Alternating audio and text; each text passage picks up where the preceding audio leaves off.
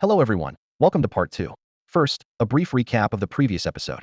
Chen Xing, an unlucky guy who awakened the Lord class, was dumped by his girlfriend Xin Wei because his troops were worthless. Unwilling to give up, he took his starting gold and stepped onto the Myriad Realms battlefield, vowing to change his destiny. There he ran into a formidable goblin camp, but with his mutated talent Lord of Orashi mounted a stunning comeback and routed the goblins. No sooner had Chen Xing founded his territory than goblin scouts began snooping around. He stayed calm, laid clever traps, and wiped them out in one stroke. Even the goblin camp's elite monster, a high goblin knight, rushed in only to be cut down by his peasants. The goblin king fared no better. Chen Xing's aura skills left him dangling helplessly before he was finally slain. Chen Xing's auras not only made him unstoppable in battle, but also turned resource gathering into a breeze. He upgraded his territory, built barracks, and recruited new troops, rapidly boosting his power. His friend Guiying was astonished by his growth. Meanwhile, Xiao Changpeng of Tianhong Corporation ground his teeth in hatred. To deal with Chen Xing, he even sacrificed his two-headed wyvern, yet Chen Xing defeated it with ease. Xiao Changpeng now feared him, but his resolve to eliminate Chen Xing only deepened. When Chen Xing's territory reached level 8, it became the focus of the entire battlefield. His staggering loot drop rate left other lords green with envy. Still unsatisfied, he kept strengthening himself, ready for even greater challenges. As his aura skills evolved and his units advanced, Chen Xing's territory rose to dominance over the Myriad Realms battlefield. His meteoric rise sparked jealousy throughout the ranks of the other lords. With ever-upgrading auras, advanced troops, and an expanding territory, he swept aside every obstacle in his path. That wraps up our review of Part 1. I hope you enjoyed today's Part 2. Your likes and comments are my greatest motivation. If this is your first time seeing this story and it piques your interest, feel free to start with Part 1 in the comments or playlist below. Now let's dive into Part 2. Torrance stared down at the insects below, unable to believe his eyes. Not only had they survived, they were charging straight through his breath. The searing stream washed over them, yet aside from the force of the blast, it left no trace of burning or melting. Dumbfounded, he cut the dragon fire short. What was happening? Even sealed and stripped of most of his power, this debased form should still outclass these lesser beings by leagues. A single breath ought to have reduced them to molten sludge, yet they remained unharmed. Had the long imprisonment drained him further than he realized, or was his lifespan nearing its end and dragging his strength down with it? The unfamiliar sense of weakness made Torrance question, for the first time, what it meant to be a dragon. In contrast to the red dragon's frustration, Chen Xing felt much more secure. The initial blast had been terrifying. Every unit's health bar, except those under the indomitable shield, dropped in chunks. He immediately bumped Aura of Order up 2 levels, forcing it to level 7. The aura now granted a 70-fold boost to magic resistance, letting the front line hold the flames. Their health was still ticking down, but far more slowly. Once they reached the dragon, a single swing would life-steal them back to full. For Chen Xing, as long as the vanguard wasn't one shot, the outcome was practically settled. After confirming the front line could stand, he didn't rush the ranged command. Even kobolds came with ranged protection. Mere arrow rain meant nothing to them, let alone to a legendary red dragon. The creature was bound to have stronger counters. The archers had been promoted, but they were still far from outplaying a dragon, and this one had probably fallen from level 80 to barely 30 yet remained beyond any boss they had faced. In the worst-case scenario, the archers would get only one shot. If the opening volley failed to land decisive damage, the red dragon would sense their lethal output and shut down every ranged attack. That made the first strike the only meaningful one, either kill it outright or cripple its wings and rob it of mobility. To squeeze every drop of damage from that single burst, Chen Xing converted another 100 soldiers into archers and lined them up at the rear, waiting for the fatal signal. He intended to end the fight with one hammer blow at the crucial moment. Of course, if the assault failed and the archers proved useless, Chen Xing had a backup plan. He would throw the bowmen into melee as expendable fodder, return to his territory without resurrecting them, recruit fresh peasants, convert some into frontline units, and finish the job through brute force close combat. While drafting the plan, he couldn't help but marvel at how terrifying high-level mages were. Their endless tricks were almost impossible to counter. If his foe were a simple, muscle-bound black dragon, a few volleys would have turned the beast into a pincushion. Unfortunately, the adversary before him was a spell-slinging red dragon. Against such a mage, low-tier archers were little more than scenery, at least until they mastered magic-breaking arrows. Magic-breaking arrow was the archer's level 30 signature skill. Arrows enchanted with it could ignore magical interference. Once the archers knew it, mages would still be strong, but they could no longer walk all over them. The rub was that you had to reach level 30 or use a skill book, and Chen Xing's peasants couldn't read skill books, so that wasn't happening anytime soon. For now, the archers had to rely solely on their raw, muscle-driven damage. Luckily, that damage was ridiculous. With 500 archers, a single opening would be enough to cripple the red dragon. Treating them as his ace, Qin Shing refused to waste them. He had to time it perfectly. Arrows, no matter how fast, still needed to travel. The ideal moment was the instant the dragon began a large draconic spell. At that point, it wouldn't have a hand free to raise more wards. The mages, however, could act right away. Not wishing to alert Torrance, Qin Shing ordered them to keep advancing and only open fire once they were inside a normal caster's range. Meanwhile, he hid the bowman's extreme range. By all logic, a red dragon would never expect low-tier archers to hit from so far away, so it would ignore the distant lines entirely. When the ambush came, the gap in its defenses would be even wider. At that moment, the red dragon Torrance knew nothing of the humans scheming in the distance. It was lost in deep self-doubt, half from the stupor of long captivity and half from blind faith in its own defenses. Dragons are born rulers. A single shed scale can be forged into an orange-grade item, so imagine the defense of an entire beast. Their hide is a suit of orange armor enhanced by natural resistance. Adventurers who aim to slay one usually target the rare spots without scales. Hacking at the plates themselves almost never breaks through. Because of that, Torrance paid no mind to the chaos at its feet. Losing its strength hadn't stripped away its scales, and these ants had no chance of piercing them. Deep down, the dragon believed the humans weren't even qualified to make it flinch, let alone harm it. Yet in the very next second, a charging warrior snapped it back to reality with a single slash. With the 100-fold damage boost from the critical strike aura, Torrance's scales turned as brittle as paper. The warrior brought his blade down in a clean arc. It sliced through the dragon's chest like tofu, carving a half-meter deep trench.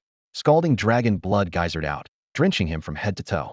The molten liquid was fiercely corrosive, but the high magic resistance granted by the order aura kept every damage tick in the single digits lower than the warrior's own regeneration. The unexpected strike yanked Torrance out of his fury. Battle-hardened instincts took over. He beat his wings and, dragging two heavy chains, vaulted into the air, putting distance between himself and the melee fighters on the stone platform. Once aloft, his wings spread wide, casting a shadow over the magma dais dozens of meters across. The warriors below looked like ants. Yet those very ants had forced him off the ground. Rage, bloodlust, and a hint of confusion blended in the dragon's slit pupils. How could humans shrug off dragon breath? How could they split dragon scale so easily? To him, it was as impossible as a mantis scything open a human artery in one stroke. He raised a claw and cast a healing spell, stanching the torrent of blood. A dragon's natural regeneration would have closed the wound soon enough, but the magic sped it along.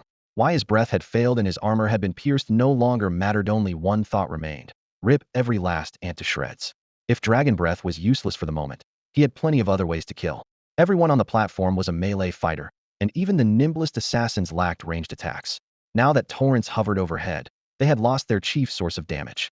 But two chains were still buried in his flesh, their far ends anchored deep in the magma pool. If they couldn't reach him, they would simply haul him down.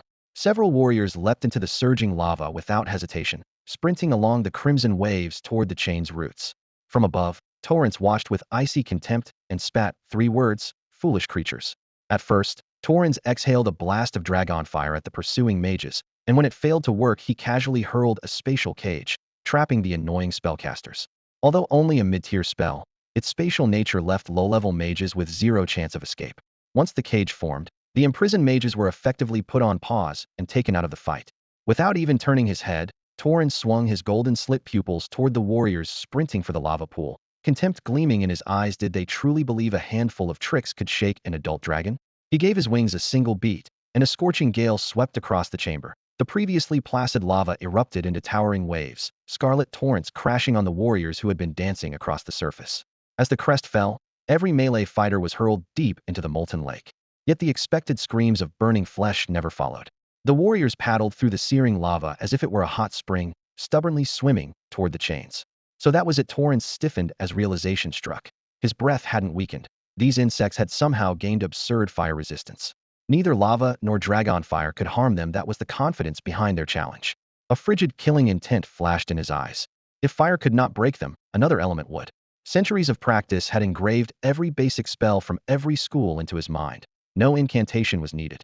With a thought, the air in the lair grew arid as earth mana churned. In a blink, countless boulders the size of millstones condensed beneath the ceiling, forming a solid canopy above the lava pool. One heartbeat later, a rain of stone descended, so dense it left almost no gaps. Accelerated by magic, the boulders screamed downward with enough force to crush even a monarch-level boss. The shield bearers merely settled their hips and raised their shields. Most of the physical impact was absorbed by the heavy metal, and the remaining damage was earth magic, hardly a ripple against their outrageous resistance. For warriors sporting such sky-high magic defense, the falling stones were little more than an inconvenience. The warriors dealt with the attack even more cleanly. Relying on their brutal damage output and the blistering speed granted by their endurance aura, they darted forward the instant the boulder began to fall. Their blades whistled through the air and cleaved the head-high rock clean in two. The stone burst apart midair, exploding into a cloud of dust that was far more impressive than the shield-bearer's blocks. To the warriors, breaking this spell was easier than it had been for the shield troops. Earth magic doesn't work either? Torrance's golden slit pupils narrowed. Something felt wrong. The humans weren't just prepared for fire spells. Their resistance to earth and perhaps other elements had risen to an abnormal level. Torrance refused to accept itho. Could these ants have boosted every magical resistance so high in such a short time? If earth won't do, then let's try wind. Torrance abruptly cancelled the falling stone spell and swept a claw through the air, siphoning wind element energy into his grasp. Pale blue light churned in his palm. Sheets of wind blades formed as though honed by an unseen artisan. Their edges were gossamer thin, sharp enough to slice the sky. Within seconds, more than 1,000 door-wide blades stacked before him, layers of intersecting azure light. Even after he stopped consciously guiding the spell, fresh blades kept condensing at a speed visible to the naked eye. Go! With a flick of his talon, every blade received the same command and shot downward in a shrieking torrent. The sky turned into a storm of teal knives. Anything in their path, dead trees, rubble, cliff faces, was cut clean in two. A single blade grazed the stone platform where Torrance had perched moments earlier, carving a trench several meters deep and sending rock chips cascading like a waterfall. The earlier boulders never even had the chance to block. They were shredded into countless fragments in an instant. Yet when the gale of blades reached the melee fighters, it struck an invisible barrier and lost all bite. The flashes of steel slid across their armor and tunics without so much as fraying a thread, let alone drawing blood. Wind fails as well. After earth and wind magic failed, Torrance tried ice and lightning, and even the rarer dark and light spells, yet none of them did anything except keep the warriors from reaching the chain. Spell after spell exploded overhead, rippling in layers of light across the lair, but they never budged the professionals biting down on that chain. The dragon's crimson eyes narrowed. For the first time in public, Torrance face darkened. Had expected his sorcery to grind these ants to dust, never imagining they could resist every element. Ants, I admit you have some strength. Since Chun Xing's force had broken into the cavern, this was the first time Torrance Lango spoke to them with any semblance of respect. Even so, his voice brimmed with arrogance and disdain. Only now have you barely earned the privilege of dying by my own hand. If magic failed, he would fight himself. Torrance wanted humans to understand that a dragon's true horror lay not only in spells, but in its innate, monstrous flesh. Though his words promised slaughter, his movements were cautious. Anyone capable of piercing his defenses deserved at least a little care. He raised a claw and drew the elements. A blizzard formed out of nowhere above the searing nest. Iron-like wings unfurled, an ice-blue array flashed, and roaring snow swallowed the sky. Heat waves rolled off the magma lake. Each snowflake that touched the ground vaporized into mist, but Torrance needed only that instant to freeze. Wind-driven snow turned most of the lair a blinding gray-white. Scalding air plunged in temperature. The platform and walls glazed with frosty haze. Flakes hammered the melee fighters' armor, tiny yet relentless, and in a few breaths their joints stiffened, locking them in place. As the storm peaked, Torrance moved. A casual beat of his enormous crimson wings launched him into the heart of the gale like an arrow, absurd speed belying his size. Stranger still, the dive was soundless, as though death itself slipped through a silent shadow. The serious Torrance displayed unmatched skill and ruthless cunning. A warrior on the platform's edge, frozen for half a heartbeat by the snow, never saw the talons coming. The red dragon's claws swept in, slicing toward the man's shoulder. Dragon claws are sharper than any forged blade. From Torrance's experience, a human body could only split in half beneath such a strike. He passed judgment in cold silence. Ignorant ant, the greatest honor of your life is to die at the hand of Torrance Lango. Tualance's talons glinted with an icy sheen as they whipped toward the warrior's shoulder, but the self-assured dragon realized something was amiss the very next instant. Instead of slicing through flesh, a stabbing pain erupted from deep beneath his own scales. He jerked his foreclaw back and stared. His bright silver scales had split apart, and a thin, savage gash was weeping crimson dragon blood that dripped onto the cold stone. Damage reflection? The battle-hardened dragon muttered, immediately grasping the cause.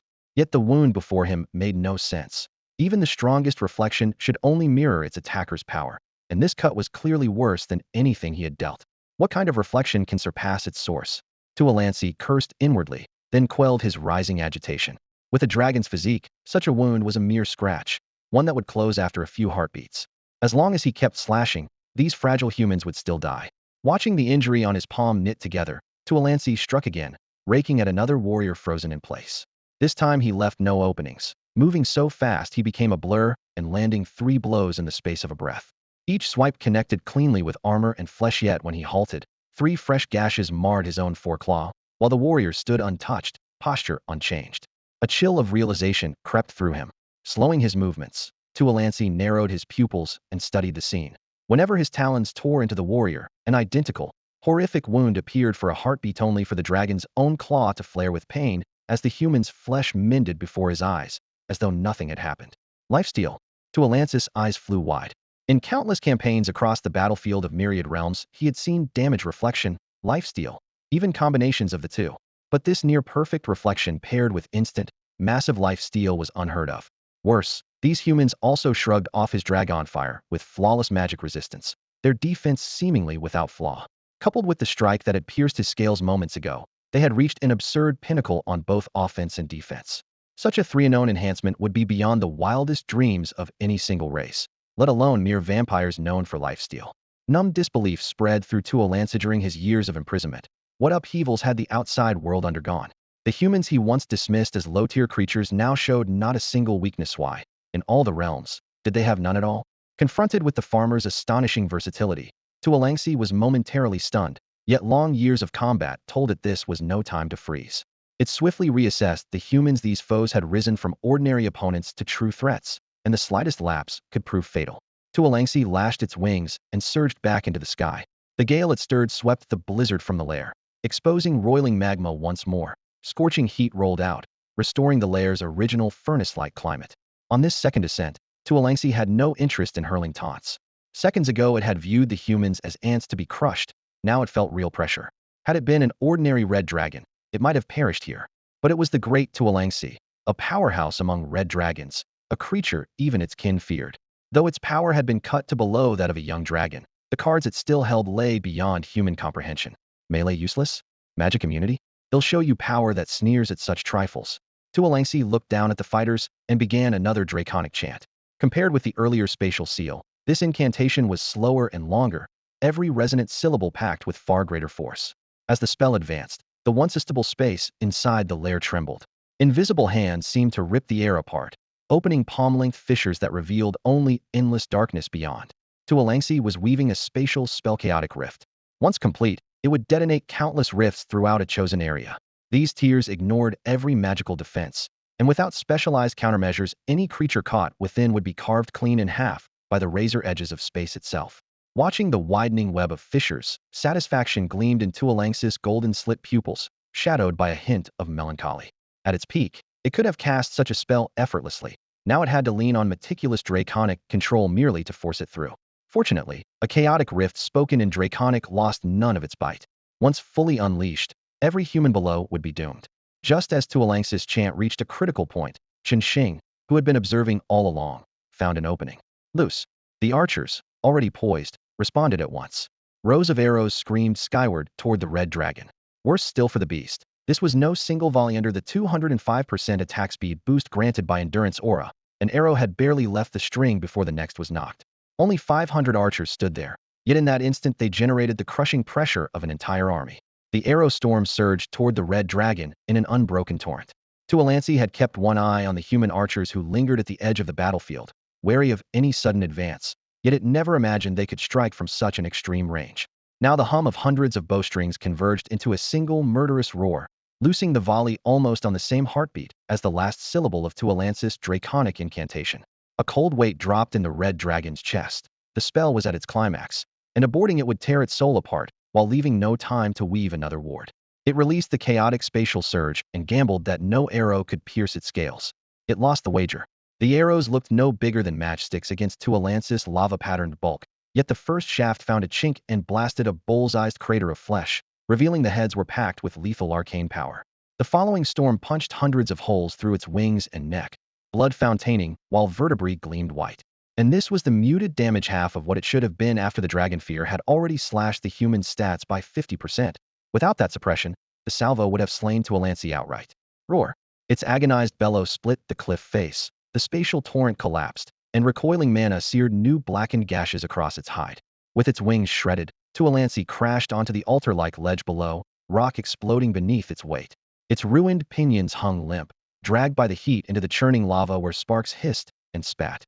Barely had the dragon hit the ground when the melee fighters charged, swords and shields raised. The lead warrior dashed in, blades flashing as he hacked repeatedly between the scales. Begone, insects! Fresh agony reignited Tuolance's fury. It whipped its massive tail, the bludgeon tip howling through the air and swatting every nearby fighter like dust. Even the indestructible shield, famed for his resilience, was hurled tens of meters away, the disparity in strength unmistakable. A hill giant would have lost half its life to that blow, yet these warriors merely tumbled across the stone steps skirting the magma, their bones and flesh scarcely harmed. Watching them spring back up and ready another charge, golden slit pupils widened with a first pang of despair. What kind of monsters were these humans? Meanwhile, the deluge of arrows still darkened the heavens. Tuolancy mustered the last of its mana, carving a warped sigil with one claw-spatial deflection. Incoming shafts kinked aside at the last moment, skimming its scales and veering off as though they had struck an invisible mirror. But it knew the spell would not hold for long. The melee fighters would reach its legs again. The archers would shift positions and fire anew. And the mages it had pinned off were already carving cracks in the dimensional prison it thought low tiers could never breach. The battle was beyond recovery, and all that seemed left was death. Yet in that despair, Tuolancy was silent for a heartbeat, defiance flaring deep in its eyes. It was Tuolancy Lango, a great red dragon. If it must die, it would die standing. Tuolancy Lango forced himself to rise, though he no longer had the strength to unfurl his wings. Dragon blood coursed from countless wounds, turning the entire stone dais crimson, yet he paid it no mind. His slit pupils skimmed the cave's shadowed ceiling, as if reminiscing about the days when he ruled the skies, but in a heartbeat nostalgia was replaced by cold ferocity. Even in this wretched state, Tuolancy Lango would make the humans who sought his life understand that killing a red dragon always costs blood. There was a reason he had been sealed rather than executed. The moment his murderous intent surfaced, his heart clenched like a war drum. Boom, boom, boom, each thunderous beat rolled along the cavern walls, shaking loose shards of rock. With every pulse, the chains piercing his body shuddered and rang, as though the metal were nailed into the chambers of his heart, instead of merely binding his limbs. Qin Shing's chest tightened, every hair standing on end. It felt as if the far ends of those chains were pinned to the dragon's heart. He cursed under his breath. I told you to attack earlier, but you wouldn't listen. You ate every skill, and now, on the brink of death, you're pulling a stunt like this? A red dragon with a second phase? The thought of newbie world almost slipped out. An already nerfed adult red dragon was outrageous enough, and now it's transforming too? Do players get no respect? Reality, of course, cared nothing for his complaints. As Tuolance's heartbeat grew wilder, the chains running from his body turned from rusty red to pitch black, the darkness crawling link by link like a living virus toward their anchors deep beneath the magma pool. Puddles of dragon blood scattered across the ground stirred, then flowed uphill, racing along torn veins back into Tuolance's wounds. A thread of ink-dark mist seeped from the cracks in his heart, frigid and venomous. It churned with the returning blood, draining every trace of life it touched. The clouds swelled in an instant, spreading across wings, torso, and tailbone. Flesh withered before the eye, and from the rotting scales erupted jagged bone spikes, one after another, each birthed by that pitch-black fog. Soon, Tuolance's once majestic red dragon form twisted into a grotesque monster shrouded in black mist, its entire frame bristling with bone spikes. The arrow wounds vanished into the darkness. The scorching flesh had become empty bone, devoid of a single drop of blood. With a violent beat of its wings, the creature shot skyward. The skeletal membranes sliced the air like twin scythes, and its speed only increased. As Tuolancy climbed, two pitch-black chains trailing from its body were yanked taut with a metallic hum. The former Tuolancy had feared those chains, always keeping his distance even when no one could reach him. Now, as if pain no longer existed, he simply roared and kept rising while the chains shrieked like tortured spirits. Every stroke of those black wings stretched the shackles tighter. At last, a sharp crack erupted beneath the magma pool. The chain snapped, iron links flung aside, yet none struck Tuolancy. Instead, the severed links writhed like living serpents, coiling around his wings in midair, sparks flying where metal scraped bone. The moment the fetters broke, the final piece fell into place. The black mist ignited, pitch-dark flames dancing along every bone spur until the colossal dragon blazed like a torch born of the abyss. Humans, kill me, or watch me burn this world to ash. The corrosive fog had stripped away every past emotion. Only an icy lust for murder remained. His draconic eyes were twin blades, slicing hope and warmth to shreds. His roar became a system broadcast that swept across the entire beginner realm. World boss Abyssal Demon Dragon has appeared. Defeat it for world-class rewards. Failure will result in the annihilation of all living creatures. This was no text prompt. It hammered directly into every player's ears, a threat made manifest. I might have gone a little too far, Qinxing muttered, drawing a sharp breath. A world boss. The devs had never mentioned one, yet here was a global voice announcement. That was some serious stage presence. He recalled the question marks that had trailed to Alangs's name when Head used appraisal earlier. Head assumed they had a full name or a secret title. Now he understood. The system had been concealing the words world boss. Trouble.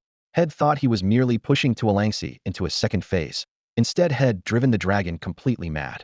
Judging by that last declaration, the creature's soul was almost entirely devoured by the black mist. Optimistically, the old Tuolangsi was dead. Pessimistically, the new one was stronger and bent solely on destruction. The black-flamed silhouette loomed overhead, its doomsday outline mirrored in the molten lake. Qinxing exhaled. He had started this mess. He would have to finish it. If the Abyssal Demon Dragon escaped the underworld, his own territory would be the first to fall. With a final sigh, he opened his skill panel and dumped every remaining point into it. There was no retreat left. Today, whether it was the Abyssal Demon Dragon or even the Dragon God itself, Qinxing would find a way to end it here. The news of a world boss suddenly appearing left Qinxing shocked, and everyone else stunned. Blue Star Continent's world channel blew up instantly. Golden system notices scrolled across every screen, and wrist communicators buzzed like fists hammering on a door. Zhang Jinrui broke the silence first, talking a mile a minute. What's happening? What exactly is a world boss? Zhao Taizhu yelled right after him. Two don't know. Never even heard of one. He missed his punctuation entirely, clearly rattled. Same here. I didn't think a beginner world even had world bosses. Anyone in the know care to fill us in? Taiyu's avatar pulsed. Chu Xiangdong, usually the guy with all the intel, lit up next. Even he sounded unsure. Nobody knows anything. This boss has me baffled, too. One thing's certain, it's never shown up in Blue Star before. A flood of worship emojis hit the chat. Yang Jingshi gasped. Whoa, it's the legendary Chu Xiangdong. He replied self-mockingly, drop the legend bit, folks. Let's figure out where this boss is and whether we can handle it. If we can't, he'll just wait to die with the rest of you. Why so negative? Li Yi's cat-eared avatar popped up. It's only one boss. With so many top lords here, we'll take it down. Duan Wei blasted back. Only one boss. Easy for you to say. Do you even get what a global voice alert means? Anything that earns that kind of billing is no pushover. Anthony spoke calmly. It's appeared far too early. If it spawned later, a joint assault would be easy. Luhan kept grinning. What if it's weak?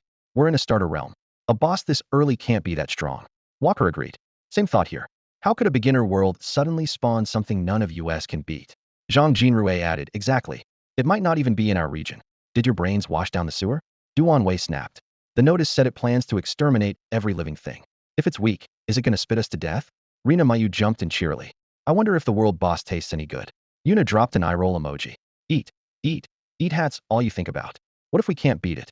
While everyone argued, Zhou Hong tossed out a snide line. Heh, hope we all just die together. Chu Xiangdong zeroed in on him, typing with a cold laugh. Well, young Master Zhou. I thought you'd be hiding under a blanket wetting yourself. Didn't expect you to peek out. Rina Mayu ignored the tension and suddenly whined. You jerk. Why didn't you go? My black dragon barbecue boho. Anna soothed her softly. It's okay, Rina. I've got his coordinates. When Brother Qinxing comes back and kills him, just ask for a dragon tail. She brightened instantly. I want the wings. I need to know if roasted dragon wings taste different from roasted lizard. Chu Xiangdong laughed helplessly. You eat lizard too? Little foodie, admit it get Yuezhou blood in you? Rina Mayu waved an excited emoji. My grandma's from Yuezhou, so what? Lei Yushuan finally caught on and shouted. Wait, those people who vanished from the leaderboard? They weren't knocked off, they were killed? Tai Yueha blurted. Who did it? Was it top rank Qinxing? That's savage. The world channel went silent for a heartbeat. Then Zhou Hong's avatar flashed again, spitting venom. Just you wait, you wretches. When the world boss comes, every last one of you is going to die. Chu Xiangdong, stop yapping like a stray dog and wait to die quietly in your own territory. Out of old classmates' respect, they'll even burn incense for you once a year. The system's announcement of a world boss landed like a bomb, instantly turning the regional channel into a frenzy. Even the top-ranked lords who rarely showed themselves popped up one after another. The chat quickly split into two camps. 1. The notice says it's a boss that slaughters every living thing. If it's really that brutal, even all of us together won't be able to scratch it. 2. There's no way the novice world would spawn an unbeatable monster. It's just hype, the boss stats must be capped. Both sides had plenty of supporters, and neither could drown out the other. Apart from the carefree Lingna, Janine, and Anna, who had powerful backers, the rest of the top lords sounded downright gloomy. To make matters worse, The system mentioned the boss arrival, but didn't give any coordinates. The heated debate lasted a few minutes before everyone agreed to report any sighting of the boss immediately, and then left the channel one after another. While the chat was still scrolling by, a young deer just outside Qinxing's territory was frozen in place. It wasn't a player, so it couldn't hear the system announcement, but its bloodline instinct for sensing danger had crammed sheer terror into every strand of its fur. Trying to escape the suffocating pressure, the deer bolted north. The oppressive feeling did ease a little, and it was about to breathe a sigh of relief when an even greater, more violent danger surged at it from every direction and swallowed it whole. This time, whether it turned east, west, or kept running north, the warning never faded. The threat clamped onto it like iron chains, and the Buyun deer instantly understood. The danger was aimed directly at it. At first it thought the threat came from Qinxing's territory, guessing he wanted revenge because it had killed a few of his two-legged underlings earlier. The more it thought about it, the more aggrieved it felt, eyes welling with tears. They attacked first, and it even went easy on them. How was it still the one being punished? These two-leggers were way too petty. But the more it thought about it, the less sense it made. After a moment of careful sensing, the deer realized the danger wasn't just around it. It filled the entire world. No matter which way it ran, the same apocalyptic aura saturated the air. Remembering the ancestral lore about world-ending calamities, the deer began to wail even harder. This was exactly what the bloodline called an extermination event. Someone was about to wipe out the world. No wonder the threat was everywhere. With its measly strength, how could it possibly survive on its own? If it didn't feel a powerful sense of doom right now, that would be the real surprise. Tears streamed down the fawn's cheeks. This damned world just wouldn't give a deer a break. First it drove her from her warm nest before she could find a new refuge, and now it was forcing her to die. Life as a deer was unbearably hard. She was still young, not even past her comingafage, and she had no desire to die. Yet the situation allowed no hesitation. Two roads lay before her: die fighting or die waiting. Die fighting meant sprinting straight toward the budding apocalypse and gambling that she could strangle the threat in its cradle. Die waiting was simpler: keep running the way she had been, rely on her danger sense to cling to life a little longer, and perish when the ruthless destroyer ended the world. Eyes blurred with tears, she looked toward Qinxing's territory, then back at the road she had planned to take. Her hooves pawed the grass, unable to decide. At last, she chose to trust the instinct that had never failed her. It told her that turning and fleeing would almost certainly mean death, while racing toward the crisis still offered a sliver of hope. The would-be world-ender wasn't yet strong. Perhaps she could end him before his wings were fully spread. A faint chance was better than none. Resolved, the little Dobyun Lu wiped away her tears with a forehoof and lunged toward Qinxing's lands. Determined to reach the source of doom in the shortest time possible, she squeezed every ounce of power from her body. Her snow-white form stretched into a blinding streak, yet she still felt too slow. Every few breaths she triggered her innate skill, vanishing on the spot and reappearing far ahead. Across the landscape, a broken band of white light flashed relentlessly toward the horizon.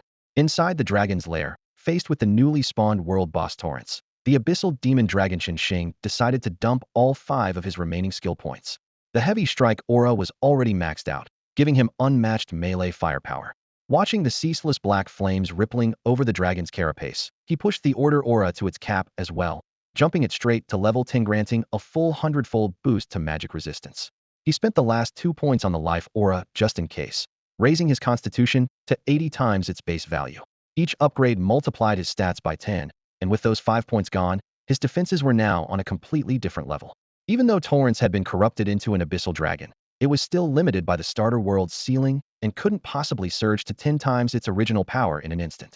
The dragon hovered in midair, seemingly adjusting to its new former, maybe devouring some unfamiliar energy. Qinxing wasn't impatient. The mage was still trapped in a spatial cage, so if the dragon wanted to wait, he was happy to take them both on at once. Yet the moment he thought, let's give it a little longer, Torrance erupted. Its frame compacted, speed skyrocketing, and the black flames stretched into afterimages as it lunged onto the stone platform in a blink. Boom!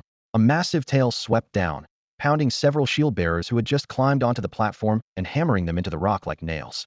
When the tail lifted, their armor looked intact, but flames identical to the dragon's ignited across their bodies. The hellfire clung to them like a parasite, ravenously eating through everything. Fortunately, Qinxing's 100-fold magic resistance smothered most of the damage, reducing it to single digits. Even as the rock beneath them melted and oozed, the shield bearers clawed their way out of the craters, expressions devoid of pain. Qinxing's heart tightened, and he instantly pulled up their status panels. Sure enough, a crimson debuff had appeared. World-scorching hellfire units afflicted by this flame burn continuously. While the dragon lives, the fire cannot be extinguished. Damn, that's brutal, Qinxing muttered, eyes narrowing. As long as the dragon existed, the fire would never go out. For ordinary units with no way to dispel it, this was practically a death sentence well worthy of the world-ending label. Luckily, he had just maxed the order aura. The terrifying burn felt like a mild itch. The damage numbers floating above the shield bearers were still pitifully small, and factoring in their own minor regeneration, it would take days for this flame to kill even one of them. After losing every trace of emotion, the Abyssal dragon resembled a pure war machine. When its hellfire proved useless, its eyes remained blank. In the next instant it materialized before a shield bearer, clamped him in one claw, and tried to crush him on the spot. Unfortunately for the dragon, the soldier it had seized was the army's lone immortal shield. Empowered by potent defensive skills, the immortal shield felt no pressure at all. He even wrenched his arm free and looked for a chance to strike back. Chen Xing had no intention of standing idle. The moment the dragon attacked, he ordered his archers to unleash a blanket barrage. The Abyssal dragon had lost its reason, not its memory. As the arrows screamed down, it glanced at the cracked but unbroken immortal shield in its claw, hurled him into the ground, snapped its wings, and flashed aside to dodge the storm of shafts. Chen Xing narrowed his eyes. Compared with the former Torrance, this dragon was stronger and faster, yet it lacked Torrance's gaudy spellbook. Apart from the world-burning flame neutralized by the Order Orate had shown nothing but brute force. Even under arrow fire it used no magic, relying solely on speed. Could it really be unable to cast? Chen Xing's thoughts raced. He loathed opponents with endless skills as elite units had sky-high stats, but if their range was smothered and they couldn't close, all that power went to waste. Yet if the enemy relied only on raw strength, no matter how high its numbers climbed, it was still prey waiting for the knife. A brief observation confirmed the dragon could only dodge. A cold smile curved Chen Xing's lips. Good. Let it see what true cruelty means. Another volley darkened the sky. The Abyssal dragon wove through the air like a beaten dog, never pausing. It remembered how these archers had nearly killed it before its transformation. Even now, though stronger, it dared not meet their fire heating. Its speed maxed out, black flames trailing a murky ribbon behind it. Most arrows fell harmlessly behind. The few it couldn't avoid were escaped by blink-like short jumps through space. Had it retained reason, it would have been furious beaten before transforming, beaten again after, and beaten even worse. What was all this power for? But the humiliation was about to end. The spatial cage, said to be unbreakable by any mid or low-tier mage, finally cracked under the barrage of Chen Xing's spellcasters. As they stepped through the breach, the Abyssal dragon's days of running came to an abrupt close. Because the archers were shooting from too far away, the Abyssal dragon had time to dodge. After a brief pause, Chen Xing tweaked his tactics. He split 200 archers into two flanks and told them to inch forward. At long range the dragon could evade. At close range an arrow would land the instant it was loosed. The 200-man squad swung around in a shallow arc, their boots striking sparks from the rock, while the low twang of bowstrings echoed through the cavern. Chen Xing kept the remaining 300 archers anchored at the tunnel mouth. The dragon's only escape hand did not ease up for a second. Dark arrows wove a net across the sky. As the gap closed, scattered holes finally appeared in the dragon's scales, and thick black blood spattered the cliff face, hissing like acid. Freed mages raised their staves high. Sapphire beams of mana erupted, dumping slow and freeze spells without restraint. The aura of wisdom kept amplifying their mental stats, and even with its massive magic resistance and resilience the dragon began to move sluggishly. Every pause brought another downpour of arrows. Under the aura of endurance the archers' arms were a blur, their bowstrings never silent. Compared with its earlier red dragon phase, the Abyssal dragon's attributes had soared. One volley had once crippled the red dragon Torrance, yet now it tanked 5 full barges and still had half its health left. When its health slipped below the threshold, it went berserk. Suspended midair, it swelled with black fire. With a deafening roar, a ring of flames burst from its chest and swept outward like a nuclear shock wave. Every incoming projectile was vaporized, reduced to motes of light. The blast radius was staggering. Even Chen Xing and the 300 archers at the entrance were caught in it. Units engulfed by the flames instantly gained a burning debuff. Charred cracks spread across their skin, and the pain bored straight to the bone. Worse, wisps of black smoke rose from every victim, drawn upward as if by invisible hands, then dove into the dragon's chest like swallows returning to a nest. As the smoke was absorbed, its health bar climbed, though only by a sliver. The reason was simple. Armageddon Pulse converted burn damage into healing. The higher the damage, the more it restored. Unfortunately for the dragon, every one of Chen Xing's troops boasted high magic resistance, downgrading what should have been a one-shot incineration to little more than a scrape. The ultimate that ought to have ended the fight fell short. Even so, Chen Xing was stunned. A 360-degree, blind spot attack that heals the user faced this in the wild, and a single blast could wipe the entire party, after which the dragon would be back to full health. You couldn't even argue with mechanics like that. It truly lives up to the status of a fully voiced world boss. It really does possess the power to wipe out an entire world. Because Qin Shing's side hadn't lost a single person, he still didn't know the Abyssal Dragon could turn every victim of its black flame into an abyssal spawn. Those creatures weren't particularly strong, but each of them burned with the same hellish fire and spread it wherever they went. That ability was the dragon's trump card for scouring worlds clean of life and corrupting entire planes. Sadly, the trump card was useless against Chun Xing's highest burn tick he took was a pathetic double-digit number, hardly enough to scratch him. With stats like his, the Abyssal Dragon never stood a chance. The instant the apocalypse shockwave dissipated, Qin Shing snapped his hand forward. All guns blazing, finish it now. The dragon's health hadn't even started to regenerate before a barrage of ranged fire nailed it in midair. It writhed and charged, but could only slow the fall of its HP. Just then, a fluffy fawn burst through the cave mouth. Sparks flew from its hooves as it skidded sideways, but momentum carried it straight ahead. What the? Was all Qin Shing got out before the deer slammed into him like a cannonball, blasting him into the wall and leaving a human-shaped crater. Who would have thought a world-class powerhouse could get ambushed from behind? Dust-covered, Qin Shing peeled himself out of the rock and stared at the wide-eyed fawn. What was that about?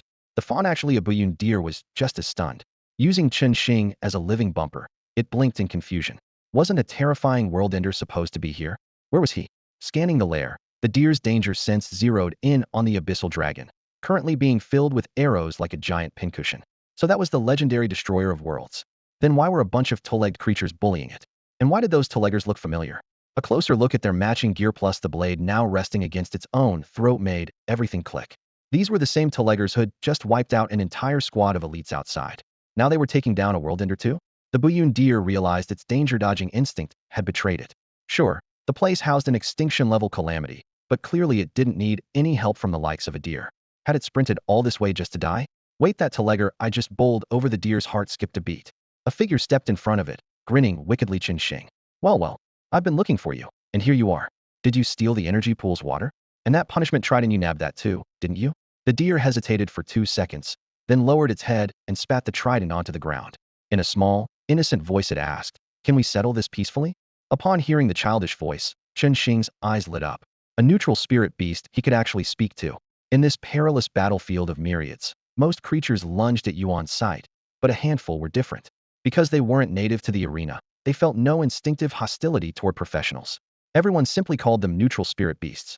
If you could turn one into a companion, or better yet, raise it into a guardian beast for a lord-class profession, the entire territory would benefit.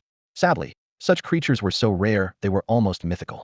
The creature in front of him was a fawn, pure white from head to hoof, with a few drops of spring water still clinging to its tips. A moment ago it had tasted the water and fled instead of attacking Chris and the others. Now it had started talking, confirming it was indeed a neutral spirit beast. Judging by its tender voice, it was still a juvenile. Excitement flared in Qin Shing's chest. A talent like this definitely had to be taken home, pampered, and given the warmest nest-well territory could offer. Buyunlu had no clue what the bipeds were plotting. It only knew that once it spat out the disciplinary trident, the crushing murderous aura around it eased. The number of bipeds had doubled, their gear looked sharper, and a whole line of archers had arrows drawn, their icy tips almost stabbing its pupils. Even without its danger sense talent, it could feel a looming star of death flashing overhead. A couple more arrows would likely mean instant doom. These bipeds are terrifying. The little deer trembled inside. They even held down that world-ending beast like it was nothing. At least they seem reasonable and don't insist on killing me, but why is that one looking at me so strangely? Noticing the deer's gaze, Qin Shing cleared his throat, forced the friendliest smile he could muster, and put on an apologetic expression. Ahem, little deer. First, thanks for returning my disciplinary trident. The thing is, you brought it back a bit late. He pointed to an empty space in the crowd, his tone grave. The friend whose weapon you took, he rented that gear on a Heintress lawn. Because you ran off with the trident, he couldn't repay the debt on time, and now he's dead. A string of question marks seemed to pop over Buyunla's head. It had never dealt with humans, so the cause and effect made no sense to it, but danger sense suggested something awful had happened. What's a Heintress lawn? Seeing eyes even more innocent than had expected, Qin Shing's smile widened. He explained patiently, it means you borrow 1 piece of equipment and have to repay 3. Borrow 1 treasure and repay 3. The fawn's round eyes filled with shock. Then why would he borrow it in the first place? That's not important. Qin Shing brushed aside the unimportant details with a casual wave and said, the only thing that matters is that the borrower is dead. A corpse can't settle a debt, so the one holding the retribution trident, meaning you, has to pay it off. Besides the trident, You need to hand over 3 more items of the same quality before the ledger is cleared. And since you helped yourself to my energy pool, you'll have to replace that water as well. Only then will we be even. His tone remained mild, but an unquestionable force lay underneath. Exploiting Xiao Lu's inexperience, he quietly shifted the deal from borrow 1, repay 3 to borrow 1, repay 4, making the deer pay off Chris' debt without ever seeing the principal. Me repay it? Xiao Lu blinked, then grew wary. Its ears pricked forward as it stared at Qin Shing. I don't have any treasure, and they attacked me first. I only grabbed their stuff in self-defense. I never borrowed anything from you. So why should I be the one to settle this loan? No lender does business at a loss, Qin Shing said with a shrug that tried to look sympathetic. If the debtor is gone, the collateral takes his place. The trident is in your hooves, so the debt has shifted to you. There was a faint note of regret in his voice as if surprised the seemingly naive deer wasn't so gullible after all. Technically, the bill had nothing to do with Xiao Lu, but technicalities now sat firmly in Qin Shing's hands. If he said the deer owed, then the deer owed. I'm a reasonable man, Qin Shing continued, smiling like a friendly shopkeeper. He attacked you first, so I'm not charging you for his life. Otherwise, on top of the items I mentioned, you'd also owe me 1 soul. Lenders as fair-minded as I am are rare these days. A word of thanks would be nice. Thank you, Xiao Lu muttered. It knew this was robbery in disguise, but dared not object. Under the cold gaze of the archer's bowstring, the words slid out smoothly. Still, it refused to give up. But I really don't have any treasure. That's all right, Qin Shing replied with a satisfied grin. I accept labor as payment. Work off the debt, and it's settled. For someone of your distinguished status, 3 orange-grade items won't take long to earn. Of course, a little interest will accrue while you're at it. He lifted a hand, thumb and forefinger pinched as though weighing a few airy numbers, then added reassuringly, but for you, that shouldn't be a problem. I'm not working for you, Xiao Lu said flatly. Though it couldn't decipher every trap in Qin Shing's words, instinct screamed that this was a bottomless pit. Fearing he'd take offense, it quickly added, however, I know where we can find better loot than this trident. I'll lead you there. We'll steal it together, and my share can settle the debt. Deal? Well, look at Theta treasure hunting deer, Qin Shing said, eyes lighting up. He nodded without hesitation. Fine by me. Providing muscle is part of our service package. Give me the coordinates, and when we raid the place we split the haul 50-50. Qin Shing agreed with a sunny smile, never expecting the fawn to bring him such surprises. It could serve as his territory's guardian beast, and even knew the locations of several bosses. There was no way he would let it go now. Outwardly his grin was as warm as spring, but inside the calculations clicked like an abacus. The deers offer steal those people's treasure first, then repay the debt with 3 pieces of gear sounded fair enough. Yet the moment Qin Shing said deal, he had already mapped out the follow-up. He would keep the loot and the deer. A spirit beast this young released into the wild would be snatched up by the first predatory bird it met. Kept in his domain, it would be safe and serve as a guardian. His only regret was lacking a guardian token to bind it outright. If he had one, he wouldn't have to put on this polite act at all. So he nodded without hesitation and accepted every term. As long as the deer came back with him, the rest would be easy. The spiritual plants in his fields and the spring water in his energy pool were the deer's favorites. The little glutton would risk a beating for a single sip. Once it tasted a drop, he could inflate that debt into a snowball. He had only promised to take 3 items as interest, never that the interest wouldn't grow. On the due date, a few extension fees and late charges would ensure the deer could never pay it off. The fawn, oblivious to his scheming, thought its luck was off the charts. A Tullegger agreeing so quickly thrilled it, but then its danger sense talent began shrieking. If that instinct had a siren, it would have been wailing like an air raid alarm. Never since birth had the warning been so frantic, and the deer grew increasingly wary of the man. Still, a deal was a deal. Once it stole those people's treasure, it would bolt and never see him again. As for those unlucky fools, being robbed served them right. They had chased it with a mob just for nibbling a few blades of grass. This time it would pull up the roots for good measure. When man and deer finished hashing out the details, they turned toward the distant battlefield. The abyssal dragon had been focus-fired for ages, its health bar hanging by a thread. Its scales bristled and black flames poured across its body as it entered its final outburst. The surge, however, was not to kill but to escape. The abyssal dragon knew that if it couldn't score a one-shot kill, staying any longer meant certain death. After failing to wipe out Qin Shing's troops with a dozen different attacks, it chose to run. It had come to end the world, not to die trading blows with Qin Shing. The moment its health dipped into the danger zone, it burst into searing black flame and beat its wings toward the cavern's exit. 300 archers formed ranks there. Charging them was risky, but lingering was suicide. The closer the tunnel came to the opening, the tighter it became, leaving the massive dragon almost no room to dodge. That was the main reason it hadn't withdrawn earlier. Now there was no retreat, so the abyssal dragon dumped the rest of its black fire at Qin Shing. The pitch-black inferno swallowed the corridor in an instant, heat rushing out in waves. The archer's armor kept them unharmed, but their regular arrows melted the moment they touched the flames. Xing had planned for this. He had already ordered the archers to be ready to switch every arrow to elemental mode. As the black fire surged toward them, he was about to swap to knockback arrows to buy time, while unleashing a powerful skill to return fire when a blinding streak of white light suddenly tore through the flames and slammed straight into the oncoming abyssal dragon. Against the dragon's vast bulk, the figure wrapped in white light looked tiny. On contact, the small form was hurled backward by the recoil, yet the abyssal dragon jerked to an abrupt stop as if someone had slammed the brakes. Seriously, are you a bull or a deer? How can you charge in like that? Xing watched the little deer crash down, its antlers scraping sparks of black fire from the dragon's scales, half shocked and half impressed. He had never imagined such a small creature could block the abyssal dragon Hedon and actually halt its charge. There was no time to stare. One quick glance told him the deer's magic resistance was far lower than theirs. If they didn't pour on damage now, the little thing would burn alive. The planned knockback arrows were swapped for rapid fire. With the endurance aura granting a 250 attack speed boost, the archers already shot like high-speed ballistae. When rapid fire engaged, their bow arms blurred into afterimages, the twang of strings merging into a single shrill hum. Arrows sprayed from the bowstrings like beams of light, weaving silver threads in the air and hammering into the abyssal dragon at point-blank range. The cramped tunnel left the dragon nowhere to dodge, and its recent stagger made maneuvering impossible. Thousands of elemental arrows per second, augmented by the heavy strike aura's hundredfold critical hits, punched through its scales without pause. Its health was already a sliver. Even at full it couldn't have survived a barrage like this. Within a few heartbeats the health bar emptied. The abyssal dragon let out a resentful rumble, lost all power, and crashed to the ground. Congratulations, you have slain the world boss and earned the title Guardian of the World. Congratulations, you have defeated the legendary creature Abyssal Dragon, level 3. Congratulations, you have slain the Abyssal Dragon. The moment the dragon fell, a torrent of notifications flooded his screen. He picked up a new achievement and even leapt 3 levels on the spot, but Xing had no time to admire the pop-ups. He only skimmed them before dashing toward the Bayun deer. Gear and titles could wait. There was only one deer, and if it died, nothing could bring it back. He shoved off the ground, splashing blood and dust as he skimmed along the earth, while windows kept exploding at the edges of his HUD. Saving the deer came first. As he knelt to check the deer's wounds, the shrill voice in world chat echoed across the globe. The world boss has been defeated. You have gained the temporary status Guardian of the World. The world boss has been defeated. You have gained the temporary status Guardian of the World. The world boss has been defeated. You have gained the temporary status Guardian of the World. A gleaming golden buff icon appeared in every player's status bar. Guardian of the World. 1. EXP and loot 25. 2. All stats of professionals and their summons 5.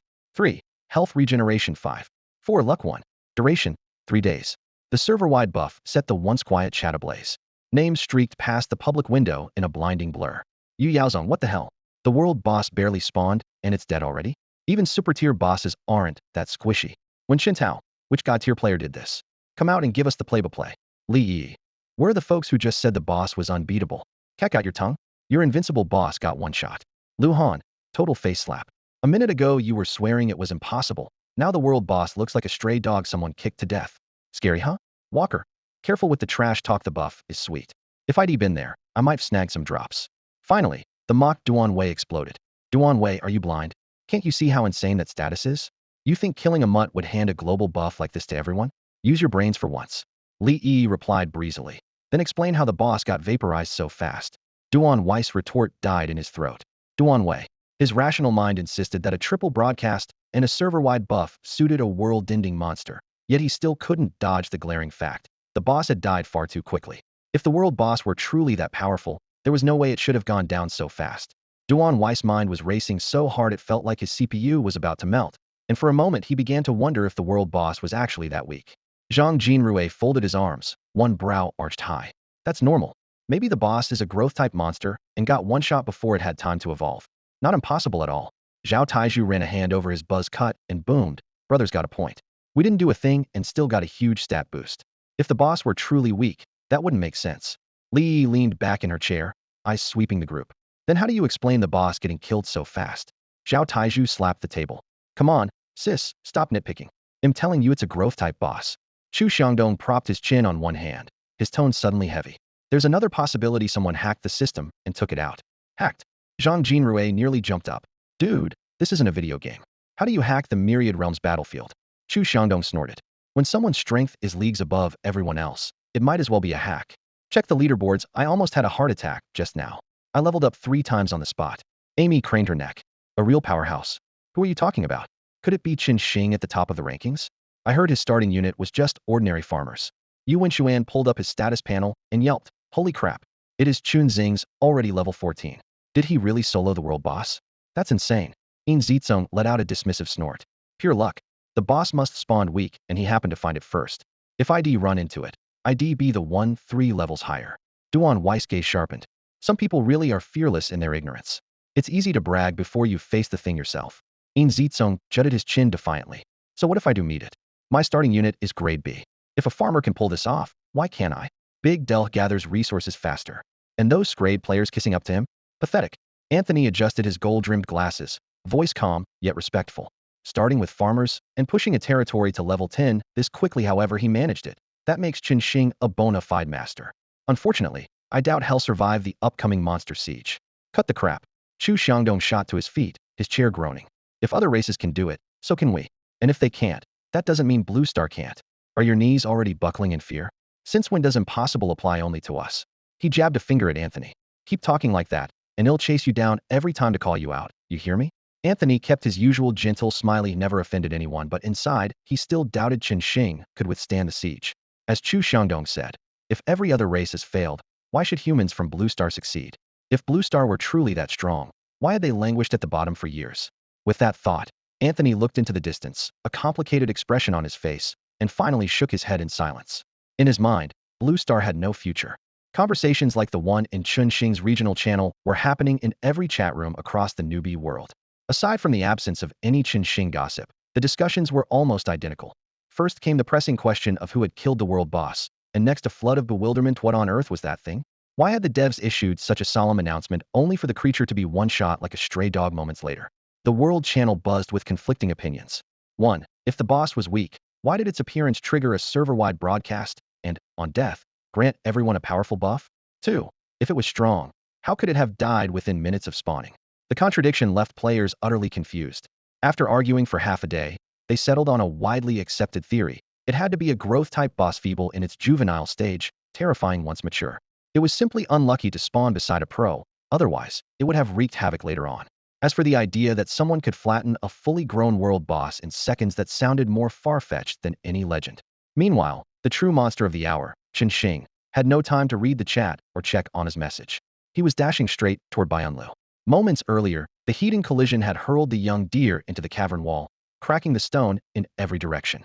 Yet the little creature, long accustomed to beatings, was built of iron. After spitting a few mouthfuls of blood, it lay there unable to move, but far from death's door. Seeing that its health bar had barely dropped, Qin Shing relaxed, then marveled. A mere lower-grade boss had traded blows with an epic-tier lizard and emerged almost unscathed. Its bloodline was off the charts. The thought cemented his decision to recruit the deer. A melee powerhouse this tough was priceless. With practiced ease, he took out a guardian token and rolled it in his palm, smiling. Little deer, you're pretty banged up. How about coming back to my territory? I can heal you. Bianlu lay flat on the ground, its childlike voice honest. It's nothing serious. A good sleep will fix it.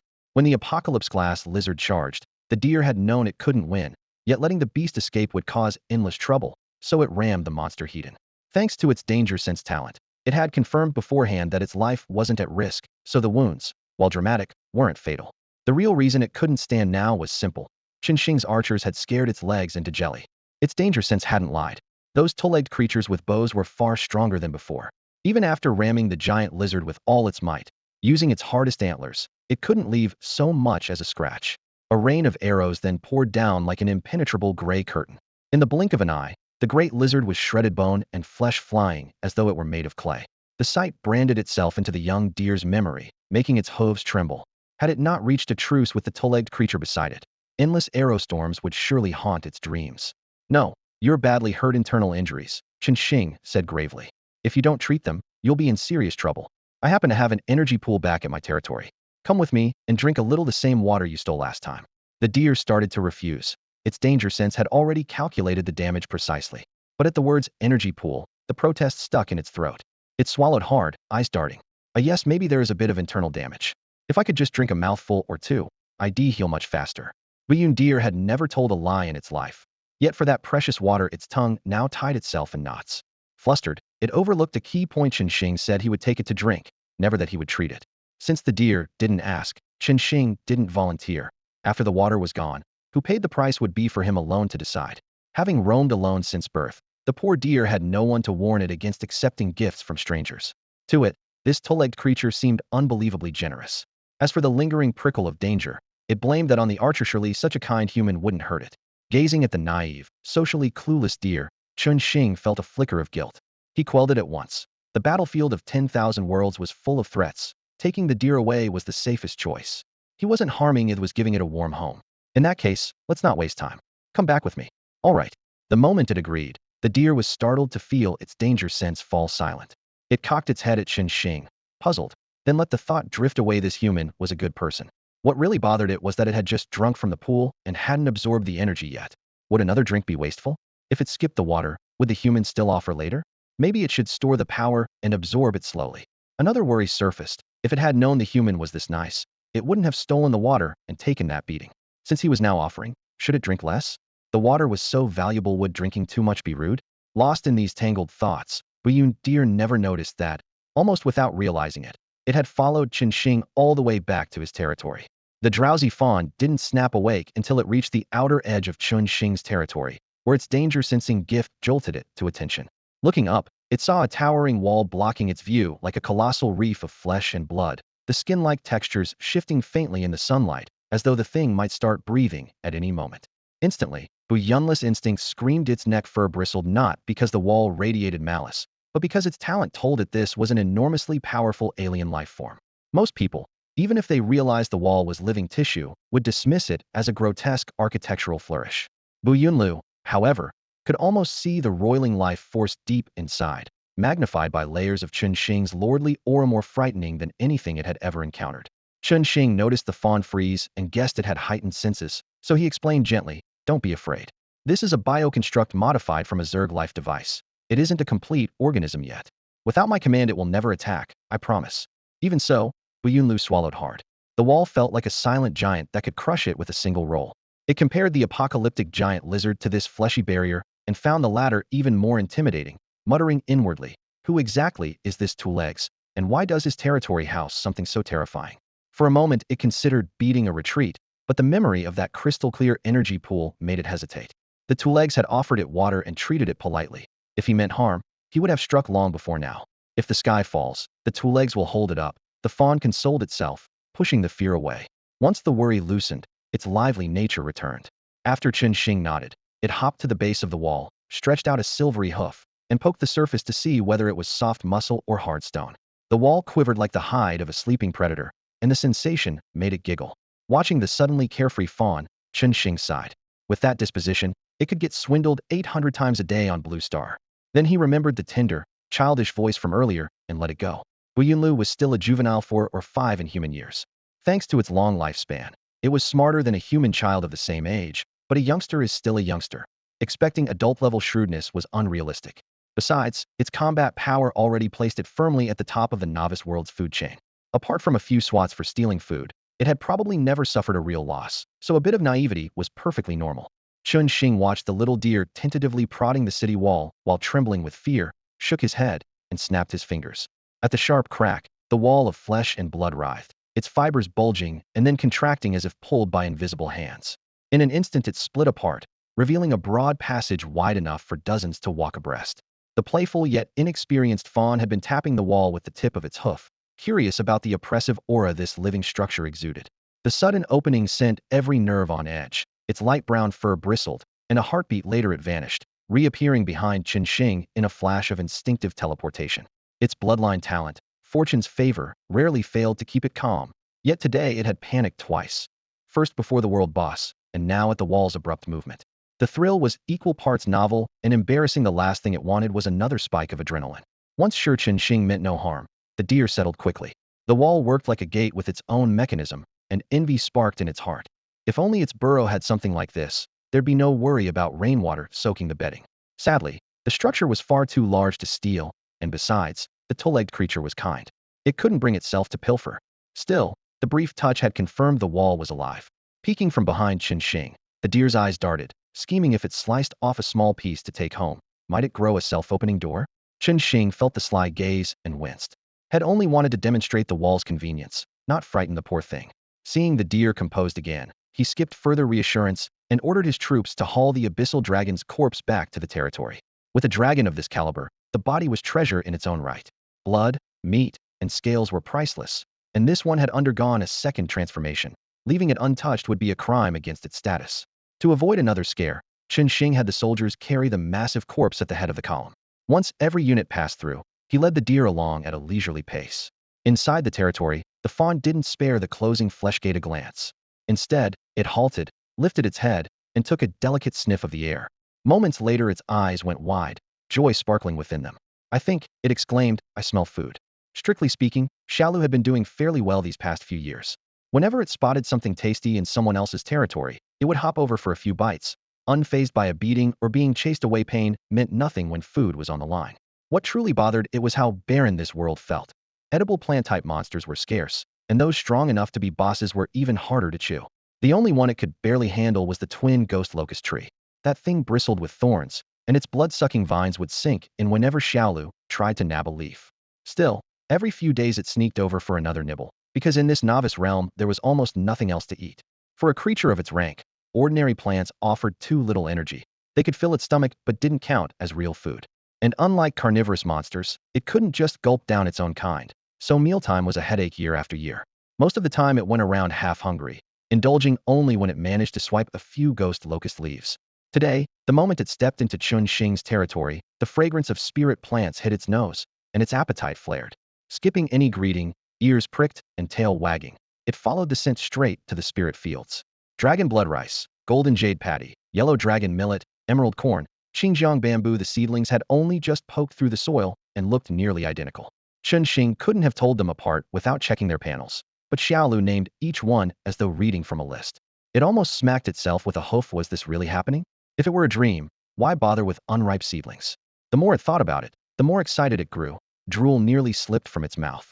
Its bloodline memory recalled how delicious these spirit plants were, yet it had never tasted a single bite. It wished the crops would ripen on the spot, so it could gorge itself. If not for the fact that the field belonged to someone else and that the two-legged beast had always treated it kindly, it might have lunged in and swallowed every seedling whole. Chen Xing caught the look in Xiaolu's eyes, stifled a laugh, and pretended ignorance. Do you like these, Mum? Xiaolu nodded eagerly, eyes shining. When they're ripe, can I have a little? Just a taste. You like treasure, right? I can steal something to trade for it. Chen Xing waved a hand, smiling easily. No need. They're not that special. If you want some, help yourself. Chen Xing put on an air of generosity. Yet after speaking he pretended to hesitate, and said, these crops still need a few days to ripen. If you'd like a taste, you'll have to stay with me for a while. No problem, at alley can wait as long as it takes. The little deer replied, nodding fervently. Its wide, round eyes brimmed with rapt admiration. This two-legged creature was not only powerful, but could also cultivate spirit plants. Truly a generous, affluent friend. A few days' wait was nothing. It would gladly move in for good. Perfect, Chen Xing thought, his heart settling. For the sake of those spirit plants, the youngster would never leave, which was exactly the outcome he wanted. Getting it to stay was only the first step. Keeping it by his side through genuine affection would be far better than force or bribery. Once a guardian beast contract with a Buyun deer was forged, there was no backing out. A token gift and a show of sincerity were only prudent. Luckily, the fawn was innocent and inexperienced. If it had been a battle-hardened adult boss, it would have spotted his little scheme at once, refused any cordiality, and likely bolted.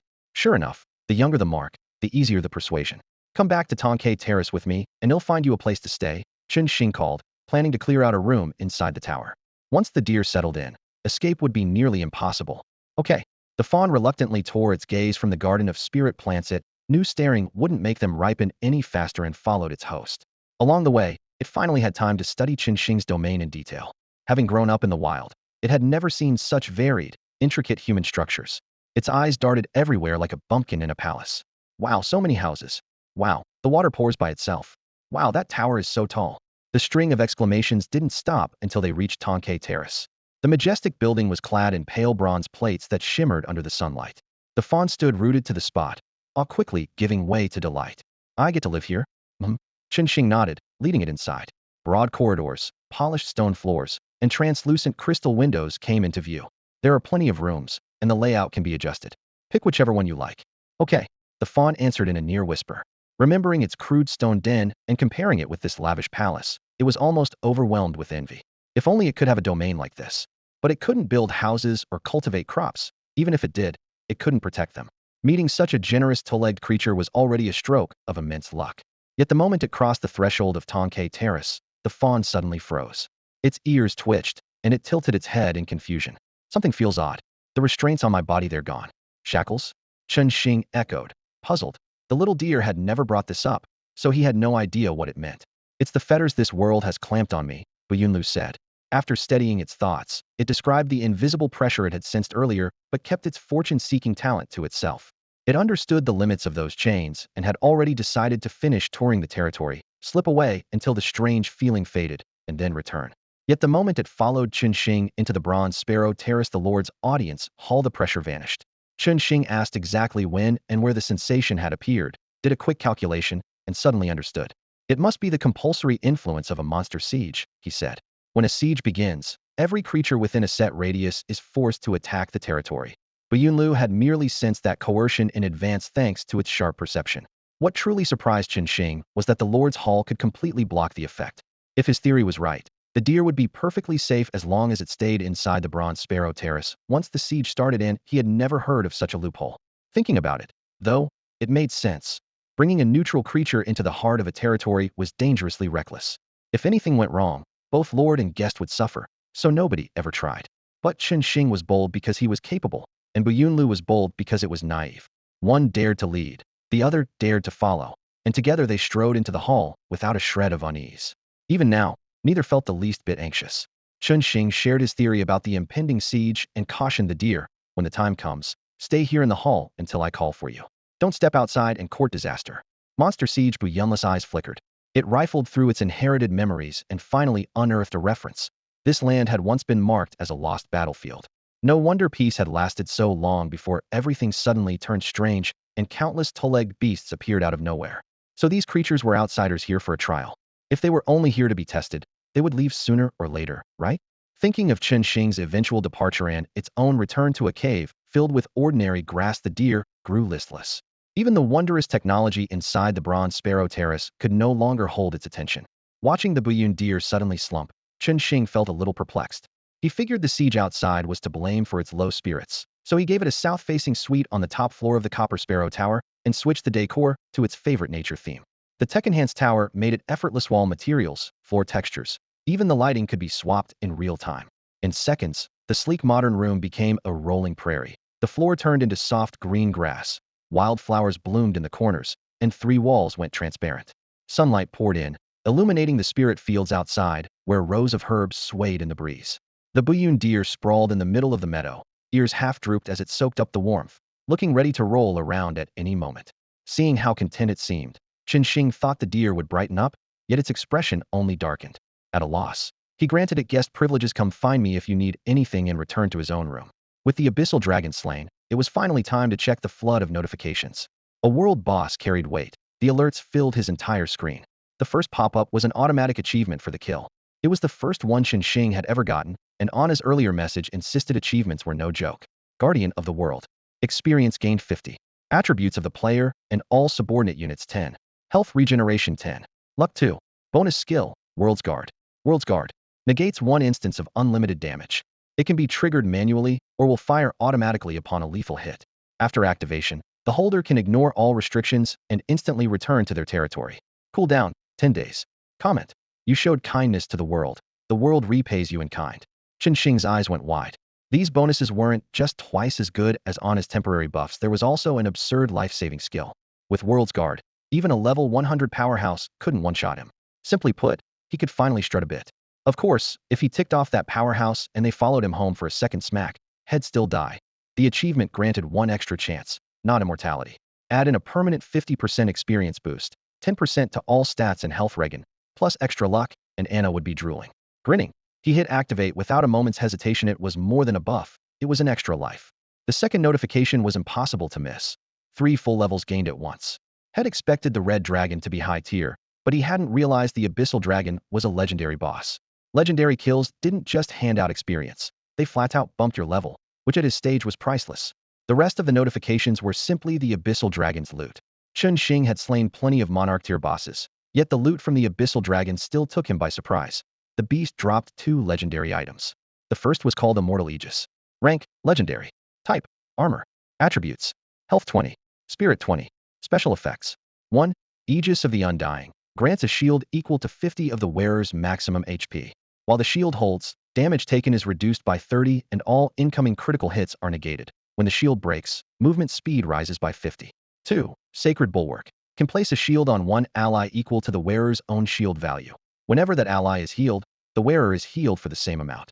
3. Rhythm of Immortality. While the shield is active, all healing received is increased by 75. When the shield shatters, the wearer instantly restores 80 of lost HP.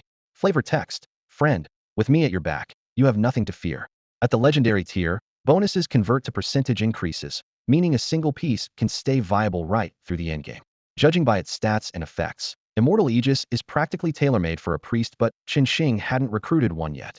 Priest skills rarely work on powerful bosses and are unnecessary against weak ones, so he had no plans to hire one before level 20. With that in mind, he threw the robe over his shoulders without hesitation. The pure white garment, edged with gilt embroidery, shimmered in the cave's dim light. Qinsheng tugged at the collar and felt instantly more scholarly.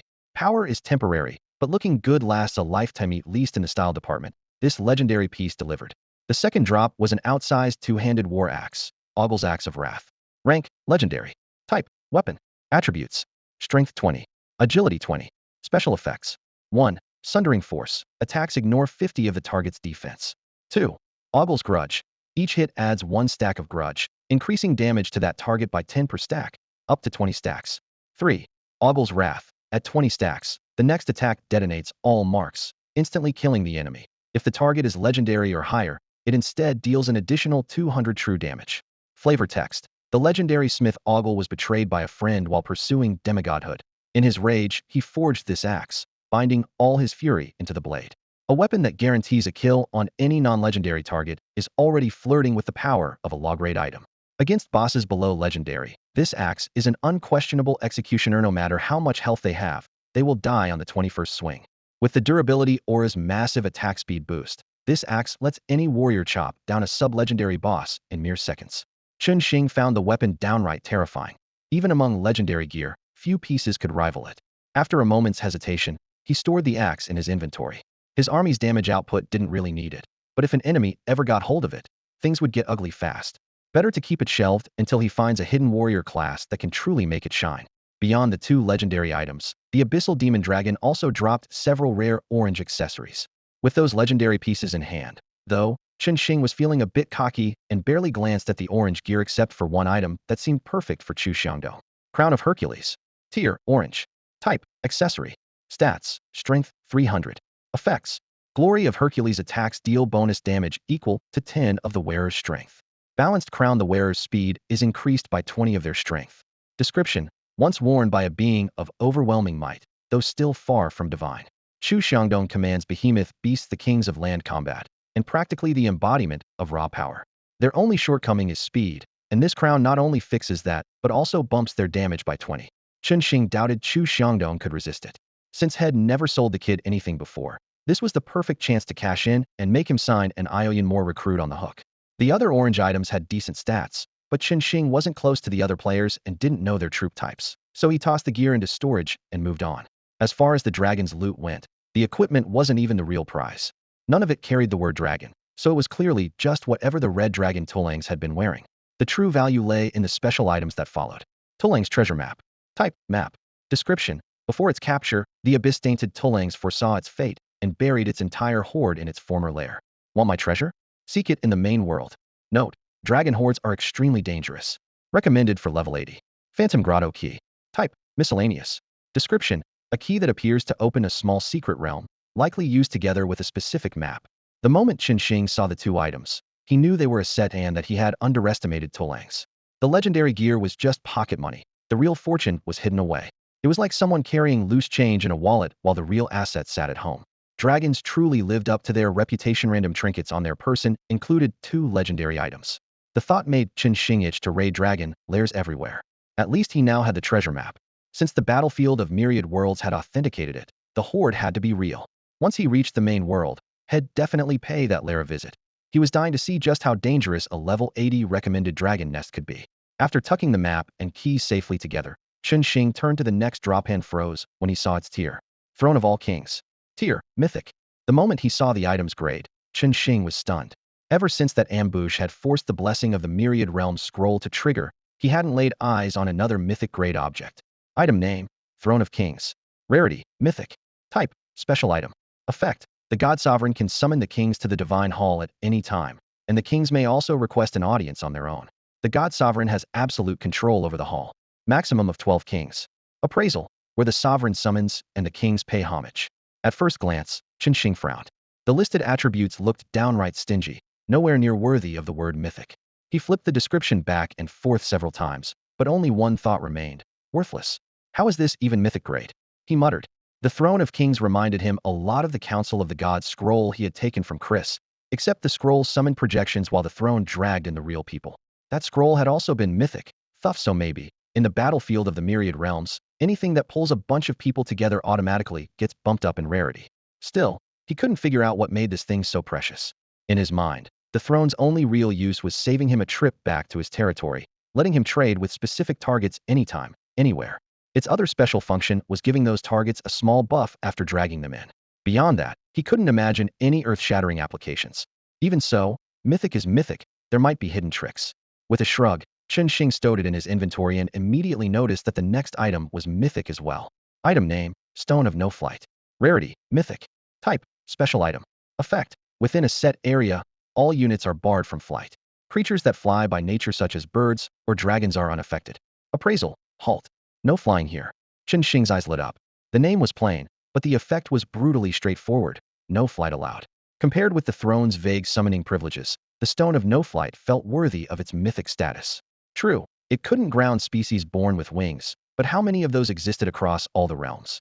Drop the stone in the middle of his domain and 99% of foes, who relied on skills or spells to stay airborne, would be forced to fight on the ground. Even better, the item made him think of the flesh wall ordinary stone transformed into living meat. In theory, the flesh wall could evolve by devouring special items. If he let it swallow the Stone of No Flight, would it gain the power to ground everything around it? The thought sent a jolt through Xing. On the battlefield of 10,000 realms, some top-tier lord fortifications came with powerful effects such as anti-flight and anti-magic fields. If his flesh wall could evolve in the same way, it might one day stand at that level of strategic structure capable of turning the tide of war. He acted at once.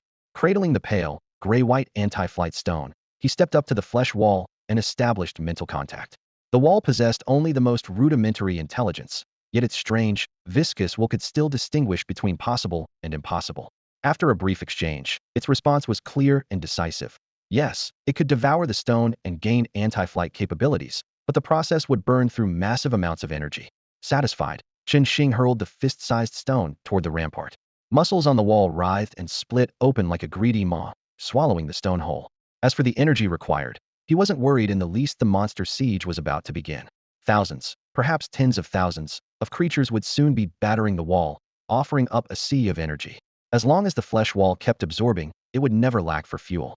With the stone taken care of, he returned to the dragon's hoard, hoping to uncover another mythical grade relic. No such luck, but what remained was still enough to make his eyes shine. The red dragon had been filthy rich. Even this sealed cache was staggering. Xing rubbed his hands together. Once he got back to the main world, he had to knock on a few real dragons' doors and relieve them of their treasures. Letting such riches gather dust in a dragon's nest was simply criminal. Item by item, nothing mythical, yet nothing ordinary. 1. Advancement Stone. 2. Dragon Blood Grass, Seeds 100. 3. Blueprint, Flameblade.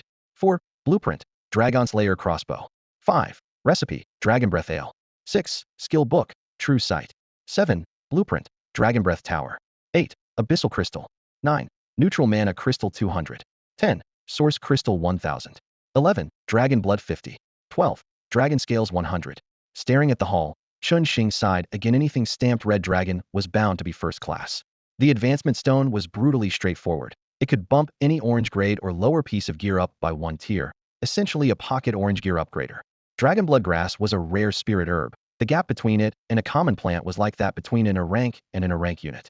Its attribute boost alone was impressive, but what mattered more was the little fawn sleeping upstairs. She would love it, and it would make her even more reluctant to leave. Dragon Breath Ale ranked as an exquisite brew, its primary ingredient none other than dragon blood grass. The exact buffs would have to wait until the batch was ready. As for the Flameblade and Dragonslayer crossbow, both blueprints produced legendary equipment. No surprise a red dragon had carried them. Unfortunately, the listed materials were absurdly rare. Some names Chen Xing had never even heard, and forging legendary gear required at least an epic level smith. There wasn't even a basic blacksmith in Chen Xing's territory, let alone an epic grade 1, so the blueprint could only sit in storage for now. He turned his attention to the dark red Abyss crystal. Its effect was brutally simple, granting an instant 100 to every attribute. Chen Xing stared at it for several seconds. He had clawed his way from level 1 to the mid-teens, slain countless monarch-class bosses, and only then forced his constitution up to 100. Yet this palm-sized stone would casually add another 100 points across the board. The world of high-tier units was ruthless, openly mocking his hours of grinding. Still, such a tempting boost was impossible to refuse.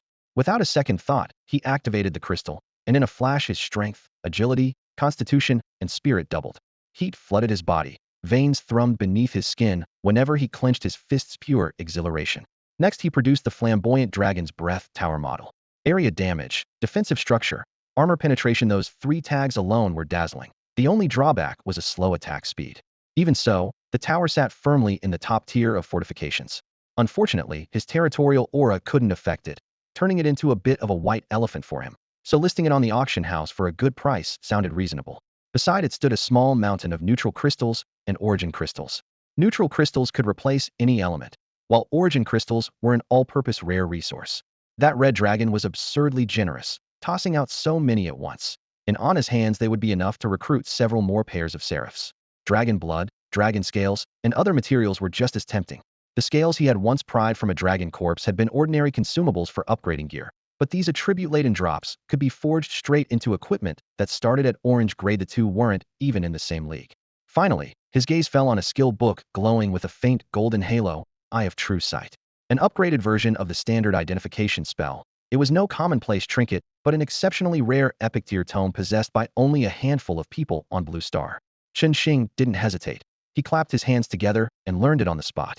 After he finished sorting the haul, Chen Xing confirmed 2 things. Dragons are outrageously rich, and he absolutely has to rob them the next time he's on the battlefield of 10,000 realms. They're swimming in wealth they stole from others, so taking it back is nothing more than poetic justice. Once the spoils were stowed, he opened his status panel. Slaying a legendary creature had jumped him 3 levels, netting 10 skill points, 50 free attribute points, and a mysterious golden skill point he'd never seen before. The tooltip was clear. This point lets a max-level skill break past its limit. Eyes shining, he tried it on his fully capped crushing aura, and God, requirements not met.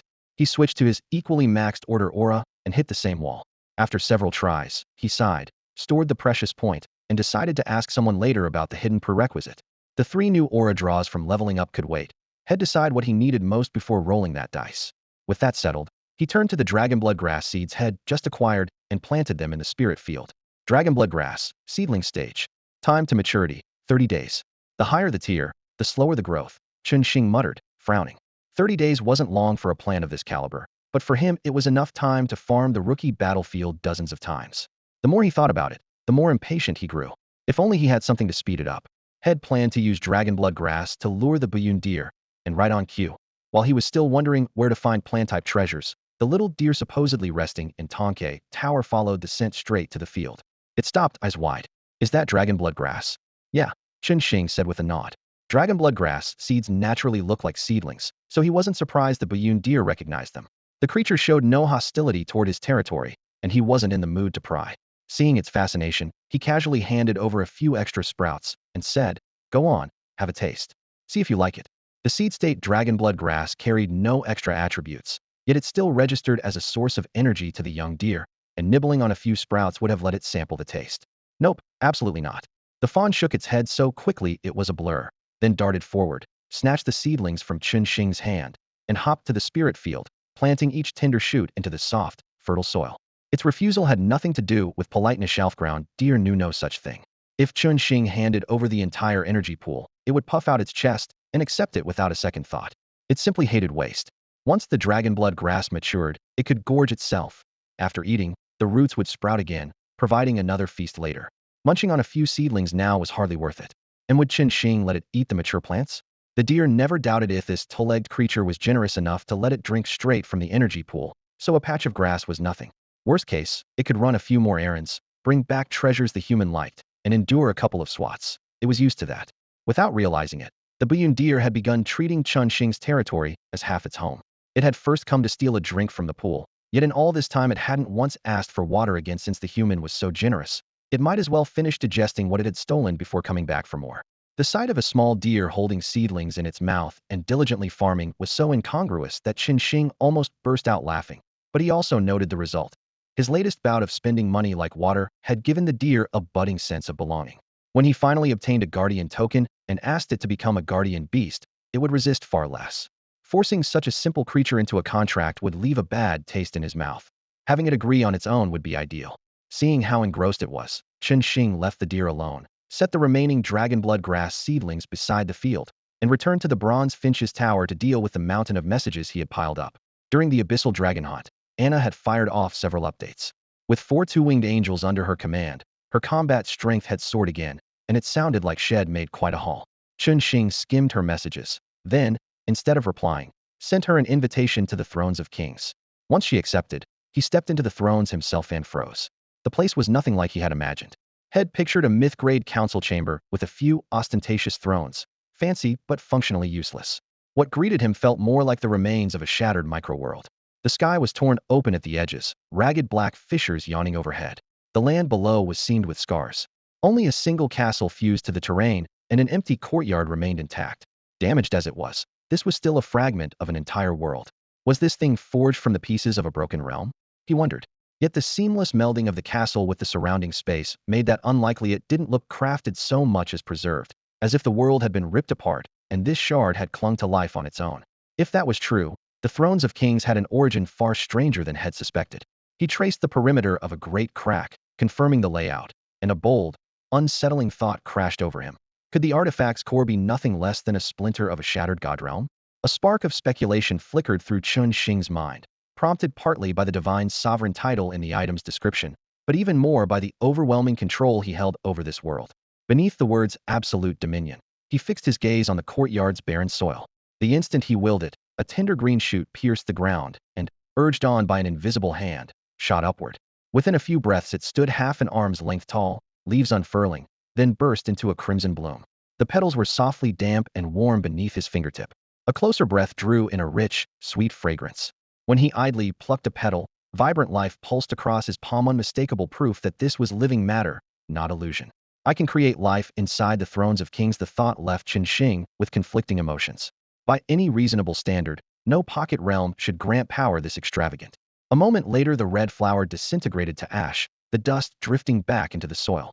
If these thrones really were fragments of a divine kingdom, their grade could not be very high, certainly below what legends describe.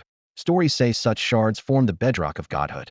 Whether the battlefield of myriad worlds truly allows ascension is unknown, but at his current level this relic is far ahead of its time. He reckoned its true worth would not emerge until level 80, perhaps even higher. That thought made him cautious. If he ever pulled someone into the thrones, he would have to choose the target carefully. Even a rumor of a possible divine kingdom fragment would draw powerhouses in droves. Luckily, only the owner senses its peculiar nature.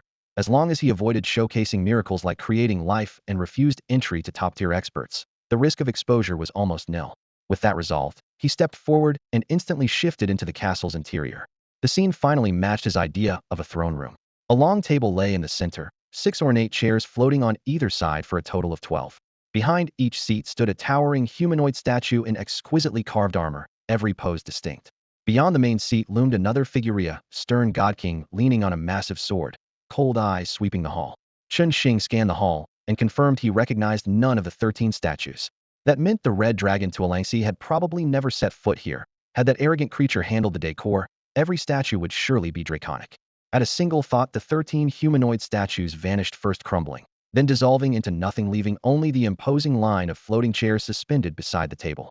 As the final traces of the old decor disappeared, a small figure slowly materialized out of thin air.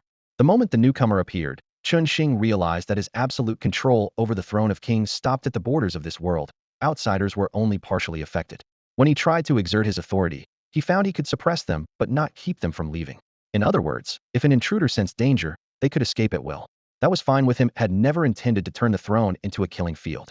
Instead, He sealed the council chamber into its own pocket space. Without his permission, no one could get through the doors no matter how hard they tried. For now, he would treat it as a giant live chat room. Its real purpose could wait until he hit level 50. Brother Qinxing. Anna's figure solidified and she called out in a syrupy voice, a strange lilt tagging along at the end. Talk normally, Qinxing sighed, pointing to the second seat on the left. Sit there. The long table came with its own spatial field. Anything placed on it could be reached from any spot. Anna had stockpiled a mountain of materials, so Qinxing told her to sit first and unload everything later. Okay, she laughed, her tone snapping from sweet to bright in an instant. But when she turned around, she froze. The floating throne's base was nearly level with her forehead. Jump? Climb? After a moment's struggle, she decided to climb, muttering to herself that Qinxing must have climbed aboard earlier too. She grabbed the armrest and was about to haul herself up when the seat whooshed down to its lowest setting. Startled, she looked back to see Qinxing wearing an exasperated expression. If this really was a shard of a god realm, Anna had to be the least dignified king in history, trying to scramble onto her throne by hand. She had no idea that the moment Qinxing pointed out the chair, the system bound her to it. Inside this council room, she held almost top-level clearance. She could have teleported into the seat or adjusted its height and shape with a single thought. Either distracted or simply oblivious, she never noticed. Watching her sit obediently on a throne resting flat on the floor, waiting for someone else to raise it, Qinxing finally lifted it for her and reminded her, "This throne is yours. Focus, you can move it yourself." My own throne. Anna had assumed only Qinxing had control. At his words, she perked up, closed her eyes, and felt for the link. A few heartbeats later, her eyes flew open, sparkling with delight. Wow, it can even change shape. Anna perched on the towering throne, looking like a child dwarfed by a piece of oversized furniture. She stretched out her arms, but still couldn't touch both armrests at once. Fortunately, the seat could reshape at will. With a mere thought, the cold, imposing metal contracted and shrank, turning in an instant into a plush, child's-sized chair in a soft pastel pink.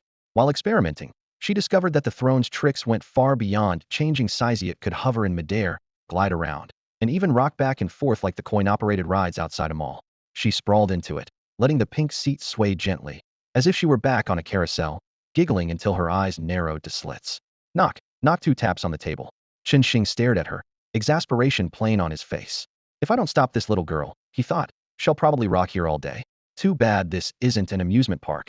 It's the hall of the deities' conclave. And if the 12 royal thrones had feelings, they'd crack apart in outrage. He had planned to speak with Anna first, and then summon Chu Xiangdong and the others, but clearly it would be easier to bring them all in together. At least Anna is cute. Watching a burly man ride the throne like a rocking horse would scar his eyes for life. Qinxing's tapping finally pulled Anna back to reality. Even she knew this wasn't the place for games, and a rare hint of embarrassment flashed across her face. She reluctantly stopped the chair from swaying, dumped a pile of props onto the table, and hurried to change the subject. Brother Qinxing, see if there's anything here you can use. Her gaze then drifted to the neat row of 12 thrones, curiosity flaring. Brother Qinxing, what kind of artifact is that? Is it expensive? Do you have any extras? Could you lend me one? She had meant to say sell, but the memory of her huge debt made her switch to loan at the last second, the words tumbling out before he could refuse. Myth-grade artifact, the thrones of the 12 kings. Only one set, Qinxing replied without even looking up, crushing every one of her hopes in a single sentence. Anna froze. A glorified kiddie ride was myth-grade? Absurd. She adored its fancy functions, but the price would bankrupt her and she was already neck-deep in debt. No way would she saddle herself with a myth-level loan for a rocking chair. Buying one was out of the question. She'd just have to drop by whenever she could and sneak a ride on Brother Qinxing's thrones of the 12 kings. You've got to hand it to myth-grade artifacts. This throne is the real deal. After sitting on it for only a few minutes, the exhaustion of the past 2 days seemed to meld away, purified by the seat itself. I've unlocked your access. From now on, you can come in even when I'm not around. As the first of the kings, you outrank everyone here except me. If any of the others want to enter, they'll have to clear it with you first, Qinxing said casually while browsing through the warehouse. Anna lounged on the vast platinum throne, eyes half closed as a steady flow of gentle divine power seeped into her. She tried to keep a straight face, but the comfort drew a satisfied smile from her. Qinxing caught the look and chuckled to himself. Ed guessed exactly how she'd react. In the middle of sorting through items, he enabled the throne's advanced permissions for her. For Qinxing, true high-end loot like shards of the divine realm wouldn't be within reach until at least level 80. Until then, the Hall of Kings was little more than a convenient multi-user trade hub. Letting Anna treat it as her playground cost him nothing, so why not be generous? His generosity wasn't without reason. What Anna brought this time was enough to make any lord envious. 1. Void Warbow. 2. Territory Control Hub. 3. dormant myrtilla sapling. 4. Tavern blueprints. Chen Xing arranged the 4 items on a light screen at the base of the throne and examined them one by one. Void Warbow. Top-tier orange gear, special effect spatial pierce. Loose the bowstring and the arrow tears through space, locks onto its target, and can't be blocked or evaded. Paired with sniper plume archers, it forms a flawless long-range kill system. Territory Control Hub. An upgraded territory controller that consolidates every management function into a single core and syncs seamlessly with the existing Bronze Sparrow platform. Not the rarest treasure, but incredibly practical for Chen Xing. Tavern blueprints. Once he recruits a competent chef, construction can begin. The tavern will boost food quality and grant small, steady attribute bonuses. Dormant myrtilla sapling. A rare spirit plant whose ripe fruit greatly accelerates health regeneration. It won't help Chen Xing much, but little Lu is almost certain to love it. The dormant prefix puzzled him. Verbs rarely appear in plant names. Spirit fields run themselves. As long as there's enough ambient mana, you plant it, and it grows. Let it stay dormant if it wants, he muttered, shelving the question for now. The Void Warbow already counted as an orange item. He bundled the remaining 3 together as another orange, bringing on his debt of 10 orange tier items down to 7. The surprises didn't stop there. Anna also produced a precious Crade unit card. Harvesting loot of that caliber meant she had wiped out more than a couple of monster camps recently. His investment in her was paying off. But Chen Xing hadn't summoned her just to collect goods. After she stowed the spare materials and gear back into her personal space, he raised his hand, and a meticulously organized spreadsheet appeared. The glowing screen hovered between them, packed with every tradable resource in his warehouse. Personal gear and irreplaceable treasures were already blacked out. Even items never listed on the public market were there, each tagged with a bold price and a discrete column for loan interest. He slid the screen toward Anna, smiling like a street vendor. Go ahead, see anything you want. Anna froze when Chen Xing produced an absurdly long spreadsheet. She had always known he was rich, just not this rich. He unrolled the sheet from his fingertips until it nearly draped over the edge of the table. Under the lamplight, rows of item names gleamed. Most were high-tier orange pieces that turned the whole column of burnished gold, with a few even rarer blueprints and special artifacts scattered among them. The image of Chen Xing once bragging about robbing a dragon flashed through her mind. But staring at the list, she felt exactly the way he must have. Finally, this time the dragon was Chen Xing himself. How can anyone have this much money? She pressed a hand to her forehead. The Lael sisters had almost died in a dungeon just to snag a single orange item. Yet Chen Xing was casually dumping dozens of them in what looked like a clearance sale. The gap between people had never hit her so hard. Anna considered herself thick-skinned, but she stared at the spreadsheet for a long time before forcing her eyes away. Even after receiving the energy core and 4 angels, she still owed 7 orange items, a debt she couldn't clear anytime soon. If she borrowed more, she'd be in hock for life. And these weapons, impressive as they were, couldn't transform her forces the way the energy core had. Poverty's shadow clouded her eyes, yet she still gritted her teeth and said, Brother Chen Xing, I can't take them. I really can't afford it. No problem if you can't pay now. Chen Xing smiled like a shopkeeper in spring, already certain the deal was done. Unhurried, he pulled out another prepared sheet and slid it over, reciting as smoothly as a commercial pitch. How about a long-term loan?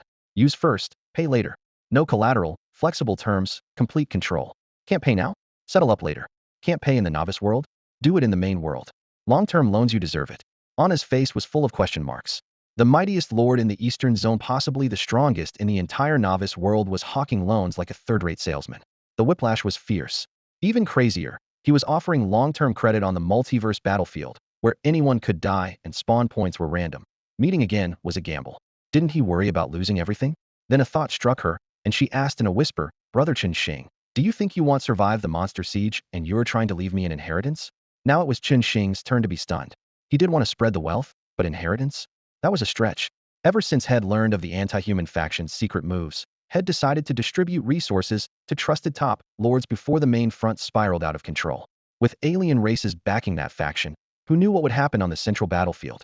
Strengthening the lords he trusted seemed not just generous, but necessary. He couldn't save the whole world, but lending a hand to the people next to him was easy enough. After he felled the Abyssal dragon, he shot up 3 levels on the spot, and his experience bar was still bulging. At the pace of this monster siege, one more kill would probably make the bar explode again. It wouldn't be long before he hit level 20 and earned a pass to the main world. A promotion meant a brand new horizon and a brand new headache. He was sitting on a mountain of low-level orange gear. Once he crossed over, everything except a few broken, stat-ignoring pieces would be outclassed, and prices would plummet.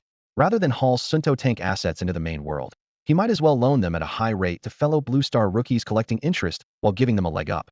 Of course, that was just the side benefit. What really drove him was helping his own people, giving them a little more footing in this brutal realm. Gear depreciation? Not the point. With that in mind, he flipped open a whole crate of orange gear, beamed at Anna, and waved her over. Sign the contract and treat them however you like. Take them now, pay me back in the main world 1 for 1, no tricks. We're friends, so you pick first. When you're done, the others can dig in. The words sounded fair, but the fine print told a different story. Repayment had to match his level at that time or be a premium piece he personally approved of. Missed the mark and it would cost 2, maybe 3, to settle one. He hid none of it. Every clause was spelled out in black and white on the loan scroll. Proud of being fair in business, he had no taste for shady contracts. Anna worried about the distance between territories, but he patted the throne of kings at his waist. A mythic-grade artifact isn't for show. No matter how far, it can summon every lord. And if anyone tried to default? He shook the contract scroll in his other hand. Blood-red runes glowed, tracking the violator's domain in real time. As long as they weren't completely dead, debt collectors would show up eventually. 1 for 1. Anna watched his money-grubbing grin and got the picture. Brother Qinxing wasn't feeling sentimental. He was simply overstocked and eager to unload. So she stopped being polite. Any debt she couldn't clear in the novice world could wait for the main world. With her dual birth talent and top-tier class angel troops, she was never short on ways to make money. Anna lifted her hand and decisively chose 5 items. A staff of holy judgment for Belle, a berserker greatsword for Lael, 2 orange breastplates, and an orange ring. In a flash, the debt ballooned from 7 items to 12, the new 5 tag to be repaid in the main world. She stowed the gear away without a hint of guilt. For a top-tier lord, such a trivial debt was nothing to fear. After Anna had selected her gear, Qinxing brought in a few more people: Reina Mayan, Chu Xiangdong, Arnold, and Yuna.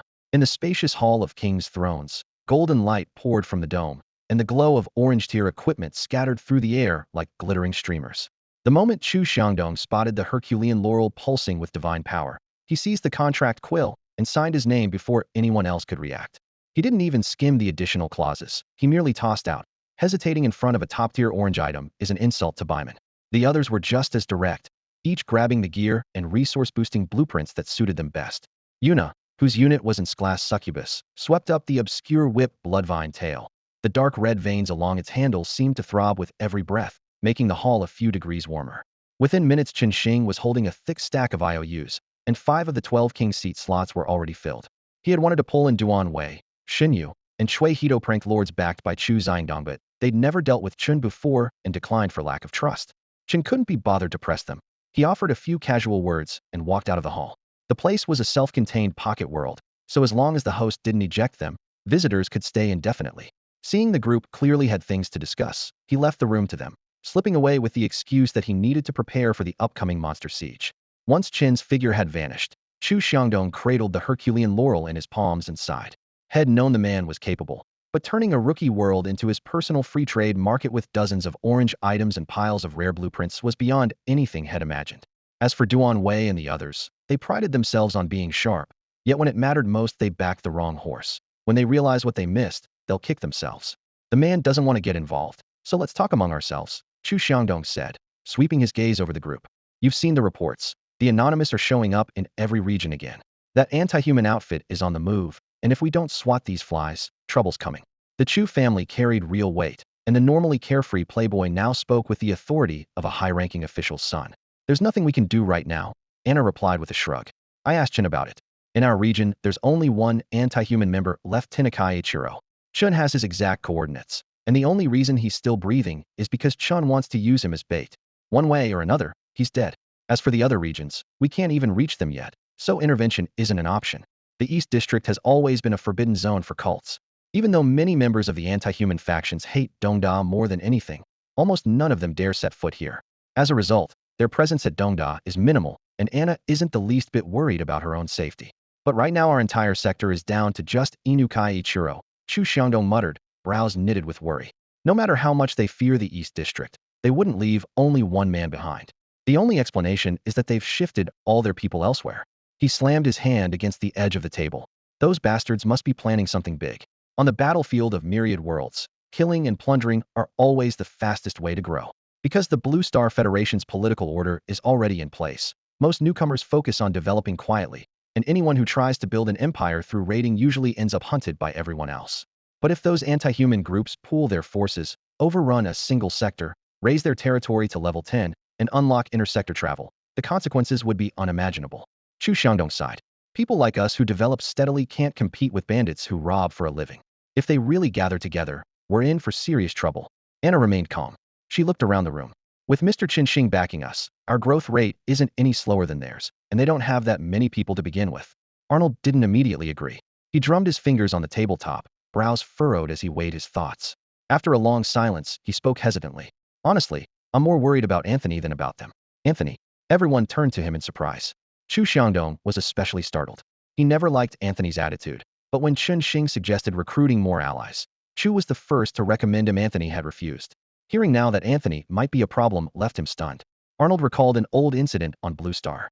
When I went to Sector 13 West on Miss Anna's behalf, I discovered that the Anthony family had done business with several people whose identities were extremely well hidden. I intended to find out who they were, but the moment I began tracking them, every one of them had an accident. He looked up at the others, his expression grave. If I'm right, the Anthony family eliminated them. I was busy helping Miss Anna at the time and couldn't dig deeper, but thinking back, the whole thing feels sinister. Chu Xiangdong's face darkened. The Anthony family's reaction had been far too extreme. As an old family predating the Century War, they have deep roots in both government and local power in Sector 13. For them to wipe people out wholesale means those mysterious figures couldn't see the light of day, and anything that's secret can't be simple. Under normal circumstances, they might have chalked it up to shady dealings, but with an anti-human organization suddenly in play, they couldn't ignore the possibility of something bigger. If the Anthony family really has a problem, it won't stop at the rookie world, Arnold added. The main world will be dragged in too. Don't forget, the Anthonys have powerhouses back there. They exchanged uneasy glances, the same question running through every mind. If Arnold noticed something was off, how many other families he hadn't investigated might already be colluding with forces in the shadows? If the Anthony family joins hands with those mysterious figures plus the unrestrained anti-human factions, can we really keep them in check? And what happens if things go wrong on the primary battlefield as well? The thought sent a chill down Chu Xiangdong's spine. His clenched fist trembled on the tabletop. For the first time in years, he had the sinking feeling that the long peaceful Blue Star was on the brink of something huge. Enough. Stop overthinking, it won't change a thing. Anna was the first to shake off the silence. She rapped twice on the metal tabletop, the crisp sound snapping everyone's attention to her. As long as Brother Qinxing is around, nothing major is likely to happen in the novice world. And even if something does, the gear and resources he left us will let us stand up to any faction there. So there's no point worrying. As for the main world, fretting about it is just as useless. When the others nodded, she went on, take out any high-grade crystals you don't need right now. Trade and swap until everyone's gaps are filled. That way we can recruit the next wave of high-tier units faster. I'm pretty sure Qinxing confiscated our crystals, so we'd have them for future growth. Chu Xiangdong, Arnold, Yuna, and the others emptied their packs onto the table. Multicolored crystals flashed under the light, and each exchange fit perfectly into someone's shortage, shaving days off the timeline for top-tier recruits. After the trading, Anna pushed a crank unit card Qinxing hadn't wanted toward Yuna, whose progress lagged behind. Use this to pick up the pace. The rest of them redistributed Qinxing's leftover supplies, and within minutes a small offense-defense pact had taken shape inside Qinxing's throne of kings. Chu Xiangdong looked up and hesitated before speaking. Could we ask Qinxing to bring in Xiujiu, Joshua, and Tu Mingzhao? Those three are rock solid. If something happens in another zone, we'd have a heads up. No. Anna refused almost without thinking, her tone firm. Qinxing called us here to trade resources, not to turn this place into a conference room. Letting us stay and talk was already extra courtesy. We can't ask him to pull more people in under the guise of a favor. She paused, then added, I'll mention it, but I want to act like he has to say yes. Whether to invite them or not is up to him. Arnold frowned. Miss Anna, isn't that basically the same? We just want to safeguard the other zones that matters to all of us. It's not the same. Anna met his gaze, speaking slowly and clearly. This item belongs to Qinxing, not to us. If he didn't stick around, it means he doesn't want to be involved. Who gets in or stays out should be his decision alone. We can't half-ask, half-pressure him to sign off. That distinction matters. And all of us doesn't include Qinxing. The novice world's safety isn't his duty, so we have even less right to demand anything further. Her tone softened but stayed resolute. He's already done plenty for us. After Anna finished her explanation, the group fell silent for a moment. In the end, no one added anything. They ironed out a few details, left the throne of kings, and threw themselves into building up their strength. On the way back to his territory, Qinxing had already guessed what Chu Xiangdong and the others had stayed behind to discuss just a handful of clownish, anti-human organizations. In his eyes, anyone who dared stick their head out could be crushed on the spot. Hardly worth convening a special meeting. Still, knowing Chu Xiangdong came from a different background, Qin reluctantly agreed to put a bit of pressure on them, just to keep everyone motivated. Ideally, they would settle the problem easily. If not, he could step in later. Besides, Inukai Ichiro was still dangling out there like bait. Those groups might target Qin first, leaving Chu Xiangdong no chance to intervene. As soon as he crossed the border of his domain, a fresh earthy scent laced with faint medicine greeted him. Little Deer had finished planting all the dragonblood grass. Instead of returning to the cozy room in Bronze Sparrow Terrace, it lay beside the spiritual field, half-grown body sprawled out, bright eyes fixed on the seedlings like an old farmer inspecting his crops. Chunxing chuckled and walked over. Why are you lying here? It smells great. Little Deer didn't even lift its head, its nostrils twitched. Your fields are amazing. Stick a seedling in and it lives. That's the perk we outsiders get. Chen casually pulled a dormant spirit plant from his inventory. How about this one? Should we plant it? Peach myrtle? Little Deer blinked, a hint of doubt in its eyes. Something's odd about this Onite feels alive. It rifled through its inherited memories, then its eyes lit up. Could there be a fairy growing inside? A fairy? Chen Xing was clueless and admitted it. What's a fairy? I'm not entirely sure, Little Deer confessed, piecing together fragments of memory. If a fairy's present, the peach myrtle grows faster and the fruit tastes better. As for what a fairy actually is, you'll see when it appears. Before the words had even faded, it had already clamped the peach myrtle in its teeth and, with practiced ease, planted it in the spiritual field. Dormant peach myrtle. Status, seedling frail. Maturity, 30 days. Aside from the word frail, the panel looked no different from that of any ordinary spirit plant. No sign of a fairy. Chen Xing didn't doubt it, though. A Lord-level boss inherited memories were often more reliable than the cold data of the battlefield of myriad worlds. Watching Little Deer all but drooling with happiness after planting the peach myrtle, Chen Xing had an idea. While it was still in high spirits, he asked tentatively, Little Deer, would you like to stay here in my territory? Hearing Chen Xing's tentative question, the little deer froze for a moment. It tilted its head, looked at him in confusion, and said, I haven't gone anywhere. Chen Xing sighed and came straight to the point. I want you to stay in my territory forever as its guardian beast. The title guardian beast carried enormous weight in the deer's inherited memories. As a Buyun deer with a complete bloodline, it knew exactly what that meant. Once bound to a territory, it could never leave, and the guardian was destined to confront every invader that showed up. Its memories were filled with harrowing scenes of elders dying on the battlefield, images that instinctively made it shrink back. Yet the reality before it was equally tempting. The spirit fields on Chunxing's land brimmed with rich spiritual energy, and the plants grew lush and fragrant. It had already tasted them, flavors impossible to find in the barren wilds outside. If it stayed, these delicacies would be an everyday luxury. If it left, it would have to return to a poor grassland, surviving on ordinary weeds.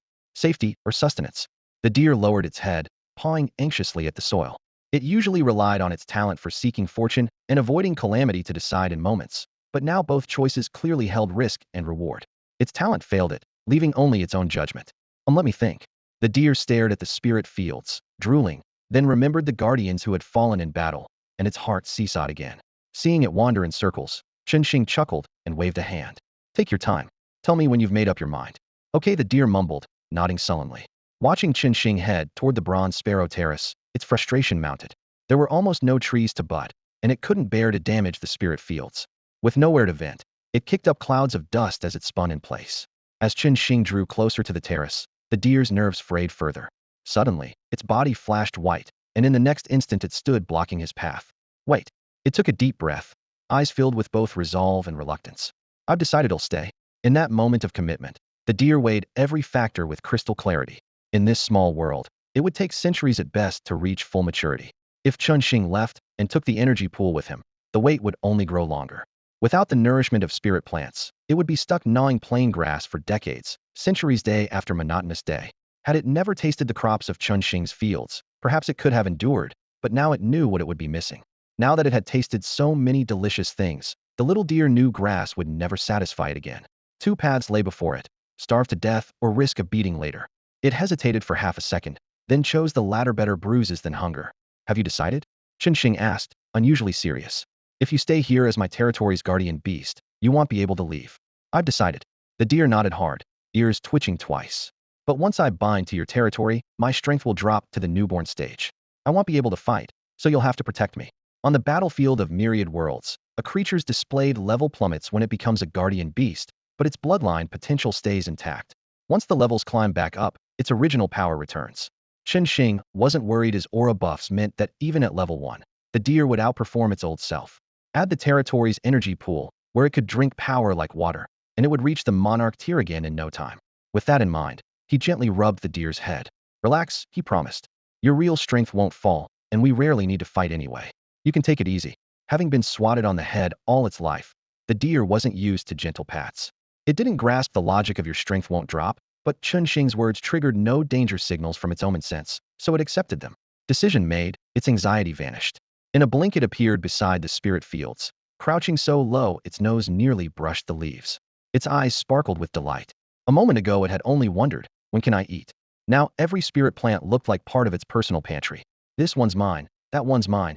Hey, that one over there is mine too, they're all mine. It thought, mentally labeling each plant as private property. Minutes ago it had agonized over staying. Now, staring at its new assets, it felt brilliantly wise. Even if it got beaten to death someday, it would be worth it. Watching the deer revel beside the fields, Chen Xing was just as pleased. He hadn't expected it to be so easy to win the little creature over. Offer it a snack, and it would follow you anywhere. A fawn that already boasted monarch-level boss strength had a terrifying blood lineage it matured. It would be the linchpin of his territory. As for the guardian token needed for the binding, that was no concern. During the monster siege phase he could trade points for one, and given the scale of the siege he would face, earning a single token would be effortless. Because Xiaolu had agreed to join, Chen Xing, who still lacked a guardian token, found himself eager for the coming monster siege. Before the real fight began, he still had several preparations to finish. Telling Chu Xiangdong and the others that they needed to get ready for the siege was not just an excuse, it was part of his plan. He opened his interface and clicked on the Road of Glory quest line. Quest 4. Kill an epic boss at least 10 levels higher than yourself. Current progress, 11, completed. The reward flashed onto the screen, a unit-exclusive talent called Soldier Farmer Unity. Soldier Farmer Unity. Soldiers in war, farmers in peace. When activated, a unit gains a duel stat sheet. After changing class, all units keep the Resource Mastery talent, which is greatly strengthened by Soldier Farmer Unity. Resource Mastery. While gathering, all resource yields are increased by 100. Chen Xing was used to the Road of Glory's brutal difficulty and rich payouts. But this fourth stage reward still floored him. A farmer's original resource mastery applied only to basic materials like wood and stone and boosted output by just 50%. Now the bonus was 100%, and the word basic had been erased. That single tweak didn't just buff farmers, it reinvented them. Until now, farmers held a slim advantage with low-tier resources but were useless for amethyst, gold, mithril, or premium timber, leaving them far below specialists like woodolves or kobold miners. But a universal 100% bonus shot farmers straight to the top tier of gathering units across the Myriad Realms battlefield. Chen Xing had never seen, or even heard of, anything comparable. Even wilder, Soldier Farmer Unity let combat classes share the farmer's talent. That cut down on idle population and allowed higher and higher combat units to double as elite gatherers. The stat gap between D and E tier was already massive, so the efficiency gain would be staggering. If he ever raised farmers to S tier, the result would be unimaginable. Had anyone ever seen an steer gathering unit? Trust the Road of Glory to hand out something this insane, Chen Xing muttered, swallowing his excitement as he claimed the reward. Then he converted all 200 common farmers, this time not into archers, but into mages. The mages were dealing decent damage now, but there simply weren't enough of them.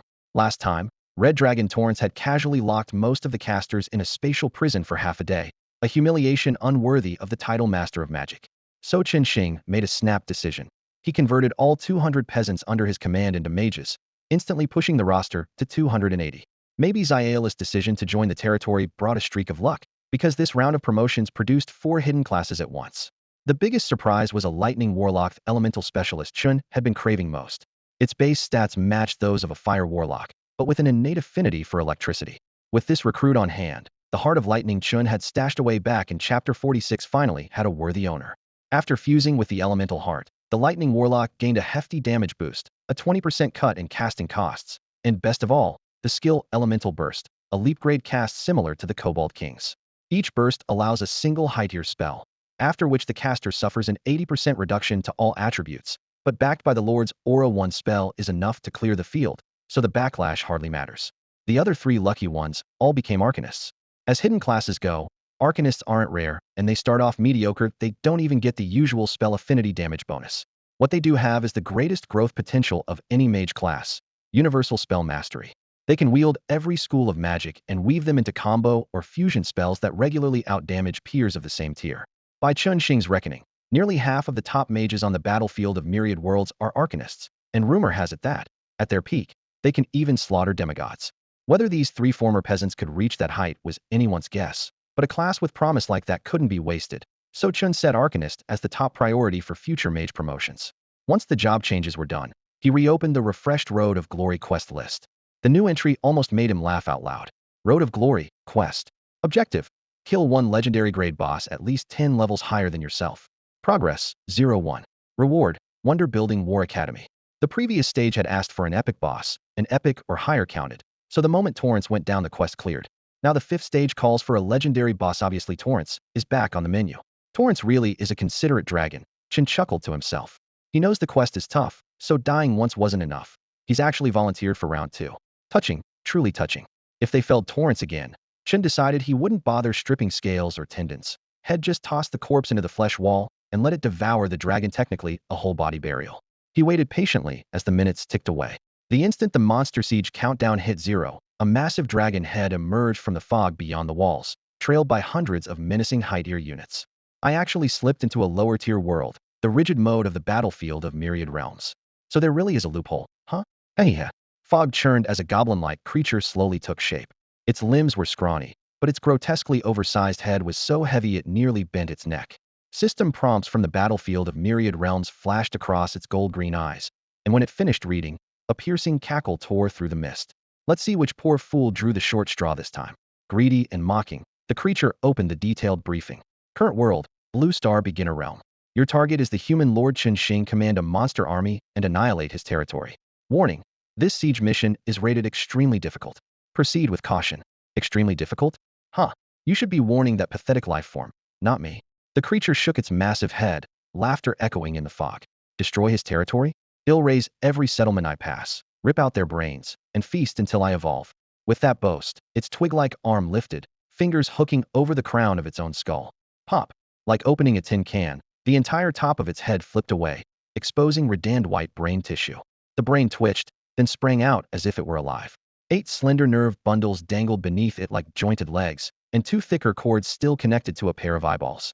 They quivered like insect antennae, making the brain resemble an oversized cockroach. It landed on the creature's shoulder, flexed its 8 legs, and gave a shake clang. A 3-meter corpse of an 8-armed Naga commander slammed onto the damp ground. Next to that hulking body, the goblin looked like a dwarf. The brain surged upward, slapped against the Naga's chest, then skittered to the top of its head. The 2 optic nerves spread apart and probed the skull's seams. Click! The Naga commander's skull popped open like another can, revealing an empty cranial cavity beneath. With a light hop, the brain dropped into the skull like a diver plunging into water. As 2 eyeballs slid back into the 8-armed Naga commander's sockets, a strand of nerve tissue reached out, as though shutting a door, and casually sealed the crown of the skull. The instant the cranium closed, the once cold, rigid corpse stirred with life.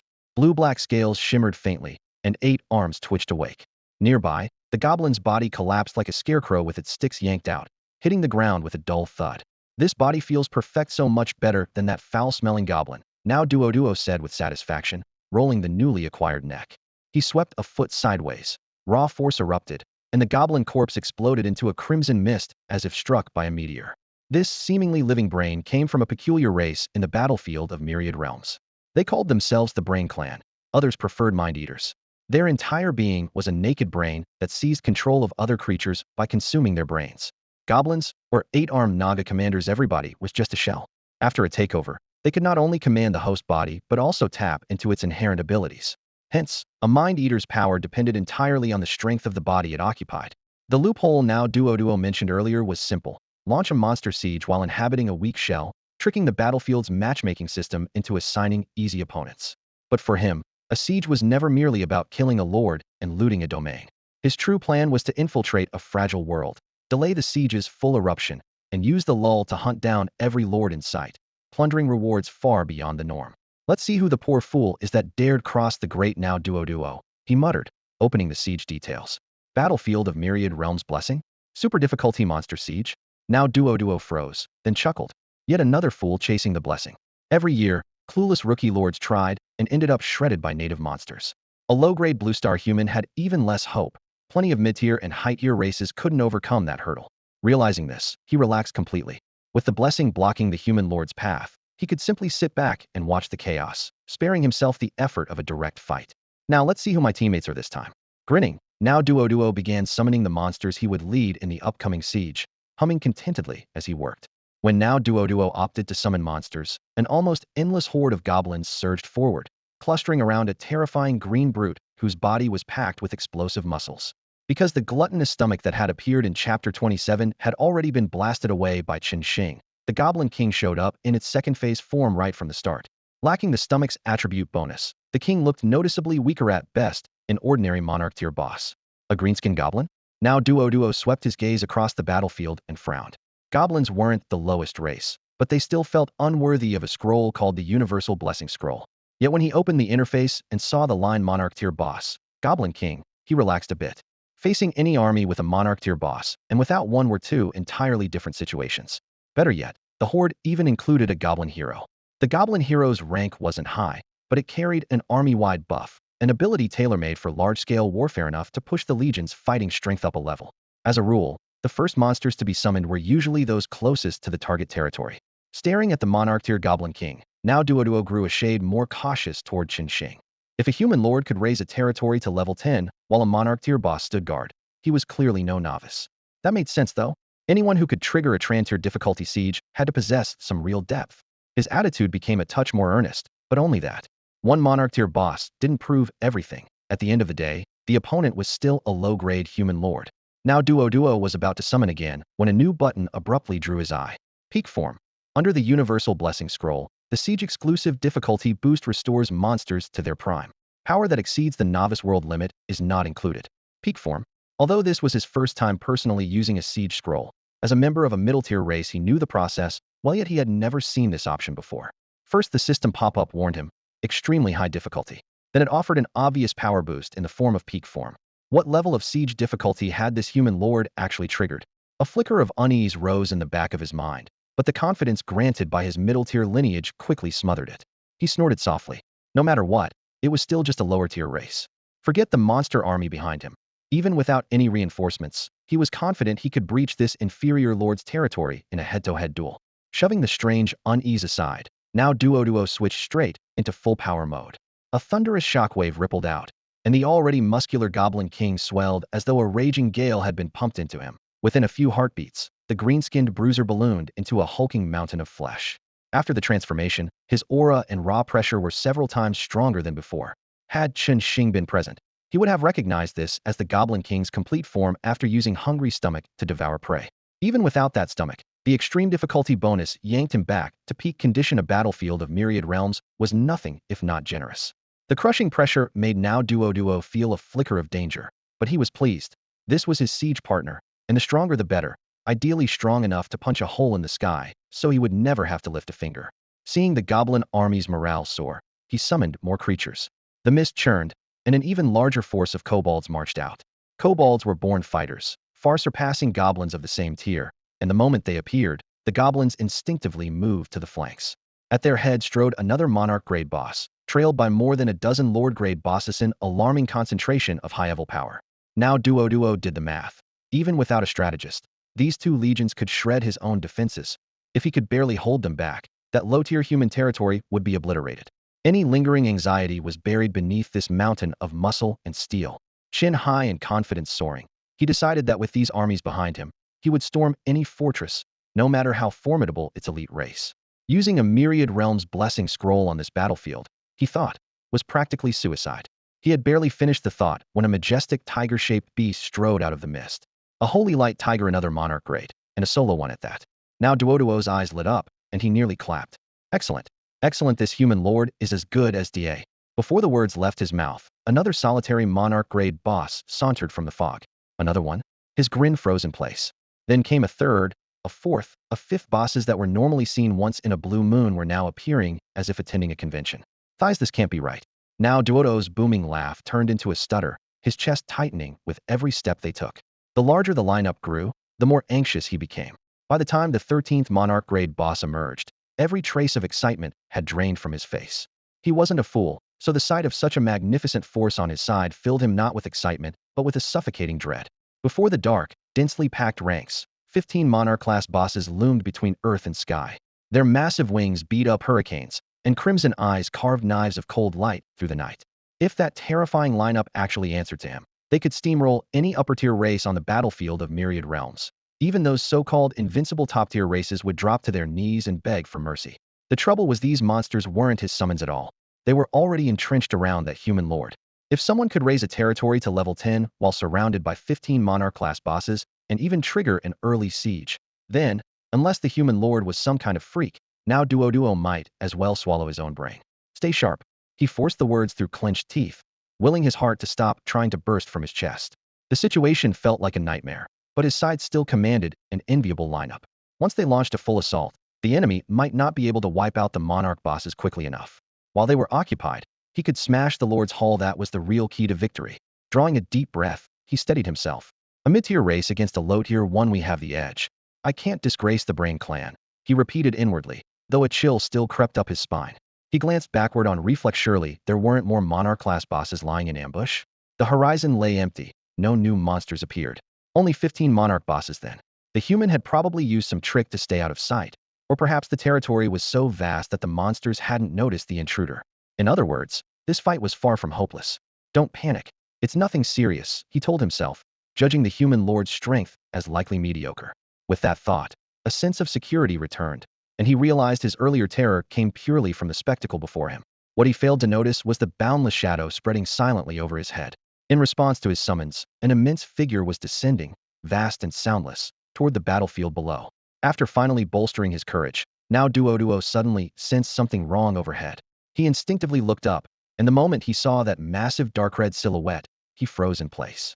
A colossal dragon clad in crimson scales loomed above, its wingspan blotting out half the sky.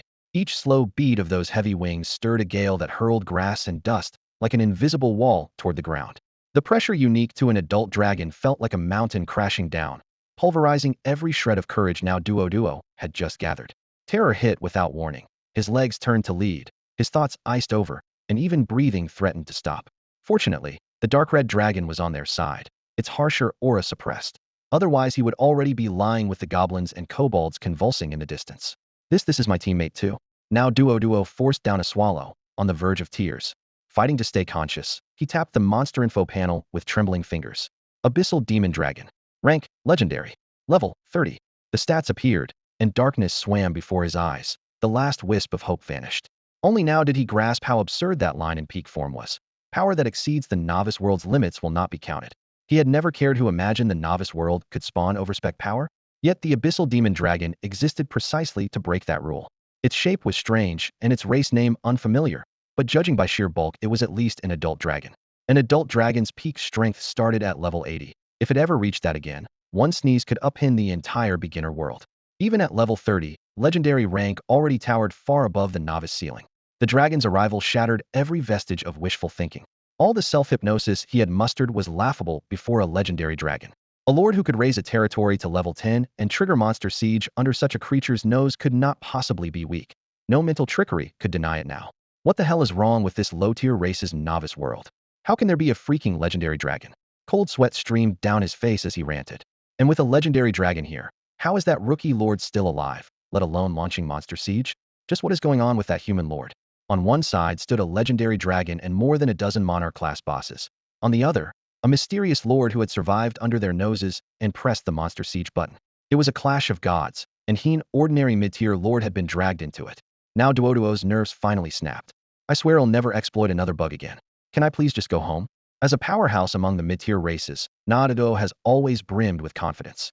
He's convinced his future is limitless, and he might even lead his people into the ranks of the top races one day. Now, however, he's sunk into utter despair. The fault of that cursed siege scroll. Had he known it would drive him to the brink, he'd gladly go back and strangle his smug, bug-testing self. Once a scroll is triggered, a siege can't be aborted. You either conquer the mysterious human lord's territory or die on the spot. With that in mind, he forced himself to stay calm. Taking a deep breath, Duo quickly gauged both sides' strength. The opposing lord may be formidable, yet his own forces still had a chance. They fielded an Abyssal Dragona level 30 legendary boss that should represent the ceiling of the novice world. No creature ought to surpass it. Surely the human lord can't, either, right? Though a question mark lingered, he pinned his hopes on the legendary dragon. For him, only one goal mattered: staying alive. If he could hold out until the Abyssal Dragon destroyed the territory, he could slip away. That thought reignited his survival instinct. Nobody beats the brain folk at staying alive. As long as he swaps bodies in time, no one can track down his true form. The snag was the body he currently inhabited in. Atarm Naga commander was far too conspicuous. If the enemy focused fire, he would be the first to fall. Had originally planned to use this monarch-grade boss to shine in the siege, but he abandoned that idea instantly. With a faint crack, he flipped the Naga's skull open from the inside. His vein-wrapped brain popped free, and he stashed the body in a spatial pouch, leaving a lone brain on the dusty ground. Scanning the field, he skipped the other eye-catching elite units and fixed on an unremarkable Fong wolf crouched in the shadows, glancing about nervously clueless that death had arrived. Nod-Oduo scuttled up the wolf's spine to its head, a hair-thin nerve filament sliding across the skull. In the next heartbeat, the cranium split as neatly as if cut by a scalpel. Blood barely had time to spray.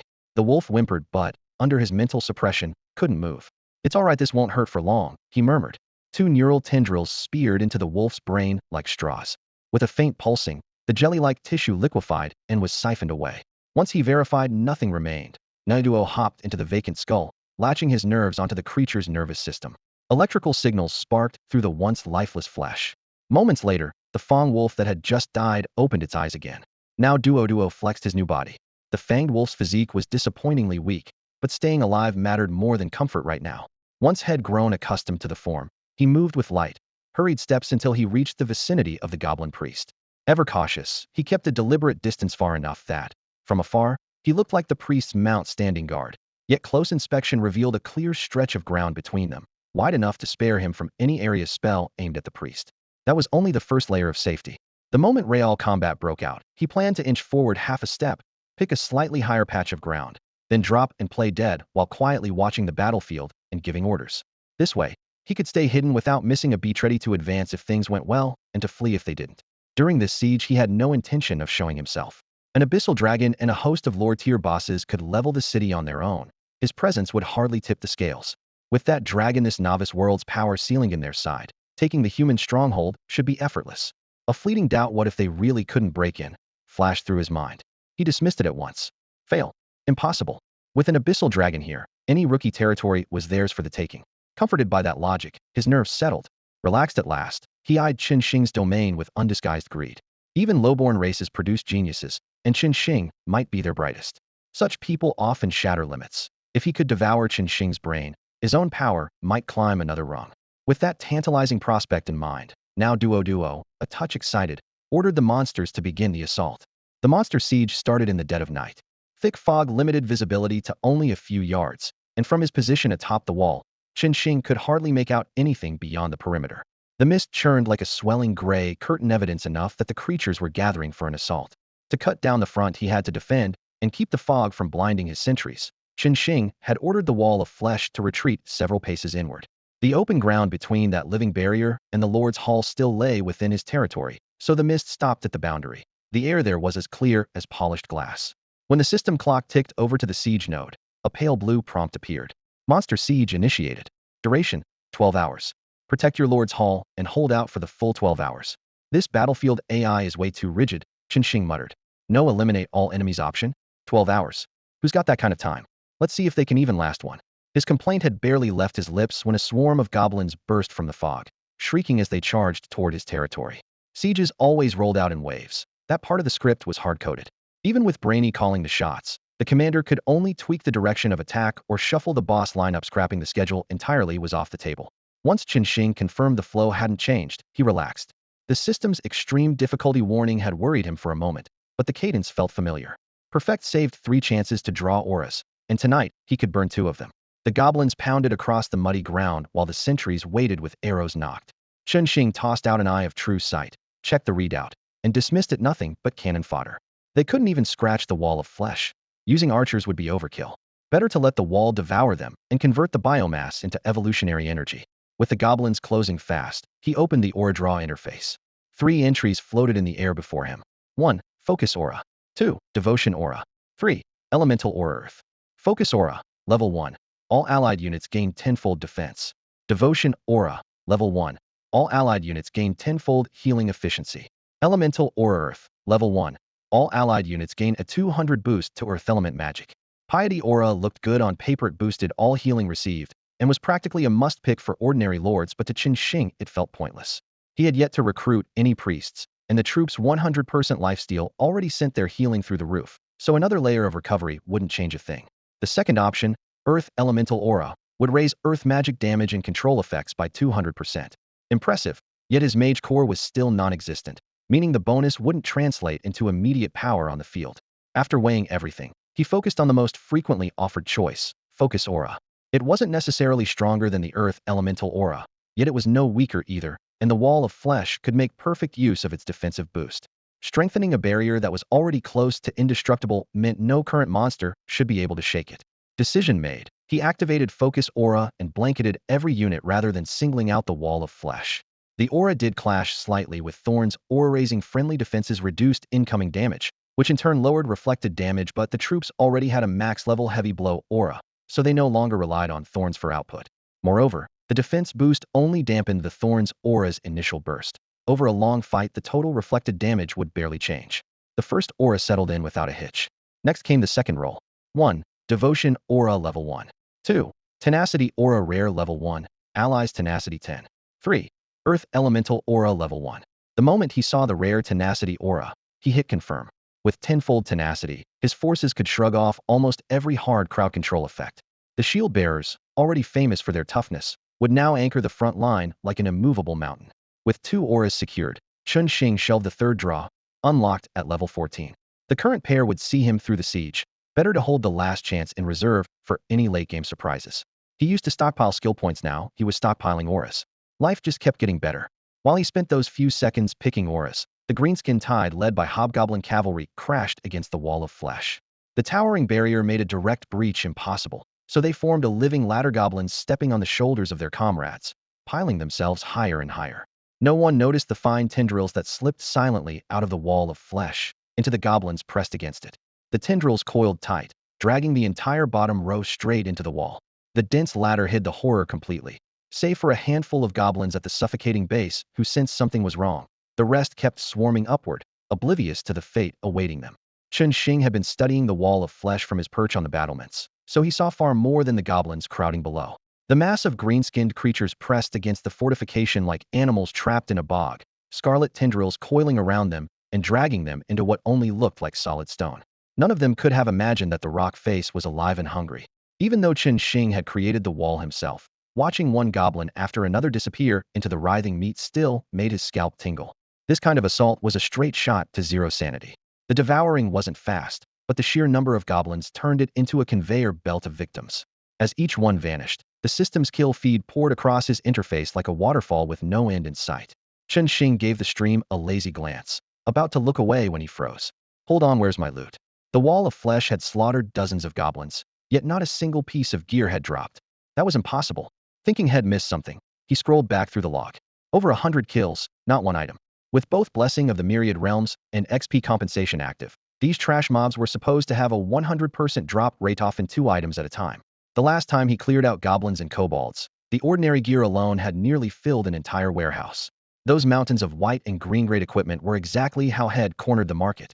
If he weren't afraid of crashing prices, he could dump a fraction of his stock in the auction house and turn everything else into firewood overnight. But wrecking the market helped no one, including him. It wasn't the old saying about charity turning to resentment that worried him. His real concern was simple. If gear prices hit rock bottom, the hard-working lords who fought for every drop would be doomed. Imagine grinding out a piece of equipment, only to find it selling for a single gold coin. How were they supposed to progress? So, no matter how many players cursed him in chat, cold-hearted, greedy, selfish, whatever, Chun Xing ignored them. He kept ordinary gear at a low but stable price. If a lord desperately needed white gear, half a day's effort would earn enough to buy it. Anyone unwilling to put in even that much deserved to be culled. Helping lords who were willing to bleed for their future didn't bother him. Supporting freeloaders did. Those people would be cannon fodder in the main world anyway. Better they die in the tutorial than feed the enemy later. As it stood, his warehouses were already overflowing with common gear he could never sell off. A few more drops would have meant nothing to him, yet the fact they hadn't appeared at all meant something was very, very wrong. But just because he couldn't use the loot doesn't mean you get to keep it from me. You've hijacked my drops. What's that supposed to mean? And this siege isn't just a bunch of trash mobs. There are plenty of bosses out there. Even the Abyssal Dragon itself. Are you telling me none of them will drop gear? Sensing something was wrong, Chun Xing instantly opened the battle log and skimmed it at lightning speed. Seconds later, his eyes locked onto one glaring line. Because the Blessing of Myriad Realms is in effect, monsters will not drop equipment during this siege. All loot drops are disabled. As compensation, every monster killed will grant lords 10 times the usual points. Chen Xing stared at the notice for a long moment before the truth clicked. The blessing had forced monsters to spill their entire inventories the first time they died, so when they resurrected they had nothing left to drop. Rather than hand out empty loot, the system scrapped drops altogether and cranked up the points. Cheapskates, he grumbled. If the mobs are empty, toss in something else. I'd be perfectly happy with elites dropping orange gear and bosses dropping artifacts. Grumbling aside, he ran the numbers. The siege store offered a mountain of rewards, and points were far more flexible than random items. For an average lord, swapping loot for double points was already a windfall. Thanks to the blessing, his drop rate had been multiplied several times. Shed break even only at 5 times points. 10 times? Pure profit. Still, it stung to think about the legendary gear the Abyssal Dragon could have dropped. Then another thought hit him. Siege points were based on monster rank. Ordinary monsters, 1 point. Elites, 10. Captains, 100. Commanders, 1,000. Lords, 10,000. Monarchs, 100,000. The record stopped there because no one had ever held a territory that long. Following that scale, an epic boss should be worth 1,000,000 points, which meant a legendary one would be 10 million. Chen Xing sucked in a sharp breath. 10 million points times 10 equals 100 million. That 9-digit figure detonated in his mind. He had never played for stakes this high. Even casual poker chips never reached these numbers. The standing world record on Blue Star only unlocked the 1,000,000-point tier, good for orange gear at best. If he really hit 100 million, he could redeem a divine artifact the moment the siege ended.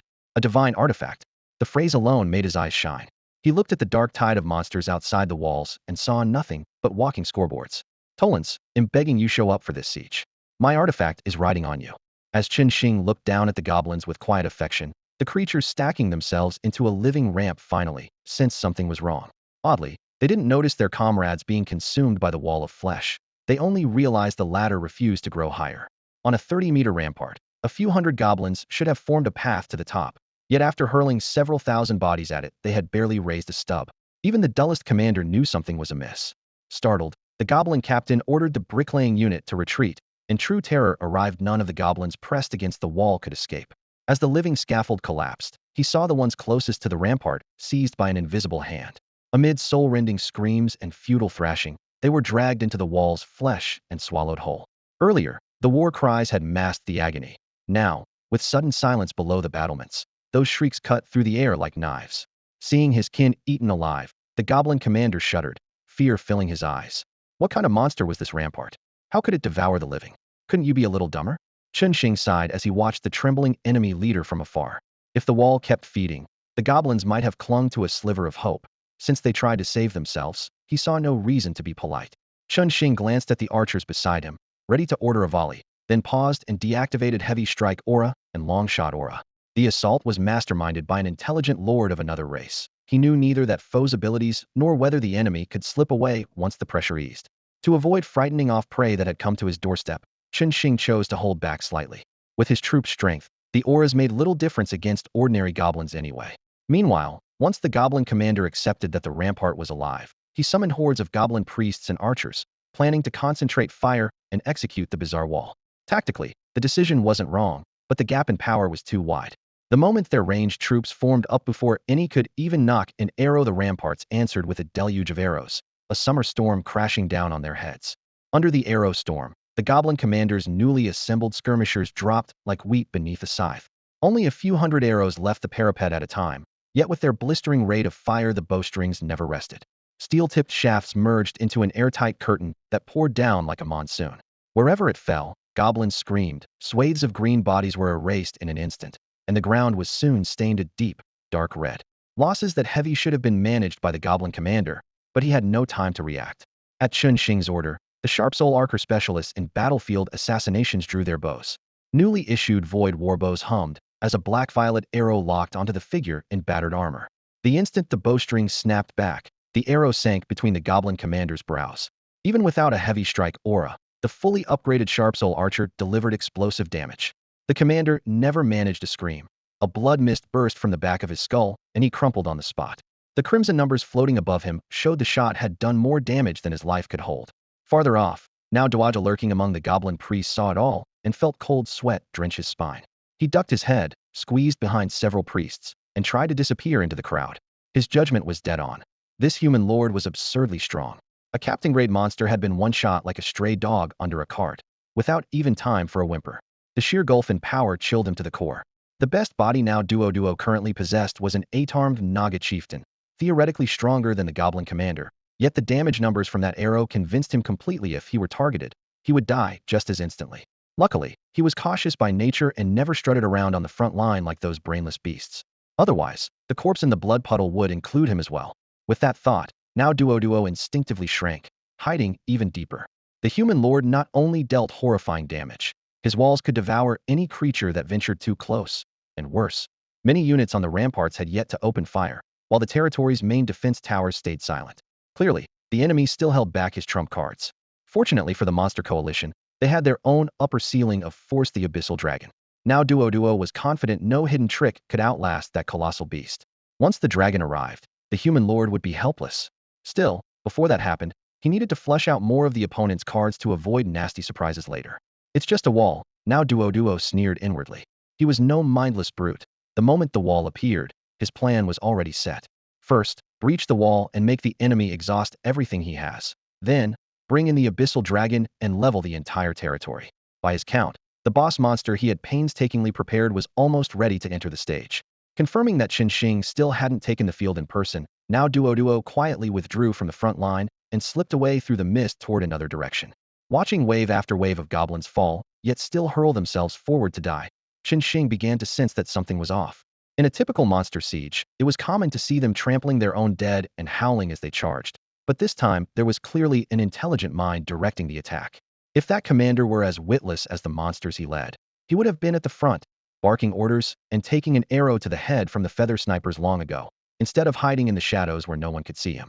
Since stupidity was off the table, the strategist had only two real options left. Either abandon the first assault entirely, let the goblins die quickly, and move on to the next wave, or stage a feint, draw their attention with a frontal attack, trick him into shifting all his troops there, then smash the walls from another direction with overwhelming force.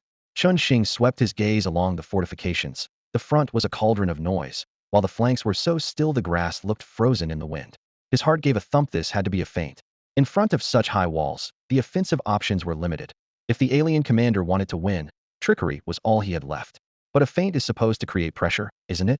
With this paltry firepower, the goblins were dropping like wheat under the scythe. He even caught himself thinking they could pull some troops back, never mind redeploying reserves elsewhere. Against overwhelming strength, fancy tactics felt like mere self-consolation. Once he was sure the front was secure, he strolled up to the rear wall of the territory, curious to see whether the commander had really written off the first wave or was about to unveil a new trick. Sure enough, the moment Qin settled into position, something stirred in the mist. A wild boar the size of a small hill padded silently out of the fog. Each step sank its hooves deep into the earth, leaving craters behind, yet it never uttered a single roar. To preserve that eerie silence, the only followers at its heels were a goblin hero and a handful of goblin priests. The moment the boar boss appeared outside the territory, the goblin hero and a swarm of goblin priests buried it under layer after layer of buffs. In just a few seconds, halos of healing, berserk, iron skin, and blessing of strength wrapped around its massive tusks and seeped into the roots of its bristles. Each spell was weak on its own, but together they made the beast's aura explode. Fully charged, it gave Qin no time to respond. With a kick of its four hooves, it bolted forward. The Tusker King stood more than 10 meters tall, small enough to hide in the fog, yet huge enough that, once it hit full speed, the ground thundered like a heavy tank rolling over iron plates. Blood-red eyes blazed, and every step kicked up clouds of dust. Shockwaves rippled toward the city wall, warning of the impact to come. The Tusker King, an old acquaintance, Qin said from the ramparts, a faint smile lifting the corner of his mouth. During his quest along the path of glory, he had swept the surrounding monarch-class bosses, and the Tusker King was among them, the biggest of the lot. One grazing hit from its flank had once sent shield fighters, shields and all, flying through the air. In front of it, even the toughest armor felt like paper. Yet its size came at a cost, slow movement, and a one-note attack pattern, making it an archer's dream target. From that perspective, using the Tusker King as a living battering ram wasn't a bad idea. It was nearly half the height of the city wall, and its tusks, thick as support beams, were ready-made rams. Coupled with its charge skill, it could easily smash a 30-meter breach once it hit top speed. To ensure the surprise worked, the enemy commander even staged a feint, hoping the beast would appear out of nowhere and catch Qin flat-footed, leaving him no time to stop the rampaging monster, even if his troops were still in place. On paper, the plan looked flawless. Crack the wall, pour in heavy troops, widen the gap, and force an ordinary lord into a firefighting scramble. The problem was, Qin had never been ordinary. The commander didn't know that the Tusker King wasn't just the biggest monarch boss Chun had fought, it was the one that had died the worst. Its immense frame and thick hide, paired with a mindless straight-line attack, had turned it into a moving bullseye. Chun Xing's archers scarcely needed to aim. They could hit it blindfolded. Last time, the monarch boss had lasted even less time than a lord-class dragon-blooded warlock. If not for its high health and defense bonuses, it would have been skewered well before reaching the front line. Now, counting on the Tusker King to break open this wall was pure wishful thinking. Still, as the beast thundered toward him like a runaway freight truck, Chun Xing didn't order his archers to fire. Arms folded over his chest, he simply watched it tear across the ground. He wanted to see which would prove tougher under the stacked effects of tenacity aura and focus aura. The flesh and blood wall, or the Tusker King's skull. As a monarch tier boss, the Tuskboar King may have a narrow skill set, yet it has honed that single talent to perfection. With a body as tall as a tower and an unmatched charging ability, it can unleash terrifying power in an instant. Its combat style is that of a barbarian warrior pushed to the extreme. When it meets any foe, there is only one answer: charge. If the first impact fails to kill, it simply charges again. Few in the world can withstand its successive rushes. Heaton. Now, stacked with multiple buffs, the Boar King was on the verge of frenzy. Its already frightening speed climbed even higher, several notches faster than when Chun Xing first saw it. Combining massive bulk with blistering velocity, it became a runaway mountain tearing through the fog. Nearby, Brain Dodo watched from concealment and felt certain victory was inevitable. The Boar King was the vanguard boss Brain Dodo had selected with care. Its sheer height reached half that of a city wall. Once it hit full stride, its speed advantage could be wrung out completely. The 30-meter wall guarding Chun Xing's territory would crumble to dust. Brain Dodo believed he had accounted for the wall's strange habit of devouring living creatures, but against absolute kinetic force, that peculiarity would not change the outcome. Initially, Brain Dodo feared Chun Xing might pull a trick during the Boar King's takeoff, so he had arranged a feint. Now he realized the precaution was unnecessary. The Boar King's thunderous charge rocked the night, yet the battlements remained silent. Clearly no defenders waited on the far side. A rookie lord capable of raising such powerful archers had likely paid for it with a shortage of other troops. No matter how gifted he was, he could not truly defy fate. With the matter settled in his mind, Brain Dodo relaxed. Fixing his gaze on the Boar King's thunderous silhouette, he calculated silently. Once the wall fell, those few archers would never hold. He would not even need the Abyssal Dragon. The remaining monarch bosses could sweep the entire territory. Human genius, how delightful! Greed flickered in Brain Dodo's eyes.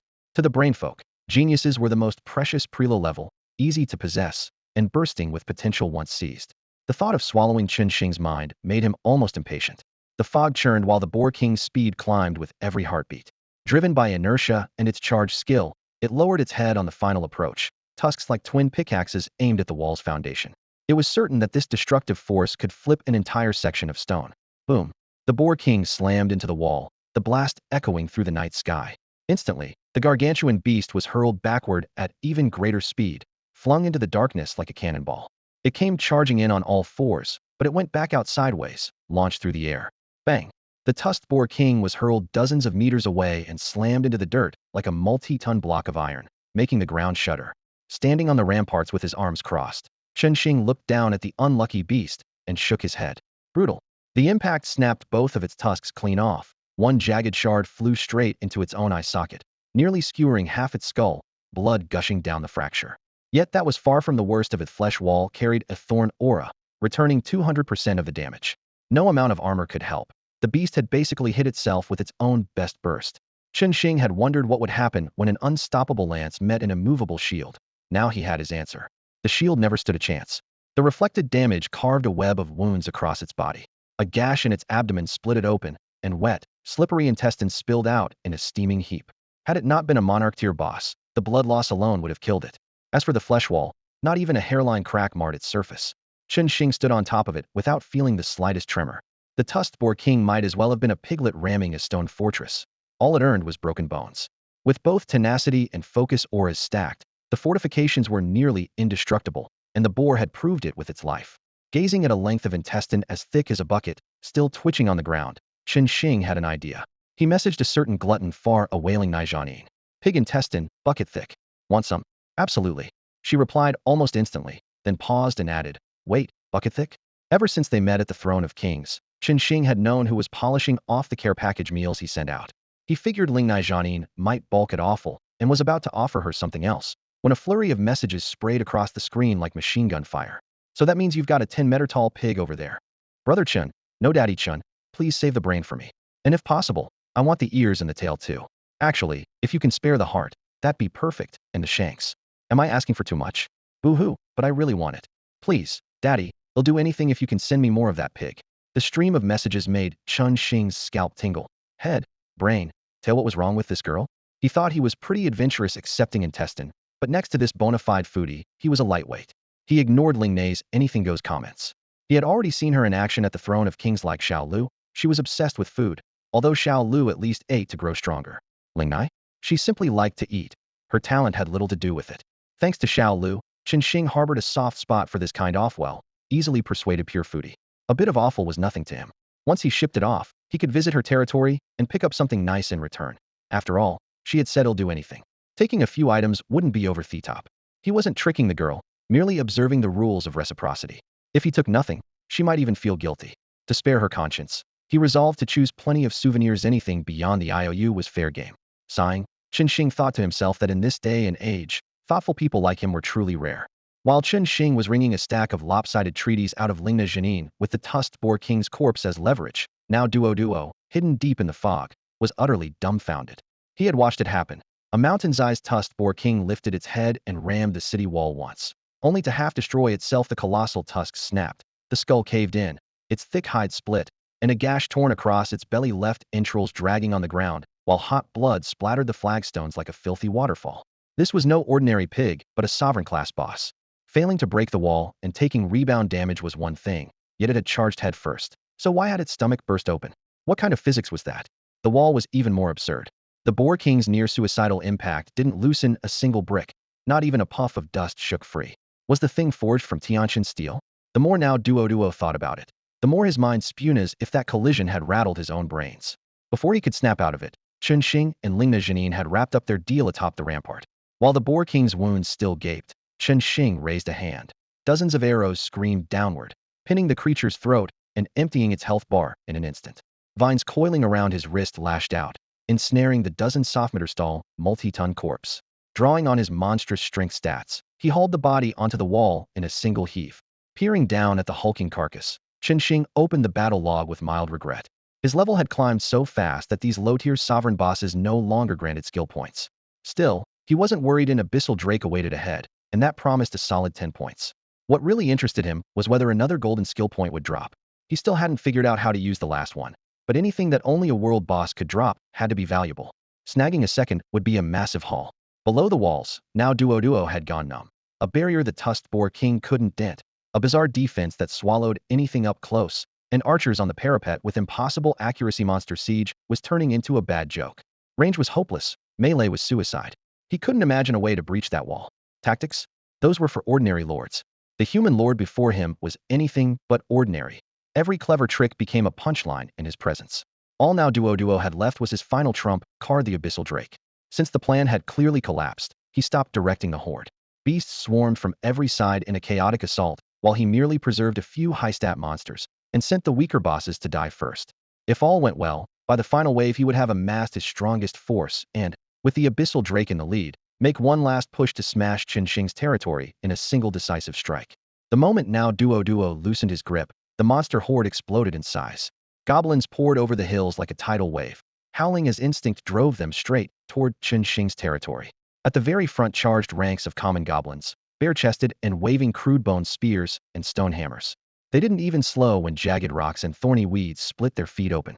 Behind them, goblin archers and goblin shamans formed staggered firing and spellcasting lines. Arrows and shadowy incantations rained on the walls in a dark torrent. Compared with Qin Xing's earlier raid on their camp, their numbers had swollen several times over, a green tide rolling toward the fortress. But sheer quantity is worthless against overwhelming quality. On the battlements, bowstrings thrummed non-stop, yet there were simply too many targets to pick them off one by one. Seeing this, Qin Xing shifted his gaze and gave the order to the mages beside him. Open fire. The mages lifted their staffs in perfect unison. A wall of flame erupted first, a blood-red barrier that sliced the vanguard in two. Moments later, a fiery deluge crashed from the sky, embers bursting on green hide with a sizzling stench of charred flesh. Normally used for harassment and control, these two low-tier area spells were lethal against the fragile goblins. Known lasted a full second in the blaze before turning to cinders. On the opposite flank, lightning mages hurled chain lightning into the mob.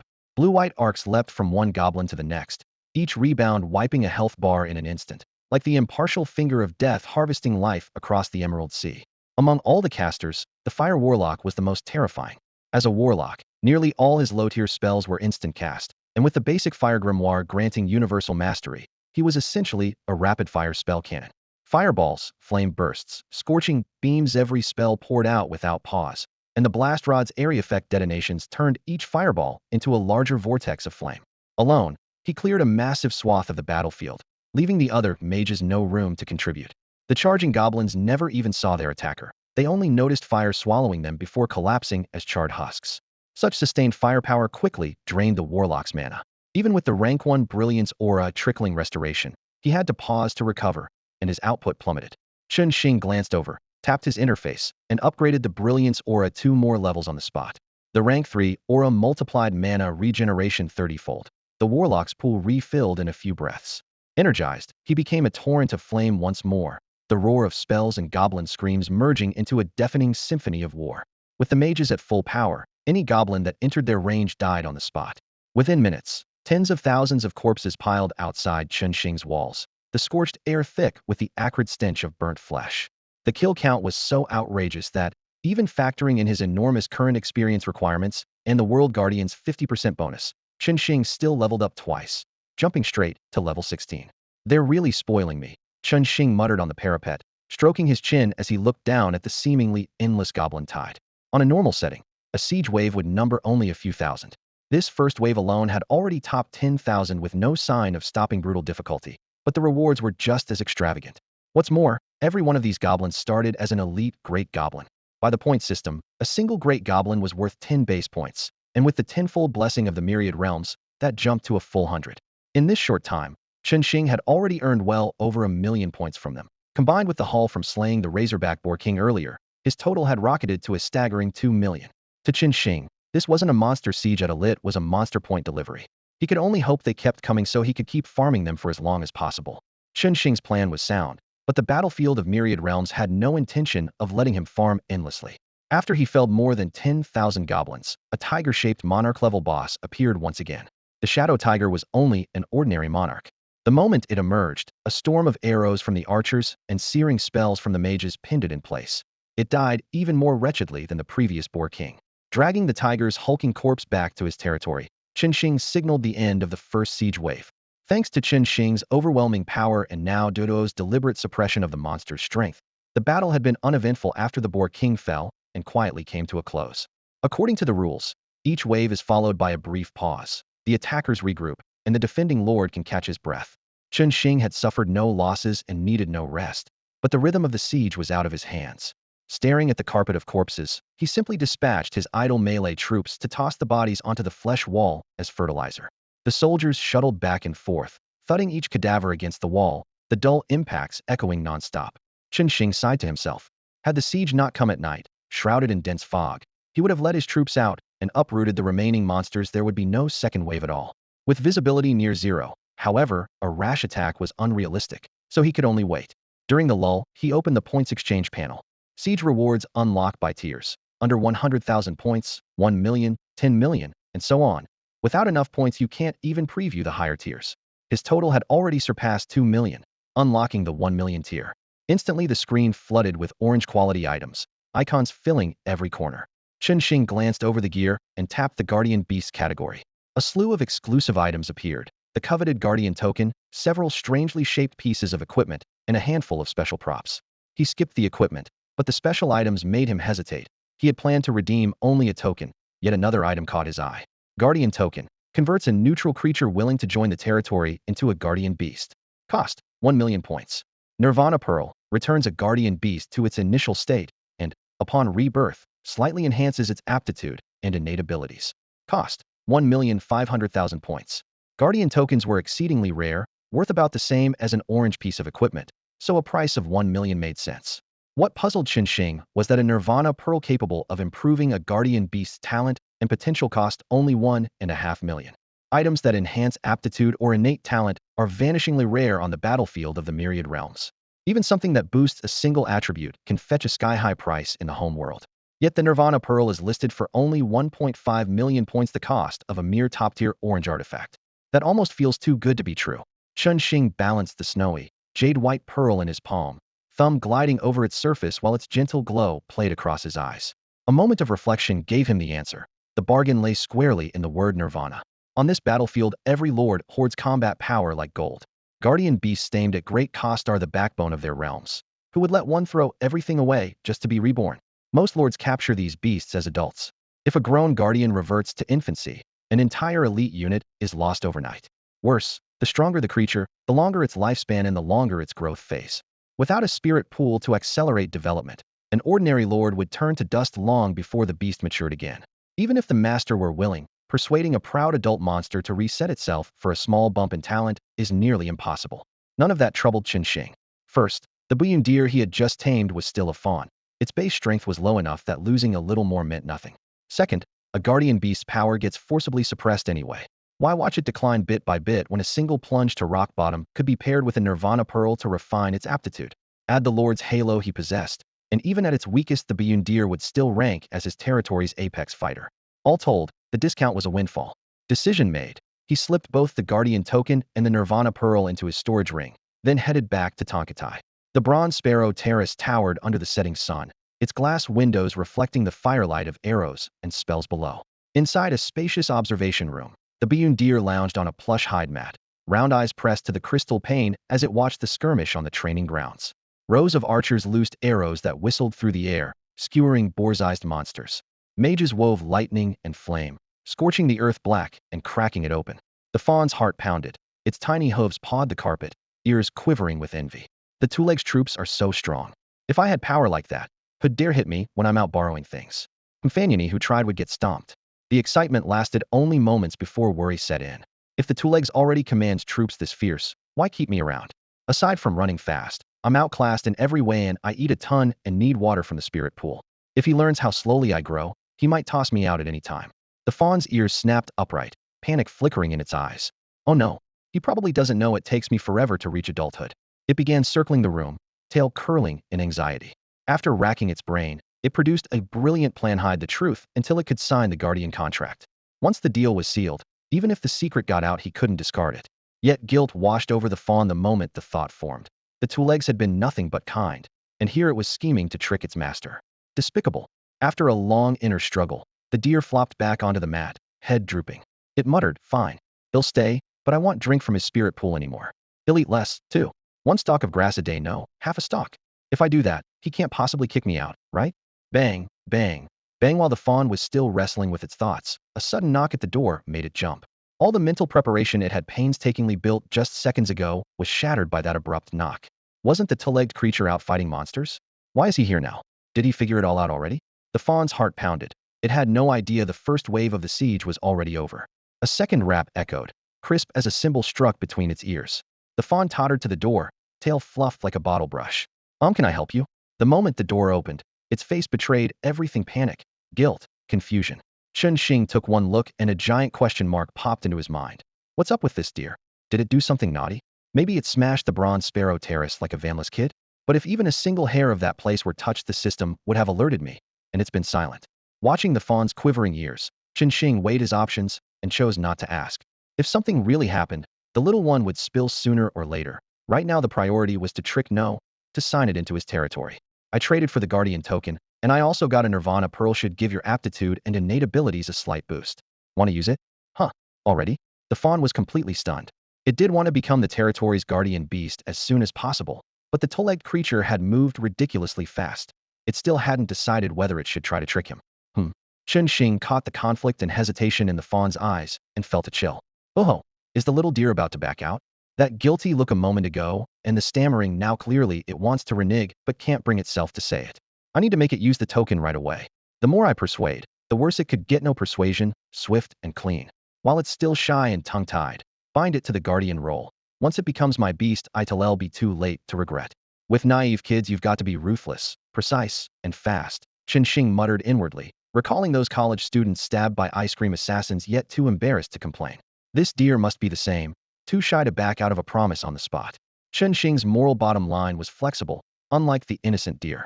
He felt no burden about a little manipulation. So he solemnly lectured it. A promise is a promise, you must keep your word. Since I agreed to let you join the territory, I had to obtain the guardian token immediately. When it comes to fulfilling commitments, not a single second should be wasted. Oh, okay. The fawn gave a meek little nod, its thoughts running on a completely different track from Qin Shing's. It hadn't been the least bit shaken by his subtle persuasion. Instead, the moment it heard that he had immediately bought it a new guardian token, it ducked its head in guilt, suddenly too shy to meet his eyes. From start to finish, the fawn had never felt tricked by Qin Shing's clever words. It was those 3 syllables right away that made it realize the two-legged creature truly kept it close to his heart. The brand new token still shimmered with traces of spiritual energy, its surface smooth and warm. The emblem of Qin Shing's territory was etched in the center, proof of its hefty price. At the thought, the tips of the fawn's ears flushed red, and a heavier guilt settled in its chest, even its breathing growing faint. Qin Shing had no intention of letting it dodge the issue. He simply held the token up to its eyes, his tone as serious as if he were closing a major deal. If you're fine with it, they'll bind it right now. Remember, this thing is ridiculously expensive and it's single use. Once it's crushed, it can never be restored. In other words, whether you agree or not, they'll have to buy another one. Wait. The fawn's tail twitched in alarm, and it stopped him on instinct. It lifted its head, glanced at the token, then at Qin Shing, hesitating nearly 10 breaths before muttering, "We being deer take a very, very long time to grow up." I know. Qin Shing raised an eyebrow. With a bloodline as strong and a lifespan as long as yours, a slow growth rate is normal, right? If you matured as quickly as humans, 10 or 20 years, that would be unfair. Seeing he still didn't get it, the fawn blurted out the words it had rehearsed. What I mean is if I become the guardian beast of your territory, I might not be able to help you with much. The moment it finished, the tension that had been wound tight inside it snapped, only to be replaced by deep disappointment. Its head drooped, ears and tail sagging. It was convinced that having made things so clear, the two-legged creature would surely reject it. Then it would have to slink back to its rocky cave to chew grass. Yet Qin Shing had been so kind to it. If it deceived him and the truth came out, how hurt would he be? Fine, back to the cave it is, the fawn thought. It had survived worse. Still, the idea stung. Remembering the tasty spiritual herbs in the territory, then picturing the cold, empty cave, its nose prickled and its chest grew tight. Why did it feel like crying? It only ever cried when it was beaten before. While it was lost in its thoughts, a warm hand landed on its head, gently rubbing the base of its antlers. Qin Shing chuckled. So you weren't backing out, you're just afraid you'll slow me down? The fawn looked up on reflex and saw Qin Shing smiling warmly. Relax. Once you're in my territory, you definitely won't be the weakest. The place is huge. Even if you can't do a thing, feeding you is no burden. Besides, he added, half teasing as he caught the shimmer in its deer bright eyes, I planted all those spiritual herbs just for you. If you don't come, I'll eat them when they're ripe. The fawn's innocence stirred a flicker of guilt even in the Blackheart Lord, but he still tapped the token. Stop overthinking. I'm binding the guardian token right now. Once you join the territory, they'll have another surprise waiting. Okay. For reasons it couldn't explain, the fawn was suddenly getting used to the feel of Qin Shing's hand on its head, comforted by the warmth in his smile. After Qin Shing soothed the little deer and activated both the guardian token and the Nirvana Pearl, the fawn officially became part of his domain. Although the Nirvana Pearl rewound the creature's life state, leaving it half an inch shorter, there were few other changes except for its coat.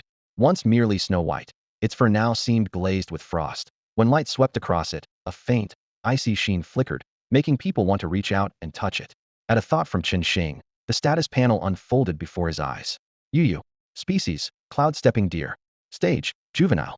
Allegiance, guardian beast of an unnamed territory. Base attributes. Strength, 580. Constitution, 580. Agility, 580. Spirit, 580. Talents. 1. Lucky Star.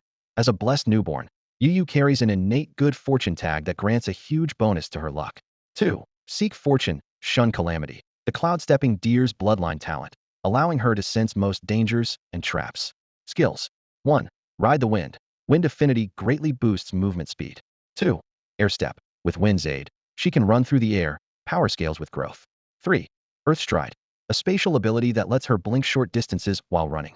4. Form in mist. Condensed, she is solid. Dispersed, she turns to cloud and can reappear anywhere. In mist form, she is immune to crowd control and clears all negative effects. 5. Ice storm. Summons multiple glacial tornadoes. Enemies caught inside undergo an absolute freeze check that no toughness or resistance can fully negate. The panel snapped shut, and Qin Shing drew a sharp breath. After becoming the domain's guardian beast and undergoing Nirvana's remolding, the fawn's base stats had climbed to an even 580 across the board. Numbers like these made him wonder just how terrifying the upper limit of the cloud-stepping deer bloodline might be. On the 10,000 Realms battlefield, even its class unit in its juvenile stage barely scraped the 500-point threshold, and most of those units were artificial war constructs, not true living beings. Besides, the battlefield was merciless. Tossing in a still-nursing dragon whelp would be nothing but target practice, so the so-called class juvenile was already close to adolescence. The cloud-stepping deer was a different story. It was a genuine life form with a real juvenile phase. To maximize its bloodline and talents, the Nirvana Pearl had forced its life tier back to a newborn state. Put plainly, this fawn had been in the world only a short while and already boasted full attributes near 500. What shocked him most was that Yunlu had been born with two innate talents at once. The first, Lucky Star, was hard for Qinxing to evaluate. Luck had always been a slippery concept on the Myriad Realm battleground, and it never seemed to do much for drop rates. Even so, any piece of gear that boosted luck no matter how slightly was instantly treated like a priceless treasure. If ordinary equipment could fetch a fortune just for adding a single point of luck, then a talent that massively amplified it had to be as good as it gets. The second talent, Fortune Sense, finally made everything click. No wonder the deer had vanished the moment Qinxing thought about clearing the nearby bosses. With this ability, it could sniff out danger the instant he even considered taking action. Worse yet, Fortune Sense could detect incoming monster raids and world boss movements in advance. That was no mere talent, it bordered on a divine power. Had the world boss not forced it back to check on the territory, Qinxing might never have gotten within a mile of the creature before leaving the novice world. The talents were only an appetizer. The skill list was the real heartbreaker. Page after page of powerful passives lined up beside a handful of surefire escape skills, making it impossible to pin the deer down. No wonder it could steal from every corner of the map and still slip away one burst of movement and stealth skills, and its shadow was already gone. Thinking back to their truce in the Tualan's Land's dragon nest, Qinxing finally understood the deer's real fear, not death, but being chased across the world by him. Corner it, and it would simply bolt. There was nothing he could do to stop it. He was glad he had chosen diplomacy instead of force. As for the question of how a newborn creature could wield so many skills, Qinxing no longer felt surprised. If it could have twin talents, why not a few extra abilities? When he tapped the ellipsis at the end of the list, an entirely new page popped up, crammed with minor skills that wouldn't even fit on the main panel. Top-tier bloodlines really did start life in Rome, while everyone else was still crawling through the mud. Qinxing glanced at Yunla's stats, then at the peasants who had fought their way up to level 16 and gone through 2 promotions, yet still barely scratched the deer's base attributes. The gap between living beings could be despairingly wide. Even with the trial tower to help them grow, it was impossible to guess how long it would take the peasants to catch up. Meanwhile, as the territory's guardian beast in a weakened state, Yunlu was leveling at breakneck speed under the energy pool's boost. It wouldn't reach its peak anytime soon, but it would still surpass most high-tier bosses with ease. The peasants had a long road ahead of them. Fortunately, the deer belonged to his own territory. The stronger it became, the better for everyone. How are you feeling? Anything feel off? Qinxing clasped his hands behind his back, smiling at the fawns circling him. The Nirvana Pearl's effect had just faded, and the deer had visibly shrunk. Its legs looked even more slender, the snow-white hide clinging to lean muscle, making it seem both unfamiliar and new. It lowered its head to study its hooves, occasionally hopping in place as if testing its limits. Only when it heard Qinxing's concern did it tamp down its excitement, close its eyes, and examine the changes inside its body. After a moment, the deer cocked its head and spoke, its soft voice puzzled. I'm a lot weaker than before, yet somehow stronger too. Even my danger sense feels different. Weaker and stronger? Qinxing arched a brow and quickly put the pieces together. Of the deer's 580 base attribute points, 500 had to be its original stats. The extra 80 were the Nirvana Pearl's boost. A higher baseline meant every future level up would bring more attributes a bargain in the long run. As for the tweak to its auspicious enlightenment sense, he asked, different how? The fawn shut its eyes again, a faint glow blooming between its brows. After a while, it answered uncertainly, I think I can use it on purpose now. I can tell what I should do and what I shouldn't, but the feeling is faint, not as clear as sensing direct danger. The ability to judge feasibility on its own. Qinxing's heart skipped a beat. That sounded like a safeguard against him. If it had possessed this talent earlier, tricking it into his territory would have been much harder. Maybe getting conned once pushed its instincts to evolve an anti-scam skill. He cleared his throat and changed the subject. Never mind. If you can't get a clear read, leave it for later. Remember the surprise I promised after you joined my territory? Of course. The deer nodded at once, bright eyes full of anticipation. A weaker body hadn't dulled its mind. It certainly hadn't forgotten that promise. Then be careful and try not to wreck my bronze sparrow terrace. Qinxing grinned and snapped his fingers. Buzz. Circles of light unfurled beneath the deer's hooves, red, orange, yellow, and green rippling outward. The rings spun across the ground, releasing a steady stream of energy that poured into the deer's limbs and bones like warm spring water. Its keen senses caught the power surge immediately. Muscles trembled, blood thundered, and every detail in its vision sharpened until it felt it could see even the movement of air. The illusion of mastering heaven and earth made it rear up, convinced one more leap would punch a hole through the sky. Its eyes went wide, voice filled with disbelief. What is this? The young fawn could hardly believe the surge of power washing over it. Ever since it became the guardian beast of Chun Xing's domain, it had noticed the soft, glowing rings circling his feet and had wanted to ask about them. Now one of those halos had settled on its own hooves, magnifying every shred of strength inside its body until its mind went completely blank. It's just a little buff, Chun Xing said, trying and failing to hide the pride in his voice. He rubbed the fawn's silky head.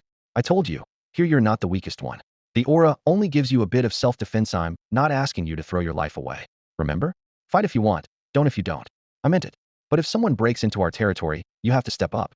While the fawn was still stunned, Chun Xing's mind was already clicking away. Recruiting it had always been about turning the creature into his anchor. Most days it could play however it liked. But if a threat appeared that the farmers couldn't handle, it would be his final trump card. Snapping out of its daze, the fawn's eyes gleamed like twin lanterns. I can fight, it declared. What it feared was being beaten, not the fight itself. It usually avoided battle thanks to a talent for sensing danger, but everyone else in the territory was busy while it just grazed hardly fair. The two-leggers needed to know it wasn't freeloading. The buff raced through its limbs like fire, swelling its confidence. It measured its newfound strength. If that apocalyptic giant lizard that once made it scream ever reappeared, it would grind the brute into the dirt. No, it definitely would. Remembering how the beast's charge had hurt, the fawn snorted. Shame the creature had died too soon. It deserved to be rammed right back. Watching the fawn brimming with fighting spirit, Chun Xing shook his head with a chuckle. He knew it wasn't bloodthirsty. The rush of power had simply gone to its head. Since it didn't mind a brawl, he might as well use it as muscle. Any boss that dared invade could be left to the fawn, saving him the trouble.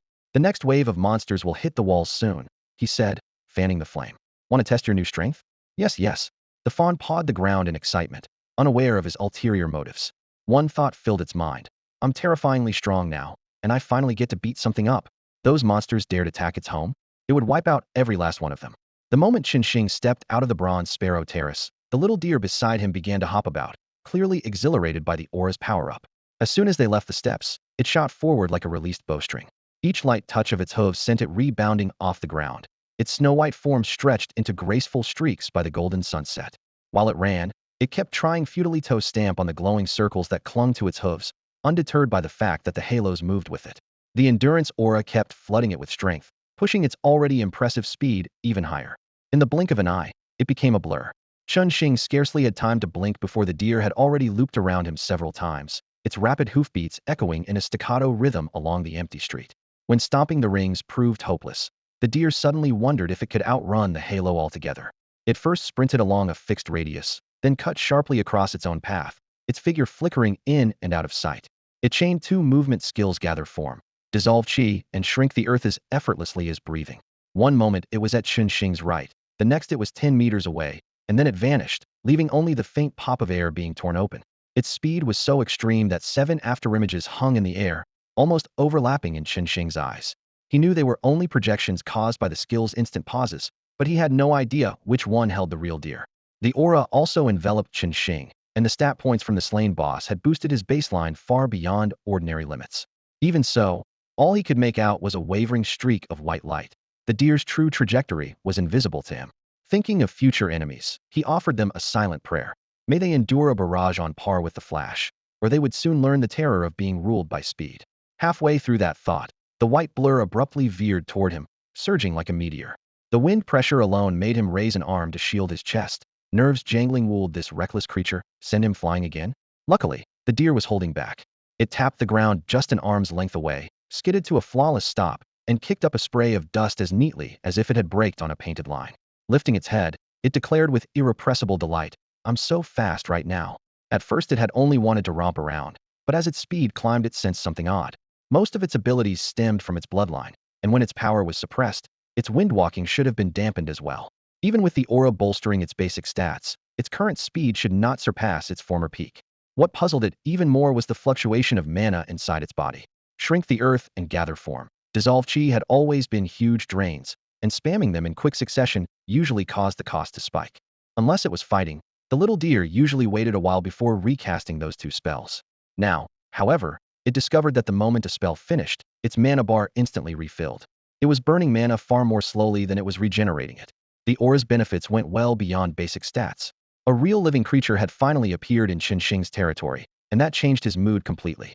When he had buffed the farmers, they'd barely reacted, as if the skills were a given, and had felt no sense of accomplishment. The fawn was different.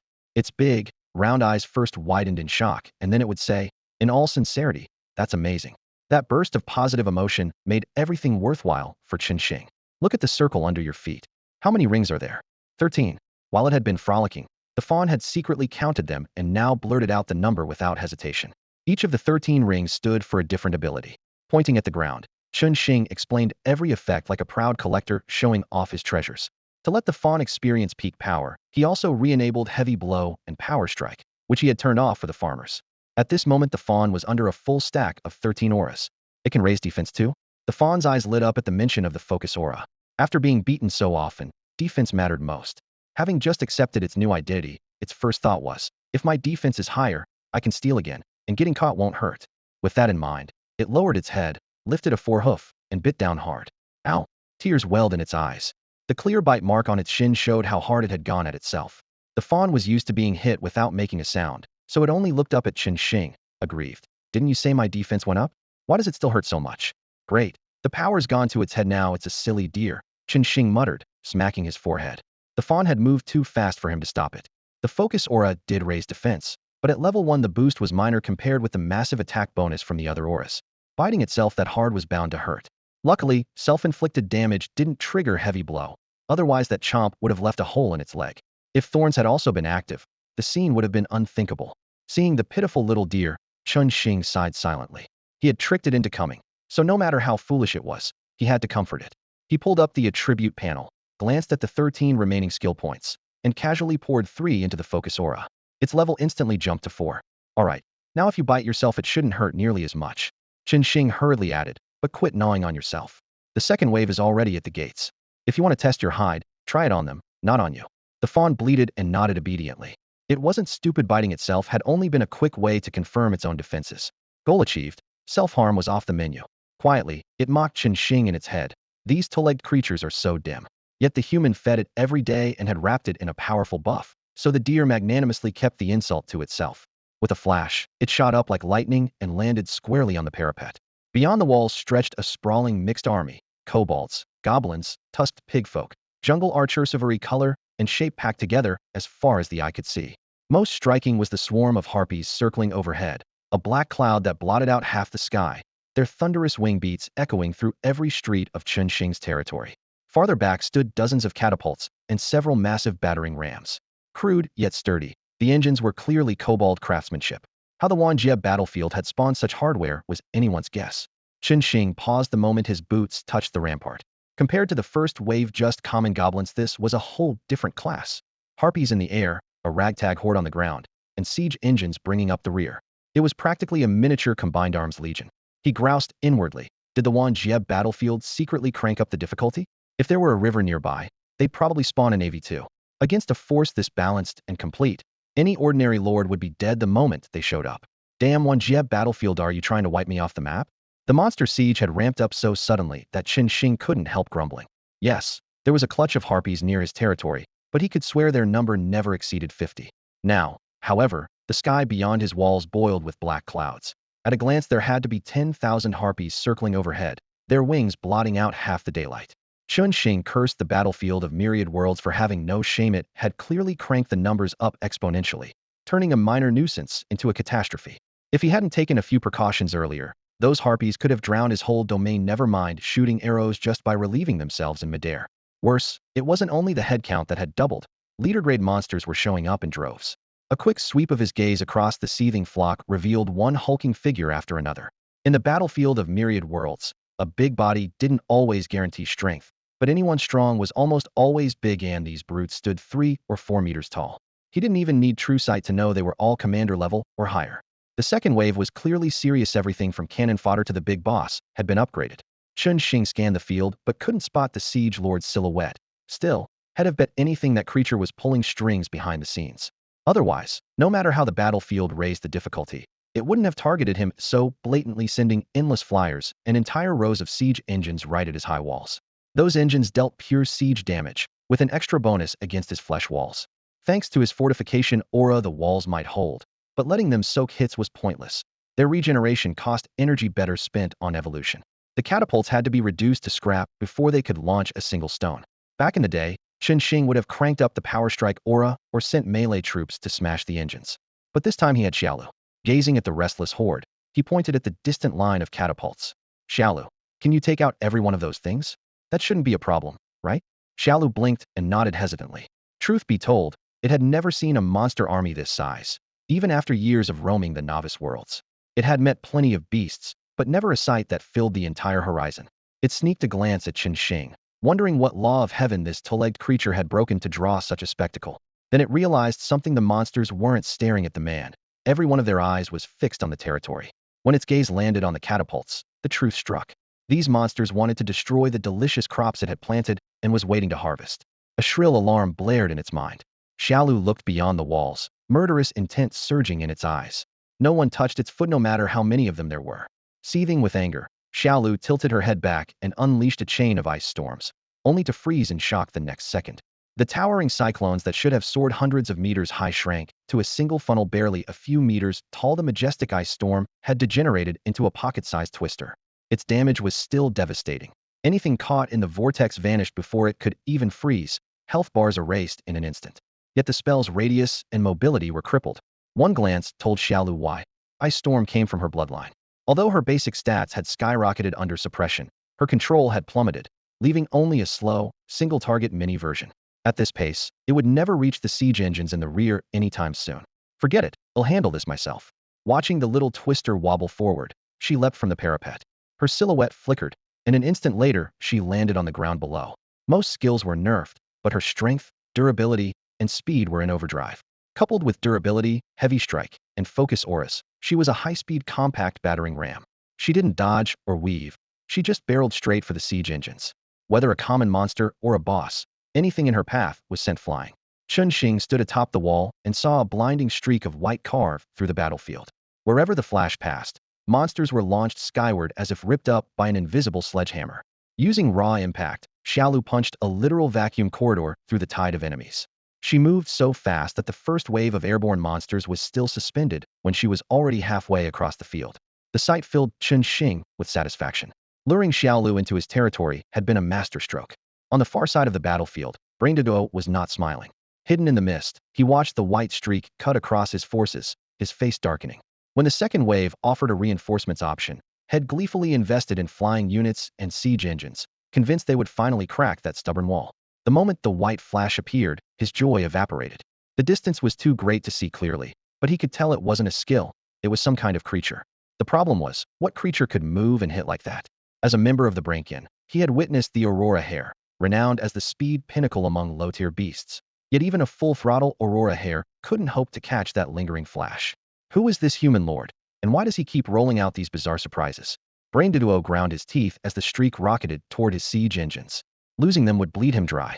He acted at once, summoning 2 monarch-grade bosses not to assault the wall, but to guard the engines. In his experience, the faster a target was, the lighter its punch. Even if the bosses couldn't snag the streak, they should at least slow it down. Logic said everything would be fine, yet an inexplicable dread still gnawed at him. The little deer charged across the battlefield, its heart pounding with exhilaration. The aura granted by the bipeds was simply overwhelming. A packed wall of monsters blocked its path, yet not one could slow its advance. Moments earlier, a stone-armored rhino, seemingly harder than granite, had barred the corridor. The deer dipped its head, drove its hooves, and with a resounding boom shattered the behemoth into rubble. Pulverizing every obstacle was far more satisfying than casting any spell. When it finally realized there were no more enemies ahead, it came to a natural stop. Only then did it notice it had punched straight through the entire battlefield. Glancing back, it saw a clean, knife-like trench carved into the monster horde, a gap so fresh the creatures hadn't yet swarmed back to fill it. Heh, the deer chuckled smugly, thinking, if they plug it, it'll just smash through again on my way back. It shook its head and turned toward the row of trebuchets. These colossal machines looked like oversized ballistae, except they flung hollow iron spheres instead of bolts. Each ball was packed with lamp oil, its shell pierced with pinholes, and the flame in the brazier atop the arm ignited the oil the instant the projectile was released. The fireball screamed through the air, slammed into the city wall, and the impact flattened the casing. Scalding oil splashed out, rolling across the stone in sheets of living flame. Under the combined assault of blunt force and fire, a dozen trebuchets could breach an ordinary wall after only 2 volleys. After witnessing the bizarre resilience of Chun Xing's defenses, now Duo had boosted the number to nearly 100. Since even a Lord-class boss couldn't punch through, he chose the simplest, most reliable tactic: attrition. With dozens of trebuchets hammering in rotation, the wall was bound to crack sooner or later.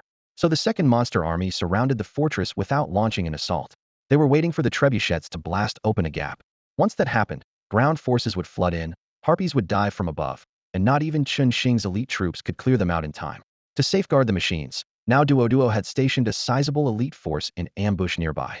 If Chun Xing's garrison couldn't endure the bombardment and sallied forth, the hidden troops would spring out and devour them. By any measure, the plan was nearly perfect, except now Duo had never imagined a creature like the little deer. It crossed the battlefield in the blink of an eye. It moved so fast the ambushers had no time to react, and even the harpies failed to arrive in support. With his scheme abruptly ruined, now Duo could only grit his teeth, scramble to adjust, and hurriedly deploy a new boss for the second assault, releasing it ahead of schedule. Xiaolu had no idea how many countermeasures Brain Dodo had prepared. Tilting her head, she studied the hulking contraption clad in iron plates. Back in the day, she would have hurled an ice storm and sent every one of those catapults spinning. But now only 2 words echoed in her mind: ram it. She tossed her head, dug in her forehoofs, and charged. Boom. A streak of white light split the battlefield as she punched straight through the first catapult. Gears and iron sheets exploded into shrapnel, half the frame left swaying. The light doubled back, and the remaining half collapsed with a crash. In the span of a single breath, one of Brain Dodo's newly purchased catapults was scrap. Frowning at the wreckage, Xiaolu wrinkled her nose. She could have been faster. Shed held back, expecting the iron to hurt, yet she felt nothing at all. Was the metal too soft, or had her hide grown tougher? Then she recalled Chun Xing patting her neck before she left, and suddenly understood. The 2 legs had reinforced her again. No wonder ramming things felt like kicking a pillow. The thought warmed her. Being looked after felt pretty nice. Convinced her skin was thicker, she cut loose. The white streak wove through the catapult ranks, each collision ringing like a baloney. 2, 3 machines crumpled into junk one after another. In the midst of her demolition spree, the ground suddenly trembled. Countless branches burst from the soil, interlacing until they formed a massive wooden cage that snapped shut around her. Startled, she instantly cast Shape Scatter, dissolving into shimmering motes that slipped through the gaps. A heartbeat later, the cage slammed inward like a collapsing mountain, crushing everything inside to pulp. Xiaolu reformed a short distance away, eyeing the twisted branches with lingering fear. If she hadn't escaped actually, even if she hadn't, would it have mattered? That trick used to hurt a bit. With her new defenses, it probably wouldn't even sting. Still, the maneuver looked familiar. She tilted her head and soon spotted a recognizable silhouette behind the Rekigia pagoda tree entwined with vines. Her eyes lit up. So the big log hadn't been chopped down after all, meaning she could still snack on bloodvine leaves. They didn't taste great, but she had missed them. Excitement fading, she sniffed the air and frowned. The scent was absurdly faint. Sharply, she realized the tree was nothing more than an energy clone. To confirm, she flashed forward in a burst of white light. Sensing danger, the clone lashed its branches wildly, but it was nowhere near fast enough. As the branches smashed into the ground, Xiaolu was already at the trunk, biting off a bloodvine leaf. The moment it touched her tongue, she grimaced and spat. Ugh, foul. The leaves of the Shishiu tongue tasted like rotten timber, and the moment they touched its tongue, the fawn gagged and spat them out. The acrid, moldy stench shot up its throat into its nose, and with that single dry heave it confirmed that the trunk before it, identical to a Guihui tree, was a counterfeit formed of condensed energy. Although it could still replenish strength, the flavor was unbearable, and the fawn would sooner starve than take another bite. That brief pause gave the Shishiu tongue its chance. A vine shot out from beneath the trunk like a viper and coiled around all 4 of the fawn's legs. At the same time, the massive log that had only been able to strike sporadically moved in perfect concert. Dozens of thick branches came crashing down, slicing the air with shrill whistles. It was hardly the first time the fawn had been beaten for overeating. Feeling the branches about to land, it tucked its head and drew in its belly, ready to take the blows and then escape. With a burst of form gathered, chi scattered. Crack, crack, crack. Branches strong enough to shear steel hammered its back and ribs, ringing out with deafening snaps. Yet no real pain. The fawn, poised to bolt, froze in surprise. It felt no worse than a sting from a stiff blade of grass, sharp but far from the skin-ripping agony it remembered. Had the big log pulled its punches? It turned its head and saw shattered branches strewn across the ground. Clearly the Guihui tree had struck with full force, even aiming to kill. The fawn recalled its worst thrashing. After biting through a strand of Shishua tongue, it had been flayed nearly to death, and survived only thanks to its formidable healing, avoiding the place for half a year afterward. Now, though the tree had opened with lethal intent, it could not even break the skin. In an instant the fawn understood the aura of the two-legged beast, Qinxing, was shielding it. The same Guihui tree that had once driven it into panicked flight could no longer harm it at all. If Qinxing had not already felled the tree's true body, the fawn would come every day to nibble its leaves. Admiration for the two-legged beast's power welled up inside it, yet its innate wariness remained. Caution was etched into its bones, and now that its new strength had been proven against an old foe, its confidence swelled all the more. It had planned to scatter its form and slip away, but the urge to flee had already vanished. Xiaolu glanced at the blood-sucking vine wrapped around its body, opened its mouth, and breathed out a gust of frost. White vapor crystallized in the air, freezing every tendril that writhed to burrow into its flesh. Stripped of flexibility, the vine cracked with brittle snaps. Xiaolu gave a light shake. Ice shards clattered to the ground, and the entire vine shattered into glittering fragments. While Xiaolu was shedding the vine, the Guihui tree, whose branches it had broken moments earlier, abandoned its futile whipping and launched an attack from below. Roots as thick as arms burst through the soil, twisting together into even larger whips. Meanwhile, the Shishua vine refused to yield. Its main stalk slid forward like a green python, trying to coil around the deer and imprison the prey that had just escaped. Xiaolu ignored them both. Lowering its head, it gathered strength and blurred forward, razor-sharp antlers aimed straight at the trunk of the Guihui tree. The tree's heartwood was harder than iron, and the Shishua vine coiled around it formed an almost impregnable armor, so confident that it bothered with no extra defense. Sensing the charge, the vine lifted its main stalk to envelop Xiaolu. By all logic it should have bound the deer, then joined with the roots in a double strangulation. Unless Xiaolu scattered its form again, death was certain. They knew nothing of Xiala's current power. The deer never slowed, ramming through the stalk and pressing on. Boom! A thunderous crash resounded. The Shishua vine slammed against the trunk, and together with the Guihui tree it was blasted open, leaving a massive hole. Xiaolu burst through the gap and landed on the far side, the wound bearing a perfect outline of a small deer. Stupid log, you still think you can bind me? Grinning at the gaping hole, Xiaolu felt triumphant. It was no longer the creature it once was. Restraint was impossible now. In its eyes, the Guihui tree was no different from a catapult. One hit, and it shattered. Only its status as a monarch-level boss, with a thicker health bar, demanded a few extra rams. Here comes Xiaolu, it shouted. As the enraged Guihui tree mustered every branch and root, sweeping down like a tidal wave, Xiaolu charged straight back. Unlike the earlier pursuit, this time it attacked head-on. The outcome was identical. Branches exploded into splinters, Xiala's speed never faltered, and another crystal-clear hole punched straight through the massive trunk. Caught up in the thrill, it relived the exhilaration of tearing apart the bone dragon. A streak of light, it wove around the Guihui tree, and in mere moments the thick trunk was riddled with craters. Just as Xiaolu was reveling in the onslaught, a beastly roar echoed nearby. Instinctively it turned its head and saw, in the distance, a dirt-yellow giant bear slamming both paws into the ground. As the massive bear slammed both paws into the ground, the fawn felt the air thicken before an overwhelming gravity crashed down.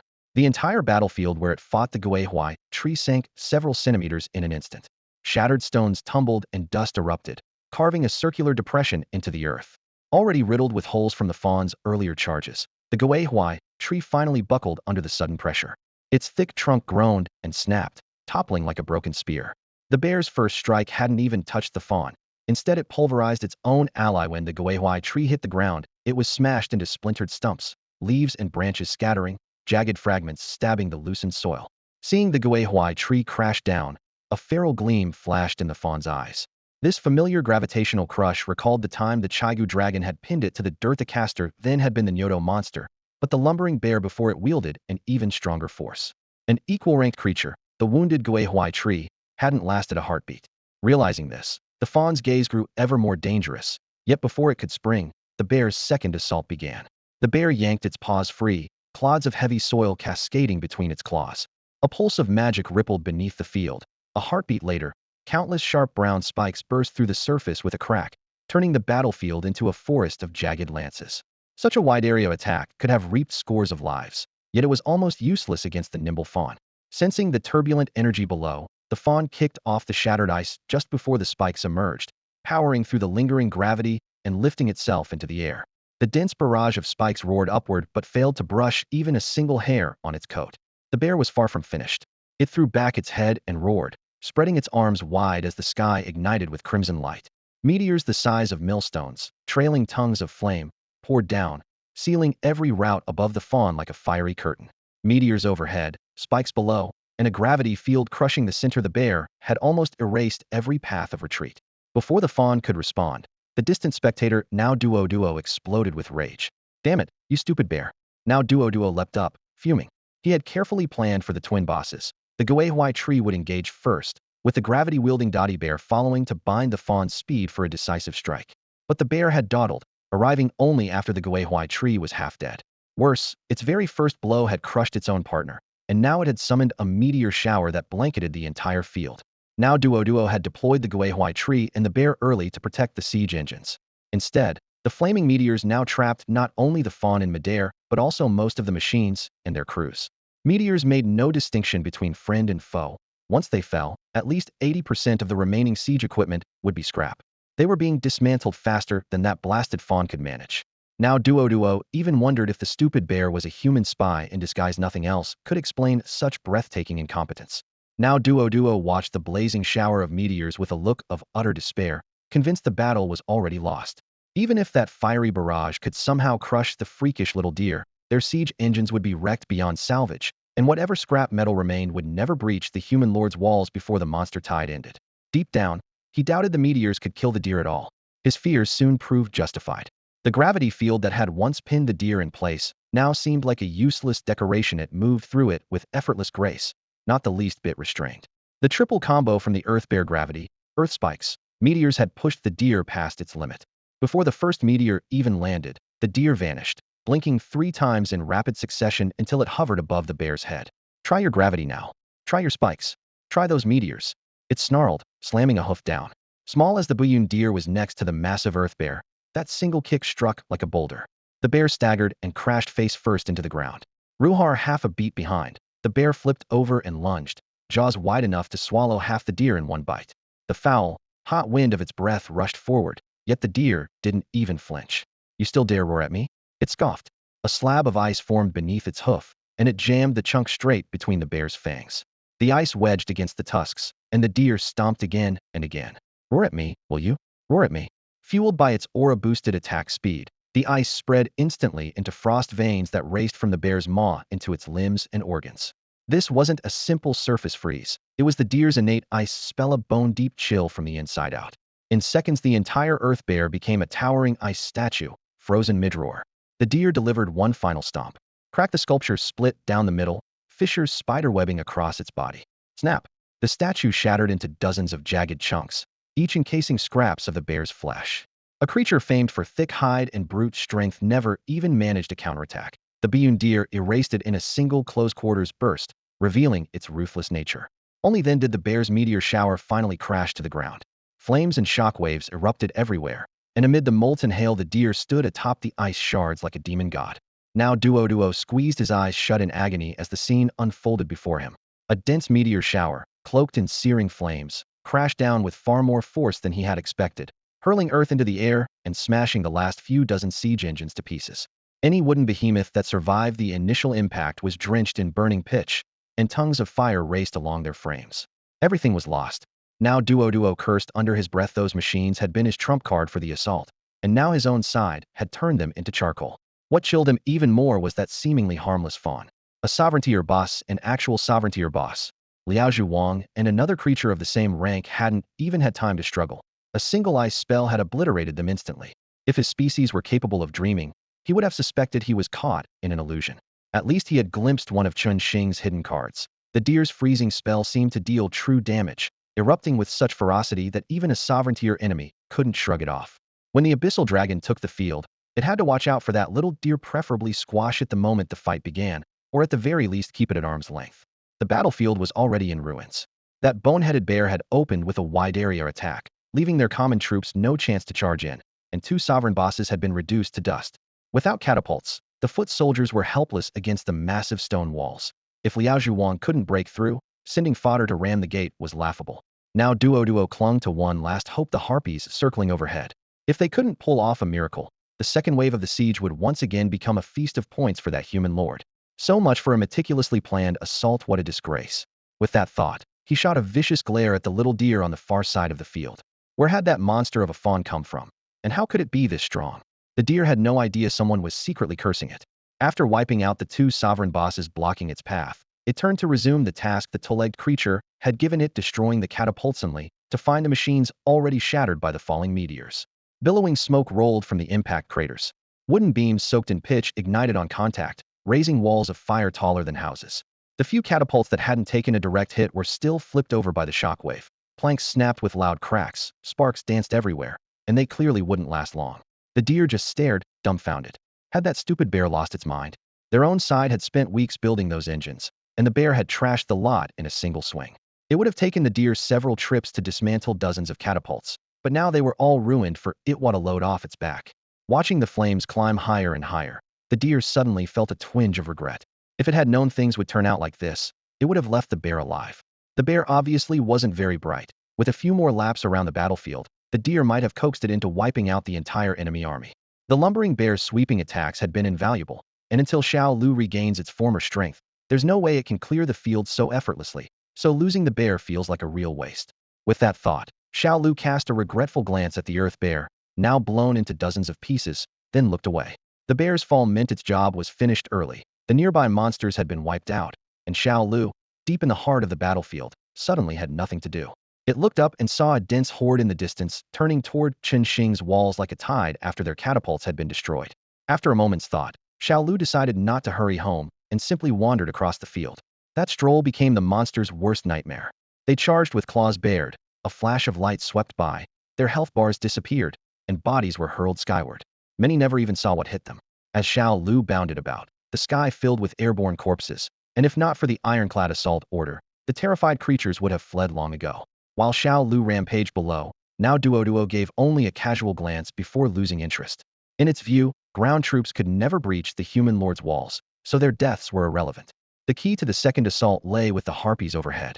As long as they could cross the wall even for a quick look inside, the monsters would salvage some pride. After all, they'd been attacking for ages without ever seeing what lay beyond the rampart, which was downright humiliating. The much-anticipated harpies didn't dive straight in. They first climbed higher, hoping to use their air superiority to pick off the wall-top archers. Individually they hit like a feather, but their sheer numbers turned the sky into a torrent of arrows. Chen Xing enjoyed his first arrow shampoo with a wry grin, flicked aside a shaft that had pierced his shirt, and sighed to himself. Had planned to trade fire once they approached, but the flock stayed high and gave him no chance to retaliate. So he quit holding back. With a snap of his fingers, the power shot aura washed over the entire army. Archers who had been little more than targets a moment ago suddenly went full auto. There were only a few hundred bowmen on the main wall, yet under the durability aura, they could loose 2 or 3 shots in the time it took a harpy to fire once. Arrows shrieked through the air. Even when a harpy struck a peasant archer, she couldn't pierce his defenses, but a single hit from a peasant bow sent a harpy screaming to the ground. In mere seconds, the once black sky was riddled with gaping holes. Realizing things were going south, the harpy chieftain let out a piercing screech, and the whole flock climbed again, hoping to escape the storm of arrows. Yet with the power shot aura's extended range, the effort was futile. No matter how high they soared, they couldn't fly beyond the peasants' bows. Watching well over half of her kin fall, the harpy matriarch panicked. Forgetting the peasant archers outside the wall, she snapped her wings and led the survivors in a headlong dive for the heart of Chen Xing's domain. As they dropped, the rest of the ramparts that had stayed silent came to life. Bowstrings thrummed, and a web of arrows slammed into harpy chests and wings. Feathers and blood rained down. Within a few heartbeats, tens of thousands of harpies crashed before they could touch a single brick. On the ground, melee beasts, the archers could not spare an arrow for rush the wall. Unlike the clueless goblins before them, the kobold horde had dragged up crude siege ladders. Wood clanged against stone, and kobolds climbed, boots slipping on blood and rubble. The instant a snout rose above the parapet, Chen Xing's warriors stormed down the ladder in counterattack. Forced to reveal their power strike aura, they stopped holding back every buff, but their still hidden crushing blow aura was pushed to the limit. Peasant fighters swung with one hand and hauled corpses with the other, dropping a kobold at every stroke before it could claw a second time. To save time, they flung the bodies onto the wall of flesh, whose surface rippled and devoured the fresh meat. Assassins lurking in the shadows finally bared their fangs. Dark figures slipped through gloom like wraiths, and every flash of a dagger sent another monster crumpling without a sound. Their superior agility let them clear targets half a beat faster than the brawling warriors. Yet they handled only the foot of the wall. Anything farther out was the mage's problem. On a battlefield this size, mages were the true rulers. Unless the enemy targeted them directly, every other class advanced under their curtain of fire. Chen Xing's mages were pushed even further. Elemental chants rose in waves. Fireballs, frost shards, and lightning chains erupted among the monsters, burning, freezing, and rending them by the hundred. In the blink of an eye, one whole flank of the assault was swept clean. Against this area-wide carnage, the combined output of warriors, assassins, and archers was a pale shadow. Standing behind the battlements, Chen Xing watched monsters drop in swathes. The irritation of exposing his power strike aura faded, replaced by sheer satisfaction. The second wave was all but over. Farther off, now Duo was sighing as well, though for very different reasons. While Chen Xing felt relaxed, the Mind Flayer was in a foul mood. Good news. The Harpy's desperate charge had forced Chen Xing to reveal another card. Bad news. It was just one measly card. Now Duo had been jotting everything in a small green notebook reserved for Chen Xing's hidden tricks, but as the second assault wound down, its face darkened. With a flick of the wrist, it flung the pen away, then tossed the notebook after it. The open notebook revealed only a handful of notes. 1. This human lord commands an exceptionally strong stag. 2. This human lord possesses a skill that extends his archer's range. That was all the booklet contained. After skimming it, now Duo snapped it shut and tossed it aside. 2 sentences were easy enough to remember without a notebook. To hell with tactics, that soldier race fool is an idiot. The more he thought about it, the angrier he became, cursing under his breath. He regretted swallowing that soldier race brain. On the battlefield of 10,000 realms, might makes right, and strategy is worthless. Yet both of his probing attacks had failed, so he pinned all the blame on that devoured head. Every scrap of strategy he knew had come from it. He wiped those second-rate tactics from his mind and returned to his own style, going all in against Chen Xing. With the number of monarch-level bosses he controlled, he could have launched several sieges, replenishing his forces between each one for maximum advantage. But 2 failed probes convinced him the soldier race theories were garbage. He still could not win. More probing meant nothing. So now Duo triggered the final siege, staking everything on one wave. Packing all the lesser monsters into a single assault would cause heavy losses, but those rabble no longer threatened Chen Xing's territory. Whether they lived or died made no difference. It was better to send them off at once and bring out the Abyssal Dragon early. Activate the final monster siege ahead of schedule? Yes. Mind reeling. Now Duo confirmed without hesitation. At the same moment, Chen Xing received a system prompt. The final monster siege has begun. Please defend carefully. Friendly reminder, because the siege was triggered early, points gained from all monsters below monarch level will be multiplied by 10. No more than 3 monarch level bosses will appear on the battlefield simultaneously. Why did he lose his nerve so quickly? Chen Xing stretched and glanced at the sky. Dawn was close. If the enemy delayed any longer, daylight would hand him the initiative. He had assumed the commander understood strategy.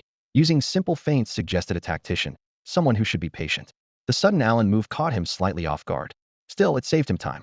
With the bell of final battle already ringing, he no longer had to wait for sunrise before marching out. Since it was the last wave of the siege, Chen Xing saw no need to keep anything hidden.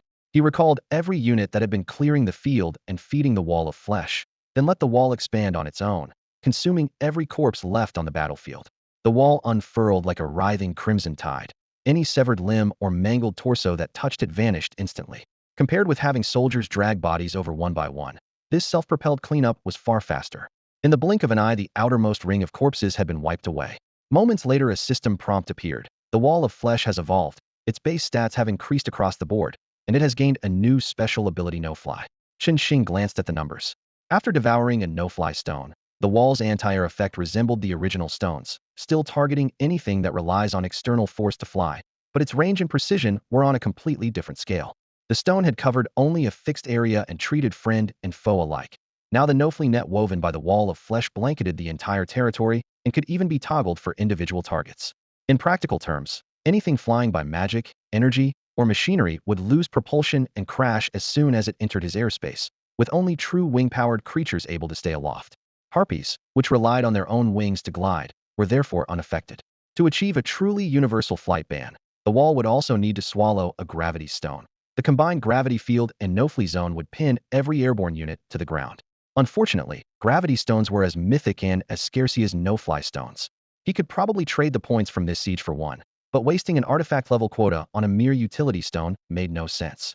The immense XP from the second wave had pushed him straight to level 17, but no higher. Once a player is 3 levels above a monster, no more experience is awarded. So from here on, only minor bosses and the main boss could give him any XP. He didn't mind. The last assault would almost certainly feature the Abyssal Dragon.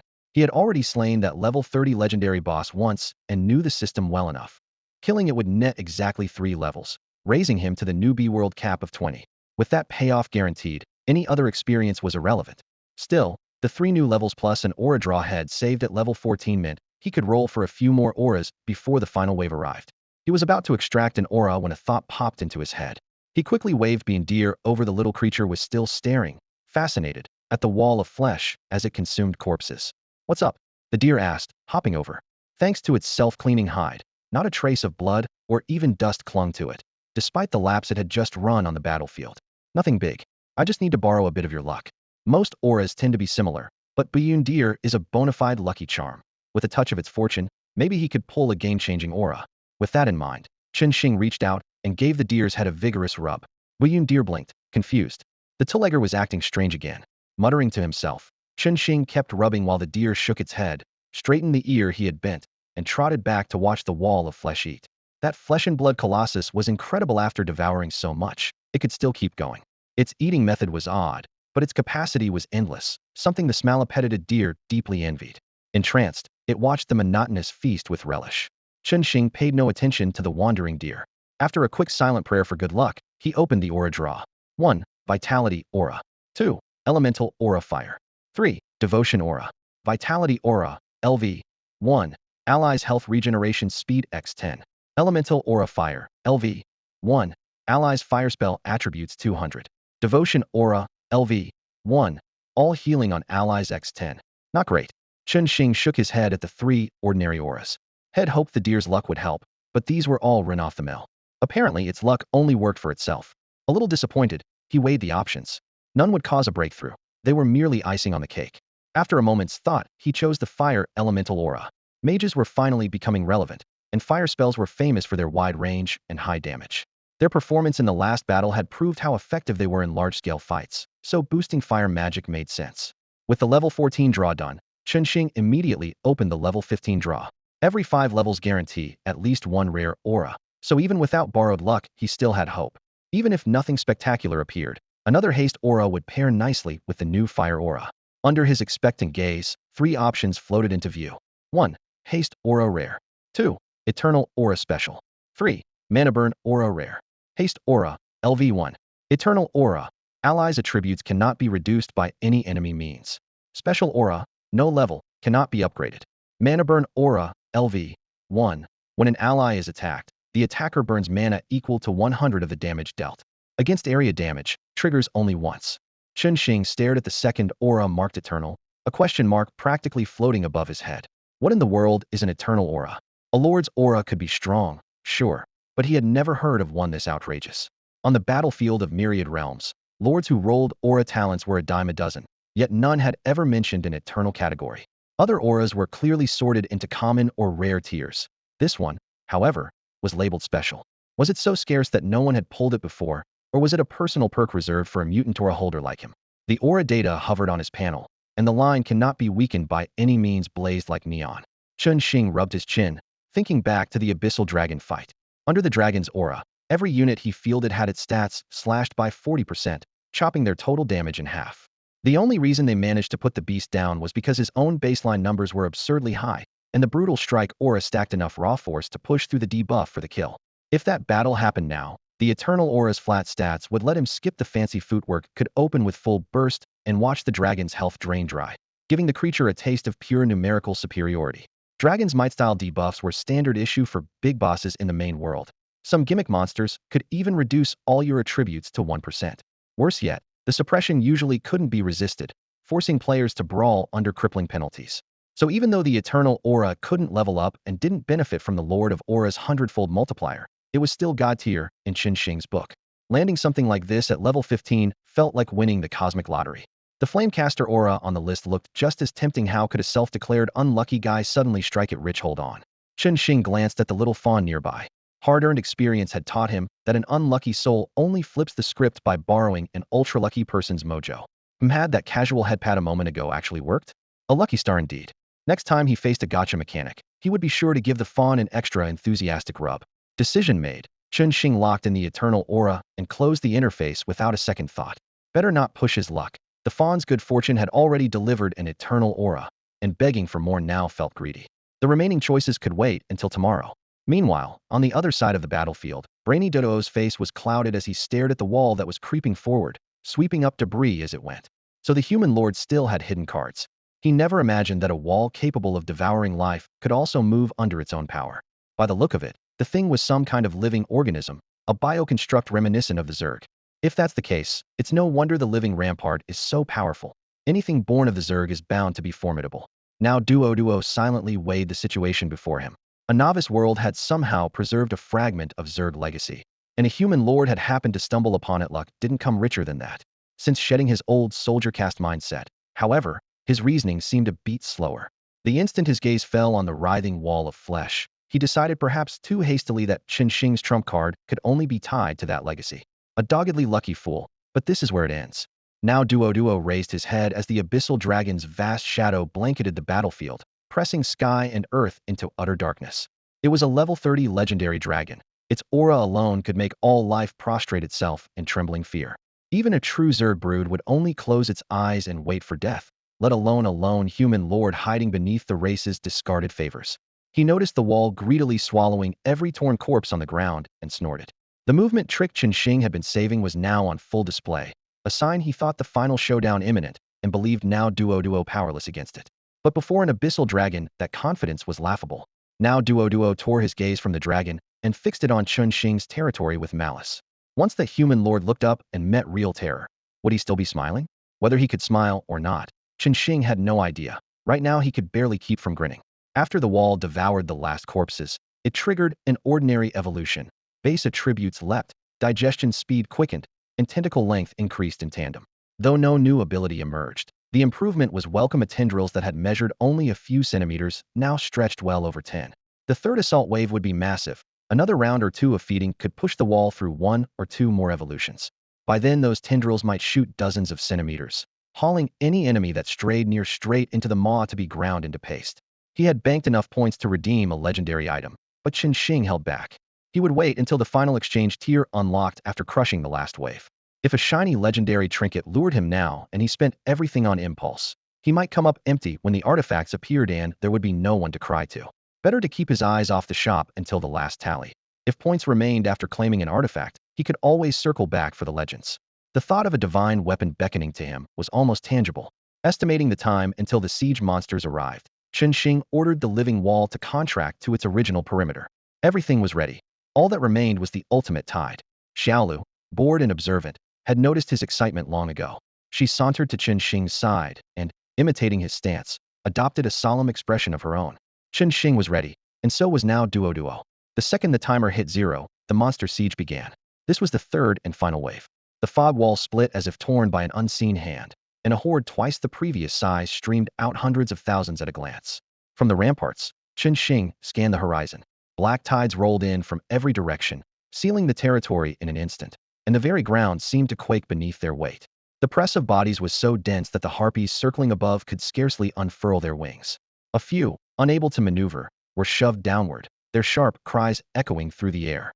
Yet they were flying units. Halfway down they beat their wings hard, righted themselves, and rejoined the swarm. It was chaotic, but no losses had occurred before the real fight even started. Meanwhile, now Duo kept his main force in check. The Abyssal Dragon was a legendary boss, forbidden by the rules to appear until the end. Having no faith in the monarch-level bosses, he treated them as expendable. His plan was simple: let the monarchs die first, then unleash the Abyssal Dragon with the full army, squeezing every drop of value from the lesser monsters. Thus 3 monarch-level bosses were singled out and sent charging straight at the walls. If they could inflict casualties, so much the better. If not, their deaths would clear the way for the dragon. That was now Duo's calculus. Noticing this odd tactic, Qin Shing wasn't confused. His eyes lit up instead. We've got this. The Abyssal Dragon is really here. Because of the slot limit, only 3 or more monarch-level units could be on the field at once. The normal approach paired them with lesser monsters to maximize their power. Sending just 3 to die made one thing clear. The real trump card was being rushed to the front. Qin Shing glanced at the ocean of creatures outside the walls. Only the Abyssal Dragon could inspire such confidence. At that thought, the tension had been carrying finally eased. "My old friend, I've missed you," he murmured.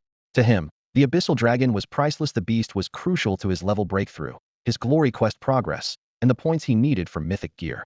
Anyone else could be absent. The dragon couldn't be. Honestly, the Myriad Realms battleground is way too stingy.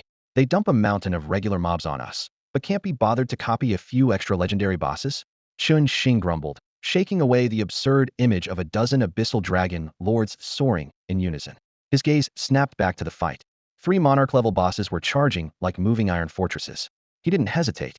Archers, focus fire. A storm of arrows fused into a black curtain, punching straight into each monster's weak spots. The little mobs had to go, too. If an abyssal dragon showed up while they were still clearing the field, the lost points would be criminal. Narrowing his eyes, Chun Xing looked toward the creatures skulking along the perimeter, certain they were out of harm's way. A smirk tugged at his lips. Let them see how far the power shot aura really reaches. On cue, every mage along the walls raised a staff. Suppressed fire mana exploded into the air, and ribbons of flame lit the entire rampart in sequence. High above, hidden inside a harpy's body, now Duo hovered with a perfect view of the battlefield.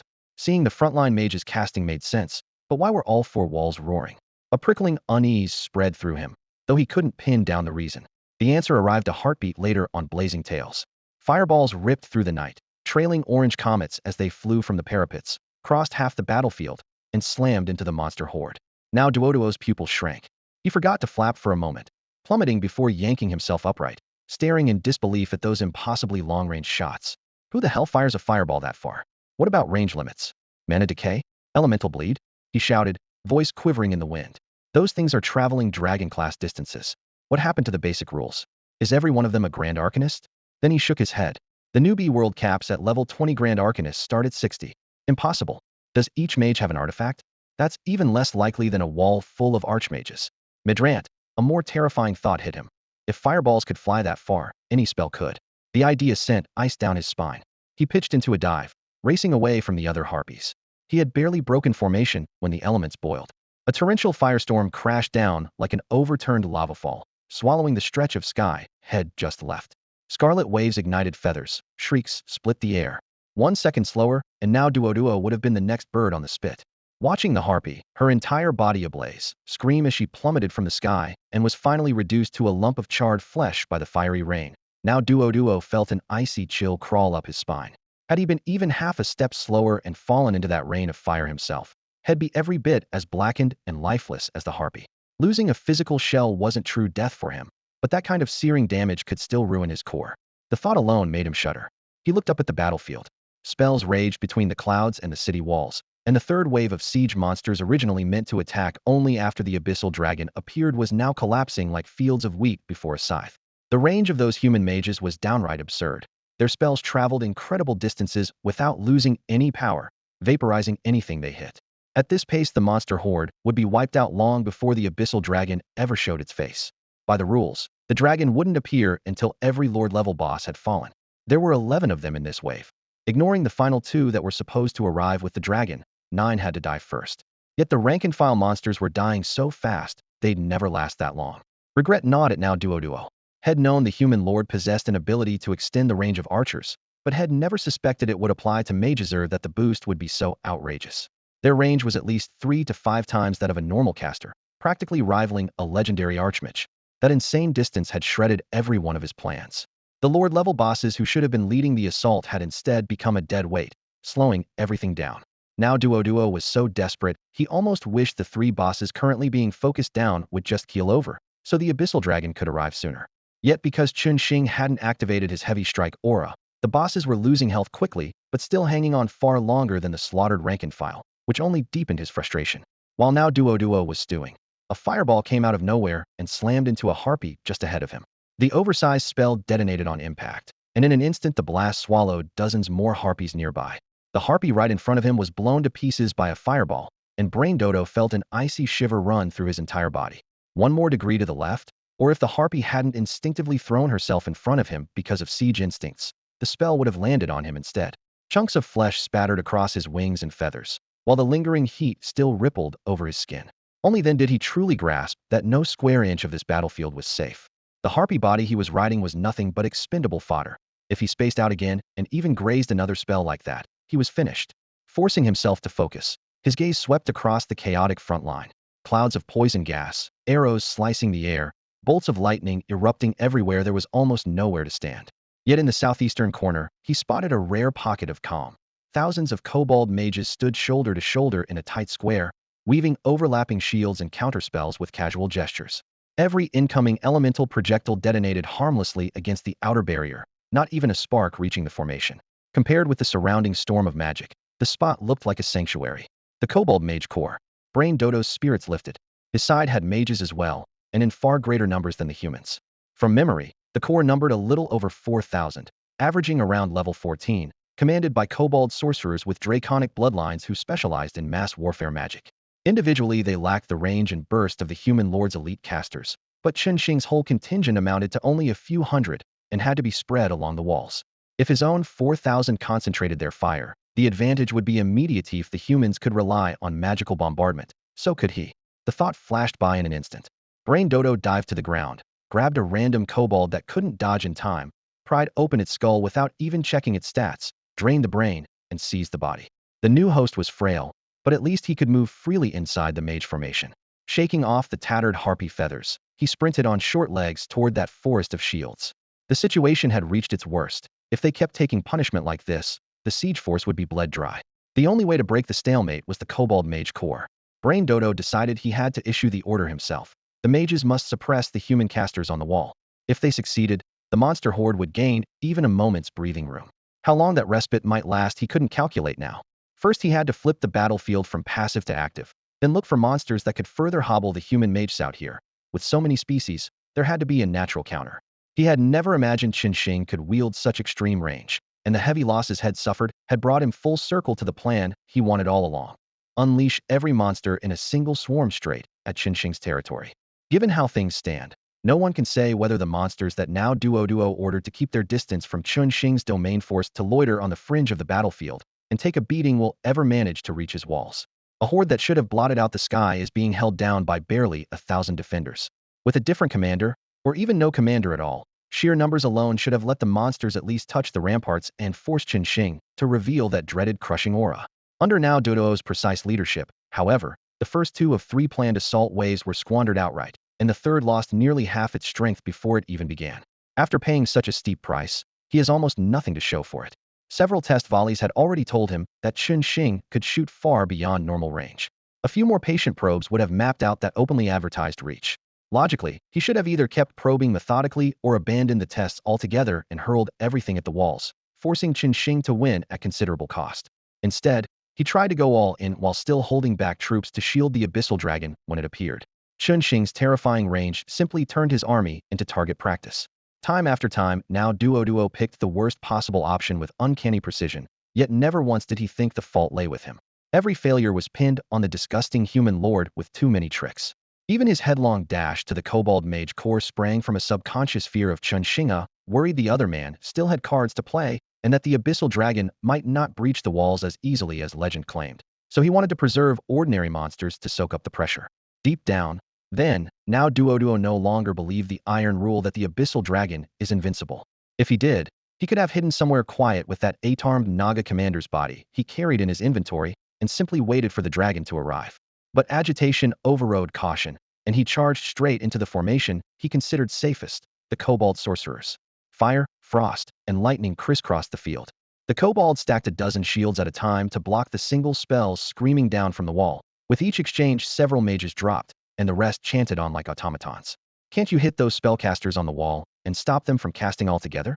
Now Duo shouted at the lead draconic sorcerer, his voice rising with panic. Our range isn't enough, the sorcerer replied, eyes downcast, a hollow shadow of the proud figure who had once dueled Qinshing in the underworld. While maintaining the shields, he answered with difficulty, their reach is too long. Unless we launch a true ultra-long-range legion spell, we can't even touch them. But that kind of spell needs a long channel. If we divert mages to offense, no one will be left to defend us. The spell would be broken in, so would Web before it ever completed. Now Duo's brow furrowed. You have over 4,000 mages. Can't you split into 2 groups, one to defend, one to attack? We can't, the sorcerer said, shaking his head. A single enemy spell takes 10, sometimes dozens of layered wards to stop. If we split our forces, the shields will tear open at once. Now Duo glanced toward the front line, where 3 lower tier bosses, their health down to the barest sliver, swayed on the brink of being sniped by Qinshing. Gritting his teeth, he said, if I can guarantee your safety, can you hit the wall? Yes, The draconic sorcerer answered without hesitation. A legion spell will blanket the ramparts. Give us protection, and our attack will reach them. Good. Now Duo heard the Dragonblood warlock's reply and nodded hard. Right now, the 3 monarch-level bosses' health bars were almost empty. In a few more seconds they would fall, and once they were dead, he could summon a fresh batch. He had originally planned to throw the weakest one in first, save the strongest for last, and then have it join the Abyssal Dragon for a final, devastating combo. But the situation was changing too fast. If the trash mobs were wiped out, 2 half-dead monarchs wouldn't hold the line. So he stopped hesitating. In the next wave he would send in all 3 of his strongest bosses at once, just to keep the Kobold Legion mage alive. He could sort out the rest once the fodder bought him time. The moment the 3 old bosses crashed to the ground, now Duo hit confirmed the Ant Queen, the Kobold King, and the smooth-shelled, brown beetle-like monster all materialized on the field. This time they were summoned right beside the Kobold Legion mage, clearly assigned to bodyguard duty. On the ramparts, archers who had been waiting with arrows locked onto their new targets and unleashed a dense volley.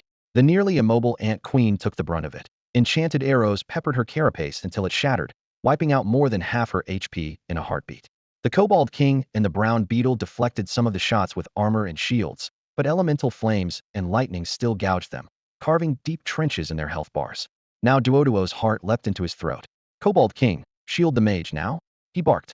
The Kobold King raised the chastising trident he had once used against Qin high above his head, its tip aimed skyward. Boom. A blinding bolt of lightning slammed straight into the weapon, as though he had invited it down. I said protect the mage, not fry yourself. Now Duo shouted, watching the lightning shear off a chunk of the king's HP. Before he finished, the trident was already humming with power, arcs of electricity dancing between its prongs. The Kobold King drove it into the ground, channeling the current upward where it exploded into a pillar of light. Within moments, dark gray clouds billowed over the battlefield, writhing with lightning and lashed by howling winds. This looked nothing like the endless thunderfall he had cast before. The storm clouds now boiled with both lightning and savage air currents, as if they meant to rip the entire sky apart. Lightning Tempest, a high-tier spell? Now Duo knew his stuff. The instant the spell took shape, he recognized exactly what it was. He honestly never expected it. The Kobold King's gift was so huge it felt more like a heart-stopping fright. A violet-blue tempest of lightning erupted between the camp and the city wall, bolts as thick as barrels rending the sky with shrieks that made now Duo's scalp prickle. He simply couldn't fathom could a low-tier monarch-class boss unleash high-tier lightning magic? That was forbidden power 2 full ranks above its station. What kind of cursed place is this? He muttered. It was bad enough that the human lord, Qin, was unpredictable, but even the monsters were absurd. Blinding flashes and rolling thunder left now Duo doubting reality itself. A mid-tier spell he might have stomached, yet high-tier magic churned his gut. Then he remembered the legendary Abyssal Drake roaming this starter world and found a crumb of comfort. If a legendary beast could wander free, why not a low-tier boss flinging high-level spells? Dropped into any other beginner realm, that thing would steamroll every lord in sight. The thought drew a self-mocking laugh from him. After a lengthy round of mental pep talk, he finally calmed down. Inside the storm, arrows were carbonized to ash, and incoming fireballs and ice lances vanished the instant a bolt touched them. Within a few heartbeats, his front line seemed safer, though the only sound left was the crackle of electricity. The respite, however, was fleeting. The spell's colossal reach swallowed attacks from both sides. Anything friend or foe that crossed into the lightning field was shredded to nothing. Pushing cannon fodder through the storm to reach Qin's wall was out of the question. The lightning cared for no allegiance. Even the Kobold King himself would be toasted beyond recognition if he stepped inside. Now Duo wasn't about to sacrifice his own men for nothing. With the battle deadlocked, he turned to his other trump card. On the far flank, a creature the size of a small hill crouched, its dark carapace gleaming the mirage beast. Raindrops clicked against its shell. The monster surfaced only in wet weather, which explained why Qin had never faced it while clearing his land. As a monarch-class boss, the mirage beast's basic stats were mediocre, but its special ability was nightmarish. Brute strength wasn't its edge, its eerie mist was. The pouch on its belly bulged, and thin vapor seeped through cracks, draping the battlefield in a gray film. The fog did more than obscure vision. It spun chaotic illusions in the air. Any unit whose willpower was lacking risked falling under the creature's sway the moment it stepped inside. Now Duo had planned to save the Mirage Fiend for last, letting its special ability support the Abyssal Dragon so the dragon wouldn't get swarmed, but Qin's outrageous range left him no choice but to deploy the Mirage Fiend immediately. He switched tactics in a flash. If the Mirage Fiend had to come out early, he would use it as a smoke generator to rescue the Kobold King and the Kobold Mage Corps first. The Ant Queen, the awkward creature that could barely keep her balance, and had already taken the heaviest focus fire from Qin Shing's archer scald serve as expendable fodder for now. Unable to see the monster's stats, now Duo had to judge by looks alone. The Ant Queen's lumbering frame shattered his image of a mighty sovereign-class boss. So after assigning her a single order protect the Kobold Army, he ignored her. Whether she hid some secret power didn't interest him yet. In this siege, moving slowly was a capital sin, and an early death might even be preferable. Now Duo pulled his attention back to the main fight. He ordered the Mirage Fiend to open its jaws and spew mist. Ash-gray fog billowed outward, quickly cloaking the area around the Kobold mages, but the beast's strength was limited. The haze could never blanket the whole field, let alone drift to the foot of Qin Shing's walls. Charging the Mirage Fiend into that murderous long-range fire would be suicide, and he knew it. The mist left friendly sightlines clear, allowing the Kobold mages to stand their ground inside the swirling veil. They chanted while mana gathered, spun, and rose at their staff tips. High above, the thunderstorm conjured by the Kobold King was still raging, thick serpents of lightning writhing in the sky to screen and intimidate ground forces.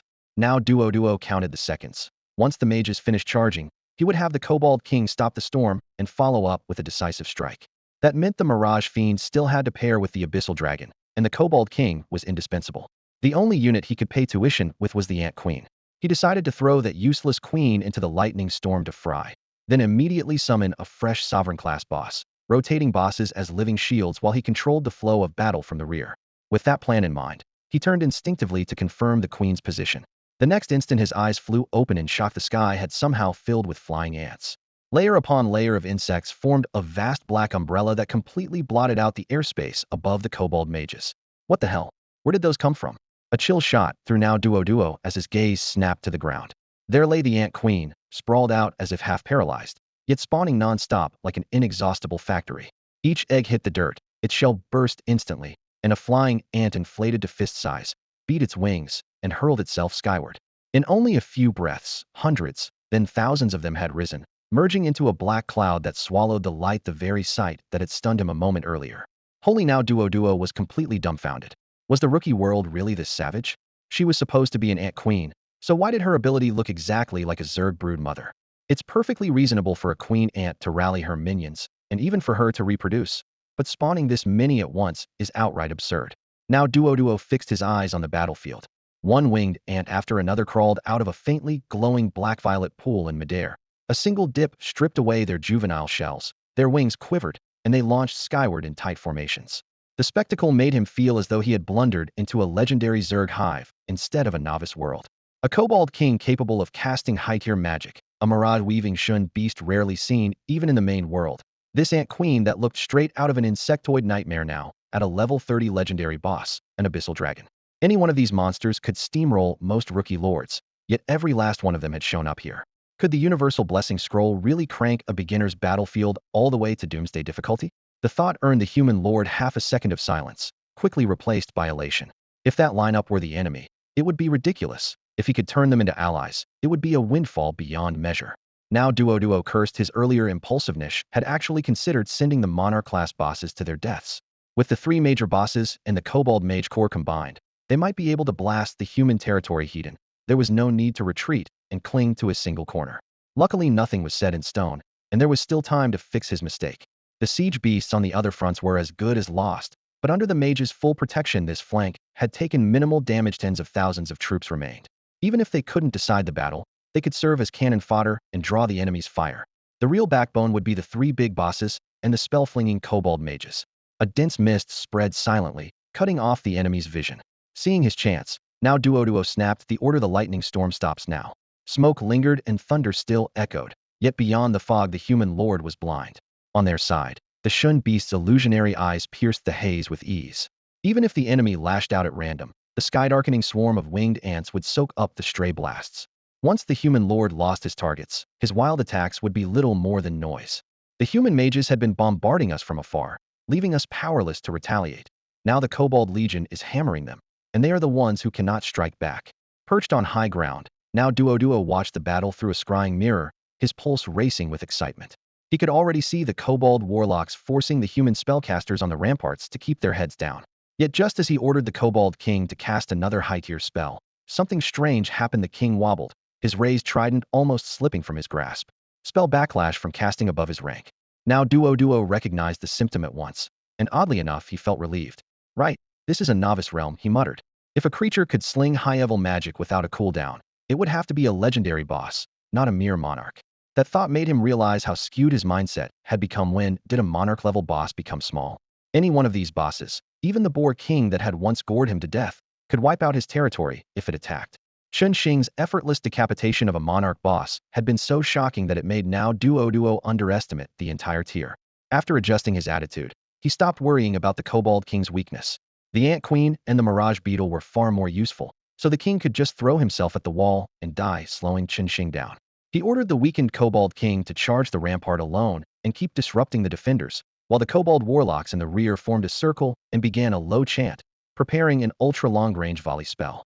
The plan set. Now Duo felt triumphant. Yet the moment he had a second to breathe, a nagging sense of something missing crept in. What am I overlooking? He frowned in thought. Just then he spotted a streak of white light leaping from Chen Xing's wall, arrowing straight toward his formation. Trouble.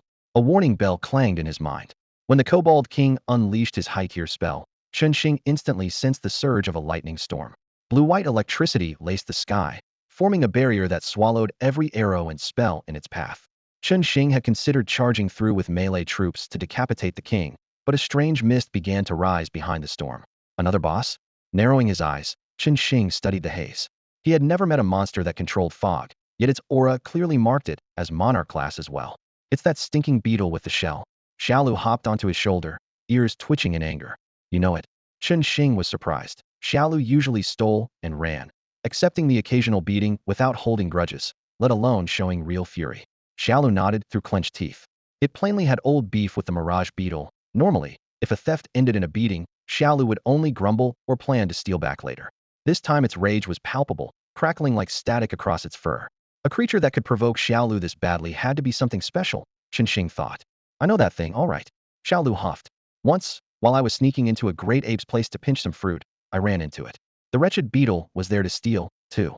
Since we were in the same line of work, I offered to draw the ape's attention so it could grab the loot, then I'd pick mine later. But that rotten bug broke every rule after grabbing the fruit. It gnawed the whole tree in half, leaving me with nothing. Before it left, it hit me with a confusion spell that froze me in place, and when the ape came back, I got thrashed. Xiaolu had ruled the rookie battleground for ages and had never met an opponent so vile. Stealing fruit was one thing, but wrecking the tree and betraying your savior? Ever since that day, Head kept the Shun Guai on his blacklist, yet the creature lurked underground year-round, giving him no shot at revenge. Now that it had shown up in the monster siege, Xiaolu's fury flared. I'm going to kill it. The fog's thick, can you even find it? Chen Xing worried more about him getting lost than getting hurt. With every aura stacked on him, Xiaolu was already at full power. Even an Abyssal dragon couldn't touch him. But if he wandered off in the mist and they had to hunt him down afterward, He'd be even angrier. No problem. Its fog's different. It doesn't work on me, Xiaolu said, full of confidence. We Buyundir are born to command clouds and mist. Few races can match us. I can see through that beetle's haze and blow it away. Satisfied, Chen Xing only added, if things go wrong, stay put. They'll send support. That big beetle is yours. Relax, it'll be fine. With that, Xiaolu blinked off the wall, sprinting straight toward the Shun Guai's position. Watching him move faster than ever, Chen Xing chuckled. Boosted by the endurance aura, Xiaolu had never run this quickly before, proof the monarch-level beetle had really pushed his buttons. Xiaolu wasn't bluffing. Wherever he went, the dense fog split open, leaving a clear corridor that spilled away to both sides. Chen Xing gave the order, and warriors and assassins followed at once. Enhanced by the same aura, they kept up easily. They advanced along Xiaolu's path, ready. Xiaolu would take on the Shun Guai, while the warriors cleared out the kobold mages. So you're fond of blocking spells? Fine, then I'll cast mine and send the melee troops straight in. Let's see how you stop anything once the fighters and assassins are breathing down your neck. A blazing white pillar slashed across the battlefield. Now Duo jolted, suddenly remembering what he had overlooked. Ever since the third wave of monsters had begun their assault, the little deer had vanished. He had assumed the creature's earlier outburst came at a steep cost, so in the heat of battle had instinctively removed it from his threat list. Now, that white beam sounded an alarm in his mind. The terrifying Xiaolu was back. He recalled the earlier route. The two handpicked, powerhouse, Lord-tier bosses had deployed hadn't been able to touch Xiaolu. Of the three bosses he had left, only one was a main damage dealer, the other two were supports, and that lone DPS was already half crippled. How was he supposed to win this fight? On reflex, he looked at the rare Lord-tier boss, Shun Guai, hoping it might offer a way out. To his dismay, the creature was staring back, its beady eyes filled with panic, clearly waiting for him to decide. Man and monster locked eyes for a heartbeat and shared the same thought. We're doomed. Shen Guai was even more terrified, because it knew it shared a mortal feud with Xiao Lu and that the deer had hunted it relentlessly for revenge. Shen Guai didn't understand why Xiao Lu's speed had surged or its aura intensified, but one thing was certain. The deer's explosive charge had it squarely in its sights. Under normal circumstances, Shen Guai would have fled the moment it saw Xiao Lu in such a rage. But the siege rules bound it in place. Even the impulse to run couldn't fully surface. Escape was impossible, yet hiding might work. In desperation, Shen Guai let the battlefield fog dissipate. The hard, beetle-like shells on its back snapped open and stabbed into the earth, ready to burrow underground in the next instant. It had underestimated Xiao Lu's speed. The shells had barely touched the soil when a streak of light slammed into them. Crack! The armor shattered into pieces, and the massive beast was knocked skyward like a baseball off a bat. Before Shen Guai could fall, Xiao Lu, still a blur of light, shot after it and delivered another brutal hit. The giant creature tumbled through the air like a rag doll tossed by some unseen hand, unable even to start its descent. Now Duo watched, dumbfounded, his throat working. Moments ago, Xiao Lu had zipped past him, yet he hadn't been able to track the movement at all. One blink and the towering Shen Guai was simply gone, only to reappear airborne under that terrifying assault. If that speed had been aimed at him, he'd have been dead before he could blink. Xiao Lu was venting its fury. Instead of finishing Shen Guai off, it kept batting the beast skyward, treating it like a ball and never letting it touch the ground.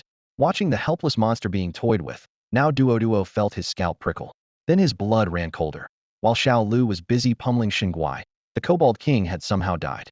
Almost instinctively, now Duo glanced back at the kobold and saw a squad of human warriors, their blades gleaming coldly, striding over the colossal corpse of the Kobold King and closing in on his position.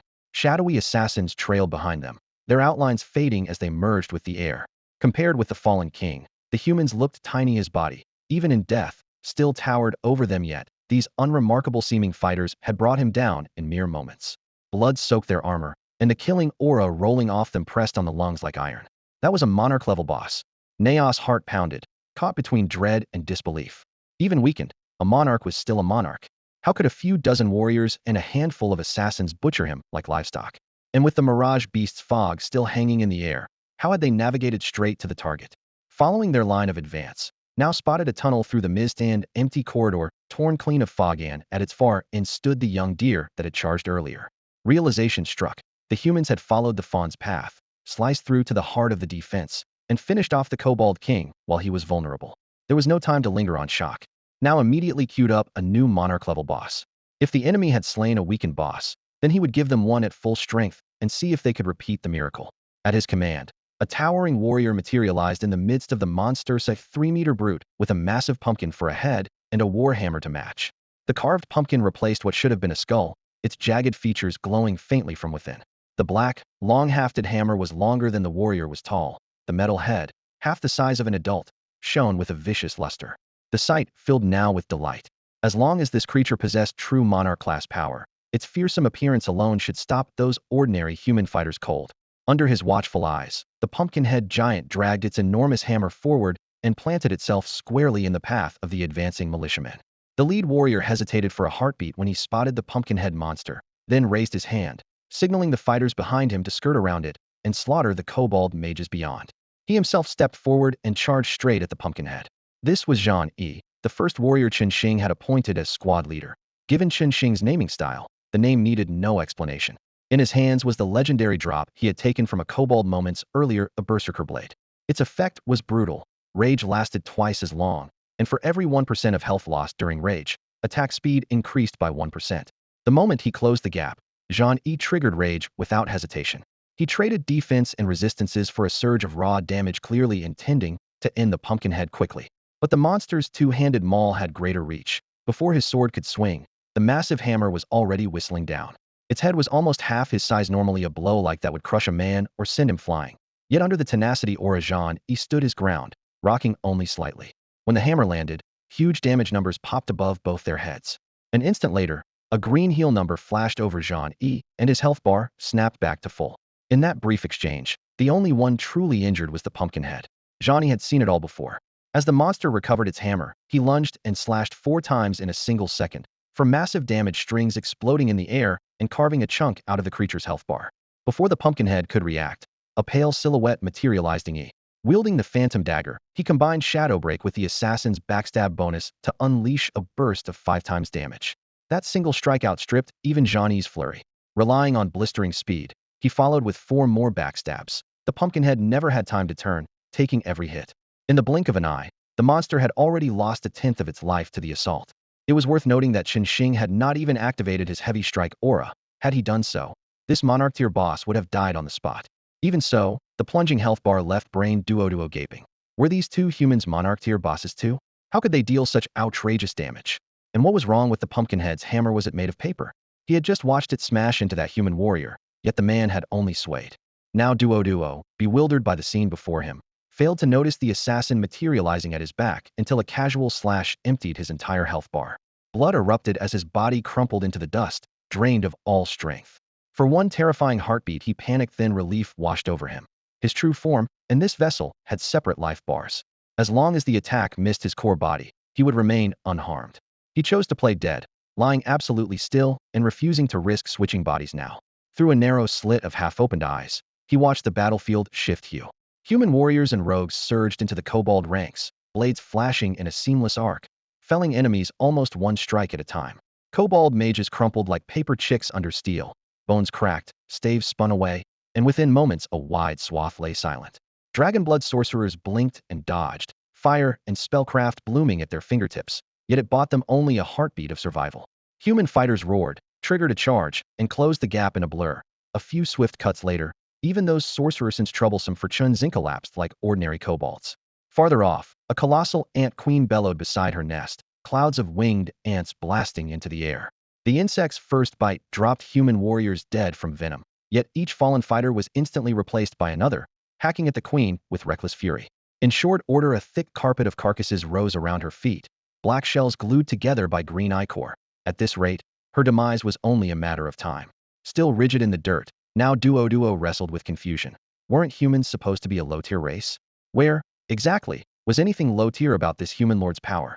From now Duo's perspective, the human troops looked like invincible war gods, fast, lethal, and tough as iron, with built-in thorns and lifesteal to boot. Any monster, even a monarch-level boss, was little more than a lamb awaiting slaughter. Duo hid inside the bisected corpse of a kobold, letting one eye peek through the torn chest cavity. Through the reeking blood mist, he watched the humans charge straight into a sky-blotting swarm of flying ants, carving their way toward the bloated, squirming queen. Blades flashed, the queen's shell split, acid sprayed, and her screams were buried beneath the clash of steel and the echo of reflected damage. Elsewhere, a newly summoned Pumpkinhead monarch fared no better. Zhang Yi held the giant shield up front while Ying Yi slipped behind like a shadow, every strike met by the pumpkin's own burning retaliation. When its health bar plunged, the boss triggered a string of berserk skills, swinging fire and scythe that should have shredded any melee fighter. Instead, Reflect and Lifesteal turned each blow into doubled pain for itself. By now Duo's count, the humans dealt less than half the damage the pumpkin did to itself. The mighty gourd didn't even outlast the Ant Queen, an honest monarch-level boss beaten to death by its own attacks. Only the Mirage Beast was still clinging to life, being pummeled like a toy by Xiao Lu, powerless to sustain its fog. As the haze lifted, the long silent human mage raised his staff, traced a sigil, and unleashed a storm of fireballs, ice lances, and lightning chains. With no kobold mages to shield them, lesser monsters toppled like wheat before a scythe. At this rate, the entire mob would be wiped out in minutes. "I'm spent, let everything burn," Duo muttered, numb after the emotional whiplash. He flicked open his panel, tossed 2 more monarch-level bosses onto the field, and went back to playing dead. He neither wanted to intervene, nor could he jumping out now meant instant death. A quick glance brought mixed news. The new bosses were ranged, so their attacks wouldn't trigger Reflect. Unfortunately, the moment they landed, dozens of warriors charged and hacked them down. No need to watch, certain death awaited. Duo shut his eyes, unwilling to witness the coming meat grinder. The battlefield didn't mask his movements. While every human eye was elsewhere, he slipped out of the ruined kobold shell, slid to a still warm corpse nearby, pried open its skull with a tentacle, and wriggled into the steaming cranial cavity.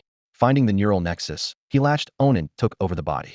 To the brainfolk, parasitism was instinctive. Lacking a host felt as unsafe as a human walking around unclothed. Now Duo still planned to live long enough to see the Abyssal dragon arrive, so he switched hosts without hesitation. The ordinary monsters were nearly wiped out, and the few remaining Lord-tier bosses would not last long. Now Duo's only hope lay with the Abyssal dragon. To bring it out sooner, he immediately deployed another Lord-tier boss. This time, Unlike his earlier detachment, a trace of urgency flashed in his eye. She wasn't counting on the boss power so much as its death. Only one standby lower-tier boss remained. Once the current one fell, the Abyssal Dragon would appear alongside the final boss. With that in mind, now Duo rolled his eyes toward the distant chimera that was still barely hanging on. Useless thing. If you can't win, fine, but how are you still alive? If no one else kills you, can't you just kill yourself? Resentment surged within him. If the chimera had died sooner, the dragon would already be here. Fuming, he stared at the newly summoned Lord-tier boss, wishing the human troops would shred it at once. Chun Xing's units delivered. Most of the battlefield was clear, and the moment the boss touched down, every weapon and spell converged on it, blasting it apart before it could even cast a skill. A dignified Lord-tier boss died instantly, an utterly miserable end. Now Duo had no time to mourn. The ceiling of the novice world, the Abyssal Dragon, was on its way. As the boss died, he instinctively held the breath he didn't have, and, trembling, sent his last hope, the dragon, into the fray. Roar! With a sky-shaking roar, the Abyssal Dragon, wreathed in black flames, burst onto the field. Freed from its cramped underground lair, it looked even more colossal. Its wings beat once, and it skimmed low across the battlefield. Black fire spread wherever it passed, igniting Chun Xing's warriors in an instant. The flames spared no one. The body now Duo inhabited was also swallowed by the same dark fire. World-scorching hellfire. Units touched by the flames burn continuously. The fire dies only when the dragon does. Timed hellfire. The flames will extinguish automatically when the siege ends. Seeing the status icons flicker above him, now Duo first panicked, then grinned. Perfect. Such an overbearing skill. As long as the dragon lives, the fire burns. How are they supposed to stop that? Kill a level 30 legendary boss? Impossible. Relishing the thought of Chun Xing's impending despair, he still knew better than to stay in a body about to be incinerated. The fire spread fast. If he didn't bail now, his true form would be scorched. Dying to friendly fire on the cusp of victory would be ridiculous. His gaze swept the field until he found a patch still free of flames. He summoned the body of an 8-armed Naga warlord, pried open its skull, and flicked himself into his new host. The moment the Abyssal Dragon burst onto the field, Chun Xing's expression soured. Yet it wasn't the sky-blotting beast that weighed on him, it was the alien commander who still refused to appear. Killing that commander should have triggered a system alert and updated the merit rankings. But his interface remained silent, which meant the target was definitely alive. The battlefield was almost cleared, the dragon was already swooping in, and still he hadn't seen the alien or any unit that might belong to him. From the start, Chun Xing had been on guard. He feared the commander might be hiding some bizarre trump card, or worse, slip away the moment he sensed their strength. Because of that, Chun Xing had been holding back, even keeping his most powerful team buff, the heavy strike aura, in reserve. Yet with the alien nowhere in sight, suspicion gnawed at him. Could the enemy have no special abilities at all, or had he already fled in the chaos? The problem was, the system hadn't announced a retreat either. With that in mind, Chun Xing stopped conserving power. He lifted a finger and blanketed every unit with the heavy strike aura. As for the Abyssal Dragon, now circling overhead and spewing flames, he barely spared it a glance, his eyes instead sweeping the scorched, corpse-strewn ground in search of his real quarry. Only a handful of monsters were still alive. If the alien was still here, a flaw would show itself soon. Sure enough, within moments Chun Xing caught a flicker of movement. A brain-shaped lump of flesh sprang off the ground and floated upward. So that thing is the alien? Chun Xing's heart skipped. The sight was grotesque and almost absurd. Could a lone, disembodied brain truly count as a species? The myriad races of the battlefield of myriad realms were too numerous to catalog. Myriad was only a convenient label, and new, outlandish species surfaced every few cycles. Chun Xing considered himself well-traveled, yet he had never seen one like this. The brain suddenly accelerated, pried open the skull of an 8-armed Naga captain with the ease of twisting off a jar lid, and slipped inside the empty cranium, latching onto the nerves. The captain, rigid a moment ago, jerked to life, muscles snapping taut as it rose again. A parasite, Chun Xing muttered, the pieces clicking into place. A sentient brain was unnerving, but a parasitic life form made perfect sense. Parasitic species were well documented in the textbooks on the battlefield of myriad realms, ghastly to behold, but hardly unheard of. Realizing what he faced, Chun Xing actually felt a measure of relief. If the creature had been hiding all this time, it probably had no tricks left. Chun Xing shook his head and looked away, then ordered a dueling archer to keep the alien under tight watch and make sure he didn't slip off. With that threat contained, he finally glanced up at the abyssal demon dragon tearing through the clouds. The first time he had laid eyes on such a creature, the suffocating draconic aura of an apex predator had nearly stopped his heart. But since personally slaying one of those beasts, that oppressive memory had been shelved away. Now, as the massive silhouette streaked across the sky, it struck him as nothing more than an oversized, frantic moth. Power really does change your perspective. While he was musing, the little deer also spotted the dragon. The youngster had been happily battering a mirage beast at its blistering speed. The monster bounced around like a toy ball, and the fawn was even pulling its punches to stretch out the fun. The instant the abyssal demon dragon appeared, the fawn stiffened. That world-ending lizard is alive again. Remembering the previous carnage, it forgot all about the mirage beast and slammed it into the ground. The unrestrained hit cost the creature half its life. Before it could react, the fawn followed up with a brutal stomp and finished it off. Terror and relief mingled in the mirage beast's dying eyes, its only remaining thought. Next life. Never mess with babies, especially deer. The fawn had no time to ponder over any last words. Seeing the dragon heading toward Chen Xing's territory, it tucked its legs and dived. Boom. A dull blast split the sky. Dust mushroomed at the impact point, yet the fawn just hovered there, stunned. It had braced to be hurled backward, but the thing sent flying was the giant lizard. After a heartbeat of shock, excitement rippled through the fawn. I can beat the big lizard now. It had no interest in a drawn-out fight. Hooves flashing, it raced toward Chen Xing, eager to brag about how all that rise from the Telegers had paid off. Elsewhere, the abyssal demon dragon tumbled out of control, finally crashing like a meteor. Corpses along its path were pulped beneath the enormous body, blood mist churning in its wake. Dazed, it lay there for a long moment before it struggled to its feet. Even more bewildered was now Duo, who had witnessed everything. Who am I? Where am I? What just happened? His mind felt utterly blank until the dragon staggered upright, and reality snapped back into place. The abyssal demon dragon was knocked out of the sky, and the one who did it was a baby deer? Even after taking it in, now Duo's mind remained muddled. He simply couldn't understand why the one sent flying had been the abyssal dragon. The sight was downright bizarre. The dragon's massive body blotted out the sky, while the little deer wasn't even as big as its claw. Yet that tiny creature had flipped the behemoth with a single heating charge. The impact was so violent that now Duo felt as though an ant had suplexed an elephant. He could find no rational explanation, only sheer absurdity. If he ever made it back to his clan, they would swear his brain had been corrupted and kindly advise him to cut down on brains in his diet. Then he remembered there was no going back, so what did it matter? After a moment's calm, now Duo seized on the key point. If one collision could batter a level 30 legendary abyssal dragon like that, the fawn's raw combat power probably rivaled the dragon's. If the deer kept the dragon busy while the human lord's long-range troops opened fire, the abyssal dragon didn't stand a chance. His heart sank. Numb resignation replaced despair. If even the dragon couldn't handle the human lord, what could he rely on? Had he known, had never have exploited that bug. If only he hadn't waited. Just as he abandoned all hope, something unexpected happened. The moment the fawn hit the dragon, black flames erupted across its body. Wreathed in those inky flames, the deer didn't press the attack. Instead, it wheeled around and bolted toward the human territory. Its magic resistance is low? Now Duo froze for a heartbeat. Then the thought flashed through his mind. That had to be it. The fawn might have knocked the dragon away, but the apocalyptic hellfire had badly wounded it. Otherwise it wouldn't retreat. Without the little deer, no one inside the territory could stand against the abyssal dragon. A moment ago lifeless, he was suddenly giddy with joy. Thank goodness brainfolk treated the brain as the body and couldn't suffer heart attacks. This kind of emotional whiplash would have killed him. On the other side, the fawn whom now Duo had branded a deserter bounded up to Chen Xing, its tail wagging like a fan. Did you see that? I just sent that big lizard flying. Yeah, I saw. Chen Xing nodded, quietly inching a step back. The aura of order gave him absurdly high magic resistance, so the world-scorching flames barely chipped his health bar, but a lack of damage didn't mean it didn't hurt. Had been hit once before, and honestly, it hurt like hell. He wasn't afraid of pain, but he had no desire to play masochist and stroll into the fire for fun. The fawn lifted its chin and announced proudly, "I'm amazing." The fawn was still riding an adrenaline high, oblivious to the searing pain of the demonic flames. It bounded up to Chen Xing and chattered excitedly. "That big lizard couldn't knock me over. I'm stronger. No, if we fight again, I could kill it." All right, you're amazing," Chen Xing muttered inwardly as it pressed in for praise. There was no avoiding this. Refusing would only make things awkward. Since he was going to be burned sooner or later, he might as well get it over with. The abyssal demon dragon's flames were coming anyway.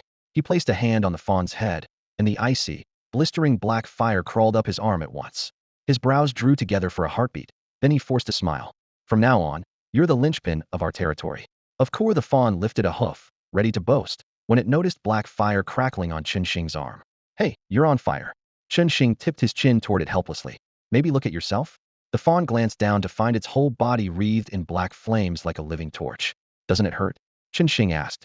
Hurt? It hadn't noticed, but once he mentioned it, the scorching pain pierced right through. Its eyes reddened at once. "It hurts a little. Last time the dragon's flames had gone out quickly, and it hadn't felt a thing." Now the black fire kept licking at it, as if an invisible whip were striking non-stop, and its legs shook uncontrollably. Chunxing stroked its neck in reassurance. Hang on. It'll be over soon. He wasn't merely soothing it. With the fawn pulled back, the archers and mages had already trained their sights on the abyssal demon dragon. Deprived of its 40% stat-reducing aura, the player's ranged firepower exploded. The dragon had only just heaved itself upright when the first wave of arrows and frost spells hammered it, ice and steel threatening to pin it to the ground. Before it could steady itself, a second barrage followed. Its health plummeted. At half HP, the dragon released another blast of demonic fire, a gray-black wave that set every living thing aflame, including the wall of flesh. But the party had seen this move once already and handled it easily. Pause. Let the flames pass, then hurl spells and arrows in torrents. With a shallow move set and no aura advantage, the dragon never stood a chance. Last time Chunxing cut it down personally. This time, under the eternal aura, it died even faster. The flames had barely faded when it beat its wings for liftoff, only to be focus-fired in midair until its health vanished. The colossal body crashed back to Earth with a dull thud. A familiar system prompt flickered before Chunxing's eyes. Congratulations. You have slain a legendary boss and earned 100 million points. After the Abyssal Dragon fell, Chunxing not only received 1 billion points, but also the 3 extra levels he had been waiting for. It was the standard reward for killing a legendary boss, and the battlefield of the myriad worlds would hardly cheat him out of it. 10 skill points and 50 free attribute points came with the level up, the numbers flashing in golden light across his status panel, a testament to a legendary boss worth. The only thing missing was that elusive golden attribute point. Chunxing felt a pang of regret.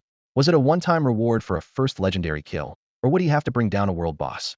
Either way, today's empty-handed result proved how rare it was. Anna and the others had never even heard of such a thing. Your level has reached the beginner world cap.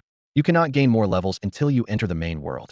As the first player to reach level 20, you have received the following items. Experience Orb, Magic Slay. Experience Orb. Stores overflow experience. Crush it to claim the stored amount. Special. Cannot drop, cannot trade. Magic Slay. Channel mana to fly. Seats 4. As expected, leaderboard prizes became increasingly underwhelming toward the end. Chunxing skimmed the descriptions and shook his head. The Experience Orb sounded handy, but at level 20, and with the beginner world's meager experience yield aside from the odd boss fight, there would be little overflow to store. Worse, it was single use. Once crushed, it was gone. It would probably gather dust in his vault as a keepsake. The Magic Slay could fly, which was nice, but its hard speed cap made it slower than even a run-off-the-mill flying boss, let alone the little deer. In truth, it was just a large, mobile toy. In theory, he could hitch a faster mount to it and boost the speed, yet reality seldom cooperated. At that thought, he glanced at the fawn, which was busily licking its forehoofs. The moment he took in its tiny frame, he abandoned the idea child labor was illegal. According to the Nirvana Pearl's conversion, the deer's human equivalent age was that of a toddler. Hitching it to a sleigh would be downright cruel. What's wrong? The fawn tilted its head, round eyes full of confusion. Guided by an instinct for sensing danger and fortune, it seemed to catch a hint of the two-legged creature's fleeting, dubious notion. Ahem, nothing, Chunxing said. Feeling guilty, Chunxing hurried to change the subject. I've made a new toy, he said. I'll let you play with it later. Okay.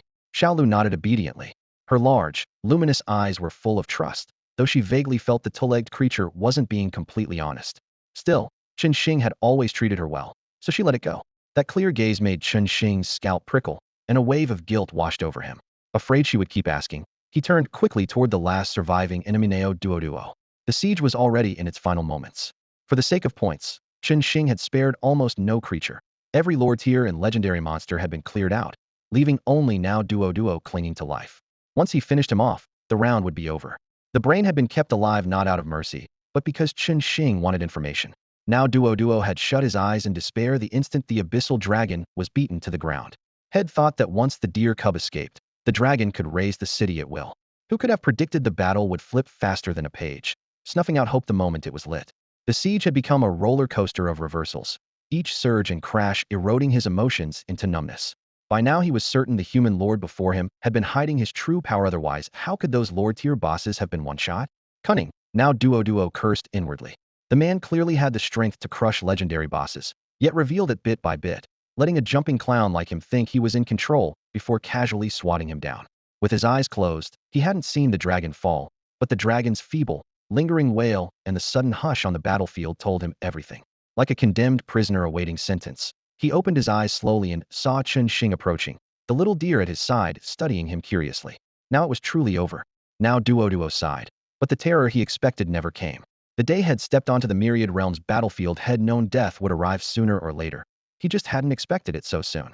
How could a lord from a low-grade race be this strong? Resentment and fury churned in his chest. Yet when Qin Shing stopped before him, he felt strangely calm. Survival of the fittest left no room for complaint. He had simply kicked an iron wall. What unsettled him more was the thought that if a low-grade race could produce such a monster, he would hardly be the only victim. Judging by the power just displayed, tomorrow even the middle-grade races and perhaps the high-grade ones might fall to this man. The notion almost made him laugh. The stronger, the better.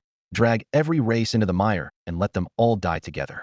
With that shift in mindset, he stepped out of despair. His gaze locked onto the deer cub still staring at him, and he asked with teasing curiosity, "What race is this little deer?" Seeing now Duo finally open his mouth, Qin Shing felt a weight lift off his chest. What he feared most was that the creature would stay silent or worse, self-destruct ruining any chance of gathering intel. Now Duo was willing to talk, there was still room to negotiate, and wherever there was talk, there was leverage. With his guard lowered, Qin Shing didn't bother hiding anything from someone on the brink of death. Her name is Yuyu. She's a Buyun deer. Buyun deer? Now Duo frowned, shook his head, and then sighed as if something had dawned on him. Never heard of it, must be an ancient line. No wonder her power is terrifying. Ancient line. Qin Shing had never heard the term before. What do you mean? Adopting a we're all dying anyway mindset. Now Duo held nothing back. Some say they were among the first races to step into the multiverse battlefield. Others claim they existed long before the battlefield itself. No one's sure. Maybe those top-tier races at the summit know the truth, but we mid-tier races have no access to that circle. The atmosphere lightened, almost as if the two were friends. Now Duo went on. Any group with unknown origins that isn't on the official roster gets lumped under ancient remnants. Their bloodlines are naturally strong. Once grown, they can crush entire regions. A fawn this powerful in its infancy is almost unheard of. As he spoke, he shot Qin Shing a complicated look. He clearly suspected Qin Shing's skills had boosted Yuyu's absurd strength, but he knew better than to press. After all, he was the one tied up, not Qin Shing. Qin Shing digested the explanation and gave the little deer a fresh once-over, surprised she might have such a background. Huh. Yuyu blinked back, totally baffled. Ancient remnants? She had no clue. From her earliest memories, she had roamed this world, and her inherited memories mentioned nothing about being a remnant. Doesn't matter, Qin Shing said, seeing her confusion. Ancient remnant or not, that's beside the point. What intrigued him more was now Duo's claim of being from a mid-tier race. So you're mid-tier? Exactly. Now Duo's voice carried a hint of pride. The brainfolk have plenty of strong individuals. Even among mid-tier races, we're far from weak. Far from weak, so just average, then. Qin Shing's tone was polite, but the meaning clear. The brainfolk were likely lower mid-tier at best. Still, being mid-tier at all was enough for now Duo to feel proud after all. Even the entire human alliance had only managed to scrape into that bracket. Now Duo had been rather pleased with himself, but the moment he remembered he was now a prisoner his spirits deflated. He sighed and said, I know you want information. Ask whatever you like. As long as it isn't about my race, I'll tell you. Qin Shing raised an eyebrow. He had planned to do some probing, yet before he could ask a single question the brainfolk was already volunteering answers. Such frankness felt suspicious, as though a trap might be lurking beneath it. After a brief pause, Qin Shing said, what exactly makes the middle tier and high tier races so powerful? The middle tier isn't worth talking about, now Duo replied, flicking his tendrils with self-mockery. If a race gets lucky and produces enough strong individuals, it can squeeze in. But the high-tier races, he let out a complicated laugh, eyes gleaming with awe. That has nothing to do with luck. Their bloodlines are well preserved. They have reliable ways to recruit high-level units and methods to push those units beyond their limits. He gestured expansively. On top of that, their territories come with every kind of building blueprint. We have to scour the world for ours. They just stockpile resources and build on the spot. More absurd still, they each have exclusive structures, every one of them rivaling a miracle building. Ordinary races like ours can't hope to compete. A trace of longing crept into his voice. I've heard that in the very top races some clansmen are terrifyingly strong on their own. Once they enter the Myriad Realms battleground, even peak units can't match their personal power, so what means life or death to us is just a sidearm to them. In other high-tier races, when a powerhouse falls, they can be converted directly into a unit whose traits perfectly mesh with the racial bloodline. All they have to do is recruit the fallen. There's zero gamble involved. And, he added, they can haul a mountain of premium resources into the battleground, artifacts that boost population caps, treasures that raise unit limits, you name it. Their forces aren't just stronger, they're more numerous. How do you fight that? A giant question mark appeared in Qin Shing's mind. Seriously? Custom starting units, an unlocked codex, built-in special structures, plus smuggled artifacts, even hidden units on demand? That was the definition of a cheat code. Head thought his own advantages were outrageous, but this was an entire race of hackers. Now Duo chuckled at Chunxing's expression. Unfair, right? He had expected indignation, yet Chunxing merely looked perplexed, not angry. The brain folks silently admired him. A real genius one had taken down a legendary boss in a novice world truly has a different mindset. Chunxing stayed quiet, so now Duo continued. Those top-tier perks were earned bit by bit, but the Myriad Realms battleground is still fair. Privilege comes with risk. If you kill someone from a high-tier race, you don't just earn a pile of merit. You also get a chance to unlock one of their exclusive building rewards. Each of those is on par with a miracle structure, and you can bring it back to your own world. That made Chunxing's eyes light up. Miracle buildings were the pinnacle of the battleground. His fifth glory path reward had only been one. Now, he need only kill a single high-tier opponent for a shot at another? It sounded too easy. He sensed there had to be a catch. Miracle structures couldn't be so cheap. The real question was probably how many kills, or which targets. But he didn't care about those details. Chunxing was known for despising only two kinds of people, those who cheat, and those who won't let him cheat. For the sake of the battleground's balance and fairness among all races, someone had to crack down on these hacked elites, and he was more than willing. In Chunxing's world, beneath his own ego, everyone deserved equality. As long as you keep climbing on the battlefield of 10,000 realms, sooner or later you'll cross paths with the superior races. Brain Duo's voice was low as he motioned for Chunxing to sit, then his tone hardened. Don't even think about living in peace with them. Arrogance is their nature. They'll never allow a potential rival to exist. Offer to be their lapdog, and they'll still destroy you. A bitter gleam surfaced in his bulging eyes. Needle-sharp memories jabbed at him once. The brain folk had actually considered serving those lofty species, but the other side hadn't spared them a glance. Had they not woken up and cut their losses, the entire race would have been wiped out. From that day, Brain Duo lost the ability to trust any so-called superior race. With your current power, even if you tried to be their dog, they'd bleed you dry and dump your corpse. His stare was icy as he drilled each word into Chunxing. Being a dog's overrated. I can't even bark. Chunxing shrugged, poured himself a glass of water, and took a sip. Still, we Blue Star folks are hospitable. If we meet them, I could always socialize a bit. A genius like you would never grovel. Brain Duo wasn't surprised by the malice in Chunxing's tone, yet he stressed each syllable. Remember this. If you see a superior race on that battlefield, strike first. Don't give them a second to grow. Right now you can probably crush them. Let them mature, and you won't stand a chance. Behind the advice, plans churned. Chunxing was terrifyingly strong, unmatched for now. Brain Duo wanted that blade unleashed on the battlefield, wanted him to carve a path of slaughter through everyone, superior races included, and send them all to join him. After that, Chunxing was still a human from a lower world. He could never match the growth rate of beings born on life's finish line. Head dominate the rookie phase, but once the middle and higher races rose, Head face a brutal, impossibly dragging the entire Blue Star civilization down with him. A fitting, if indirect, revenge. Brain Duo wasn't worried that Chunxing would see through the ploy. It was an open conspiracy. Unless the man surrendered here and now, the battlefield left him only one blood-soaked road. His birth in a lower world sealed his fate. Chunxing laughed softly, mockery in his voice. Who'd have thought you were such a caring soul? He saw the scheme for what it was. Strike them the instant I see them, huh? After I kill one superior race, what then? Am I supposed to wipe them all out? He rubbed his chin for a moment, then his lips curved upward. Maybe that's not such a bad idea. After thinking it through, Chunxing realized he could probably pull it off, but that wasn't the point. The point was that now Duo's suggestion was clearly a trap, pushing him to slaughter the higher races, something he could never finish this early on. If he really tried, the advanced and intermediate races would grow strong and hunt him down, and 10 lives wouldn't be enough. Unfortunately for now Duo, he had no idea Chunxing never played by the rules. Chunxing didn't bother calling him out on the malice. The guy would be dead in a moment anyway. If someone were really willing to advise him for free, that would be a miracle. He strolled toward the mangled corpse of the 8-armed Naga commander and asked offhandedly, "By the way, Blue Star's having a bit of trouble. You in touch with anyone down there?" His tone was calm, but his gaze stayed locked on now Duo, trying to see whether the alien's presence in this monster siege was pure chance or the work of an intermediate race. If an intermediate race was actually targeting Blue Star, that tiny world was doomed. Gasping, now Duo still tried to wash his hands of it. "Nothing to do with me. I just used a siege scroll and got matched with your rookie world." With one foot in the grave, he didn't care much about living, but he wasn't about to take the blame. "I don't know what's happening on Blue Star, but I heard a bit about the Human Alliance. One of their powerhouses died, a bunch of others defected, and now the Alliance is basically finished. They're about to lose their intermediate race status." He looked at Chunxing with a trace of amusement. With the Human Alliance collapsing and predators closing in, Chunxing would have enemies everywhere once he set foot on the battleground of 10,000 realms. Now Duo had wanted to stir the pot, but Chunxing hardly needed the extra push.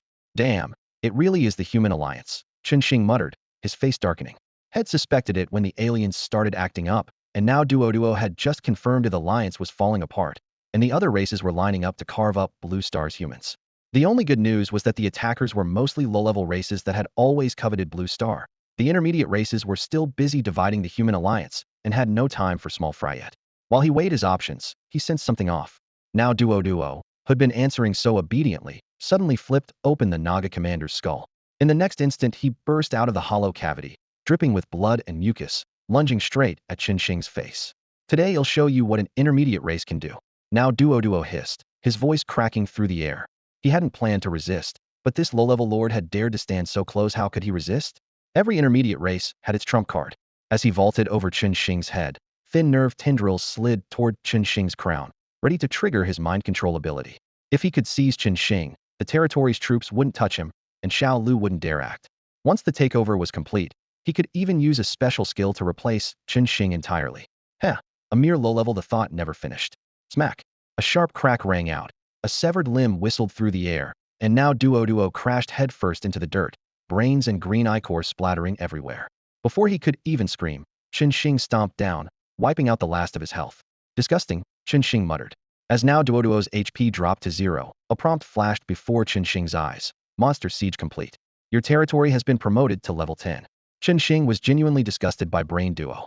A wet, quivering lump of gray matter had crawled onto his head, and its slime-coated neural tendrils were stabbing furiously at his temples.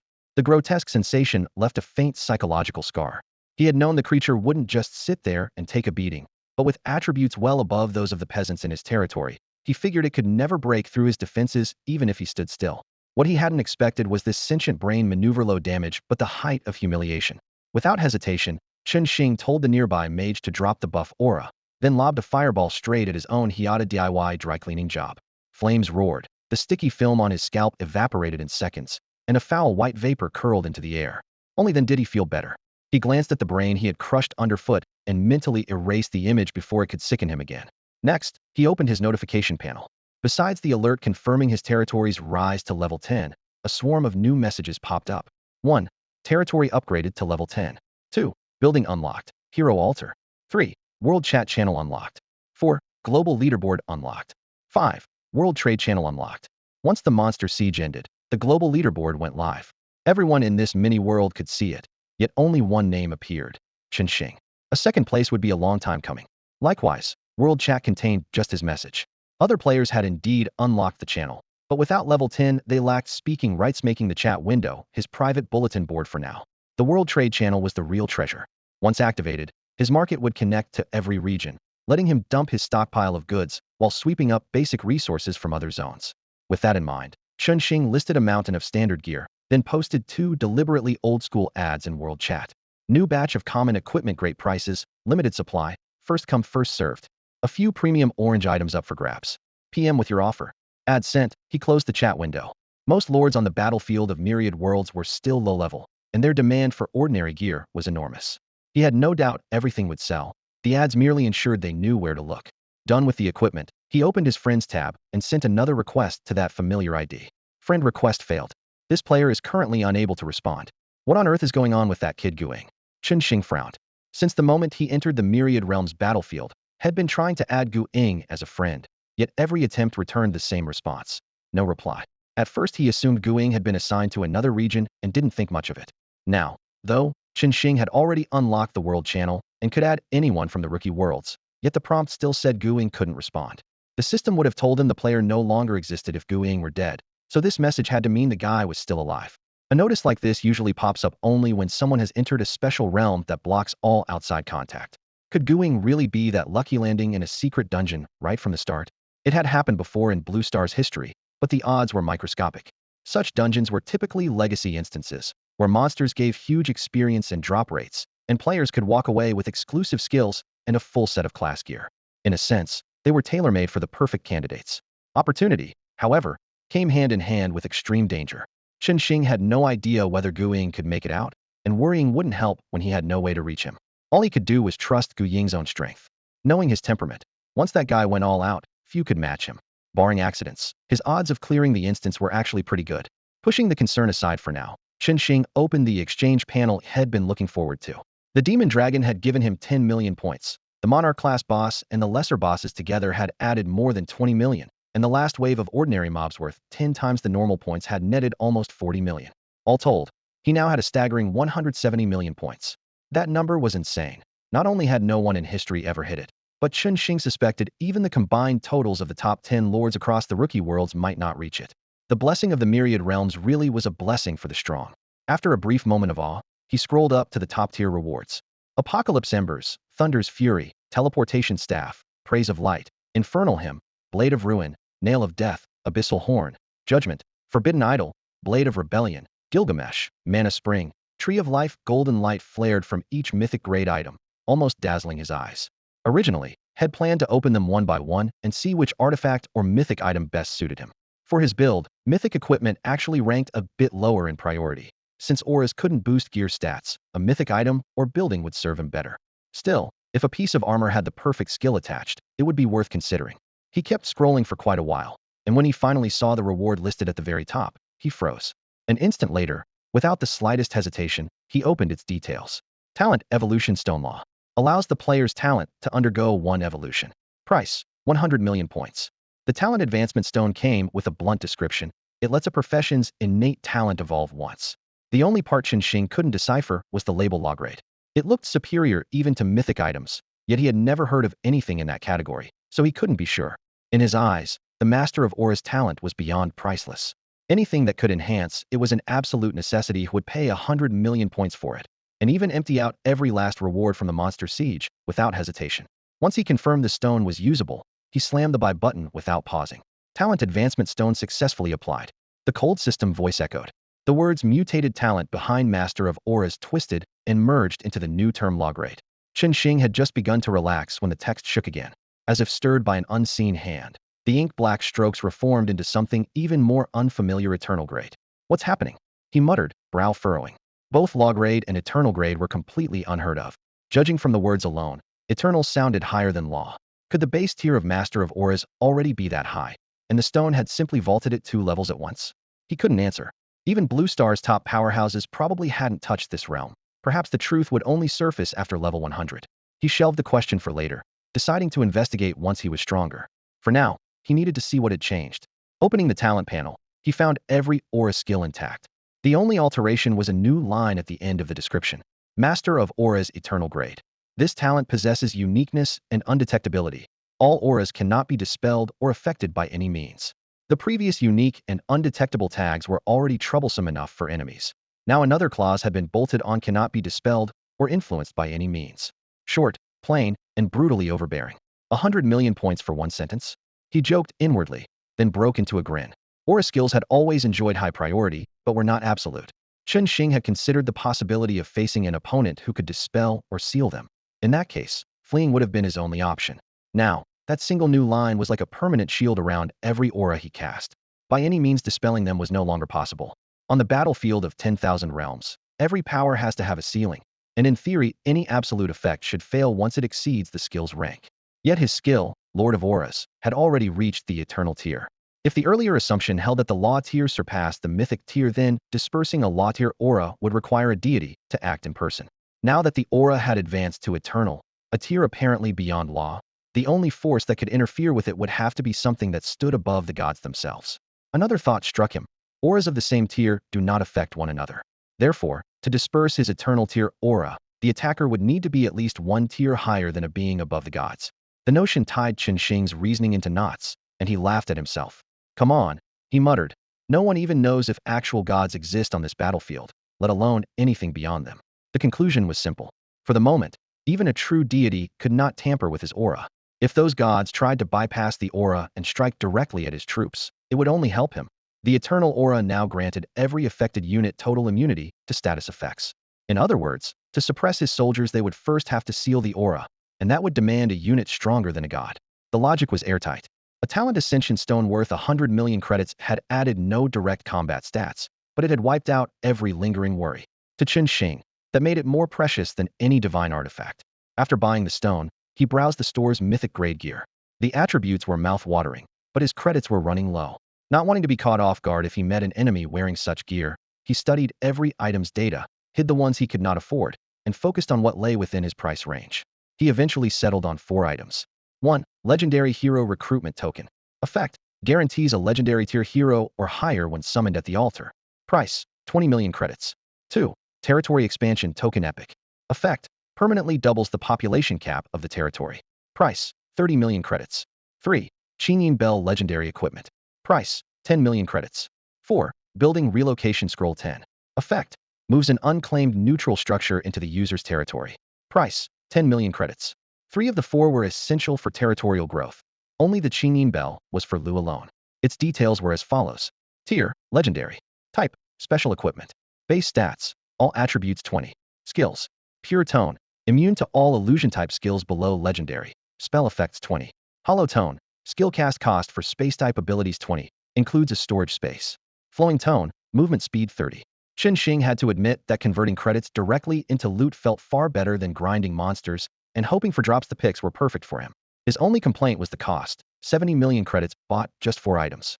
The Epic Territory Expansion token was pricier than some legendary gear, and if he had more credit, he would have grabbed the Legendary Expansion token as well. Permanently doubles the population cap was simply too tempting to pass up. He realized the building relocation scrolls were expensive, but with the resource pool waiting to be moved, he had no choice. The handful of credits left could not buy anything noteworthy, so he traded them all for unassigned mana crystals, more than 80 in total. Not a bad haul. After burning through all his points, Chen Xing opened the Road to Glory quest line. The moment the quest panel appeared, he noticed that the 5th stage had been cleared thanks to his latest kill of the Demon Dragon.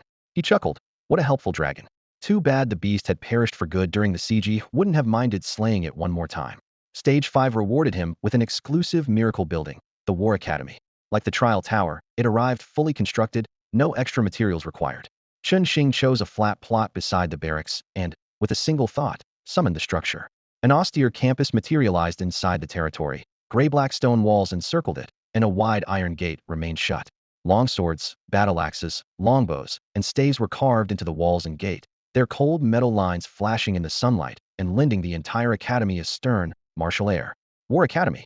Effect: units within the territory can increase their skill levels here. Huh. Chen Xing blinked. The War Academy actually let units upgrade their skills. For classes like mages or archers, a skill upgrade meant a dramatic boost. Take a mage's firebolt. At level 1, it was a mere spark, but at level 10 it was practically a different spell, shorter cooldown, higher damage, and a much larger blast radius, rivaling even the basic fireball. The same went for other abilities. The improvement was transformative. Yet Lord units normally couldn't advance their skills on their own, one of the starkest differences between them and ordinary adventurers. The War Academy erased that gap in a single stroke. Excitement surged through Chen Xing. The Trial Tower already allowed his troops to evolve. Now, with the Academy enabling skill upgrades, his units were on par with regular adventurers. If they kept ranking up, it might even reach the absurd point where normal adventurers couldn't beat Lord units without aura buffs. He allowed himself a quick daydream, then opened the Academy's details and saw a familiar paywall. Once a unit maxed out its proficiency bar, raising a skills level here would cost 100 gold coins. Classic Road to Glory, always hungry for coin. Fortunately, the fee applied per soldier and only once per tier. For example, if a mage pushed Firebolt to level 2, that same mage wouldn't pay again when upgrading any other low-tier spell to level 2. Of course, if you want to raise Fireball to level 3, you'll have to pay again. When Chen Xing saw that line of fine print, he couldn't help muttering to himself. This lousy system never missed a chance to charge. If mages already drowning in skills had to pay for every upgrade, they'd be bankrupt in no time. Among all the buildings offered by the Glory Quest, the only free one left was a tiny wishing pool, so he had to accept his fate. Grumbling accomplished nothing, so he got back to work. Taking a deep breath, he opened the 6th stage of Road to Glory. Road to Glory Stage 6. Slay 100 alien lords. Current progress, 1100. Reward: human exclusive building blueprint 1. Alien lords, really? A glance at the panel told him this task wouldn't happen anytime soon. The rookie battlefield never spawned alien lords. He'd have to venture back to the main world. Tempting as a human exclusive blueprint sounded, the quest would have to wait. Closing the quest panel, he checked his personal notifications. The Monster Siege event was over, and the first place territory reward should have arrived. Congratulations. Your territory tops the level rankings. Rewards: 1. Random building blueprint 1 guaranteed new. 2. 100,000 basic resources. 3. 100,000 gold. 4. 100 neutral crystals. 5. 1,000 source crystals. A flood of resources hit his storage, covering everything needed for the level 11 upgrade. The 100 neutral crystals enough for most players to summon in class squad were useless to him for now, and he already had 1,000 source crystals stockpiled. The real prize was the random blueprint. He claimed it, and the system handed him a tavern blueprint. Unlike an inn that just offers food and beds, a tavern is a specialty building that can recruit support professions like blacksmiths and brewers. These hires eat into your population cap and fight about as well as wet paper, but they can massively upgrade a territory's industry. Downsides: slow refresh rates, wildly uneven quality, and weeks can pass without a single decent recruit. In building this, the resource cost was low, so he'd put it up now. If only mediocre residents showed up, he could wait. And if he really needed talent, his trump card, the little wishing spring, could fix that any time. Plan decided, he glanced outside. Dawn was breaking. After an all-night monster siege, exhaustion slammed into him. Right before crashing, he remembered something and called Xiao Lu over. Xiao Lu, come here. I have a gift for you. A gift? Last time, a gift had loaded it with powerful auras and boosted its strength even post-nirvana, so the word alone got Xiao Lu buzzing. Fresh off the siege and already promised another surprise, it bounced over to Qin Xing, eyes sparkling with excitement. What is it? It was a small bell. The Qingyin bell had a simple, ancient design. Its bright bronze surface was etched with drifting clouds, and a faint mist seemed to glide between the lines, as if gauze were stirred by the wind, giving the bell an otherworldly grace. Is this for me? The fawn's eyes went wide. It sensed at once that this was no ordinary ornament, but a piece of legendary gear light years beyond the fork it had found earlier. Was the two-legged creature really giving it such a treasure? Remembering its old debt, the fawn blurted, "Do I still have to return 3 items for this?" Ha Qin Xing chuckled and fastened the bell around its neck. The moment the Qingyin bell touched the fawn's throat, it shrank to the size of a thumb, perfectly suiting its small frame and making it even cuter. Qin Xing ruffled its head. Loans are for outsiders, your family. The halo everyone got last time wasn't a gift, so I picked this out just for you. If you don't like it, I'll find something better. I love it. The fawn nodded furiously. Receiving its first present filled it with a joy it had never known. When it shook its head, a clear chime rippled through the air.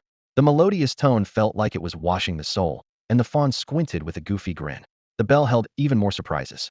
As legendary equipment, the Qingyin bell contained a vast storage space, so the fawn no longer had to cram odds and ends into its stomach. It also boosted its control over spatial powers. The fawn tried its shrinking ground step and found its blink distance had increased dramatically. Silver notes of the bell rang in quick succession as the fawn darted across the territory, now solid, now a wisp, then blinking again, its shadow everywhere, lost in delighted play. Qin Xing stood watching for a while, not wanting to interrupt. Dawn approached. He hadn't slept well the night before, and after another sleepless night, fatigue hit him in waves. Energy pool, hero altar, tavern, they can wait, he muttered. Those buildings weren't going anywhere. After a nap, he could also try the wishing well and borrow some of the fawn's luck. Maybe the altar or tavern would yield something good. For now, sleep mattered most. Back at Bronze Sparrow Tower, he closed his eyes and was out in seconds. At the same time, elsewhere in the newbie world, other professionals woke at dawn, opened the rankings as usual, and felt at once as if the sky had collapsed. World rankings have gone live, and only one name blazes across the board. Qin Xing Global Chat is open too, but the only messages there are 2 ads he posted. As for the trading hub, damn, it's overflowing with gear. Every player outside the eastern megaregion stared at their screens as if they'd been struck by lightning. They rubbed their bleary eyes, wondering if they'd slept straight through several days. Logic insisted it was only dawn of day 3, the moment their territory shields had just repaired, so how could someone have already survived monster siege? The marketplace was even crazier. Before bed last night, any piece of equipment cost a king's ransom. Trash stats, ridiculous prices, it didn't matter, everything vanished the second it refreshed. Now weapons and armor were piled to the ceiling, common items at 200 credits, rares at 1,500. It was practically a charity sale. Anyone who had stockpiled at high prices woke up in tears. They'd done nothing, just slept, and their gear had lost 70% of its value. Items they bought for 700 or 800 were now worth 200. Who could they complain to? Worse off were the real speculators who had filled their warehouses for a quick flip. Qin Xing's bargain basement dump had wiped them out. Others lost a handful of items. They lost their entire bankroll. The shock blasted the drowsiness out of everyone. Chat channels in every region boiled over like oil in a pot. Peter Liu. Guys, did I oversleep? Check the rankings for meta. Did someone really push their territory to level 10? Duke. Oh, my old pal, for the love of God, I swear you're seeing it right. Someone actually hit level 10. Damn, I can hardly believe my eyes. Zhang Guanlan. Cut the dub movie accent, or it'll cram your head where the sun doesn't shine. Lu Xing. Enough with the noise. Anyone got reliable intel? What's going on? Caliban. All I know is Qin Xing's from the eastern megaregion. Tian Haiji. Quit holding back, man. We're all in this together. Tell us more about Qin Xing. Caliban. There really isn't much more. He's been miles ahead on the regional board. Day 1 he pushed his territory to level 6, day 2 straight to 10. Chances are he cleared the siege in the middle of the night. Jialong. Then where did all this gear come from? Did everyone in the east trust him and consign their stuff to his stall? Even if the whole region chipped in, it still shouldn't be this much, and at those prices it makes no sense. Caliban said, all of this gear is probably his. As for where it came from, all I know is that he used a Myriad Realms blessing scroll right before entering the battlefield. I heard a woman tricked him into it. I'm not sure about that part, but I'm certain he used the scroll. Marshall jerked his head up, his voice rising in shock. Wait, you're saying he burned a blessing scroll, survived, and even cleared the monster siege? Caliban nodded, eyes unwavering. That's right. I guarantee it's true.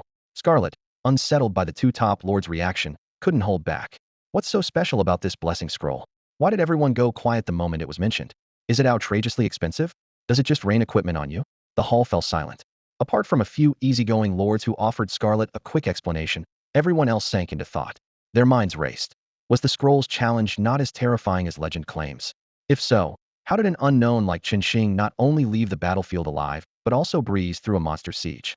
If the difficulty really has dropped, could their own prodigies try it? The ideas kept snowballing. 1. Though the blessing scroll is top tier, it's always been tagged high risk, high reward, and almost no one dares use it. 2. Worse yet, its drop rate is several magnitudes higher than other items of its rank, so Blue Star has quietly stockpiled a batch of them. 3. With their family's resources, they could probably dig up a few and hand them to their brightest talents. That built-in, sky-high drop rate boost is irresistible.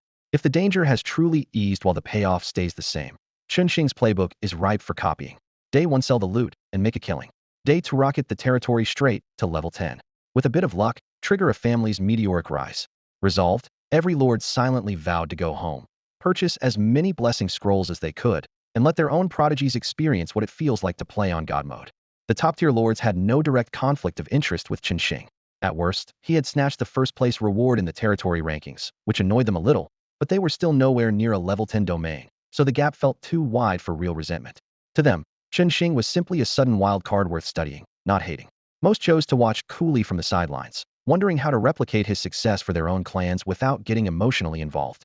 The ones who truly blew up were the middlemen who lived off reselling. Qin Shing's bargain basement prices had wrecked their inventories, leaving them with heavy losses. They swarmed into the chat channel, their curses and fury scrolling by like a barrage of bullets. Some even called on every lord in the zone to boycott Qin Shing's gear and drive him out of the market. The channel instantly devolved into chaos. Rock Pegasus, a level 10 territory on day 2? Qin Shing must be using some dirty trick. Resnick, exactly. He's a two-bit schemer. No one levels that fast without bleeding the Eastern Zone lords dry. Leishman, I agree. He's dumped prices after fleecing the East, and now he wants to bleed us. Let's unite and boycott him and let this parasite win. Sun Qin sneered. Right. Don't buy his cheap gear, buy your overpriced junk instead, huh? I can hear your abacus clicking from here. Richard. The sewer rats finally show themselves. Guess these discount items really hurt. Andrew. Buying low, hoarding high, haven't you been the real leeches all along? Talking about conspiracies, look in the mirror. Abbas was even blunter. Every trip to the battlefield of 10,000 worlds, it's you lot who fleeced the grassroots lords with your so-called business skills. The Eastern Alliance was too soft back, then should have wiped your filthy breed out. Most of these speculators belonged to the same race. Though scattered across the major zones, they kept in close contact. The rats Chris had mentioned earlier hoarding spirit plants to scam Xinjiang, one of their branches. For years they had done nothing but hoard, inflate prices, and rake in profits, stirring public anger. Because they avoided provoking top lords and weren't a formal organization, wiping them out at once was hard, allowing them to survive until now. Now that they'd finally slipped, the ordinary lords were thrilled. The middlemen who tried to steer the narrative were instantly blasted full of holes, utterly clueless about how bad their reputation really was. As the channel grew increasingly volatile, some lords even threatened real-world revenge. Rock Pegasus rushed to change the subject. Rock Pegasus, I admit my gear is a bit pricey, but do you really think cheap equipment is automatically a good thing? Right now gear is still scarce, so 600 gold is a fair price. Once more pieces hit the market, ITLL probably settle around 500. Rock Pegasus lifted his longsword and pointed at the trading board where row after row of fresh equipment was marked 200 gold. He gave a chilly snort. And how much is Qin Shing charging? 200. You don't really think he's here to do charity, do you? My people have a saying, when bread is cheap, bullets usually aren't far behind. Go ahead and chase the discount, but don't say I didn't warn you. The crowd fell silent.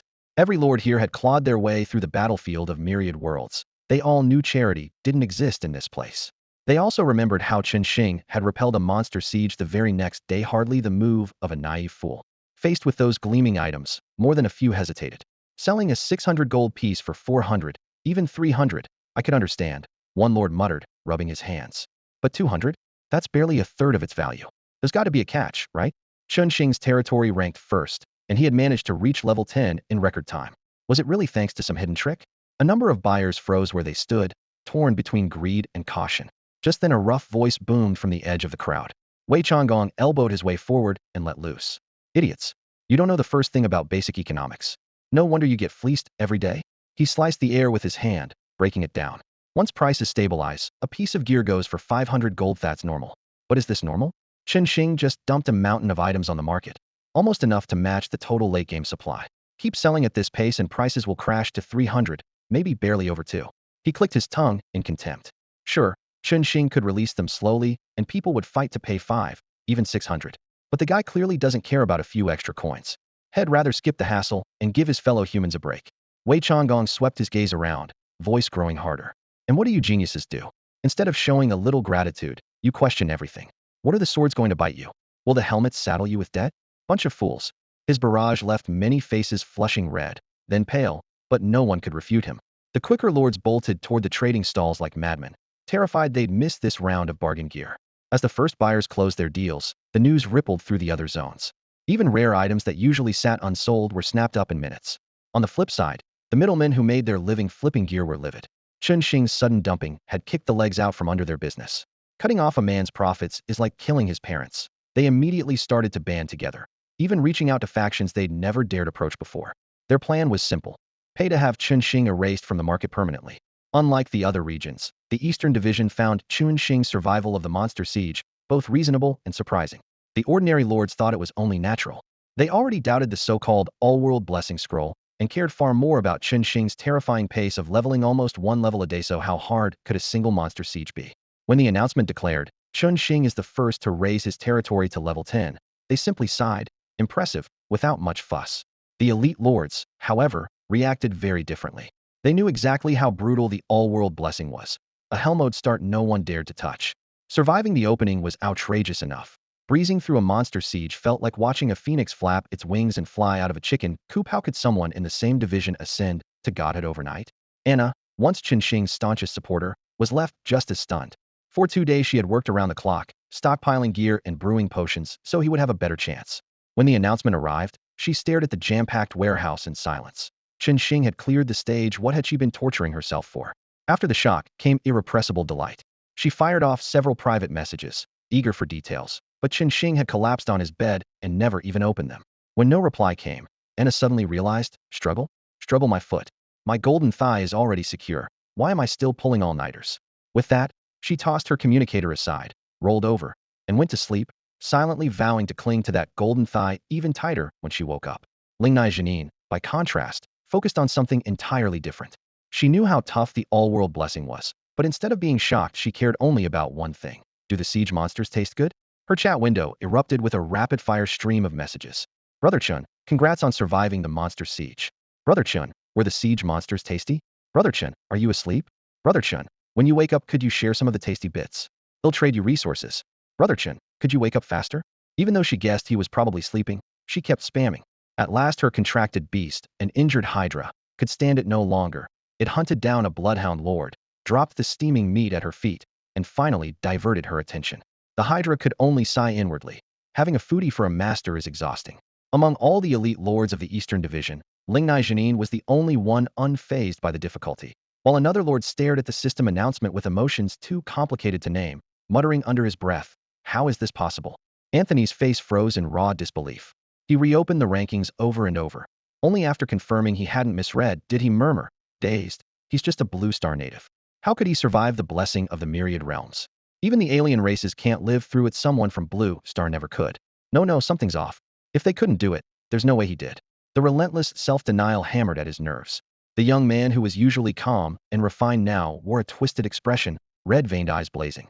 With a sudden sweep of his arm, Anthony sent the glass, Magitech device, and papers flying, shards scattered across the floor. He snatched up a model and a crystal ornament from the desk and hurled them into the corner. Dull thuds echoed through the office. When the brief outburst ended, the littered fragments reflected his numb stare. A spark of clarity flashed in his eyes, and he went rigid. Write the blessing's difficulty stacks, he rasped. At first it wasn't that hard. Fewer people used it later, so the challenge kept increasing. Piecing the logic together, he felt cold sweat slide down his jaw. Chen Xing must have survived because some alien lords already used their scrolls. Blue Star's news is cut off, they wouldn't know. Yes, that's it. He clutched the thought like a lifeline. A bunch of aliens burned through the blessing, lowering the difficulty. Chen Xing just got lucky. He's alive because of chance, not strength. Anthony repeated the theory, trying to convince himself. The dimness in his eyes brightened again. I'm not wrong. Blue Star has no future. My choice is the only rational one. He's nothing but a contemptible thief. He instinctively dodged one glaring question. If the difficulty dropped, how did Chen Xing still secure gear like that? But to preserve the belief that Blue Star is doomed, he had to ignore it. Otherwise the guilt of betraying an entire world and dragging his family into the abyss would crush him. Kill him. That contemptible thief must die. The thought seized him, sharpening his gaze. Anthony opened the chat panel without hesitation and typed, "Pass this to the people behind you. The Anthony family will spare no expense to support them. And if my guess is right, your first target is the southeast sector? I'll order every family member there to cooperate fully. They can lay down their lives if needed." Less than 10 seconds later, a reply popped up. "You turned us down so many times, and now you come running with such a hefty offer. What's the price?" Anthony closed his eyes for a long moment. When he opened them, only murder glinted within. "I want one thing once you take the southeast sector. Head straight for the east and kill Chen Xing." This time, the answer was immediate. "No problem. He was on our list from the start. For the greater cause, Chen Xing must die." The icy words on the screen finally brought Anthony a measure of peace. Chen Xing had no idea his appearance on a simple leaderboard would make so many people obsess over him. Even if he knew, he wouldn't care. In this novice world he could declare, without the slightest exaggeration, "Am unbeatablito as you please." This lord, confident to the bone, almost wished his enemies would gather faster. To him, they were nothing but couriers, arriving one after another to deliver gear and resources.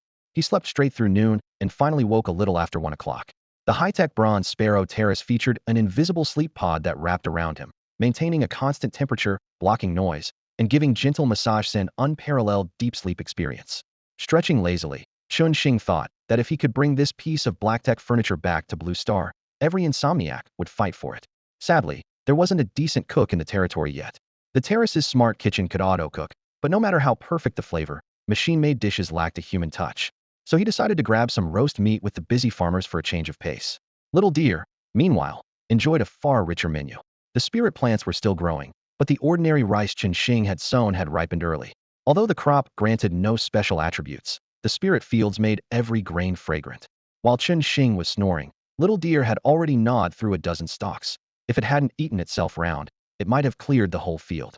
As Chen Xing approached, the fawn still had the last stalk in its mouth. It looked up, then gently laid the rice panicle at his feet an offering. "I can't just chew raw rice," Chen Xing laughed, rubbing its head. "I'm going to grab some roast meat. When we have proper utility buildings, I'll husk the grain and steam fresh white rice then we'll share." He could handle the rice manually now, but he couldn't be bothered. Blueprints for living support buildings weren't rare. If the territory lacked them, he'd simply buy a few, and they wouldn't cost much. Once the structures were up, ordinary crops could be processed with a single tap, quick and painless. Husk.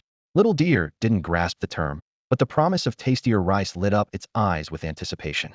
During the meal, Chen Xing sat with the farmers around a campfire, tore off a chunk of roast meat, and popped it into his mouth. At the same time, he opened his personal terminal to sift through a backlog of messages. He didn't know many people on the Myriad Realms battlefield, yet his inbox was surprisingly full. Rena Matoy's messages topped the list by a mile. Even before opening them, Chen Xing could guess what the foodie wanted. Sure enough, every line boiled down to one thing: more food. The meat from these monsters doesn't boost any stats and isn't worth much on the market. For Chen Xing, it's little more than feed for the wall of flesh or fertilizer for the spirit fields, so he has no qualms about scraping off a bit for Lingnai Janine. It sounds creepy, yet he's sure Lingnai Janine would never care where food comes from as long as it's edible. Straight from the teeth or not. She would gladly take it with a grin even if she watched him pry it out on the spot. Chen Xing has never met a purer foodie. After dinner, he slips into the warehouse to pick through monster corpses. Lingnai Janine eats anything, raw or cooked, but he still has to keep up appearance. An adorable girl gnawing on a goblin head would be downright horrifying.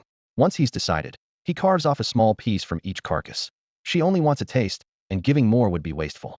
The cuts, together with the promised large intestine, are vacuum sealed and teleported to her. Apart from Lingnai Janine, he sends Chu Xiangdong and the others a few holiday greetings that are not that close. Anna asks a couple of follow-up questions, but after he replies she goes silent, probably busy or asleep. With his messages cleared, he turns his attention back to the territory. The tavern and the hero altar can wait. First, he heads out to relocate the energy pool. The pool is far too valuable to leave outside, and after its rebirth, the little deer urgently needs energy. Its water will do nicely. With the endurance aura active, he moves fast and soon hauls the entire pool home. Finding a spot proves tricky. The buildings here are anything but orderly, so he finally sets the pool beside the spirit fields. That way, after eating, the little deer can lower its head for a drink and recharge. Once the pool is settled, he builds the hero altar and the tavern in turn. Before recruiting anyone, though, he visits the wishing pool. After a day of recovery, it's full again and ready for a new round of wishes. Still, he doesn't plan to involve it in hero recruitment. Already holds a legendary hero summoning token, and the altar's level is so high he worries the wishing pool might fail to grant the wish and be ruined. Hey, this pool is weird. The little deer, trotting beside him, stretches its neck over the edge and lets out a cry of surprise. The crystal clear surface holds no reflection at all, like a sheet of flawlessly polished glass. It tilts its head left and right, trying to find a shadow from another angle.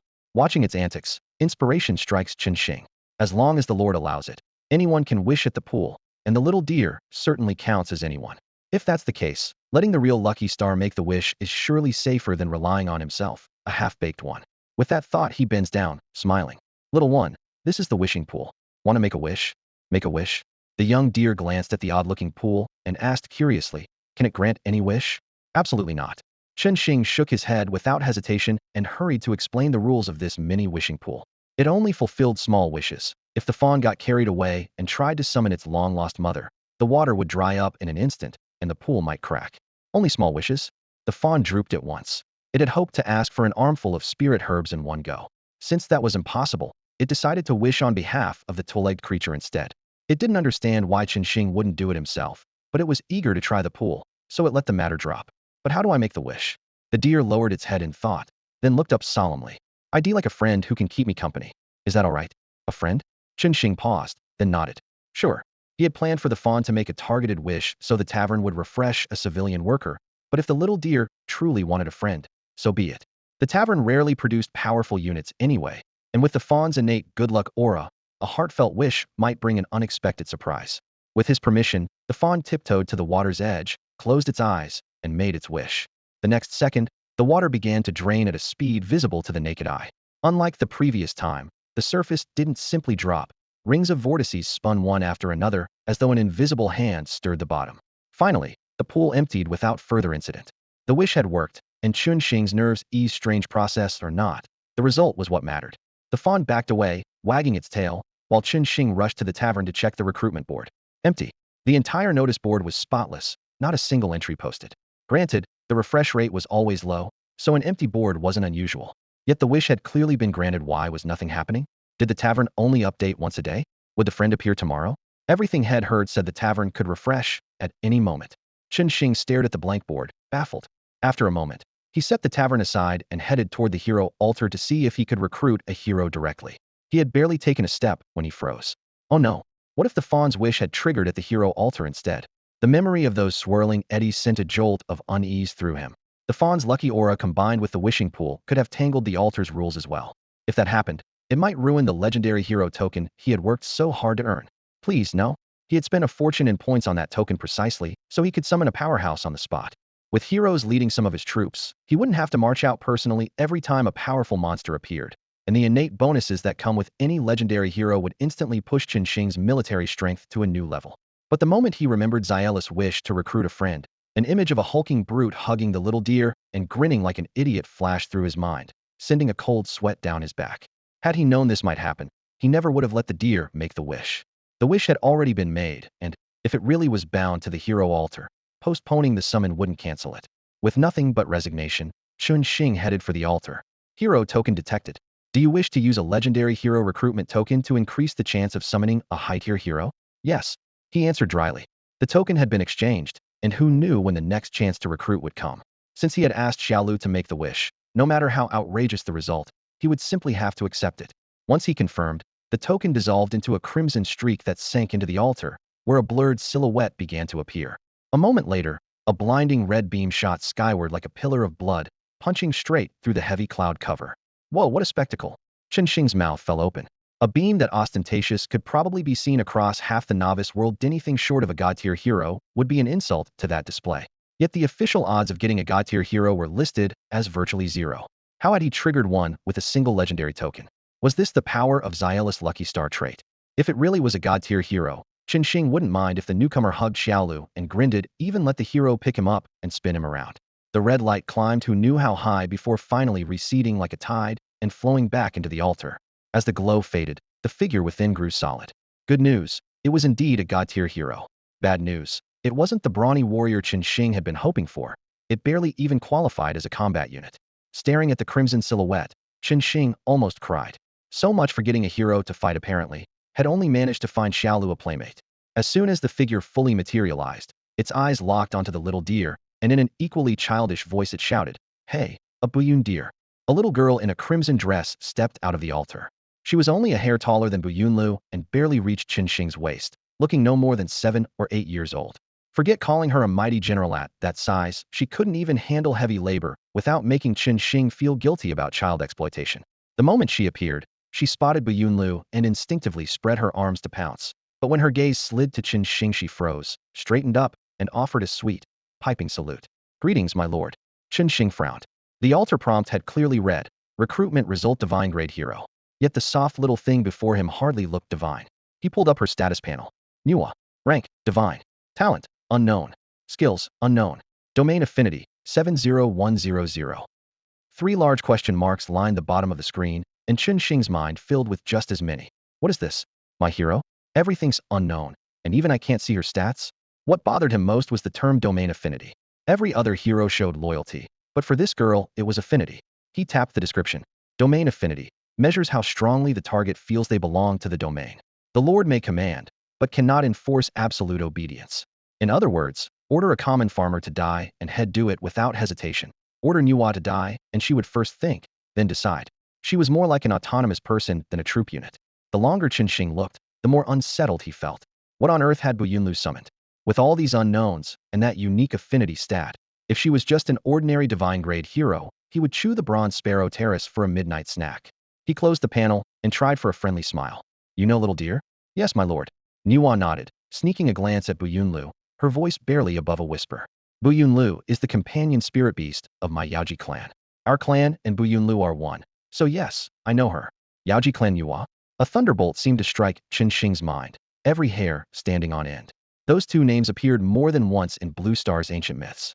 If he remembered correctly, Jingwei's original name was Nuwa, and according to the classics, she belonged to the Yin Emperor's clan. So why was there suddenly a Yaoji clan?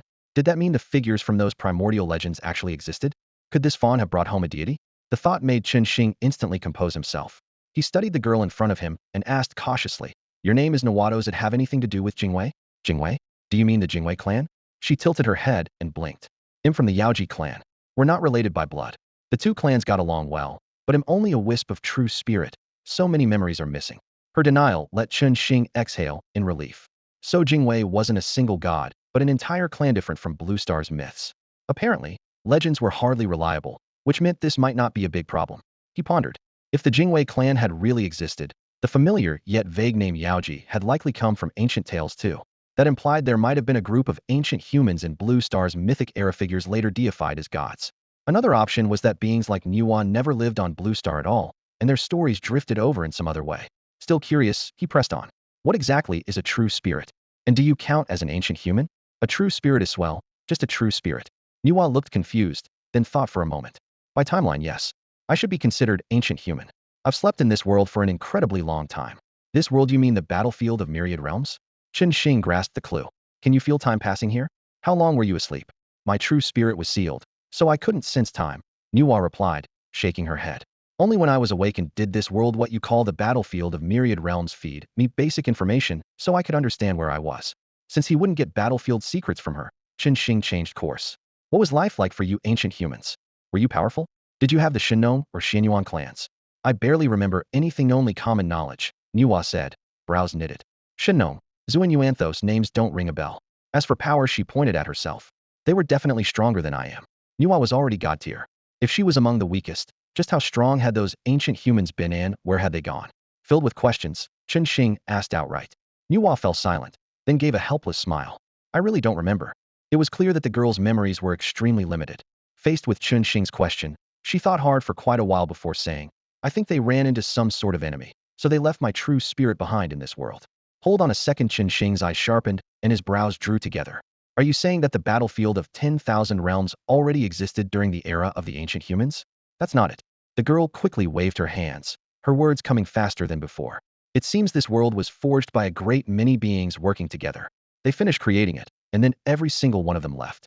When she said a great many, she stretched her arms wide almost to the point of wrapping them behind her back, trying to convey just how countless those beings were. The battlefield of 10,000 realms was built by the ancient humans together with other beings? Chun Xing muttered. Her explanation cleared up part of his confusion but raised even more questions. Where have those ancient beings gone? Who exactly took part in its creation? Why does the battlefield look the way it does today? Was it always like this, or did something happen later?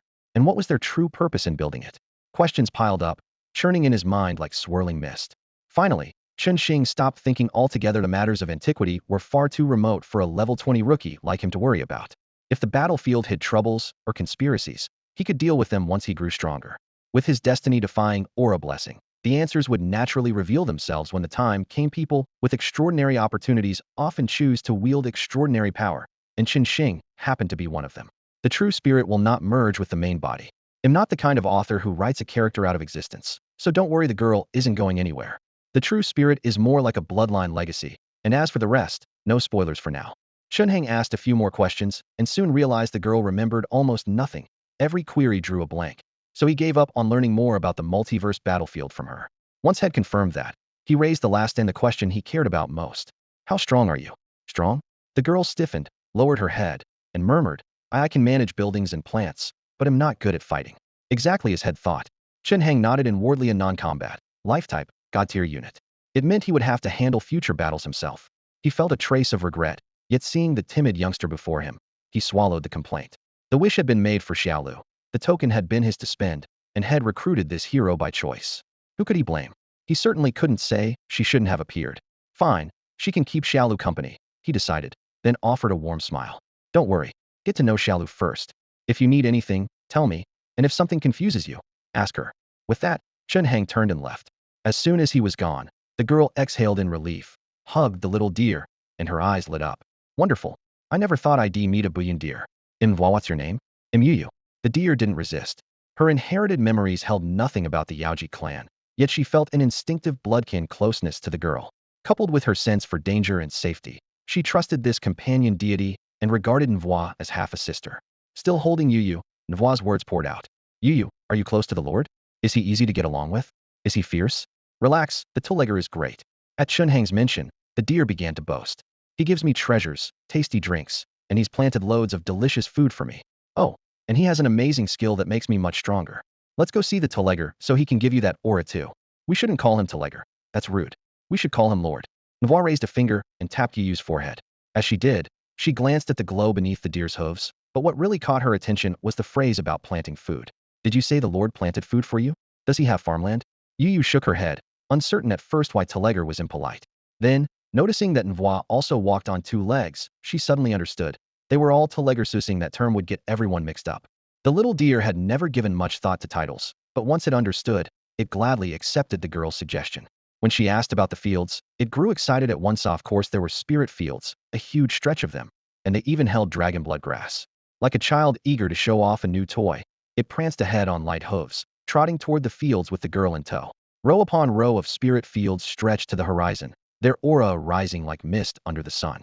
Stocky dragonblood grass thrust out of the earth, faint crimson sap pulsing through the veins of its leaves, and a sharp, spicy fragrance hanging in the air. The girl stopped in her tracks, mouth agape. She had expected ordinary farmland, not priceless spirit fields. Scattered among the rows were rare medicinal plants worth nearly as much as the fields themselves. Was the Lord really this wealthy? See, there's a lot, right? The little deer lifted its head proudly, convinced the girl had been overwhelmed by the sheer number. It circled her, tail wagging. I told you, that Tuleg beast man is really nice. Call him Lord, not beast man. She flicked its forehead and corrected it earnestly. Seeing the deer's blank look, she decided against explaining how valuable spirit fields and herbs actually were. Instead she asked, all of this was planted for you? Yep. Lord said everything that grows here is for me to eat. Remembering Chun Xing's promise, its round eyes curved into crescents. But when it thought about how long the plants still needed to mature, its ears drooped. It's a shame they'll take so long. The Tuleg Lord told me I could nibble the seedlings, but I couldn't bring myself to. So generous? Seeing the deer's contented face, the girl's worry about Qinxing faded. Yuyu might be simple, but its instinct for danger was rarely wrong. Anyone the little deer trusted this much was probably a decent man. With that thought, her sense of belonging to the territory quietly rose 10 points, reaching 80. Noticing its drooping ears, she wrapped her arms lightly around its neck and chuckled. Don't worry. The Yaoji clan are experts at cultivating spirit plants. Take me to see the Lord. If he can supply the right materials, we might speed their growth. Let's try Tonke Terrace. The Tulga, the Lord usually stays there. The forbidden term slipped out again, earning another light tap on the head. Laughing, she followed the frolicking deer toward the center of the territory. Copper Sparrow Terrace. To Lord. The little deer barged through the door, nearly unhinging it, and skidded to a halt before Qinxing. The girl needs some supplies. She says she can make the spirit plants ripen faster. Since when do you call me Lord? Qinxing set aside the scroll he was reading. He didn't mind the deer bursting in, but the title sounded strange coming from it. Girl's orders, the deer said breezily, bobbing its head. She says it's polite. Manners are for outsiders. Qinxing pinched its head, chuckling. Your family, why be polite? Besides, you didn't use any manners when you headbutt my door. Bound by contract, a guardian spirit beast and its lord shared life and death. Calling the deer family was no exaggeration. Oh, the deer nodded as if it half understood, then ventured. So can I go back to calling you Tuleg? Absolutely not. Qinxing shook his head at once. That was far too rude. Because Xiaolu had never called Qinxing anything in front of him, he had no idea that she secretly referred to him as a Tuleg beast. When he found out, he squatted down and ruffled the little deer's soft head. That name won't do it sounds terrible. Pick something else. Xiaolu finally wriggled free of his evil claws, flicked her ears, and looked at him with wide, innocent eyes. Then what should I call you? Just call me Brother Qinxing, like Anna does, he decided. Then he turned to the girl standing quietly nearby, straight as a young poplar. You too. Stop calling me Lord. Brother Qinxing certainly sounded better than Tuleg Beast, and hearing it in their gentle voices was oddly pleasant. Okay, the girl answered softly. She neither objected nor fully committed, simply watching as Qinxing and Xiaolu played around. What supplies do you need? Qinxing asked. Then he waved it off. Actually, they'll just give you access. Take whatever you need. If it's not enough, tell me and he'll restock. Though she was a life-type hero, she was still divine rank, and her loyalty had reached 80. At that level she would never betray him. So Qinxing had no qualms about sharing the inventory. Thank you, Brother Qinxing, the girl said, cheeks flushing. Brother Qinxing, can I feed the spirit plants in those fields to Yuyu? Of course. He nodded without hesitation. If you want to grow anything, talk it over with Yuyu. You don't need my permission for the spirit fields. Hearing such generosity, the girl felt the same certainty Xiaolu once had shed, chosen the right lord. Oh, I forgot to add the auras. Qinxing noticed the empty space at her feet, and immediately stacked every aura he had on her. It's my special ability. Ask Xiaolu if you're confused. I'm heading to the market. Find me later if you need anything. Equipment was scarce on the trading market lately, and every sale put a mountain of gold in his hands. Coins didn't reproduce, so he went on a spree across every region's market, buying up any cheap basic resources he could find. Stunned by the auras, the girl wisely left him to his business. After a polite goodbye, she led Xiaolu away. These auras are pretty amazing, aren't they? The girl watched the little deer proudly flaunting its halo and nodded in silence. She wasn't just humoring it. The aura truly was that powerful. Warm energy surged through her limbs like a current, doubling every basic attribute and leaving a faint glow on her skin. Even more startling, the halos not only enhanced strength, speed, and perception but also bestowed several extraordinary abilities she had never heard of. This lord really is remarkable, she thought, finally relaxing. The stronger the lord, the safer the beings who depended on him would be. She shook her head, calmed the swirling thoughts, and used her shared permissions to open Qinxing's resource warehouse. In the next instant, mountains of rare materials, crystals, and assorted supplies filled her view. Unlike Yuyu, who had no sense of their value, the girl recognized at a glance how precious they were. Any single item here could spark a scramble among small territories. She stared for several long breaths before gently pinching the deer's ears and teasing in Qinxing's tone. You, how did you land such a great lord? Being powerful is one thing, but he's also filthy, rich and generous on top of it. Yuyu's ears twitched at the pinch, and she let out a soft bleat, offering no rebuttal. The girl knew that meeting a lord of this caliber on the very day she awakened was nothing short of miraculous luck. After letting out her excitement, she returned to her usual calm and smiled earnestly. Wait here, Yuyu. They'll have something tasty for you in no time. She selected a batch of spiritual materials from the warehouse and set them aside. Next, she summoned 100 neutral crystals and 200 source crystals, embedding them around the materials. When the final source crystal slid into place, a clear halo appeared, as though an invisible furnace compressed everything into a palm-sized hardcover book. One down, she whispered, without pausing.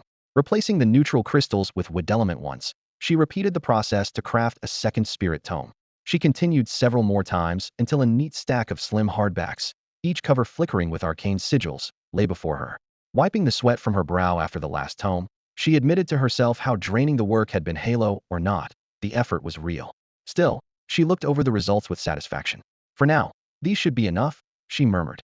She grabbed one of the spirit tomes and walked to the edge of the spirit fields, where finger-tall dragonblood grass seedlings swayed gently. Clutching the book to her chest, she closed her eyes. Moments later, a dark cloud drifted across the clear sky, casting the fields into shadow. The cloud split open, revealing a gap through which a phantom full moon hung, its silver light pouring down. Bathed in moonlight, the dragonblood grass drank deeply, stalks thickening and leaves trembling as their spiritual potency climbed visibly. The false moon lasted only an instant. When the girl opened her eyes, cloud and moon alike vanished as if they had never existed. Without pause, she swapped in a new spirit tome and shut her eyes again. This time the phenomenon was fiercer. The sky dimmed in a heartbeat, black clouds piling like waves and swallowing the sun. Forked silver lightning writhed through the storm, illuminating half the heavens. Focused, the girl brushed a fingertip across the tome's pages. Elsewhere, Chun Xing was sorting supplies when the commotion made him look up. Standing on Bronze Sparrow Terrace, he stared at the storm that seemed to press the sky down, then at a lightning bolt as thick as a barrel that smashed into the ground with a deafening boom, carving a smoking crater dozens of meters deep. What the hell is she doing? Chun Xing blurted. That bolt looked stronger than the latest thunder from the Kobold King's endless lightning. I thought she said she wasn't good at fighting. And he glanced toward the spirit fields, rubbing his forehead. Didn't she say she was just going to farm with Yuyu? Since when does farming involve blowing holes in the earth? Chun Xing had no idea why planting crops would stir up such chaos. Although it was the middle of the afternoon, the sky looked as if a vast curtain had been drawn across it, and the heavy clouds pressed the entire territory into darkness. Inside the storm front, lightning streaked in every direction, tens of thousands of silver serpents weaving through the sky. Every few heartbeats a blinding flash erupted, scattering the darkness before it closed in again. The scale and thickness of the bolts made the Kobold King's watered-down advanced lightning spell look like a children's toy, and even a fully powered high-tier spell probably couldn't do much better. He was secretly grateful he had recognized Yaoji's handiwork in advance. If this had been an enemy ambush, only killing the caster instantly might have saved them. Chun Xing and the aura-bearing units might survive such lightning, but who knew how many buildings would still be standing afterward?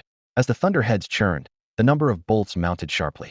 Luckily, most of them were discharging in midair instead of striking the ground, which reassured him somewhat. A territory that had survived monster sieges unscathed must not be flattened by its own farming. Clearly, the little girl knew exactly what she was doing. Yet as the flashes grew denser, he noticed a subtle change in the air. No illusion at all.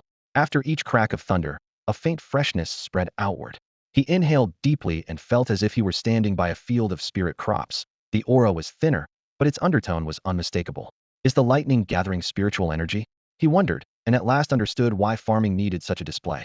The crackling bolts were forcibly funneling heaven and earth's essence into the sky over the territory. Just then the girl glanced up at the clouds, apparently satisfied, and drew a jade-green tome from her robes. A gentle breeze rustled its pages, and the air grew damp in an instant. The next moment, raindrops the size of soybeans poured down, drumming on roofs and earth alike and bursting into tiny sprays. Cowering nearby, the young deer froze, its coat quivering under the downpour. Moments ago it had wanted to approach this new friend. Now, after watching her raise a hand and reshape the heavens, only fear remained. Power like hers eclipsed any two-legged creature it had met.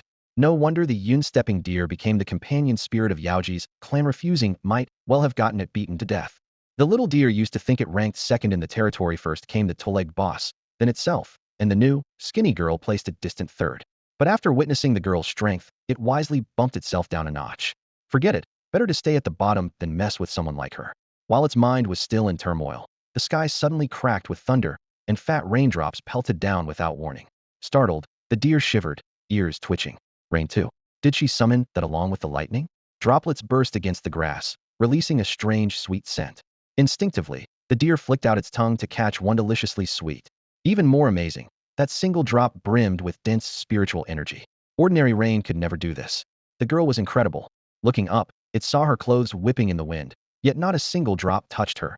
Every bead of water curved away as if by command. The deer's eyes sparkled with adoration. Summoning lightning was impressive enough now. She could conjure rain that tasted like candy. Sheets of water poured down, nearly forming a curtain. On a sudden impulse, the deer blinked out of sight and reappeared on the roof edge of Tonkei Tower after a few quick steps through the air. Up on the loft, Chun Xing was standing against the wind. Instead of trotting over, the deer first shook its head and limbs. Its snow-white coat rippled like silk, flinging every raindrop away until it looked freshly groomed and perfectly dry. Chun Xing laughed and ran a hand over its back, still smooth and soft, not a hint of dampness. Admiring the unique physique of a cloud stepper deer, he asked casually, "Here to get out of the rain?"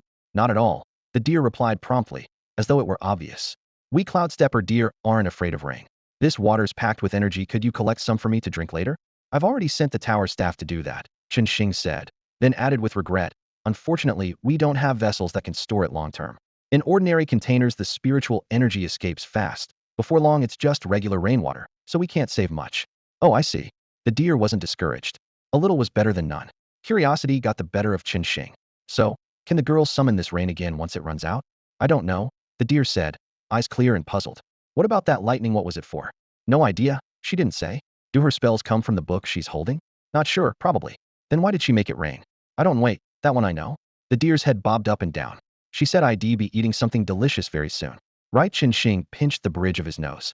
Expecting detailed intel from this carefree creature had been his mistake. Yet that last remark sparked a thought. Delicious spiritual plants, ready soon? Could she accelerate plant growth? Was she ripening spirit herbs with this rain? Damn, we've struck gold. A green spirit tome brushed lightly across her fingertips, releasing a faint azure glow. As the light spread, the entire stretch of spirit plants before her seemed to have its growth slider cranked to maximum. Longshiwa grass, once no larger than a palm, shot up to the girl's chest within a few blinks, crimson sap pulsing visibly through its veins. Farther away, the change in ordinary crops was even more dramatic. The rice field Chun Xing had just harvested and reseeded now drooped with golden heads again, already ripe for a second cut. Chun Xing was still marveling at the impossible scene when a system notification flashed at the corner of his vision.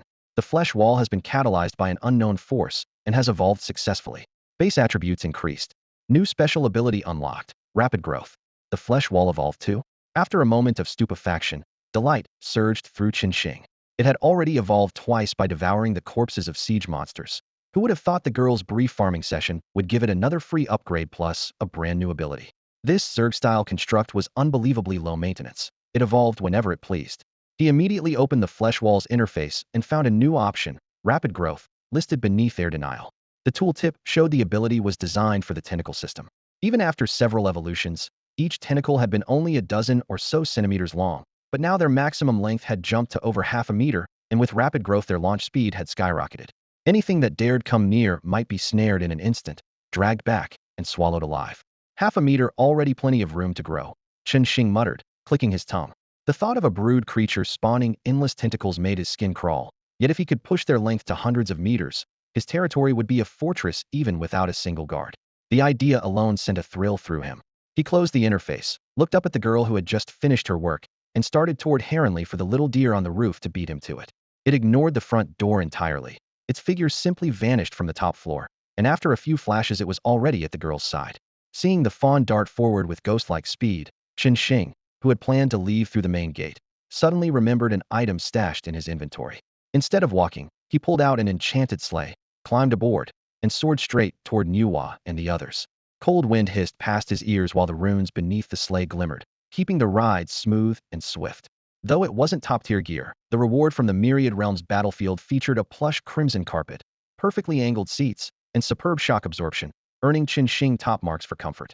Upon landing, the sleigh rocked once and settled. The fawn trotted over, round eyes fixed on the red carpet, tapping it with a hoof as if trying to figure out how the contraption could fly.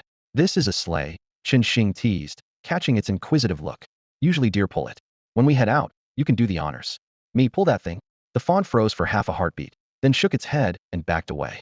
"No way. I'm not hauling anything." Chun Xing laughed and dropped the joke before its ears could stand any straighter. "Relax, it's for you to ride on." Turning around, he noticed the sheen of sweat on Nuwa's forehead and frowned. "Are you all right?" "I'm fine, Brother Chun Xing," she replied with a sweet smile, wiping the sweat away. "I'm just too low level right now.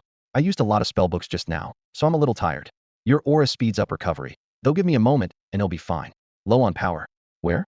Chen Xing recalled the sky-darkening storm clouds and lightning dancing within theme. If those bolts had struck enemies instead of bursting in the air, even a legion of Lord-class bosses would have been vaporized on the spot. Then there was the spell that made plants erupt in an instant. With the right seeds, it could be just as devastating. Either spell was a battlefield-level killer move. If Nuwa were on the walls during a monster siege, she could wipe out anything below dragon class on her own. Yet she called herself weak. The ancient human race really is frightening, Chen Xing thought. If their weakest child was already like this, what kind of monsters were their true elites? A subtle sense of crisis crept in. His road to invincibility was still long. Still, with his aura and enough levels, he believed he would get there. Calming himself, he advised, no need to rush. The fawn isn't starving for herbs, so don't wear yourself out. Right. The fawn bobbed its head. Though it was drooling for spirit plants, it felt bad seeing Nuwa drenched in sweat. I can wait. No hurry. Really am fine. Warmth spread through Nuwa's heart as she explained with a light laugh. I noticed Yuyu's condition wasn't quite right. It looks like it took a nirvana pill, but the pill was low quality and couldn't fully awaken its bloodline.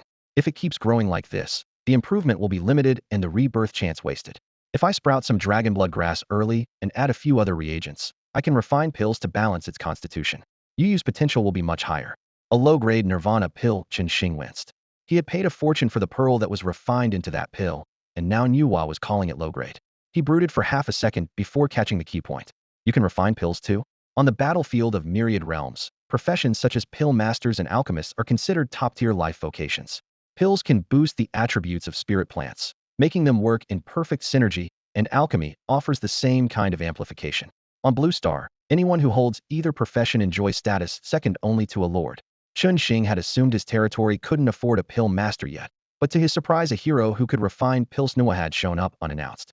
Our Yaoji clan specializes in cultivation, so we dabble in pill refining as well, Nuwa explained with a nod. She believed she wasn't much of a fighter, so she poured most of her energy into farming and alchemy. Chen Xing instantly recalled that storm of lightning shed unleashed. Even after going berserk, the Kobold King had only managed a watered-down version of a high-tier spell, while Nuwa tossed out the original stronger version as if it were nothing. If that counted as poor combat skills, what did that make the Kobold King crippled? He laughed and shook his head, deciding not to argue. Take whatever materials you need from the warehouse. If we're short on high-grade resources, tell me and I'll trade for them. There are plenty of empty rooms in the Bronze Sparrow Terrace. I've given you access.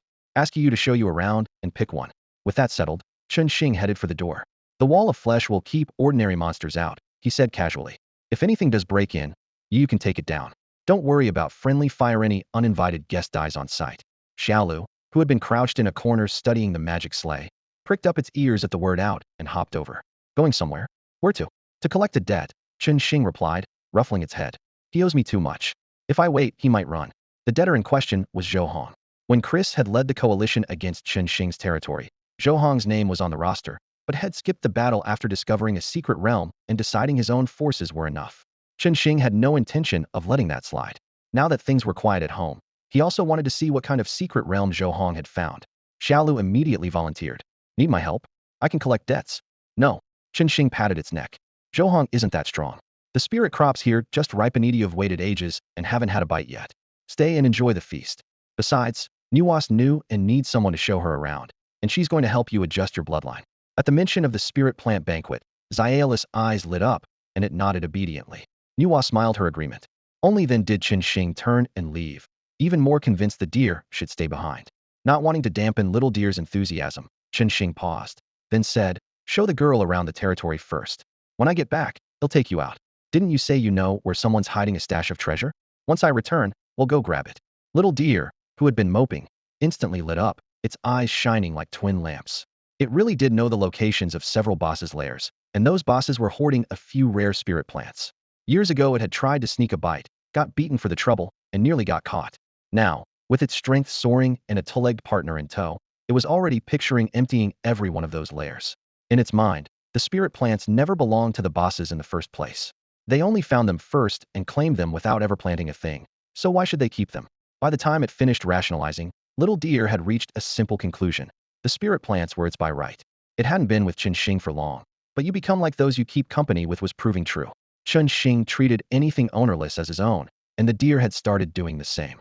The only difference was that Chen Xing took it one step further, considered not just the spirit plants, but even the monsters guarding them ownerless. The plants are mine, and so are the monsters was the fully evolved logic. After calming the deer, Xing ruffled the fluffy fur on its neck as a reward, then began drawing auras. Maybe had burned through all his luck recruiting the girl. 3 consecutive draws produced nothing but throwaway auras. He decided to save the remaining 2 attempts for another day. Most of the aura pool was filled with elemental auras, with only one rare option, so there wasn't much to choose from. In the end, he took the 3 non-elemental auras. 1. Vitality Aura LV.1. Allies' health regeneration increased 100-fold. 2. Haste Aura LV.1 rare. Allies' skill haste increased 10-fold. 3. Devotion Aura LV.1. Allies' healing effects increased 10-fold. Vitality and devotion would matter later, but haste was crucial now. Xing immediately spent 4 skill points to push haste to level 5 skill, haste multiplied 50 times. That meant every mage under his command could become a mobile artillery piece on demand. It helped more than mages. Archers rapid fire and warriors berserk would refresh just as fast. Next time they faced something like an abyssal dragon that had to be kite, archers could unload every skill and be ready to go again almost at once. With the auras settled, Xing organized his forces. After 500 peasants finished class changes, the lineup looked like this. Archers, 200. Mages, 100. Shield bearers, 100. Warriors, 50. Assassins, 50. Because he needed to deal with Zhou Hong and explore a secret realm, he also recruited 50 priests. Once the priests completed their training, they would replace 50 shield bearers, keeping numbers steady while covering the healing gap. With everything ready, Xing didn't waste a second. He produced a teleport scroll, and as it flared to life, he and his troops stepped into the spatial rift, bound for Zhou Hong's territory. Open Yup, it's time to pay your debts. The teleportation scroll Xing wielded had been extorted by Anna from Chris and his crew, and the one he was using now might well have come from Zhou Hong himself. The scroll flashed and went dark, and in an instant Xing and 500 elite soldiers slammed onto a stretch of barren ground. Coarse dust billowed under the impact, and through the swirling haze Zhou Hong's territory loomed a few hundred meters away. No stout walls, just a cluster of shabby wooden huts. The only passable structure was a slightly imposing Lord's Hall, a pitiful contrast to Xing's own fortified city. A 500-man teleport made plenty of noise. Armor clanged, mounts screamed, and startled birds scattered into the sky. Yet Zhou Hong's domain was eerily still. No patrols, no alarms, as if its master had vanished. Xing narrowed his eyes. He's probably inside a secret realm. For someone as terrified of him as Zhou Hong, there was no chance he would calmly watch an enemy approach, much less abandon his land. On the battlefield of myriad worlds, a territory can be conquered in only 2 ways. 1. Kill the Lord on the spot. 2. Demolish the Lord's Hall. If the Lord dies, the territory falls instantly. If the hall is destroyed, the Lord has 1 hour to return and repair it. Fail to do so and defeat is declared all the same. A lord stripped of his territory may keep his life, but he is essentially crippled. No class abilities, no way to recruit new troops, and the loyalty of existing units drains away. On a battlefield packed with killers, a lord without soldiers is little more than a lamb for slaughter. Hence, no one abandons their land unless absolutely forced to. That is the dilemma for top-tier lords. They must leave their bases in search of resources while still keeping troops on guard. Yet most control only a single unit type and have to choose one priority over the other. Xing knew that every year a few unlucky lords lost empty strongholds while out exploring. Worse still, some drew slow-moving strength units, and, even after receiving the alert, could not return within an hour, forced to watch their homes crumble. Gazing at Zhou Hong's deserted plot, Xing hesitated, then rescinded the order to level the hall. After Chris and the others had been killed, Zhou Hong was already skittish. If his territory were destroyed as well, he would likely take to the road as a wanderer and never appear again. A territory is a fixed target, but a man can run anywhere. Teleporting to a building is easy. Chasing someone who can change direction at any moment in the wild is far harder. Find him first, Xing muttered, turning his gaze to the mountains and forests surrounding Zhou Hong's land. Entrances to secret realms usually lie close to a territory. Once he located it, Zhou Hong would have nowhere to run. And if that failed, he had more scroll sheet could always lock onto the coordinates again. He raised a hand, ordering his troops to fan out and search, already planning his next move. If push came to shove, he could simply use another scroll to pinpoint Zhou Hong's position. Xing pulled out his enchanted sleigh and lifted off, scanning the surrounding territories from the air. Mid-flight, he discovered that Zhou Hong's domain was far from deserted. Several ratfolk crossbowmen were patrolling among the crumbling walls and rubble. Had he drifted a single step over their border, those bolts would already be slicing through the sky toward him. So he actually drew a ratfolk crossbowman unit card? Xing narrowed his eyes. Ratfolk crossbowmen were famed for their speed and range, yet counted as rare tire units with an abysmal drop rate. If Zhou Hong nabbed one at the very start, the dungeon head entered had to be top grade. The harder the dungeon, the better the loot, and pulling a tire unit this early spoke volumes. Every monster Zhou Hong killed was one less reward for Qin Shing, and urgency surged through him. To pick up the pace, he summoned a dueling archer to share the slay. No one could rival a dueling archer's eyesight. With the archer searching, Qin Shing only had to keep climbing higher. Sure enough, the dueling archer lost no time. Pointing to a black speck several kilometers away, he announced, "My lord, there's a temple over there." Qin Shing saw only a blurred outline but trusted the verdict. He dropped the archer, rallied his troops, and drove straight toward the temple. Deep inside that temple, Zhou Hong led a black dragon and dozens of ratfolk crossbowmen against a colossal rat fiend. Ordinary ratfolk crossbowmen barely reached an adult's shoulder, yet this monster loomed 3 to 4 meters tall. A hulking arbalest rode its back, muscles knotted beneath its fur, and a broad zamadeo filled its fists, turning the creature into an armored war god. Steel whistled as the blade carved arcs of light, knocking the black dragon back with brute force. During each brief lull, the rat fiend would snatch the giant arbalest from its back. Flaming, enchanted bolts tore through the air. 2 shots could obliterate a common crossbowman. To keep his forces alive, the black dragon absorbed volley after volley with its scaled hide. Without that living shield, the crossbowman would have been erased by the second barrage. The dragon's protection bought precious seconds, and a torrent of bolts poured from the crossbowman like a Gatling gun. In a flash, the rat fiend's health drained away, and the massive body collapsed with a thunderous crash. Staring at Zhou Hong as he sorted through their spoils, the black dragon's eyes flashed with fatigue. It repeated a line it had already spoken countless times. "We can't go any farther. I have to rest." Since stepping into the temple yesterday, the dragon had been forced into one brutal fight after another. At first it fought alone, forced to chew through every enemy by itself. Later it recruited a few dozen rat crossbowmen, whose concentrated fire eased the pressure, but a full day and night of slaughter still pushed it to the brink. It was only an adolescent black dragon, not a tireless war beast. Prolonged combat left its muscles twitching and dark red blood seeping between its scales. No, Zhou Hong cut it off before the dragon finished. He had barely lifted a hand all day, yet he looked just as battered. The pampered aura of a Tianhong group heir had been shredded by blood and grime. Hair clung to his forehead, mud coated the tears in his shirt, and crimson veins crawled through his eyes. He glared at the dragon, voice hoarse and urgent. "Qin Shing could catch up at any moment. When he does, we're dead. We have to find something in this temple that can handle him before he gets here. It's our last hope, so we can't stop." What he left unsaid was obvious. If the temple held nothing that could restrain Qin Shing, they were doomed anyway. The dragon understood the subtext, but its body was on the verge of collapse.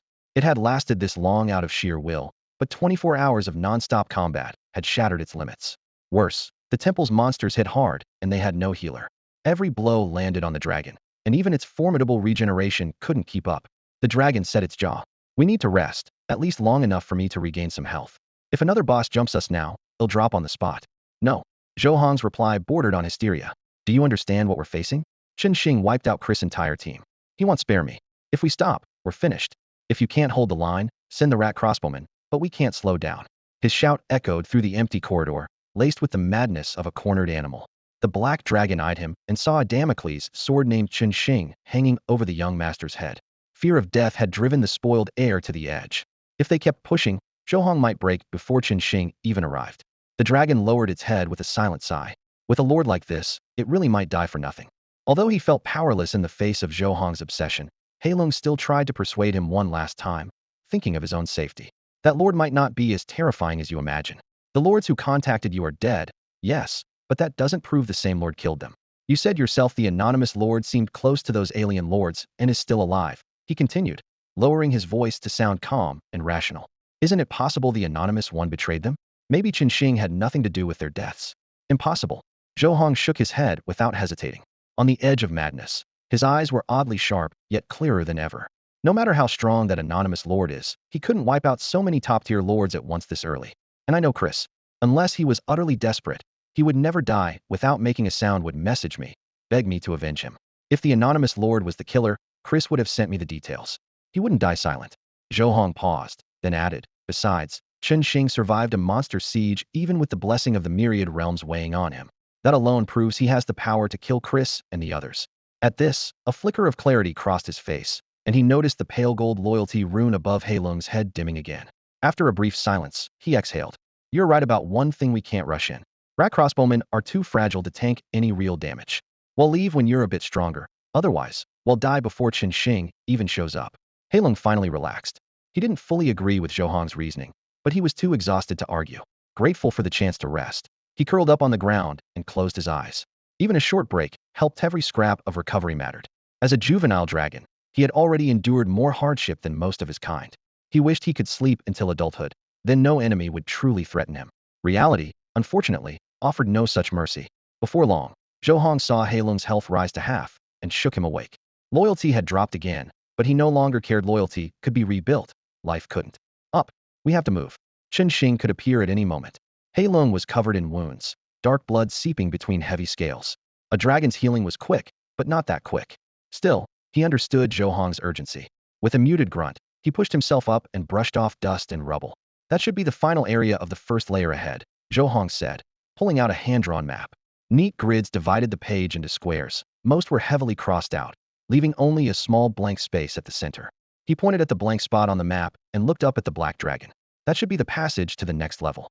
I have a feeling a tough boss is guarding it. The black dragon rumbled, its pitch-black eyes glinting. It silently prayed that the gatekeeper was only a run-off-the-mill Lord-rank boss. With a squad of crossbow mice, it could probably win.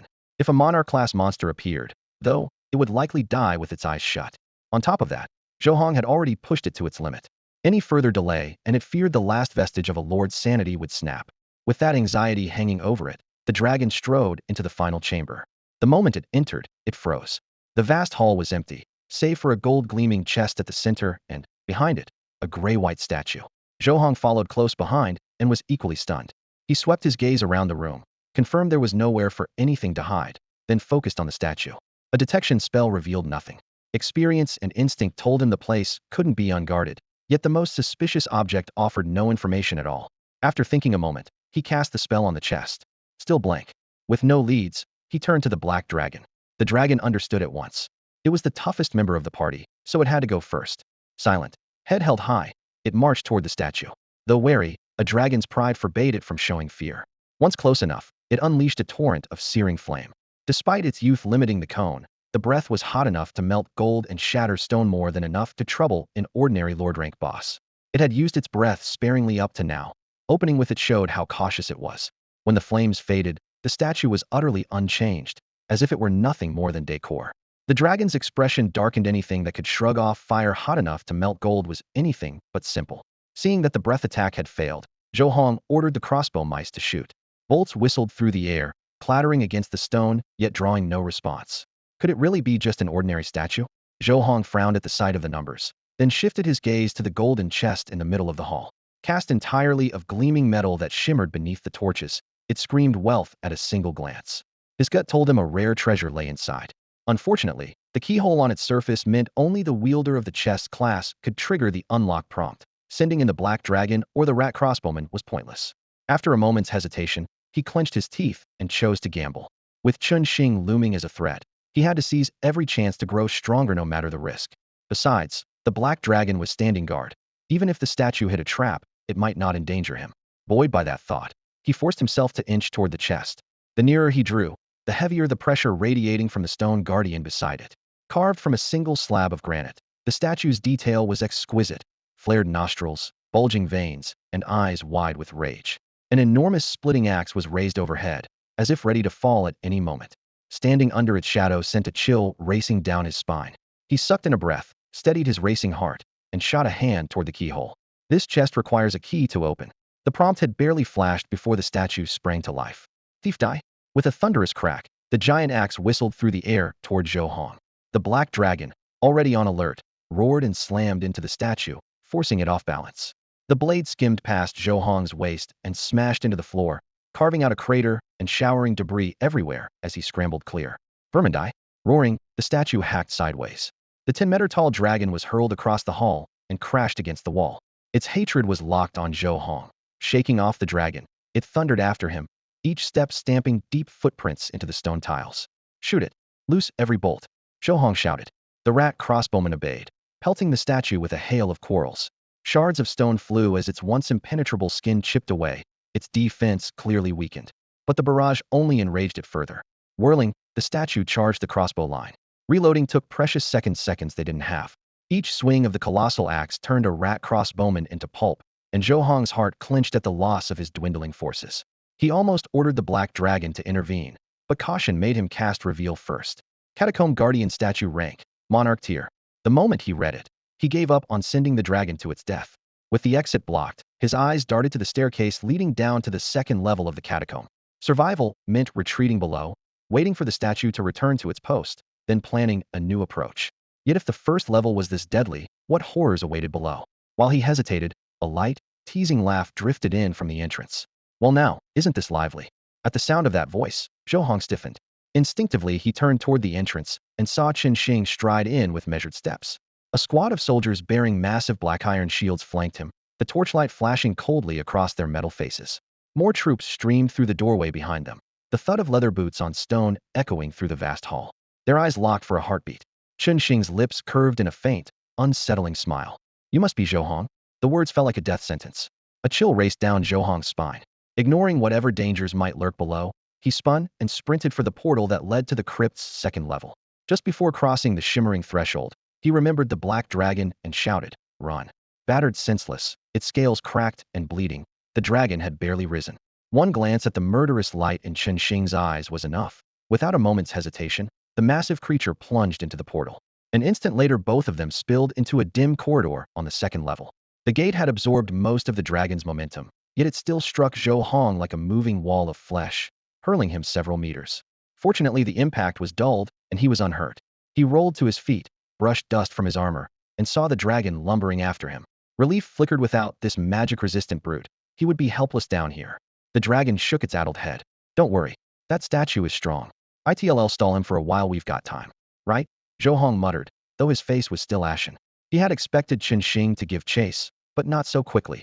Without the guardian statue blocking the way, he would already be in chains. On his interface, death notifications for rat crossbowmen flared so rapidly they filled the screen. Instead of sorrow, Zhou Hong felt a surge of hope. The faster they died, the stronger the statue must be, and the more time it was buying him. One more scrap of luck remained. Qin Shing hadn't destroyed his territory. As long as that icon stayed lit on the map, he still had a chance. If he could find a trump card down here and strike back, he could reclaim his throne as a top-tier lord. Steadying himself, he hurried deeper. Qin Shing could burst through at any moment. A single heartbeat wasted might mean death. The dragon also fell silent. Its cracked scales burned with pain, yet the thought of being hunted to its lair was far more terrifying. The corridor ahead stretched into darkness like a gaping maw. The dragon drew a mold-tainted breath and stepped forward only to freeze in place, as though unseen chains had seized its colossal frame. Zhou Hong's eyes widened. No prompt on his interface reported the dragon as controlled, and with its resistance, what could bind it?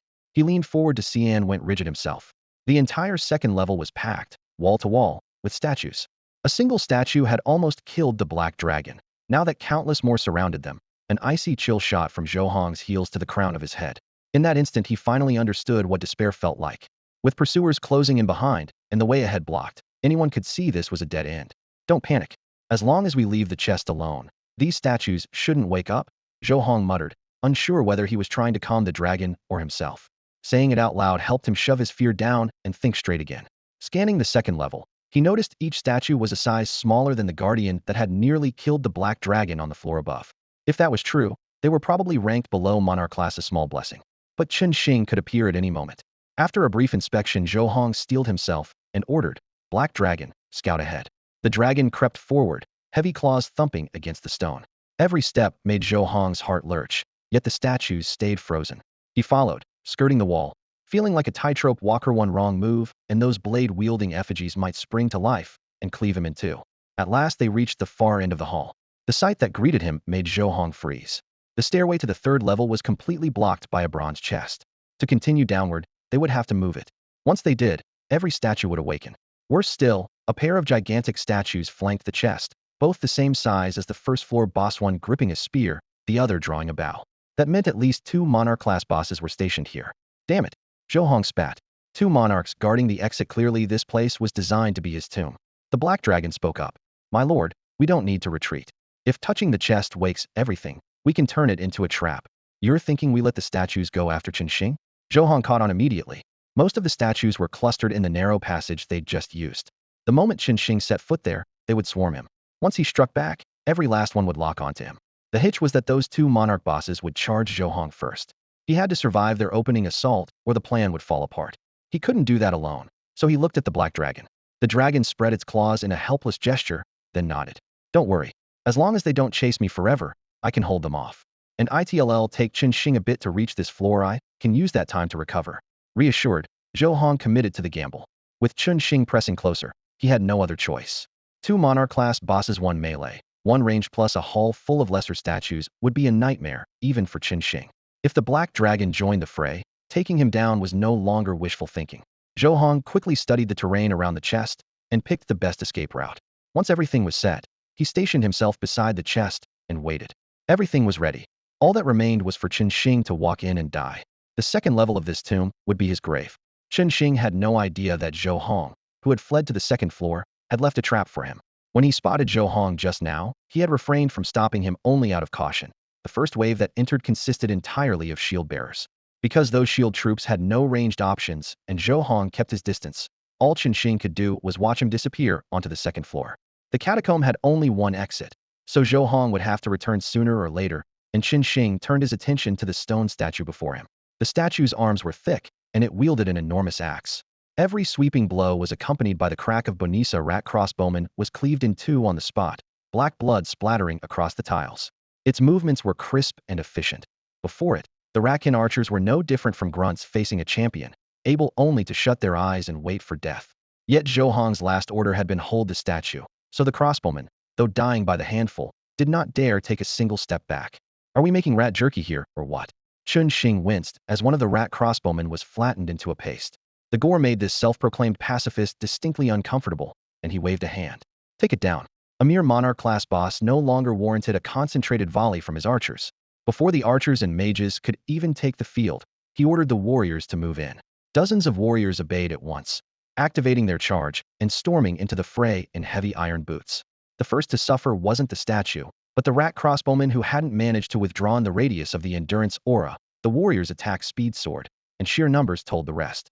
A whirlwind of blades tore through the ranks, reducing every ratman to scattered limbs in the blink of an eye. With the crossbowman annihilated, the monarch-class statue became the sole target. Thieves die? The statue roared. It cared nothing for the change in opponents. Anyone who set foot in the hall was an enemy. What it failed to realize was that this new group was an entirely different beast from the fragile ratmen before. Even as its roar hung in the air, the enormous axe traced a perfect arc toward the nearest warrior. Bam! The force of the blow drove the man back 2 steps, and that was all. He raised his blade to parry, steadying himself. The same impact that could send a black dragon flying was now little more than aftershock against his physique. The statue had barely gained a hint of momentum when the remaining warriors enclosed it in an instant. A dozen fighters locked shields into a steel phalanx, triggering their berserk skills in unison. Swords, spears, and halberds fell like a torrential storm. The clash of metal rang without pause, sparks dancing with chips of stone. Moments later the warriors withdrew, and the monarch-class statue, denied even a second swing, collapsed with a crash, shattering into rubble. Yet as Chen Xing gazed at the ruined statue, a sense of unease crept over him. Something about this felt wrong. With both Thorn's lifesteal and on-hit lifesteal in play and a whole squad laying into the target, the warriors' health bars should have been full after smashing that underground statue. Yet when Chen Xing glanced around, several bars were missing a noticeable chunk. It wasn't a huge loss, but right now it stuck out like a sore thumb. Sensing something was wrong, he pulled up the combat log. During the brawl, only on-hit lifesteal had procced. The Thorn's lifesteal column stayed stubbornly gray. Chen Xing narrowed his eyes. The Thorn aura hadn't triggered at all. No reflected damage, no reflected healing, simple as that. He eyed the mangled statue on the floor and frowned. Magic immunity? Thorn aura dealt magic damage, so a fully magic immune target could ignore it. But 100% magic immune boss at Monarch tier? That was beyond outrageous. A thought struck him. He stepped forward and activated True Sight on the largest piece of rubble. Mountain copper or fragment? Mountain copper? He nearly jumped. The ore sits in the same class as adamantite and mithril. Whereas mithril amplifies mana flow, mountain copper is famed for its magical inertia. Most spells barely scratch it. If the whole statue was cast from pure mountain copper, the missing thorn aura damage made perfect sense. That only made the situation more obscene. On the battlefield of myriad worlds, mountain copper sells by the gram. Smiths usually add a sliver to a golem or top-tier gear for extra resistance. An entire statue of the stuff? That's like wiring your house with solid gold. Effective, sure, but jaw-droppingly wasteful. Which lunatic flexed this hard? This isn't a statue, it's a gold mine. Chen Xing was giddy. He shoveled every fist-sized chunk into his pack. Hesitating for half a second would be disrespectful to all this money. The fragments would need a master smith to melt down, and the yield was anyone's guess. Still, free mountain copper was free mountain copper. He scanned the floor again. Aside from the bigger pieces, only nail-sized grit remained, mixed with brick dust. Faced with those crumbs, he finally reined in his scavenger's instinct.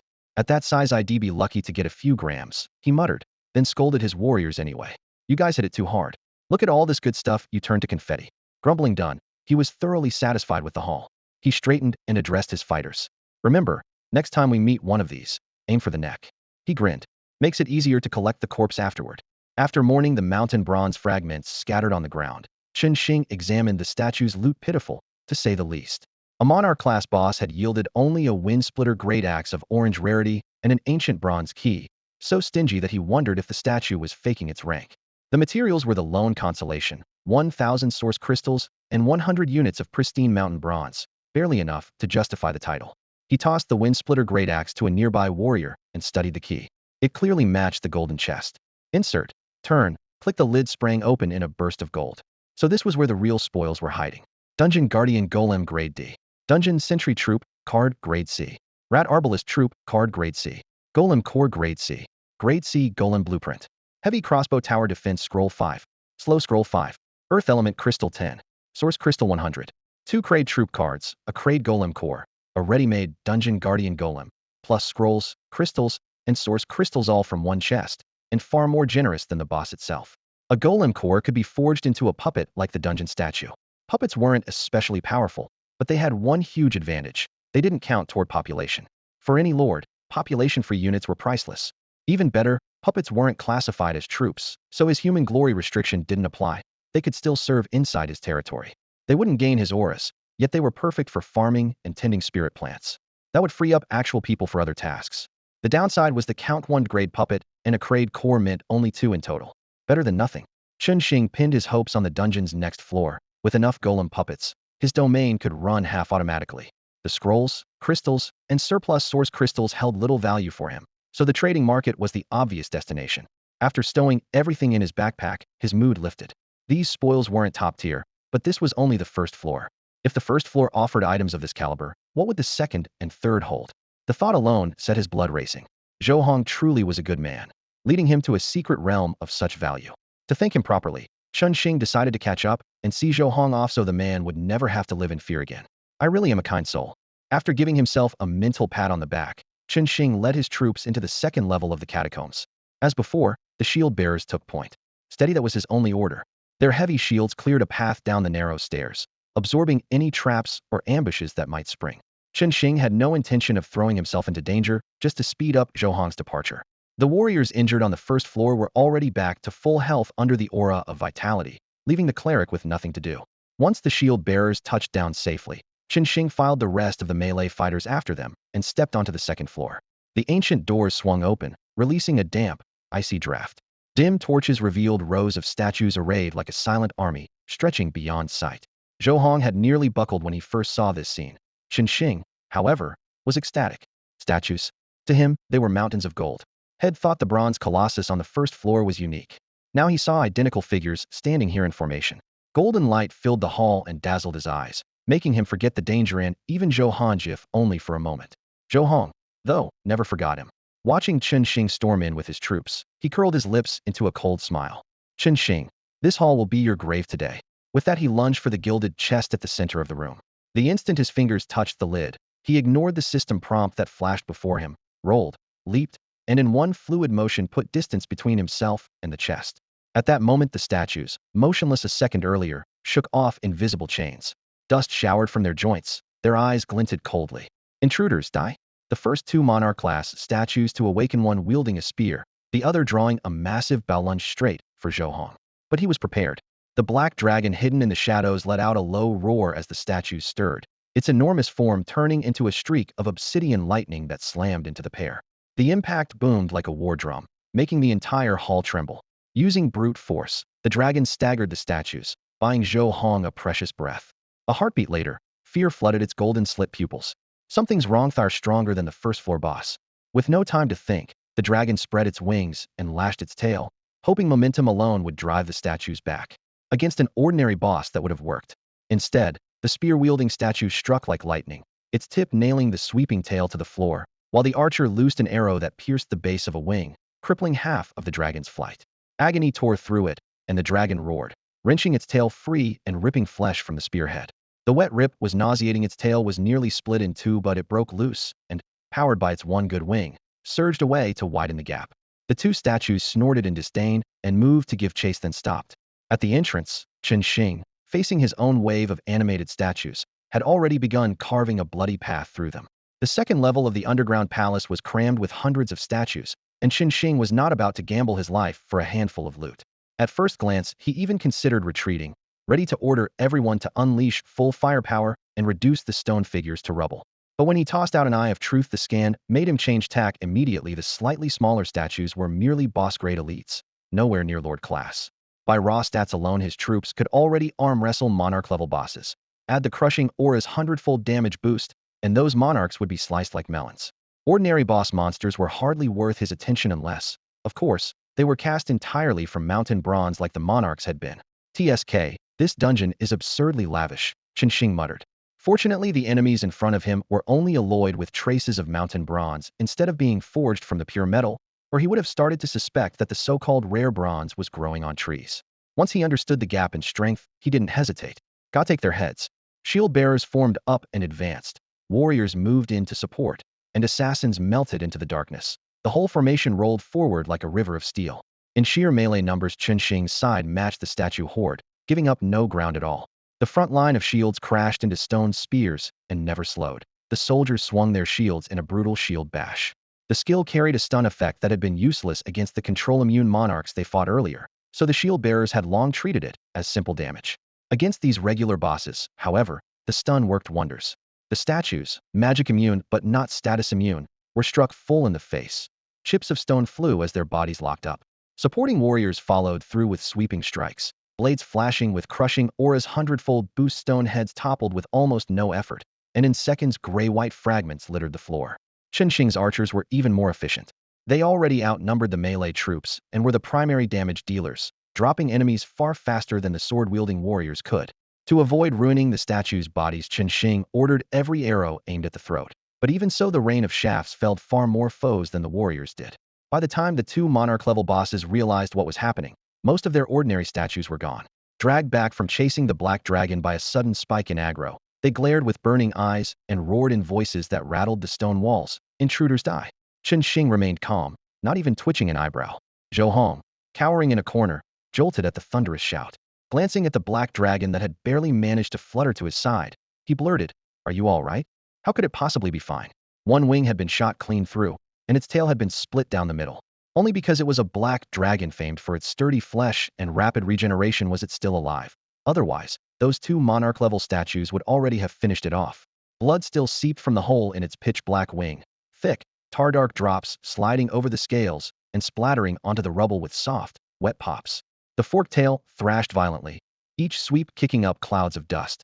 Crouched low, the dragon's golden slit pupils were dim, yet inside it was rolling its eyes at Lord Zhou Hong. Its loyalty had faded, and it no longer bowed to him as it once had. "Don't worry, my lord. I'm fine. Those statues were simply too strong, so I took a few hits," it muttered, forcing down its irritation. Seeing Zhou Hong still looking anxious, the dragon added, "But that actually works in our favor. The stronger the statues, the faster that lord will die. I doubt we'll even need to lift a class as good as dead." Zhou Hong gave a silent nod, his expression complicated. He, too, was certain Chen Xing wouldn't survive a joint strike from two monarch-level bosses. For Zhou Hong, the real question was how to avoid the next lethal blow once Chen Xing was gone, because he would clearly be their next target. If someone as tough as Chen Xing couldn't make it, he had no chance. After weighing his options, he found only one viable plan: sacrifice the black dragon. Its thick scales and resilience could buy him just enough time to sprint back to the first floor. Losing the dragon would hurt, but not as much as losing his life. Besides, had already drawn the rat crossbowman card. Once he returned to his territory, he wouldn't be defenseless. The dragon's loyalty was still dropping. Better to ditch a ticking time bomb and summon another later. More importantly, Zhou Hong was certain Chen Xing was doomed. Once Chen Xing died, his territory would become ownerless and all its building bonuses would vanish. The blueprints might be safe, but the warehouse stockpiles weren't going anywhere. With Chen Xing's wealth, the place had to be overflowing with resources. Haul that back, and Zhou Hong could replace one black dragon, maybe two or three, without breaking a sweat. That thought made the decision easy. The plan formed in a flash, and Zhou Hong's face remained calm. He shifted his gaze to the battlefield, plotting how to persuade the dragon to volunteer for its noble sacrifice. Yet after only a moment of watching, he realized he might not need to do anything at all. The situation was spinning in an entirely unexpected direction. A few more seconds of observation confirmed it. The Black Dragon's sacrifice might no longer be necessary. Two Monarch-class bosses faced the party, one a spear-wielding bruiser, the other a bowman. Before their roar even faded, the archer drew and fired. A stone arrow as thick as a forearm flashed across the field and smashed into the frontline shield-bearer. The bolt struck like a sledgehammer, rocking the defender and chopping away more than half his health bar. These statues rarely trigger thorns or lifesteal, so the hit points didn't bounce back the way they usually did. Left unchecked, a few dozen more shots would grind the shield-bearer down. Slow self-regeneration, and Chun Xing's priest squat aside. With the words magic immune silencing the mages, the priests finally had their moment. Seeing the shield-bearer's HP plummet, the idling healers perked up and tossed out a cure. Green light washed over him, and his health snapped back to full. Under the devotion aura, all healing was amplified tenfold, turning an ordinary spell into the punch of a mid-tier holy light and even overfilling the bar. The excitement lasted only a heartbeat. The front line was rock solid. The Lord's lifesteal aura covered everyone, and chances to act were scarce. Debuffs did nothing to common mobs, and barely scratched bosses, never mind magic immune statues. Glancing at the bored mages beside them, the priests slung their staves and also went into standby. Patch a wound if someone bled, stare into space if no one did. Still better than the mages, who had been reduced to clubbing rocks with their staffs. While they drifted, the enemy archer kept firing. The party's own bowman, distracted from kill-stealing warriors, saw the shield-bearer take that hit and immediately switched targets. Dozens of arrows howled toward the archer boss. But these monarch-tier statues were leagues above any warlord boss Chun Xing had faced. As the volley arrived, the melee statue spun his spear into a seamless circle. Metal rang on stone as every arrow was parried. With a snap of the butt, he whipped the trapped shafts back at their owners, then leveled the spear and lunged forward. Each step shattered the tiles and sank 3 inches deep, heavy footprints marking a straight line toward Chun Xing. Ordinary statues might as well have been air. Every one that blocked his path was smashed to rubble with a single sweep of the spear. The deflected arrow carried the archer's power, but because it registered as a melee strike from the statue, it didn't benefit from the critical aura. The front line took a little damage, yet the priests healed it in an instant. So Chun Xing paid the counterattack no mind. If we can block one shot, we can block a second, he told himself. Ordinary arrows are no issue. What's an elemental shaft going to do?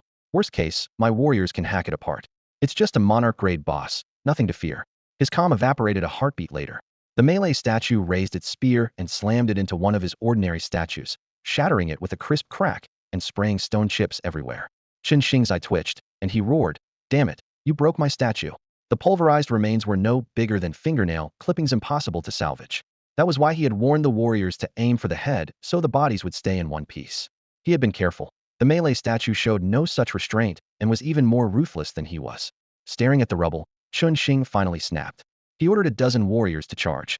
If that thing kept smashing, every ordinary statue would be ground to dust, and he wasn't about to let that happen.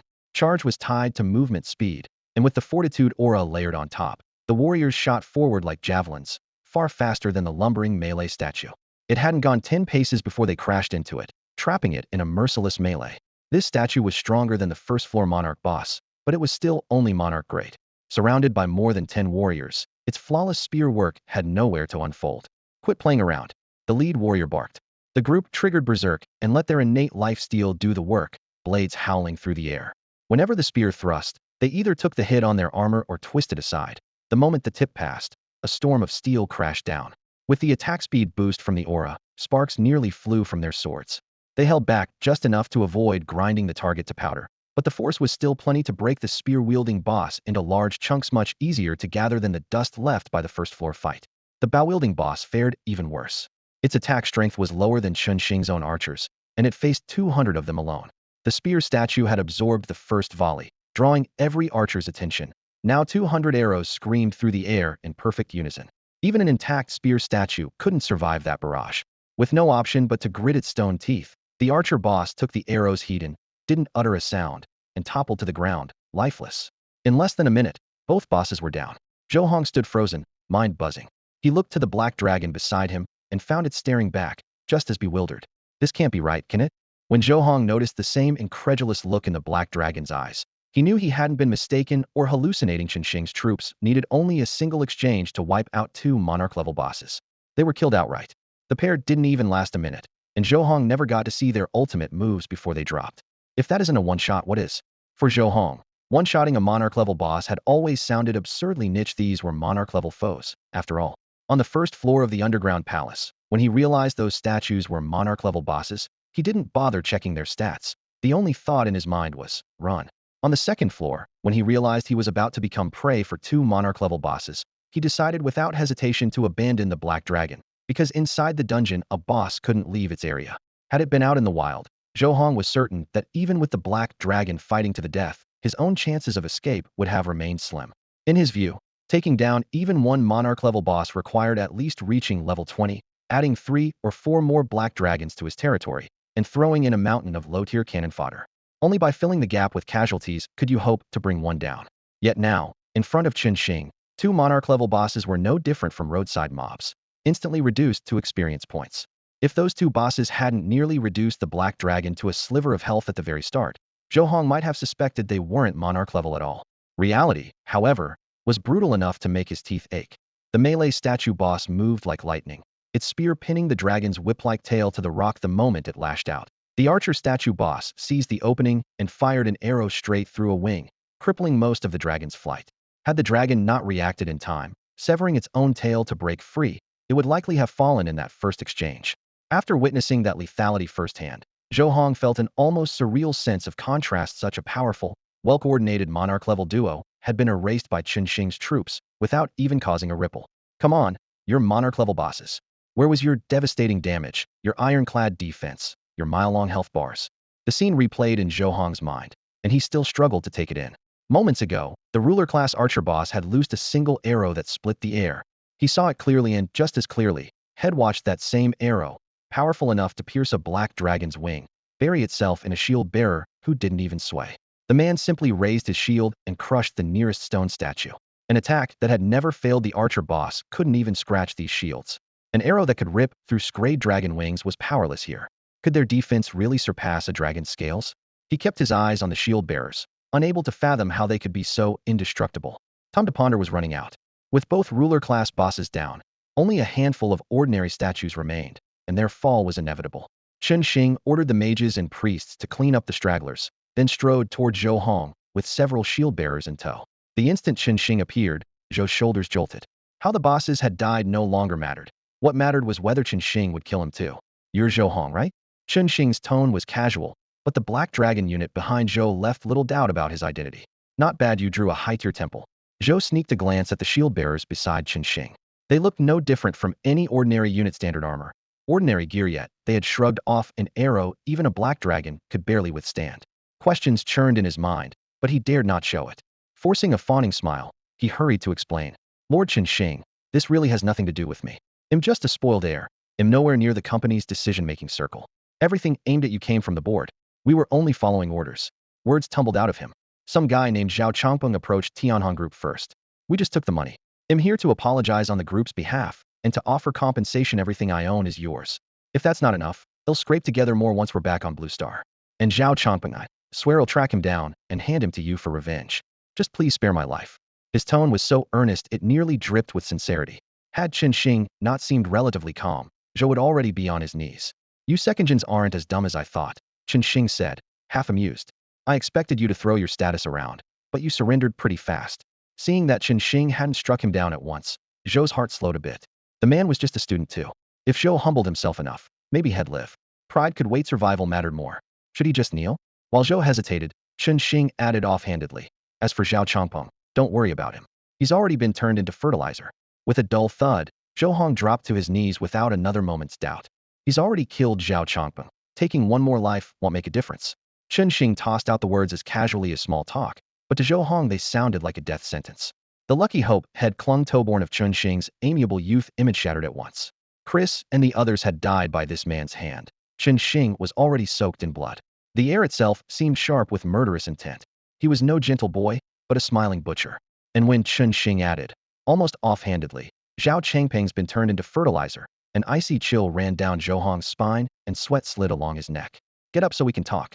You're not walking out of here alive, so don't overthink it. The words weren't loud, yet carried absolute finality. Zhou Hong's knees buckled. Already kneeling, he simply collapsed, hands splayed on the floor, eyes vacant. Qin Xing felt no superiority at the sight anyone can break when death is close. He simply disliked the spineless display, though he understood it. He spoke plainly. You die today. WWHY? Zhou Hong forced out the question through chattering teeth. Company policy wasn't my call. Going after you wasn't my idea. I can pay compensation. Why must you kill me? Chen Xing's voice stayed calm. Because you're direct lineage of Tianhong Group. My revenge is well aimed. He lifted a hand, cutting off any protest. Don't claim you have nothing to do with them. Did you really earn that splash troop by your own effort? You enjoyed Tianhong's favors, so bear the consequences. And when Chris moved against me, the initiators were Chris and you. Either charge is enough for death. You tick both boxes. You can't expect the right to kill me while I'm forbidden to kill you. That's not how this works. He laid it out not from sudden mercy, but to pry useful information about Tianhong from Zhou Hong's mouth, giving the man a chance to talk and die with some clarity. Torture might work faster, but it lacked dignity. Since Zhou Hong styled himself a young master of Tianhong, Chen Xing would leave him that last shred of dignity for the moment. Chen Xing's gaze was a blade, and Zhou Hong no longer had the courage to resist. Everyone knew the battlefield of myriad worlds held items that could boost an unawakened professional's troops. As Tianhong's heir, Zhou Hong qualified for such gifts. Chen Xing's talk of favors was no lie. As for the coalition that had hunted Chen Xing, Zhou Hong had assumed Chris alone pulled the strings. Now it was clear Chris had spilled everything, and there was nowhere left to hide. Instinct still drove Zhou Hong to protest. It wasn't me, it was Chris. He played on my reputation, tricked me into joining. This whole thing was his. Chen Xing waved off the excuse, cutting in with quiet impatience. Enough. I'm a straight-talking man. I expect the same from you. Chen Xing shook his head, ignored Zhou Hong's frantic justifications, and cut him off. I want to know what kind of powerhouses Tianhong Group has. Care to talk? Realizing his life was on the line, Zhou Hong forced a brave expression, though his ashen lips trembled. He opened and closed his mouth several times before squeezing out. If you're set on killing me, why should I tell you anything? Let me spare me, and I'll tell you everything. I can be your mole inside Tianhong Group, help you destroy them, even sign a contract, anything, as long as you spare my life. Young Master Zhou, that's hardly appropriate, Chen Xing sighed. With a flip of his hand, he produced a plain long sword, its cold edge pressing against Zhou Hong's wrist. Now can we talk? The chill of the blade shattered Zhou Hong's final hope. He pictured the hand being sliced off the instant he said no, followed by the other hand, then his arms and legs. Terror washed over him. I'll talk, he whispered, defeated. On the surface, Tianhong Group has only my grandfather, a level 70 lord, Zhou Hong rasped, afraid to pause. In truth, there are two more level 70 directors. One's a mage, the other a hidden class fearless knight. They're my grandfather's strongest allies. Also, there might be another expert hidden in the company. The intel is so secret even my father isn't certain, can only guess. With his defenses broken, Zhou Hong poured out everything he knew about Tianhong's forces, omitting nothing, not even rumors. 3 level 70 combatants? Chen Xing murmured, frowning. On Blue Star the strongest barely reached level 80, so gathering 3 level 70 professionals was impressive, even before counting hidden cards. Still, battles at 70 or 80 weren't his immediate concern. No one on Blue Star could threaten him yet. What mattered for now were the mid-tier forces at 40 or 50. Well, set the top brass aside, he said, dropping any further questions about the old lord. Tell me about Tianhong's level 40 and level 50 lineup, anyone below lord rank. Numbers, unit types, the works. That's what interests me. 40s and 50s, let me think. Zhou Hong bowed his head, as though sorting his memories. In that instant he suddenly sprang up, lunging toward the nearby black dragon, and screaming, kill me. The shout drained his last ounce of strength. Hearing its master, the black dragon rolled over and snapped its huge jaws at Zhou Hong. Bang! Bang! 2 dull thuds sounded as man and dragon were both knocked to the ground by a shield. Trying to pull that stunt on me again? You really think I don't learn? To avoid another surprise like the one with now Duo, Chen Xing had assigned several shield guards to act as personal bodyguards. He was so cautious that he even disabled their heavy strike aura, afraid one slip might smash Zhou Hong to death. That caution ended up saving him. Zhou Hong hadn't planned to attack Chen Xing. He meant to use the black dragon to end his own life. Chen Xing hadn't finished questioning him, so letting the man die was out of the question. A clash of metal gauntlets rang out as the shield guards closed off Zhou Hong's escape and pinned him to the ground. Face pressed into the mud, Zhou Hong suddenly grinned and let out a strange laugh. Did you really think Tianhong Group never considered that someone might try to force intel out of us? The moment he spoke, the health bar above his head plummeted as if sliced by an invisible blade, chunk after chunk disappearing. Tianhong Group had clearly bound their inner circle members with some kind of death pact. Zhou Hong's leap had looked like a desperate suicide attempt, but in fact it triggered the pact's conditions, and the backlash was now tearing him apart. Within a few breaths, he was down to a sliver of life. Just as that last shred of red was about to vanish, a beam of blinding holy light descended on him, restoring his health to full. Eyes shut in resignation, Zhou Hong froze, then opened them to meet Chen Xing's cold stare. You think I don't have a priest? Chun Xing snorted, silently relieved head brought one along. Without the healer, Zhou Hong would have died cleanly. Tianhong Group, using such ruthless contracts on their own people, Chun Xing had never seen anything like it. If they were willing to kill their own, the problem had to be serious. Zhou Hong, looks like you've been hiding quite a bit. At those words, Zhou Hong's expression shifted from confusion to despair. The pack's backlash was supposed to buy the company time, but Chun Xing's heel had shattered that plan in an instant. Dragged back from the brink, Zhou Hong's courage to die evaporated. Staring at a full health bar that was now bleeding down just slowly enough to keep him alive, he lost any will to resist. Will you talk? Or do I need to help jog your memory? Chun Xing's voice was icy, like a blade's edge. No, we'll talk. Zhou Hong's mouth twitched, halfway between a laugh and a sob. He understood that Chun Xing meant to rip Tianhong Group out by the roots, and with Chun Xing's potential, he might actually pull it off. The failed suicide had used up all of Zhou Hong's resolve. Resistance was pointless. He gave up everything. The names, ranks, postings, skills, and gear of every mid-level lord and professional in Tianhong Group. Chun Xing listened while his men took notes, then circled back with different questions several times to verify the story. Only when he was sure Zhou Hong hadn't lied did he tuck the intel away, satisfied. Now, Zhou Hong whispered, can you give me a clean death?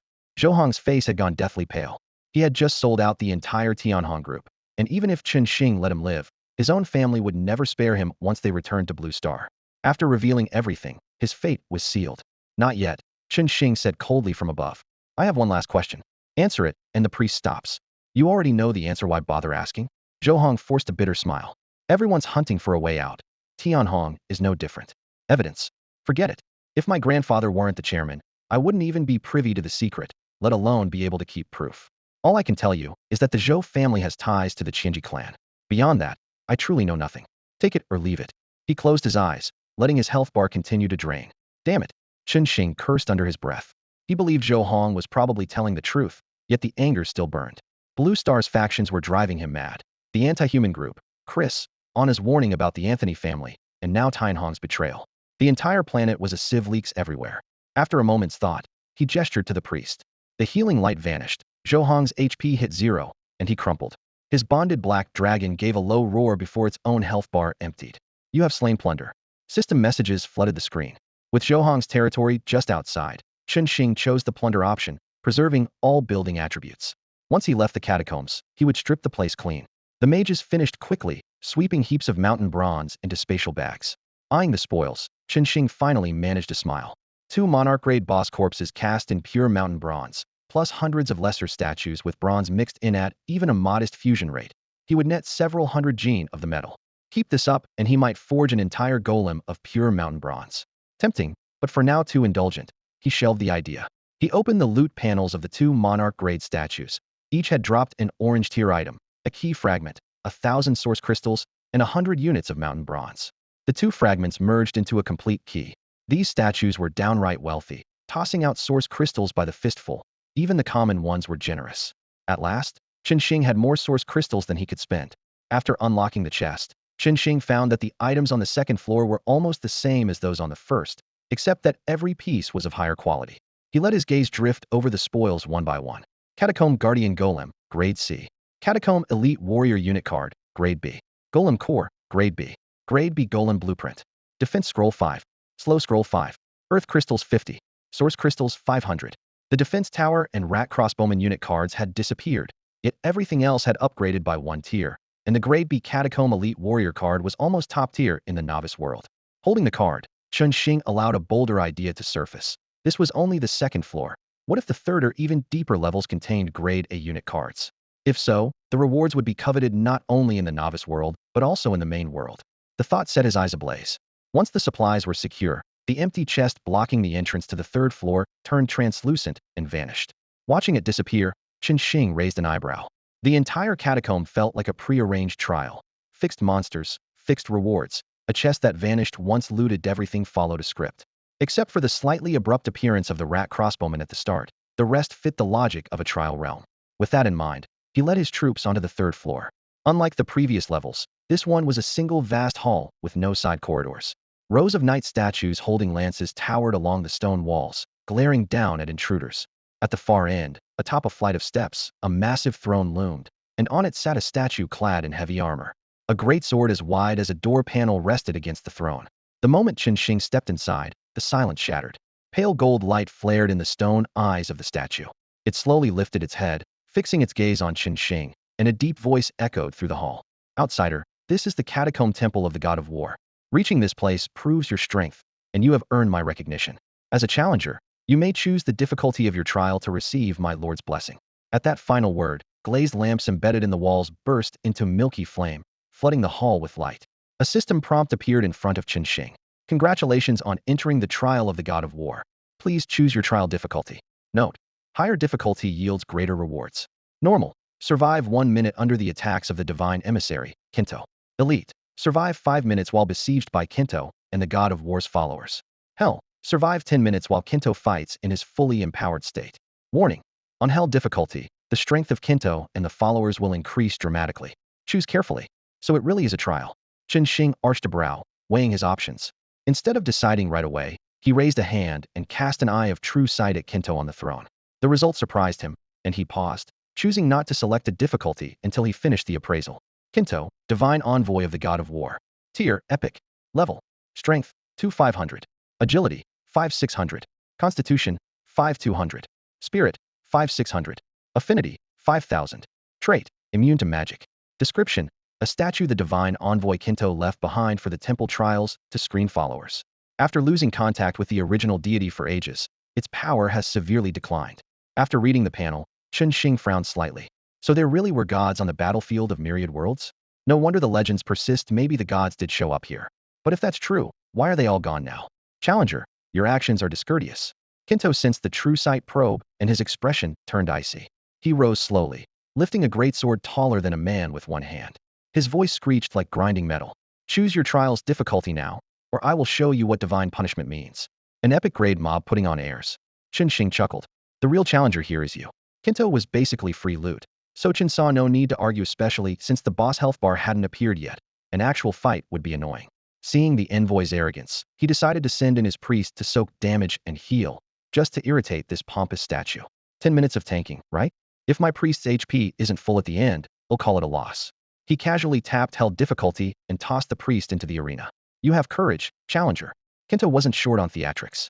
As the difficulty locked in, he raised the great sword overhead. Beams of holy light poured down from the ceiling, engulfing him and the flanking worshipper statues. Hymn of valor, blessing of strength, sacred armor, battle instinct, one divine spell after another stacked on him, as if mana were free. In moments, Kinto and the statues were wrapped in brilliant radiance, practically glowing on their own. Through true sight, Qinsheng saw Kinto's stats nearly double. A chill crept into Chin's heart. Did I just overplay my hand? The statues were magic immune. Thorn's aura's reflect wouldn't work, and if the heals couldn't keep up, he'd look like a fool. But he was determined to annoy Kinto. On the sly, he dropped 2 more points into focus aura, pushing it to level 550 full defense in hand. Even a legendary boss wouldn't scratch it, let alone an epic with doubled stats. When the divine buffs ended, Kinto's health bar finally appeared. Noticing Qinsheng had fielded only a single priest, his face darkened. Challenger, are you mocking me? The war god's trial places no limit on numbers, yet you bring only one combatant. To him, it was outright provocation. Rage boiled over as he roared. Arrogant mortal, I will show you the power of a god. Blinded by rage, Kinto forgot all the praise he had lavished on Qinsheng a moment ago. Feeling thoroughly insulted, he snatched up his greatsword. The blade, as wide as a door plank, looked like a feather in his grasp. One-handed, he lunged forward, gathered power, and leapt. Wind howled as he covered more than 10 meters, bringing the sword down in a soaring cleave aimed at the priest's skull. With that strike, Kinto meant to prove that a divine envoy's dignity was beyond question. Thud. Metal met something unyielding, yet the expected spray of blood never came. To Kinto's shock, the sword felt as though it had struck a grown dragon's scales. The priest stood untouched, losing only the tiniest sliver of health. The priest glanced at the blade but didn't bother to heal. Instead, he tightened his grip on his staff and cracked Kinto across the head with a solid swing. A massive damage number floated up, and the lifesteal aura instantly refilled the priest's health. Kinto froze for half a heartbeat. Why was a spellcaster swinging his staff for melee damage? Realizing he was being treated as a walking health pack, his fury flared again. The blow hadn't hurt much, but the humiliation stung. You're dead, he roared, clenching his teeth as he unleashed the devastating sword of judgment. Golden light and sword energy crashed down, wiping out a full tenth of the priest's HP. A second later, another casual staff tap landed on Kinto's shoulder, and the priest's health bar zipped back to full. Kinto lost all rational thought. High cost, high-burst miracles and sword techniques poured out like water, explosions of holy light, thunder, and blade aura erupting around the priest. The priest, unhurried, kept swinging his staff, his lifesteal aura holding the line. Only when the damage overwhelmed the aura did he calmly cast a single heal to top himself off. Watching from the side, Chen Xing pinched the bridge of his nose. He had to admit their priest had chosen the optimal tactic, but the spectacle was infuriating. A mage trading blows face-to-face with a swordsman. Any swordsman, let alone a prideful divine envoy, would be livid. Still, Kento deserved the lesson. Showing up with a smug blessings upon you had rubbed everyone the wrong way. If Chen Xing didn't still need the trial's rewards, he'd have flipped the table already. Challenge. Sure, if you can survive a minute under the archer's rain of arrows, they'll call it a win. Under Chen Xing's casual gaze, the priest who had stepped forward lasted 10 minutes against Kento and the ring of stone disciples. Yet, just as Chen expected, his health bar was still full when the fight ended. When the countdown hit 0, the stone believers marched back to their places, their heavy footsteps echoing through the empty hall. The fury clouding Kento's mind faded at last. He glanced at the unharmed priest, then retreated toward the throne with a sullen face. Challenger, your strength is impressive. I acknowledge it, he grunted. Only luck in the divine envoy's mercy, Chen Xing answered with a modest smile, letting Kento save face. The envoy was merely an epic rank monster, but the rewards were in his hands. A little flattery cost nothing. If the envoy felt pleased, maybe Chen could squeeze out a bit more profit after all. The title messenger of a god had weight. Kento's expression soured. His greatsword had nearly chipped during that furious assault, yet it hadn't scratched the priest's defense. Hearing went easy on me only twisted the knife. Still, he forced down his irritation and initiated the reward sequence. A system prompt materialized. You have passed the trial of the god of war. Offer faith to the god of war to claim your reward. Chen narrowed his eyes. Collect the reward only after pledging faith? The battlefield of myriad realms wasn't a godless place. Unseen deities still existed. Who could predict the price of handing over faith? While he weighed whether to argue with Kento, a crimson warning flashed. Alert! The human path of glory is incompatible with divine faith. If you submit to any deity, the human path of glory quest will instantly fail. The rare red text made Chen's heart tighten. Human glory, it seemed, stood in direct opposition to the gods. He had never planned to worship anyone, so after only a brief pause, he chose refuse. The moment he refused, Kento's gaze went cold. Since you will not offer faith to my lord, you will receive none of his rewards. Heretic, the temple does not welcome you. Leave. Chen's face chilled as well. Really trying to stiff him? He was the one who freeloaded. When had it become someone else's turn? 10 minutes of hard fighting, and now no prize? The priest had been battered for nothing? Just as he prepared to argue, he noticed the health bar one after he cleared the trial had reappeared above Kento's head. Heh. Chen stared at that bar, instantly understanding. The god of war's usual answer to a faithless challenger was summary execution. Only because Chun had breezed through hell difficulty did Kento lack confidence. So Head tried to mask it with expulsion. Now that the health bar was back, why bother talking? Old thief, this time you're the challenger. When Kento saw that Chen Xing didn't retreat, but instead slipped into an offensive stance, he sprang to his feet and barked, Heretic, do you mean to defile the gods? Defile the gods. Not interested, Chen Xing said, giving a slight shake of his head and meeting Kento's glare with cool indifference.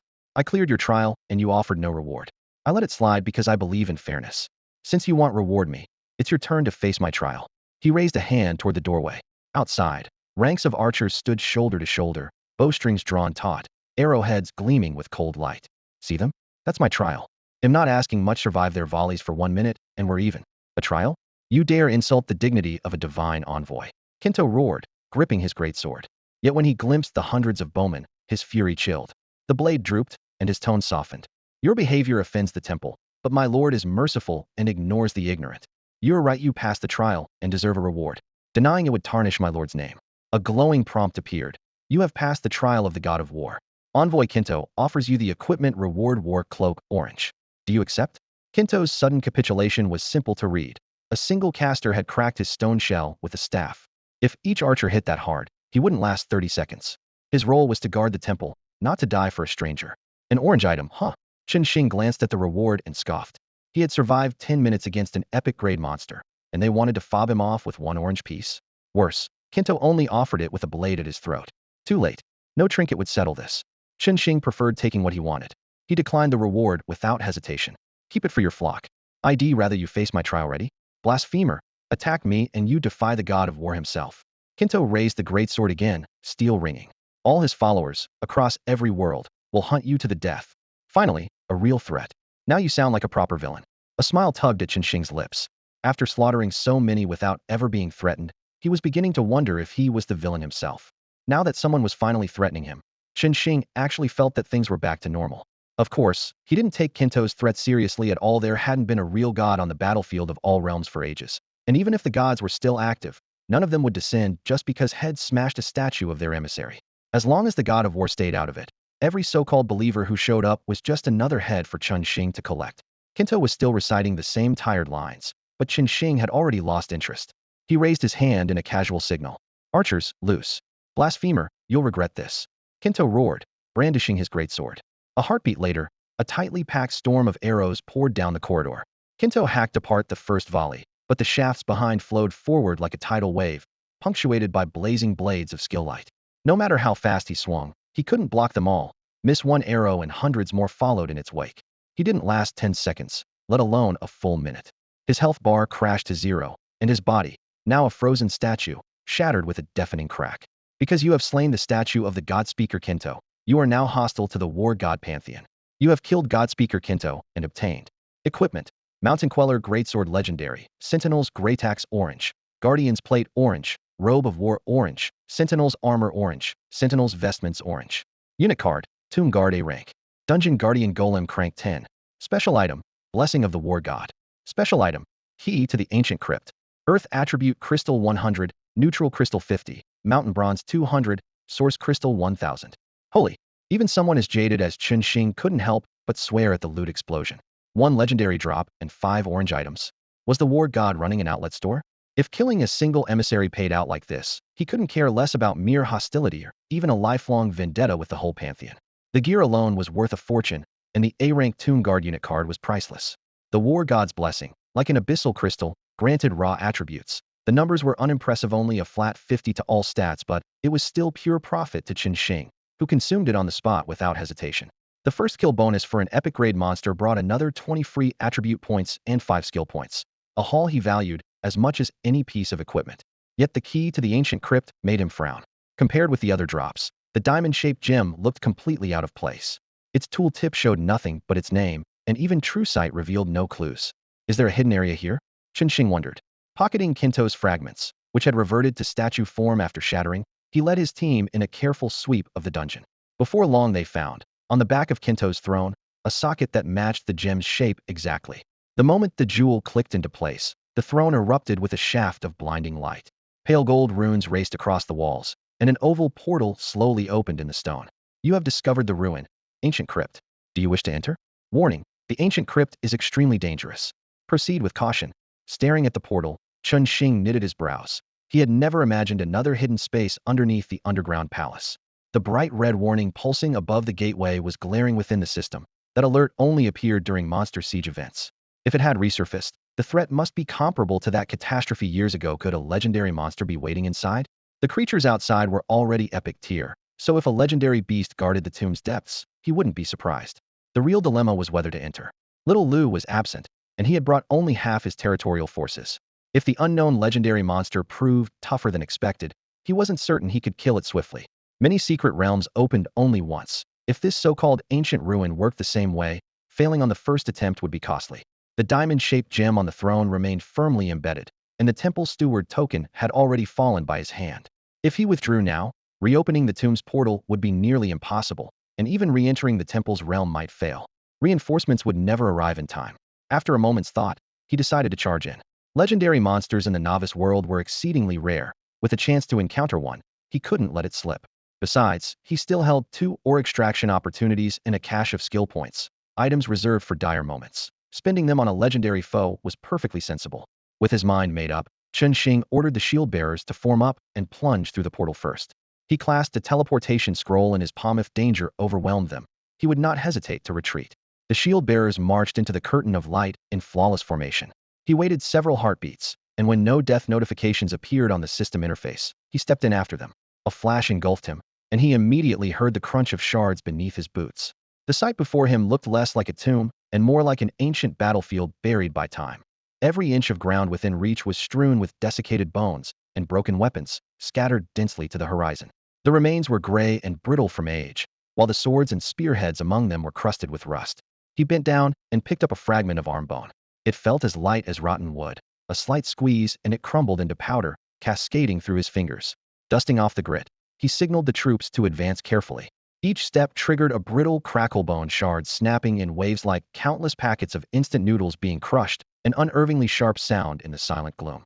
Inside this crypt of bones, that ceaseless crackling was downright unsettling. The farther Qinsheng walked, the more intact the remains became. Some skeletons even preserved traces of their owner's former appearance. Deeper in, the outlines grew sharper, and he soon realized these remains were not entirely human. Several 3-meter skeletons lay sprawled across the ground, roughly humanoid in shape, yet boasting impossible features such as 4 arms or 2 heads. Their sheer height alone marked them as far removed from mankind. Close by, even more monstrous bones filled his view. Some looked like lizards swollen to impossible size. Others resembled oversized tigers or leopards. Most stretched over 5 meters, and the largest towered dozens of meters high. Keeping his head low, Qinsheng threaded his way beneath enormous ribs and spines, feeling as though he was walking along a bridge of bleached bone. The skeletons grew larger still, until a chillingly familiar outline appeared, the stark white frame of a gigantic dragon. Its structure matched almost exactly that of Tuolancy, the dragon he had once slain, only bigger. Tuolancy had been huge in his prime, diminished only because he had been drained down to level 30, but this dragon had clearly died at full strength, or its bones would never have remained so intact. Worse yet, this dragon was not alone. A quick scan revealed at least a dozen equally massive adult dragons scattered across the battlefield. To see so many apex dragons buried in such a limited space sent a wave of indescribable shock through him. After steadying his nerves, he stepped beyond the dragon's graveyard. Surprisingly, each step now led him past smaller skeletons, no longer the towering giants near the entrance. Yet his astonishment only grew. Though halved in size, these bones were far denser. The massive dragon bones would crumble under modest pressure, but here the remains were nearly as hard as forged steel, suggesting that in life their owners might have surpassed even full-grown dragons. Deeper still, entire stretches of silver-white bones glimmered with a chill metallic sheen, and occasionally he spotted fragments that seemed cast from pure gold. Their inner energy was nearly exhausted. Qinsheng could snap them with a bit of force, yet their unique coloring still spoke of extraordinary origins. At first, silver bones dominated his view, with only the occasional gold one. The farther he ventured, the fewer silver skeletons he saw, and in their place spread vast fields of gold. At first Qinsheng was simply awestruck, but the moment he spotted a golden skeleton with 4 wings, he realized these were creatures of legend. Those massive wing bones stood like twin golden gates amid the rubble, gleaming with a cold metallic sheen. 4-winged angels, golden behemoths, 3-eyed nether crows, silver moon titan. She recited the famous names while identifying one corpse after another among the glittering wreckage. Far stranger skeletons had no names he recognized, yet their lingering aura told him each would have been at least level 90, maybe a full 100 nightmare at its peak. This was supposed to be a beginner's world, so how had they all died in a place like this? The thought lasted only a heartbeat before a chilling theory took shape. Perhaps this starter world had shrunk to a pocket dimension because these titans once fought a decisive battle here, smashing a complete realm to pieces. In other words, the world-shattering war had come first. The novice zone had formed afterward. Damn, even a rookie world has a pedigree like this. If any of those legendary beasts were still alive, he wouldn't even qualify to watch from a distance. Unfortunately, they'd lain here for who knew how long. The energy in their bones had bled away, leaving nothing but hollow golden scraps. The wall of flesh, an eater of anything, would probably spit them out for being too hard. He shook his head. If those remains still held power, gathering bones alone would make him rich. But in that case it would never have been his turn. Token, the god's servant, had built a shrine here, meaning the war god's followers found this graveyard first. To someone of Token's rank, such bones were priceless. Had they been intact, Token would have hauled them away long ago. With that, his excitement over this ancient tomb vanished.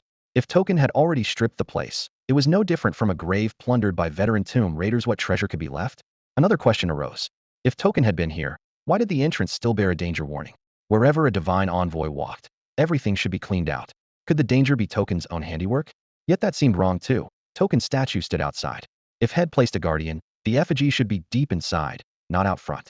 Puzzled, Qinsheng stepped over the heaps of bones and entered a vast plaza, paved with blue-gray stone. It was the size of 2 football fields and utterly bare. Stone columns ringed its edge, each topped with a bronze brazier. When the accompanying mage lit the nearest one, runes flashed like lightning, igniting the rest until fire bathed the entire square. In the torchlight, the empty plaza looked even more desolate. Qinsheng's face darkened. Son of so much for the war god's divine envoy. He's nothing but a grave robber. Qinsheng had every reason to curse. At first he honestly believed the chilling bronze statues in the underground palace were forged by Kinto, and he couldn't help admiring how a divine envoy of the war god even chose such premium metal for golem puppets. Yet the moment he set foot on this level's plaza, the truth hit him. Those statues had been stolen from here. The floor was paved with massive black slabs, dust bursting beneath his boots. In the very center, two neat rows of empty pedestals stretched out, the inlay marks matching the vacant bases he had seen before. Deeper in the shadows, a handful of shattered statues stood alone, their lines, patterns, and mountain bronze identical to the ones above. Everything pointed to the same conclusion. Kinto had ripped out the entire row of statues and, relying on the war god's power, brute forced them into golem puppets. Realizing this, Qin spat. Some divine envoy, nothing but a grave robber. With that, Kinto's image plummeted, and Qin's opinion of the war god tanked as well. If even his envoy had to steal raw materials, how mighty could the god really be? Worse still, the place had already been stripped bare. What was left for him to profit from? Face dark, Qin strode onto the plaza, and his hopes for this ancient tomb nosedived. If a god's envoy was scavenging junk here, what treasure could possibly remain? Beyond the plaza sprawled a collapsed palace complex. Piled ruins loomed overhead, but a single main hall in the depths still held a semblance of its former shape, its broken dome looming like a crouching beast. Qin doubted anything of value remained inside, yet turning back now felt foolish. As he stepped into the heart of the square, system messages exploded before his eyes. You are under royal tomb suppression. All power, items, and skills above level 30 or legendary rank are sealed. You are under royal tomb suppression. All external communication is blocked. You are under royal tomb suppression. All attributes are reduced by 50%. Damn. A dozen prompts flashed by in an instant. Qin froze for half a heartbeat, then understood. No wonder the entrance still carried a danger warning. Kinto had never cleared this tomb. The suppression here was world-class. Unless Kinto blew up the entire world, even his true form would be shackled. Unable to enter the palace, he had vented his anger by stripping the plaza of statues. At least he hadn't left empty-handed. Considering Kinto had set up his own statues outside as trials and gatekeepers, it was obvious he had planned to return, but some accident had prevented it. That meant the treasure deeper in the tomb was very likely still untouched. If that was the case, the odds were high that everything inside this ancient burial ground remained exactly where it had always been. At that thought, Qin's eyes sparked with excitement. An ancient battlefield that has broken countless higher beings and one that even Kinto still obsesses over can only be packed with treasure. Naturally, the creature guarding it must be ridiculously strong. The divine envoy's true form is nothing like the damaged statue in the catacombs. Even suppressed to a level 30 legendary and forced to fight at half stats, it would thrash an ordinary legendary without effort. Kinto's refusal to step foot here all but confirms that, even among legendaries, this monster sits at the very top. For Qin, however, the danger isn't lethal. The mausoleum unleashed more than a dozen global debuffs, but they're aimed at outside invaders above level 30 legendary powerhouses like Kinto. Qin might be an outsider, yet he clawed his way up inside the starter world and counts as half-native, and he's only level 20, still far from legendary. Most of the debuffs don't touch him. The few that do, such as flat stat suppression, are instantly nullified by his eternal aura. The lone restriction that matters is no spatial items, which temporarily disables his town portal scroll. That's manageable. He commands 500 troops who can buy him all the time he needs to retreat if a nightmare shows up. Even so, Qin cautiously sinks 2 more points into life aura, maxing it out. With a 100-fold constitution bonus, his units can tank far longer should anything go sideways in this haunted place. He has shown the tomb every ounce of respect it deserves. Now it's time to see what its guardians can do. Once the points are spent, Qin orders the shield bearers to lead and strides in behind them, stepping into the shattered palace ruins. You have disturbed the slumbering souls. The spectral strategist has awakened. The warning had barely flashed before a pair of blood-red eyes lit up in the deepest shadows of the hall. Distance and obstacles meant nothing to that gaze. It fixed coldly on Qin. A low murmur rolled through the dark intruder. The voice was half beastly growl, half undead whisper. The crimson eyes rose, revealing their owner, a writhing mass of blackness, darker than the night around it, as though it devoured the very light. Hovering in the air, it lifted one hand, and with a casual sweep every brazier in the courtyard went out at once, as if their flames had lost their souls. Fortunately, Qin had planned for this. The moment darkness swallowed the hall, his mages fired off illumination. Yet the light spell that should have illuminated the entire chamber now seemed restrained, casting its glow only a dozen meters around Qin and his party. Beyond that radius, the radiance was swallowed by the darkness and could spread no farther. Qin had the mages recast the spell several times, and although the brightness barely improved, it still produced nothing more than a dim, yellowish bubble only a few dozen meters wide. They had just fought spell-immune statues in the last vault. and now they were facing a monster immune to physical damage. The coordination was almost uncanny. Chun Xing closed the information screen with a sigh, yet he felt secretly relieved. A well-rounded army with both steel and sorcery could cope, whereas any one-sided force, no matter how flashy its stats, would have been stuck here. The only nuisance was that this creature seemed obsessed with turning off the lights. Nothing stirred in the darkness, as though the enemy were deliberately wearing down the intruder's patience. Deciding he had waited long enough, Chun Xing ordered his mages to lay walls of fire on either side of the passage ahead. The crackling flames served both as a barrier against ambushes and as a supplementary light source. If the foe refused to make the first move, he would seize the intact Great Hall ahead, claim the high ground, and see who blinked first. The moment the flames rose, a scythe-like shadow sliced out of the darkness. Swish, the air ripped open. Several mages in mid-casting were struck at once, their health bars hacked down by a hefty chunk.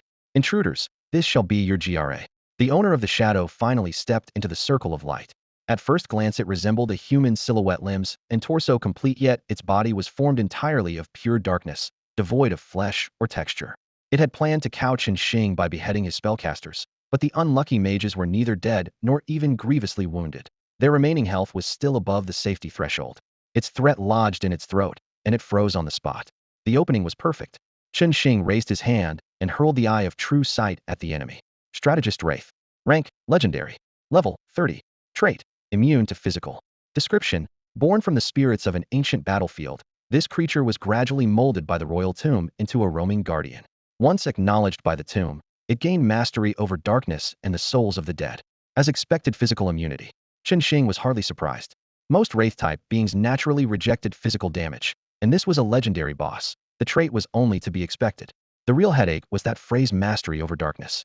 Shadow-based attacks did not scare him. His max-level aura of order granted ample magic resistance. The problem was that this lightless space seemed tailor-made for the strategist Wraith. Once it slipped into the shadows, locking onto it would become a nightmare. This could get tricky, Chun Xing muttered under his breath. That's all for today, only 2 chapters, but the word count remains the same. 6,000 words, no skipped updates. Fighting a legendary boss on its own turf is never a smart move. The arena bonus is the least of the problem. The real danger is the darkness that can swallow anything without warning.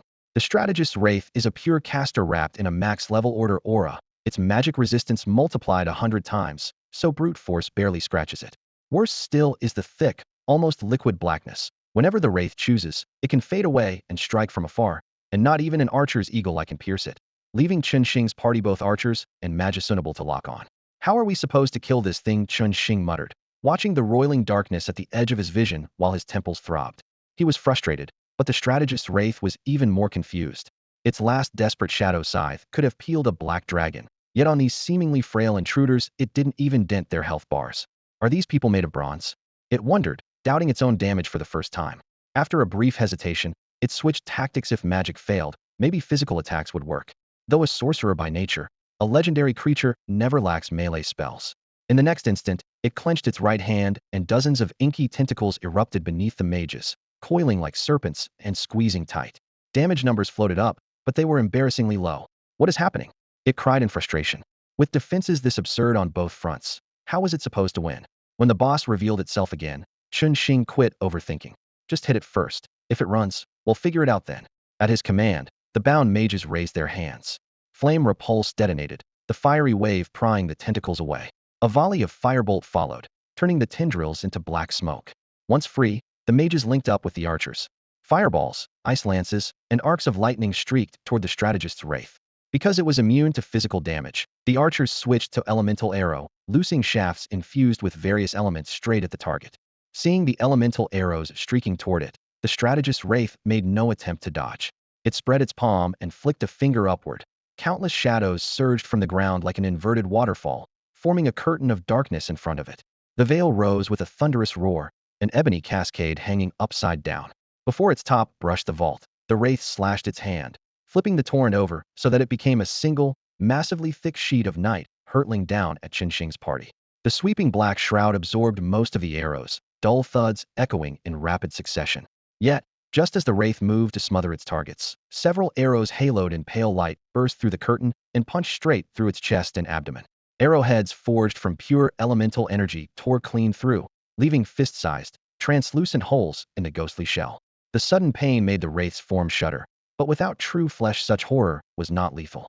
Murky vapor rushed inward, swirling into the cavities and sealing them in a blink, but the effort drained its already dim figure until it faded even further. Isn't the royal tomb meant to suppress intruders? Why am I the one being suppressed? It fumed. Its curtain of darkness had never been breached. Now a handful of archers had ripped it open and skewered it, for good measure. The damage was terrifying. It recalled the only opponent ever to parry a clamorous divine envoy from long ago. When that man unleashed the god power stored in his body, his strikes were deadlier than these. Yet he had been alone. Now there were hundreds of enemies.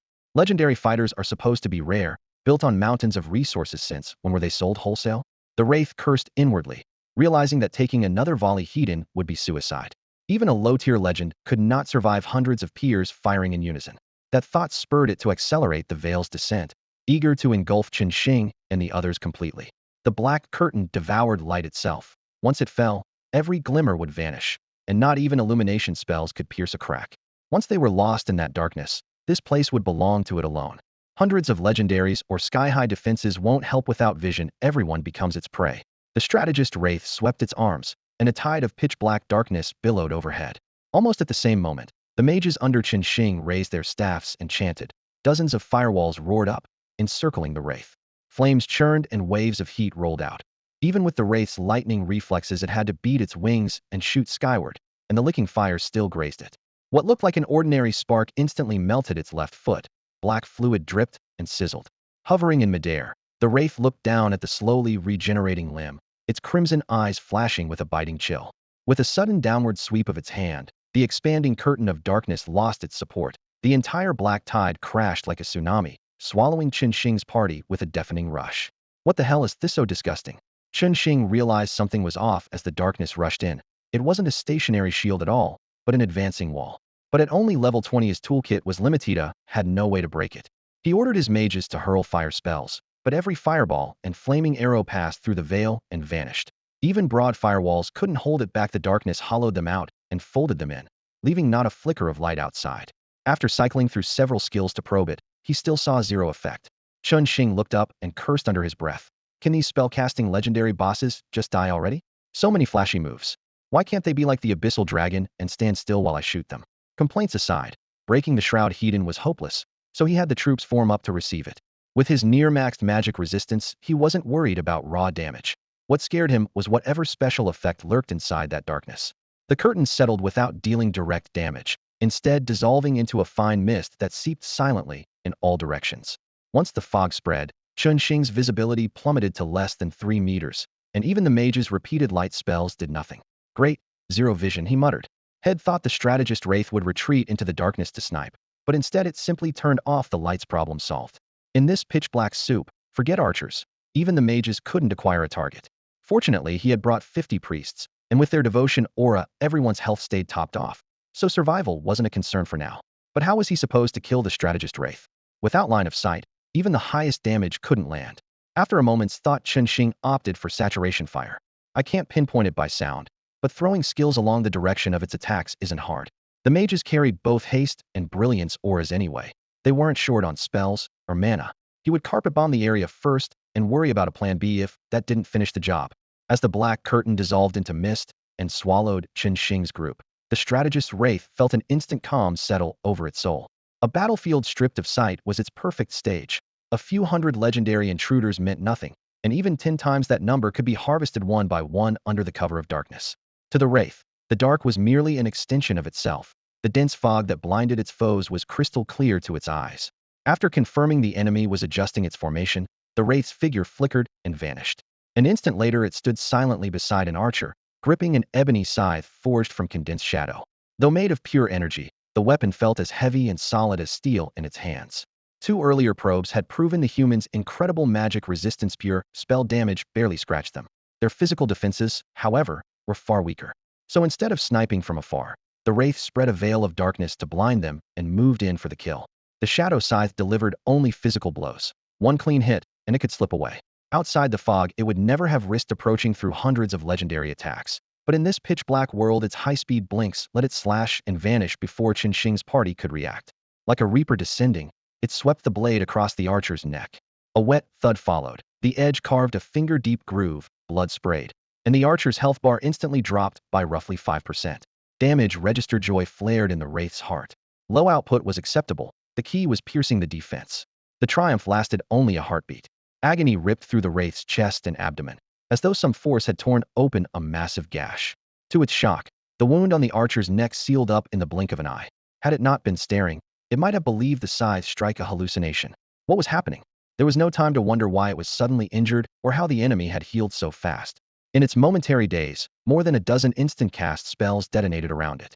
The carefully planned Tandrin fell apart at once. By the time it sensed the spell surge and hastily triggered a shadow shift, it was already too late. When it finally managed to warp away, several spells had already slammed into it. The moment it withdrew, dozens of wide area spells, each one chanted to completion, a heartbeat later flooded the darkness behind the archer. Magic exploded in midair, light and shadow crisscrossing as though they meant to rip the very sky apart. From a distance, the strategist Wraith saw it all. Had it lingered there, its spectral body would have been torn to shreds. Quick footwork had let it dodge the brunt of the blast. Yet the reflected damage, added to the spells it had already taken, dimmed its mist-gray form until its outline nearly vanished. It glanced at the gaping wound, cleaving its torso. The soul fire inside it quivered, unease clawing at its thoughts. Dark aftershocks spread beneath its feet, and it vanished again in a shadow shift, slipping deeper into the gloom. A heartbeat later, fresh area spells scoured the spot it had just left, torrents of raw elements roaring over the ground. Had it hesitated, those strikes would have landed squarely. Only when the battlefield's thunder faded behind it did the strategist Wraith slow, the dark flame in its chest still tossing, its mind replaying the danger with a shudder. Damage reflection and lifesteal, too. Such abilities weren't rare in the Myriad Realms battleground, and the Wraith grasped the basics at once. What chilled it was the absurd reflection ratio. One blow had carved a fissure that nearly split its body in half. Worse still was the melee fighter's instantaneous lifesteal. Any damage it painstakingly dealt was siphoned back before the numbers could even add up, robbing it of any hope for victory. It had first assumed their magic resistance was sky-high, while their physical defense lagged, and that constant physical attacks would slowly wear them down. Now, reflection and lifesteal had sealed that gap airtight.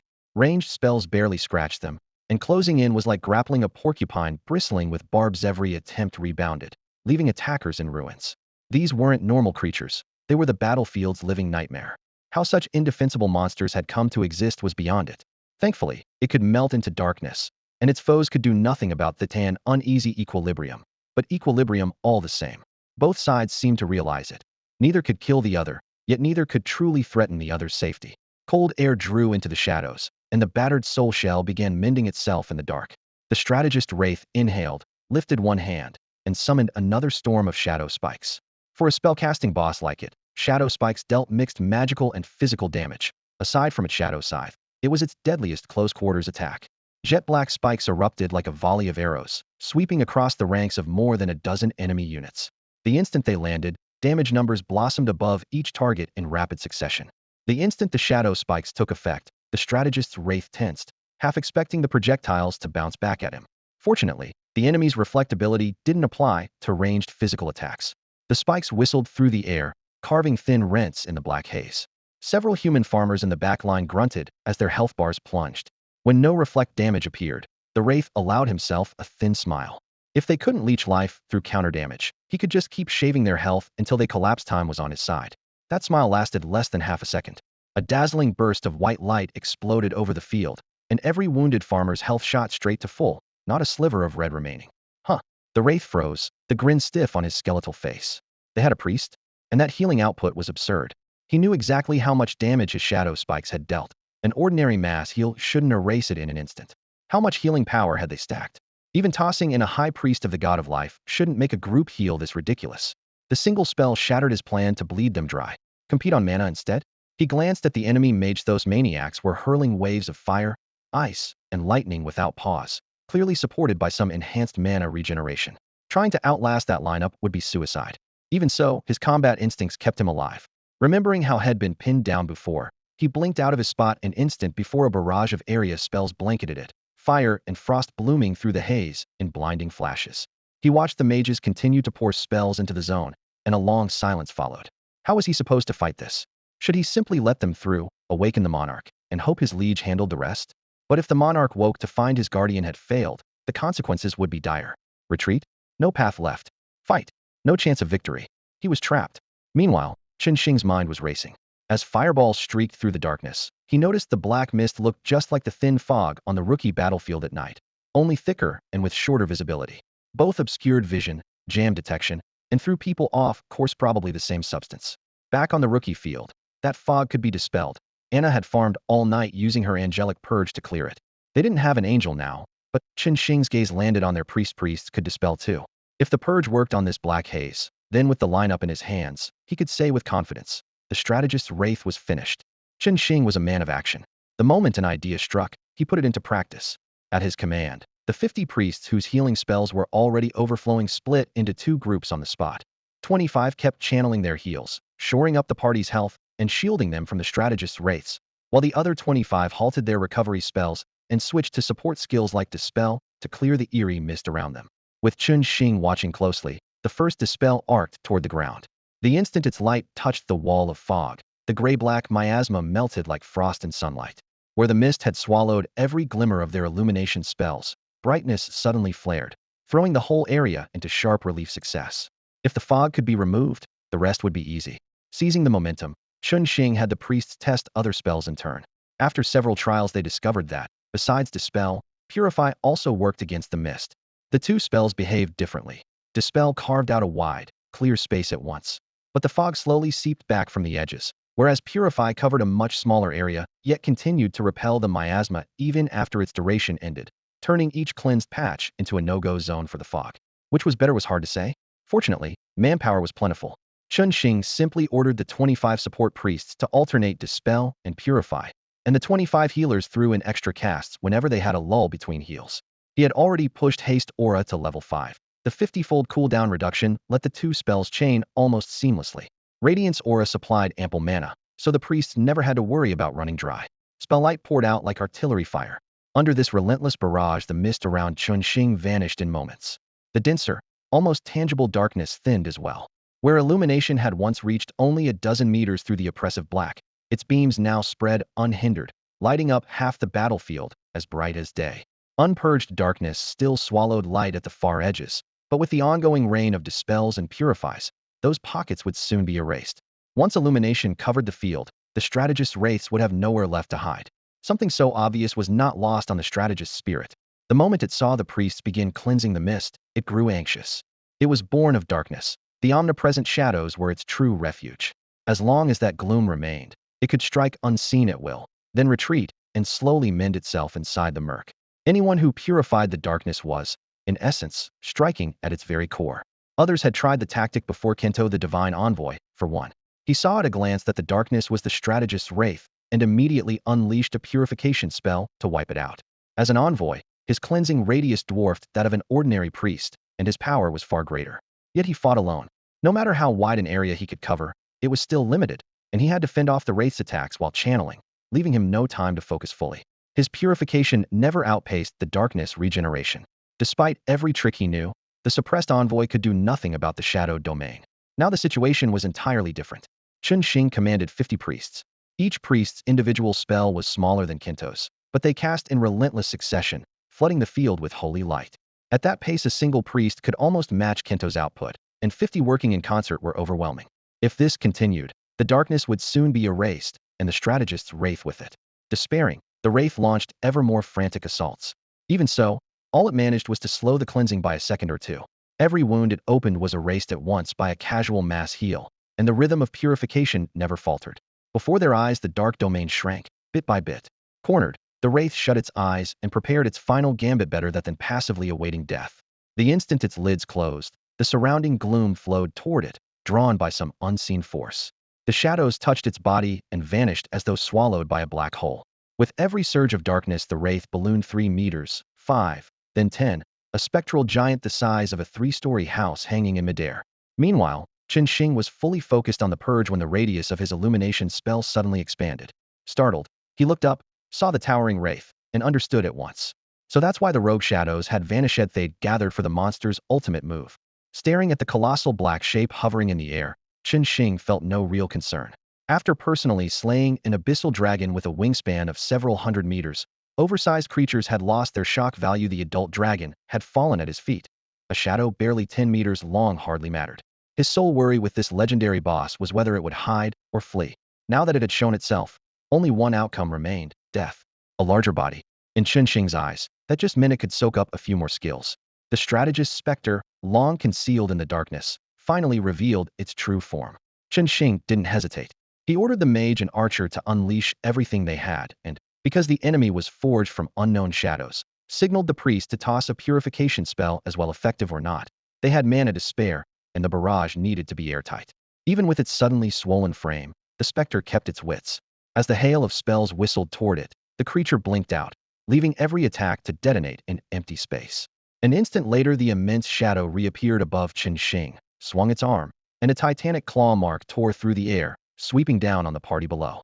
The strike seemed almost solid, slicing deep wounds into dozens of peasants and etching pitch-black streaks across their flesh.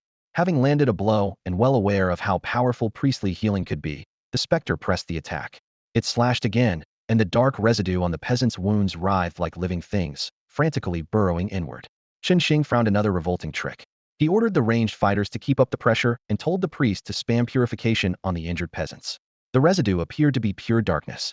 Purification only lightened its color, never quite driving it out. Qinsheng didn't flinch. Weakening it was enough, and if one round couldn't finish the job, they would simply cast more. His strategy had always been about volume. Empowered by the aura of order, the peasants showed impressive magic resistance, and the residue squirmed at their wounds without penetrating. Dozens of purification spells rained down, and the black stains finally dissolved into dark motes, drifting away like the miasma they had banished before. Seeing its lethal brands wiped out, the strategist's specter was resigned. Dark Parasite was its strongest move. Once it pierced a body, it became immune to purification and dealt relentless, fatal damage. All it needed was a single successful invasion, then none of its victims would have survived. The trouble was that the humans' magical defenses were so strong that even Dark Parasite couldn't burrow into their bodies. The strategist Wraith didn't dare hesitate.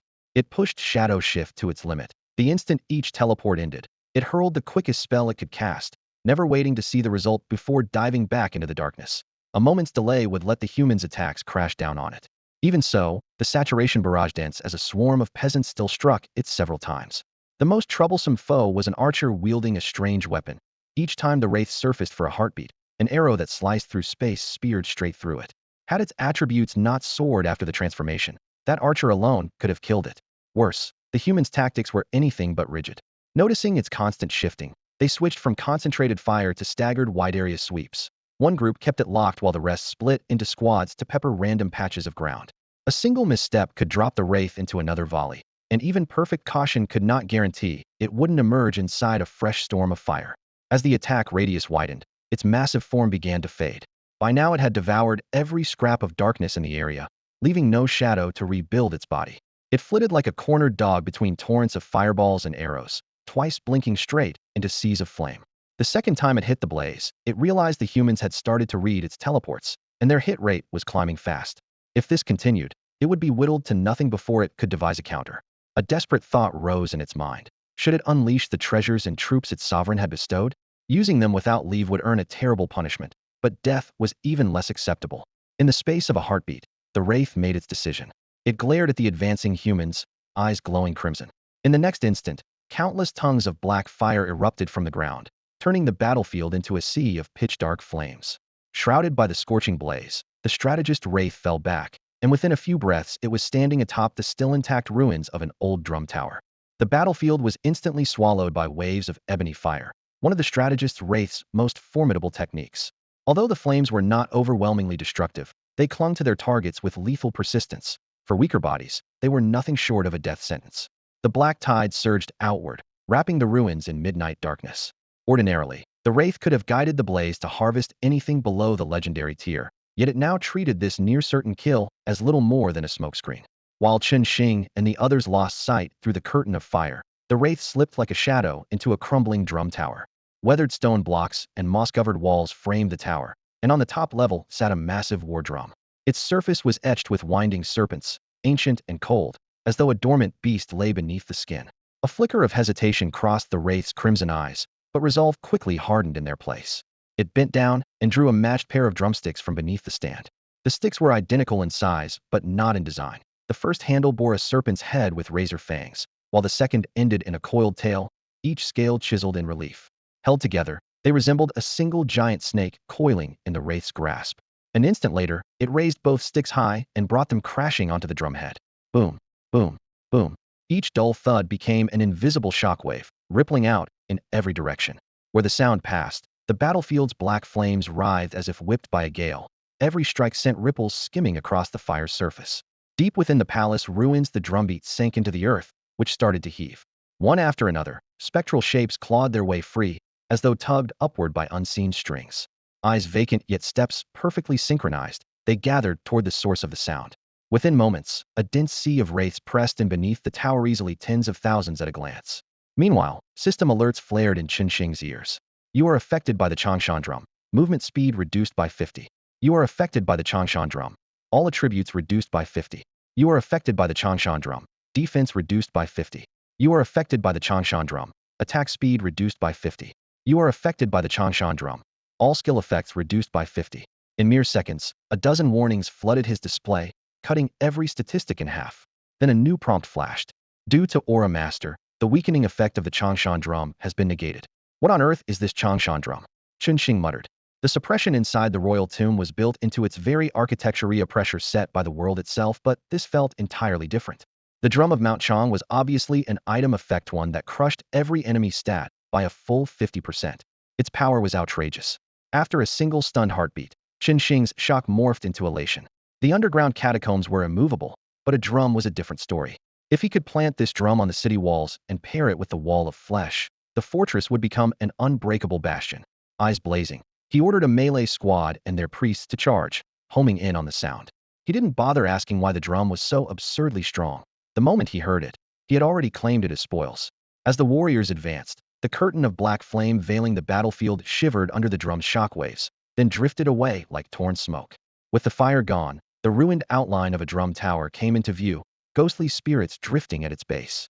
Qinsheng spared them only a glance. His mind was locked on the tower. He had slain hundreds of thousands of siege monsters, what were a few tens of thousands of wandering souls. Sure enough, the tower was their source. At its summit, a spectral strategist hammered the great drum, every strike making the air vibrate. Unfazed, Qinsheng sent every melee unit forward. If the strategist tried to flee, they would tear down the drum. If it stayed, they would kill the strategist and then tear down the drum. In either case, the drum of Mount Chang was his. But the summoned spirits were already on the move. They poured from the tower's base like a tide, rushing Qinsheng's army with terrifying speed, matching even the farmers bolstered by the endurance aura. In seconds, the two sides clashed. Because the spirits were immune to ordinary melee attacks, his soldiers could only scrape them with abilities. Outwardly, it looked like a brawl, but his troops were mostly taking the hits. Even so, their thorn's aura killed the spirits faster than they could be cut down, keeping the damage ratio in his favor. Something was off about the spirits' damage output. Qinsheng frowned. True Sight tagged them as mere elite units, yet they were hitting harder than many bosses. Combined with their near-impossible speed, a realization struck him. The drum of Mount Chang wasn't just weakening enemies, it was massively empowering allies. Having the foe while supercharging one's own troops, both by ludicrous amounts. Qinsheng stared at the colossal drum, eyes burning brighter than ever. Whatever else it did, this thing was at least artifact grade. If it wasn't an artifact, he'd swallow it whole. While Qinsheng was mulling over the drum of Changshan, the very drum struck by the strategist's wraith displayed an anomaly. What had been merely a source of sound now glimmered with a faint golden light, the radiance pulsing like the drum's own breath and rippling outward with every beat. Once the glow appeared, the wraith lowered his arms, raised the mallets to his chest, then leaned forward to hook them onto the ropes at the drum's sides. The hide kept rumbling, yet the mallets never fell again, as though an unseen hand had taken over. The serpentine patterns on the shell came alive in the golden sheen, and the suspended mallets swayed with each tremor, resembling two giant snakes coiling and flicking their tails across the surface. Once it starts, it will play itself, the strategist wraith assured himself. Without a pause, he twisted into shadow, slipped from the drum tower, and in the blink of an eye hovered high above the battlefield. Below, the carnage existed only on the wraith's side. Qinsheng's warriors were virtually unscathed. They simply lowered their heads and charged toward the tower. The incorporeal spirits could not block them, and when they manifested to strike, they triggered the warrior's thorn aura and vampiric aura. The thorn aura hurled the damage back, and the vampiric aura turned that reflected pain into health. The wraiths were devoured by the backlash of their own attacks, vanishing in waves yet never retreating, like moths rushing a flame. The warriors, battered countless times, remained at full strength and closed in on the tower. The strategist wraith grunted, unsurprised. He had never counted on brute force. The spirit's purpose was to stall, and they had bought the time he needed. With a flick of his hand, a black command banner appeared. The once scattered wraiths suddenly filled with purpose, tightening their ranks and uncoiling into a sinuous column. He swept the banner, and a cutting wind rose. In a heartbeat, the chaotic host formed a single serpent line, a battlefront that spanned the field like a great snake shrouded in gray mist. A battle formation? Chen Xing frowned. The sight instantly recalled another name from ancient human records: the formation of Changshan. On the battlefield of myriad realms, human heroes wielded a formidable power: battle formations.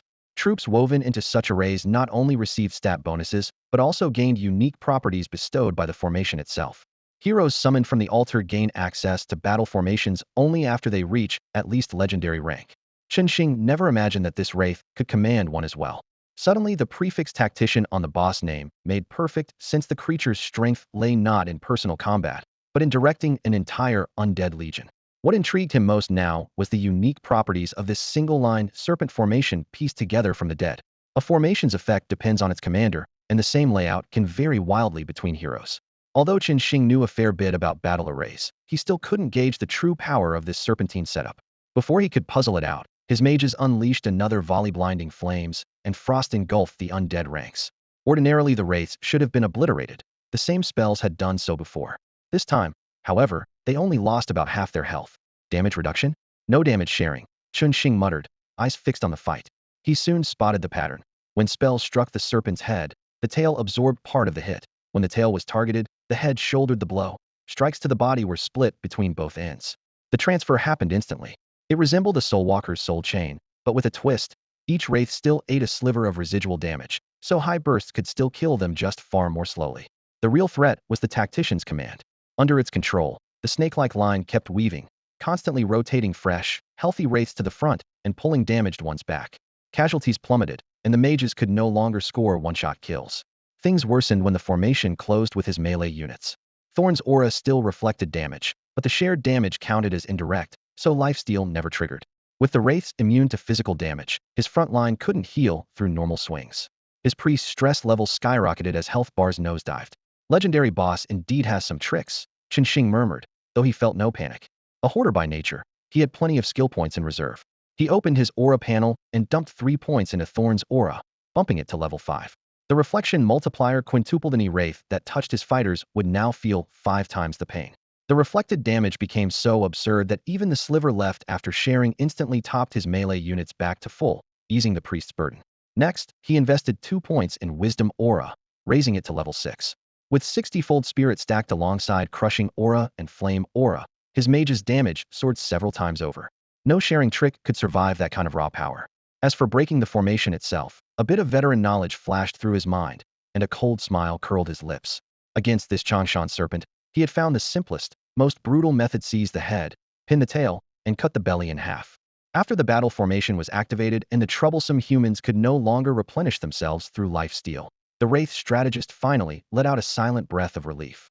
With thorns and lifesteal disabled, everything became much simpler. The humans now had to depend solely on their priest's superior healing, while the wraiths numbered in the thousands. If total damage exceeded the priest's limit, casualties among the humans were guaranteed. The Changshan formation not only fortified defense, but also carried a terrifying offensive bonus. At that thought, the strategist's shadowy figure loosened imperceptibly. It privately rejoiced that its own warriors were wraiths, wholly immune to physical attacks.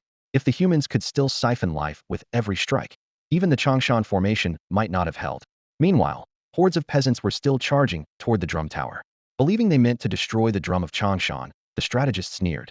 A mythic-grade structure that had remained unscathed through countless brutal battles could not possibly be toppled by these feeble mortals. It even looked forward to watching them reach the tower, only to find the drum pristine. Would their faces twist with fury, dejection, or utter despair? Clawing through a storm of damage to discover the target was invulnerable would be enough to shatter any will. For the humans, despair would be only the beginning. The strategist's gaze turned icy. Since they had pushed their melee units to the front, it might as well obliterate them. Thousands against a few hundred, an obvious advantage. Once the melee line fell, the remaining archers and priests would be little more than lambs awaiting slaughter. The only regret was that if the humans broke and ran, it would not have time to rally the entire army. With the dark element's disorienting power, no deserter would have escaped. Still, the strategist felt no remorse. It was merely a commander, not the monarch. Neither the drum of Changshan nor the wraith army was truly under its authority. Had desperation not forced its hand, it would never have dared awaken this force. The prospect of the monarch's punishment made its eyes grow colder. Driven this far, it would exact a dreadful price from the humans. Even if total annihilation proved impossible, the field would be littered with bodies. Such powerful troops were painfully expensive to recruit. Should more than half perish here, that human lord would surely weep in anguish. While the strategist envisioned the humans' impending collapse, on the other side, Qinsheng finished allocating his skill points. As his aura rose in level, the entire battlefield shifted dramatically. At first, every slash from the Wraith fighters sent most of the reflected damage into the rest of the formation, leaving each attacker to absorb only a token amount. With that safeguard in place, they could swing with abandon, retreat the moment their health sank to around half, and let comrades step up while the battle formation slowly restored them. This seamless rotation was why Qinsheng's frontline was losing health so quickly, but now the reflection multiplier had abruptly jumped to 500%. Even after the damage was spread out, a single swing still erased more than half of a Wraith's life in an instant. Caught off guard, many of them managed only 2 attacks before killing themselves outright. The peasants they struck, on the other hand, now enjoyed 5 times the normal lifesteal and regeneration, so one blow was enough to refill their health bars completely. Feeling ranks of Wraith warriors collapse in a heartbeat, the strategist Wraith's stomach dropped. The fight had been under control. How had mass casualties appeared out of nowhere? Did the human lord have some hidden trump card? As the thought formed, a dozen long-range spells howled toward it, and it instinctively cast Shadow Shift to blink away. The moment it reappeared, it saw the head of its long snake-line formation erupt in flame, followed almost simultaneously by the midsection and tail. Heart racing, it barked in order to reshape the lines and twist clear of the fire, but another volley of homing spells screamed in before the words had finished leaving its mouth. Forced to react, it blinked again and again. When it finally steadied itself, Wraith soldiers were still dropping from the blaze, and confusion only deepened. How had the entire battle flipped so fast? Why had the reflected damage on the melee fighters skyrocketed? It would swear on its monarch's life that the mage's output had multiplied several times since the last exchange. Worst of all, their range was so outrageous that even beyond the edge of the field they kept a perfect lock, as if they were cheating outright. Anger, helplessness, and dread surged together. It didn't dare fall back any farther. One more step would carry it out of the arena and collapse the Changshan formation. Besides, as the guardian of the royal tomb, it was bound to this place. Even if it ran, where could it possibly go? Seething with grief and fury, the strategist Wraith could only dodge the long-range barrage. Deprived of its precise commands, and with the mage's damage now several tiers higher, even the battle formation's shared damage effect could no longer keep the Wraith warriors alive. They began to fall in droves. Without leadership, the warriors' ranks quickly unraveled. Fireballs and bolts of lightning raked down from above, shattering armor, scattering limbs, and charring the ground. The strategist Wraith fared little better. It could still evade most spells through blinking and keen prediction, yet one archer's arrows pierced space itself, landing almost instantly and giving it no time to react. Each arrow shaved off a sliver of health, but they came relentlessly. Combined with occasional homing and predictive spells, its HP was hacked away, half gone in the blink of an eye. The once inky silhouette was now a washed-out gray, its edges flickering like static. For a legendary boss, the strategist Wraith still put up an extraordinary fight, far longer than the Abyssal Drake had lasted. Under Qinsheng's coordinated bombardment, it darted about for several minutes and clung to a third of its life, but while it could blink, the Wraith warriors it left behind could only take the hits. After the mage's power spike, damage sharing meant nothing. The warriors toppled in sheets, and the battlefield was cleared within moments.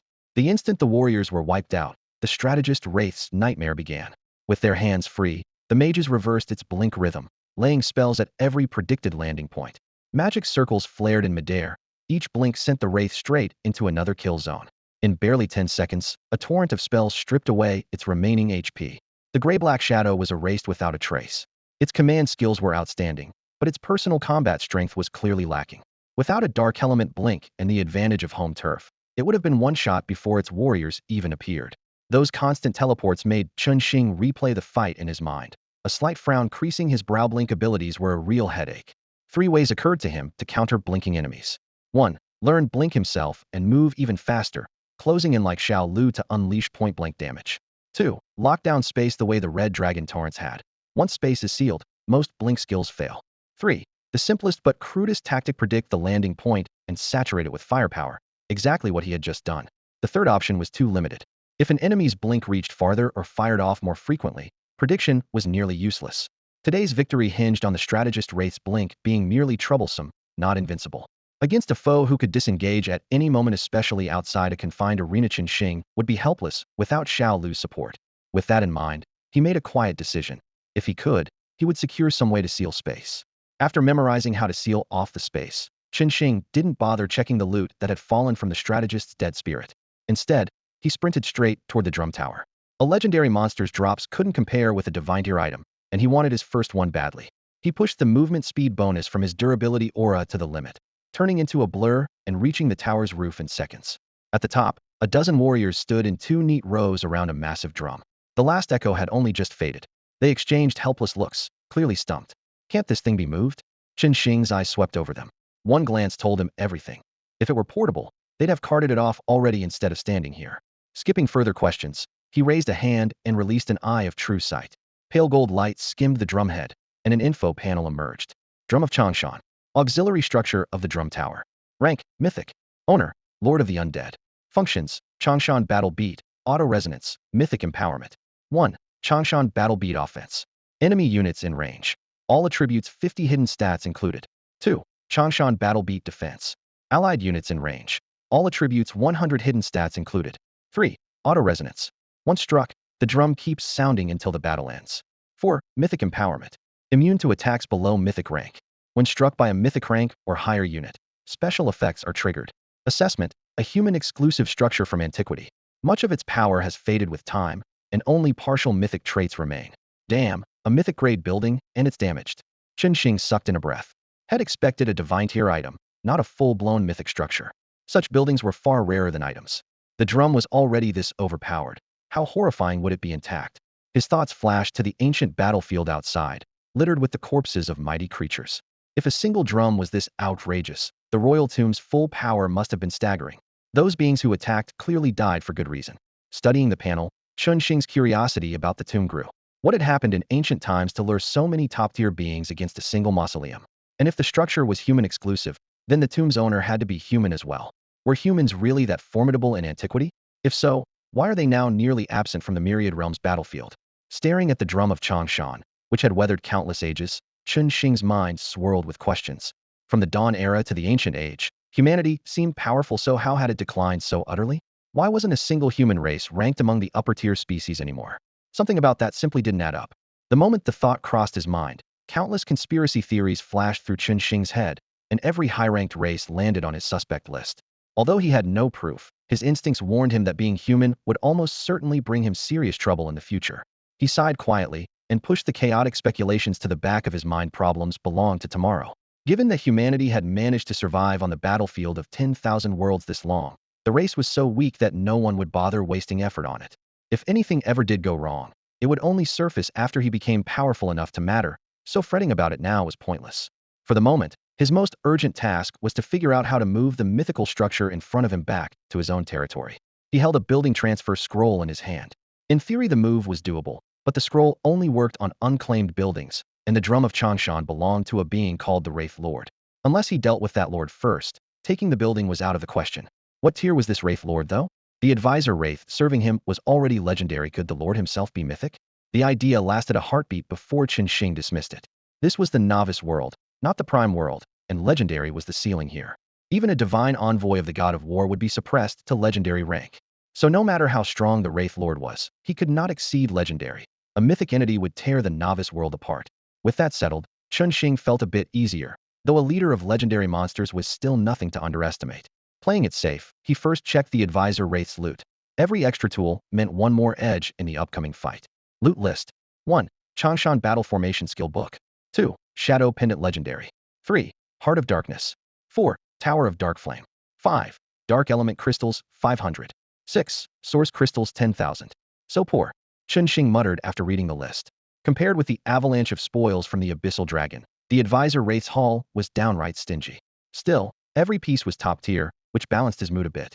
He started by inspecting the two most critical items. Changshan Battle Formation requires at least 100 troop types, grants participating units special attributes that vary with the user, and can be learned only by human heroes of legendary rank or higher. Heart of Darkness, a core of condensed pure darkness that can fuse with any item, strengthening its attributes.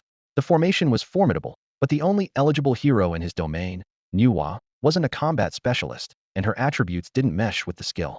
Even if he handed her the book now, it would be of little use, so he decided to save it until he summoned a combat-oriented hero. Although Qinsheng couldn't use the skill book right away, he still appreciated its worth. For human legendary heroes, most of their power lies in battle formations, yet most heroes master only a single formation skill. The Changshan battle array in front of him amounted to nearly half the combat strength of a legendary hero, making it by far the most valuable item in this drop. By comparison, the Heart of Darkness was just as rare, but using it to upgrade an ordinary piece of gear would be a waste. After a moment's thought, Chen Xing remembered a special artifact that had been gathering dust symbiotic vines. He summoned the vines and brought the Heart of Darkness close. A system prompt appeared. Enhanced symbiotic vines? It really can be enhanced. Delight flashed across his face. The vines were decent, but after his recent power surge they become little more than a toy.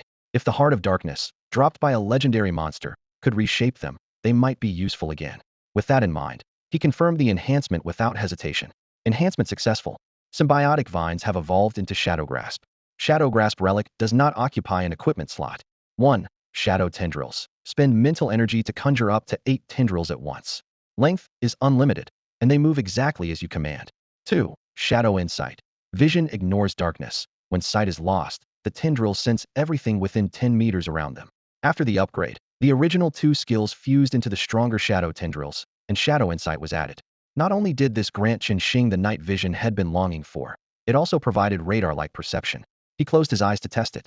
Invisible tendrils shot out, and the environment unfolded in his mind like a 3-dimensional model.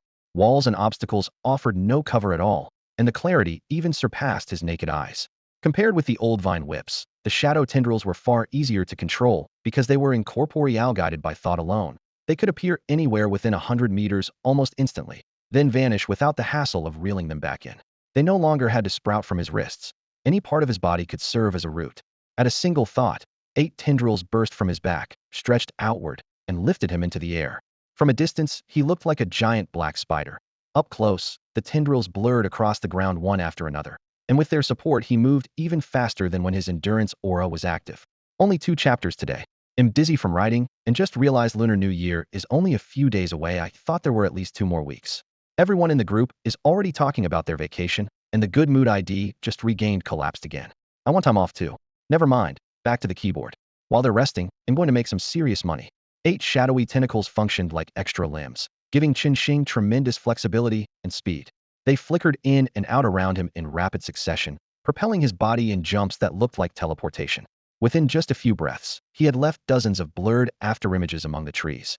Such mobility convinced him that in confined spaces like a cave or corridor, he could probably overtake the fleetfoot deer. The tentacles were manifestations of his mental power and now stretched more than 10 meters, yet he could sense they were far from their limit. As his spirit grew, their burst speed would climb again, and if their reach kept lengthening, he might one day cross a kilometer in the blink of an eye, supported only by these tendrils. Their offensive ability had risen just as sharply. In tests, when the tentacles wrapped around a target, even the strongest close-quarters fighter could not break free. Although pleased with the Dark Heart upgrade, he saw one flaw. Their skill set was still monotonous.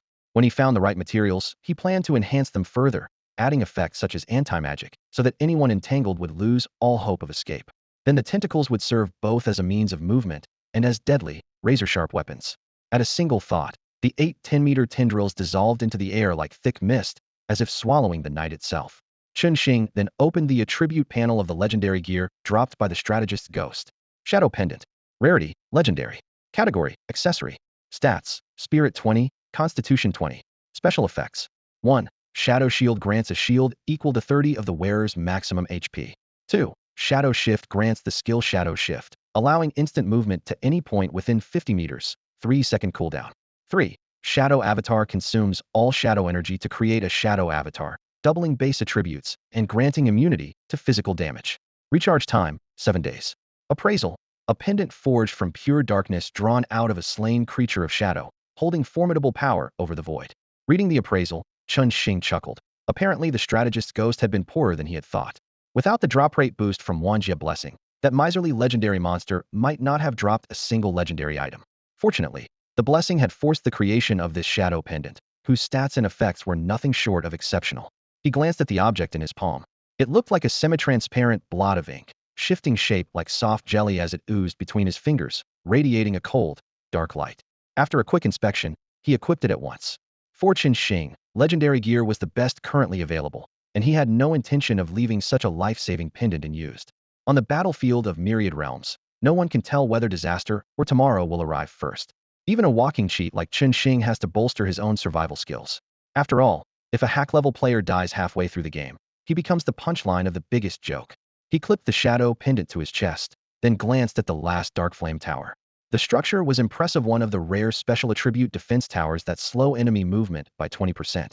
In the past, he'd have hauled it straight back to his territory, but now that he possessed the mythic drum of Changshan, the tower felt underwhelming. It would only take up a slot. Better to throw it on the market and trade it for resources. Once the loot was packed, he told the peasants to comb the battlefield again. Even run-off-the-mill wraiths could drop purple gear, and missing a single piece would be a waste. Empowered by the aura of vitality and the aura of brilliance, the peasants worked at peak efficiency. When he was sure every last scrap had been collected, Chen Xing looked toward the one intact hall in the palace complex. The other buildings, stripped of their buffs, had crumbled to dust, touch a wall, and the bricks disintegrated. Seeing nothing of value in the ruins, he led his troops to the heavy bronze doors and shoved them open.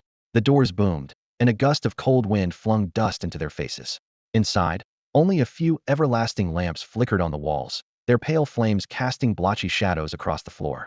In the center lay a solitary jade coffin, more than 3 meters long. The coffin was obsidian black, its surface etched with unreadable sigils that radiated an eerie chill. Great, this routine again, Chen Xing muttered. He already had a good idea what was coming. The final boss was probably napping inside, getting slammed at his own front door, yet still snoozing. Talk about arrogance. He jerked his chin at the soldier who had advanced to an undying shield. Go on, pop the lid. The undying shield obeyed.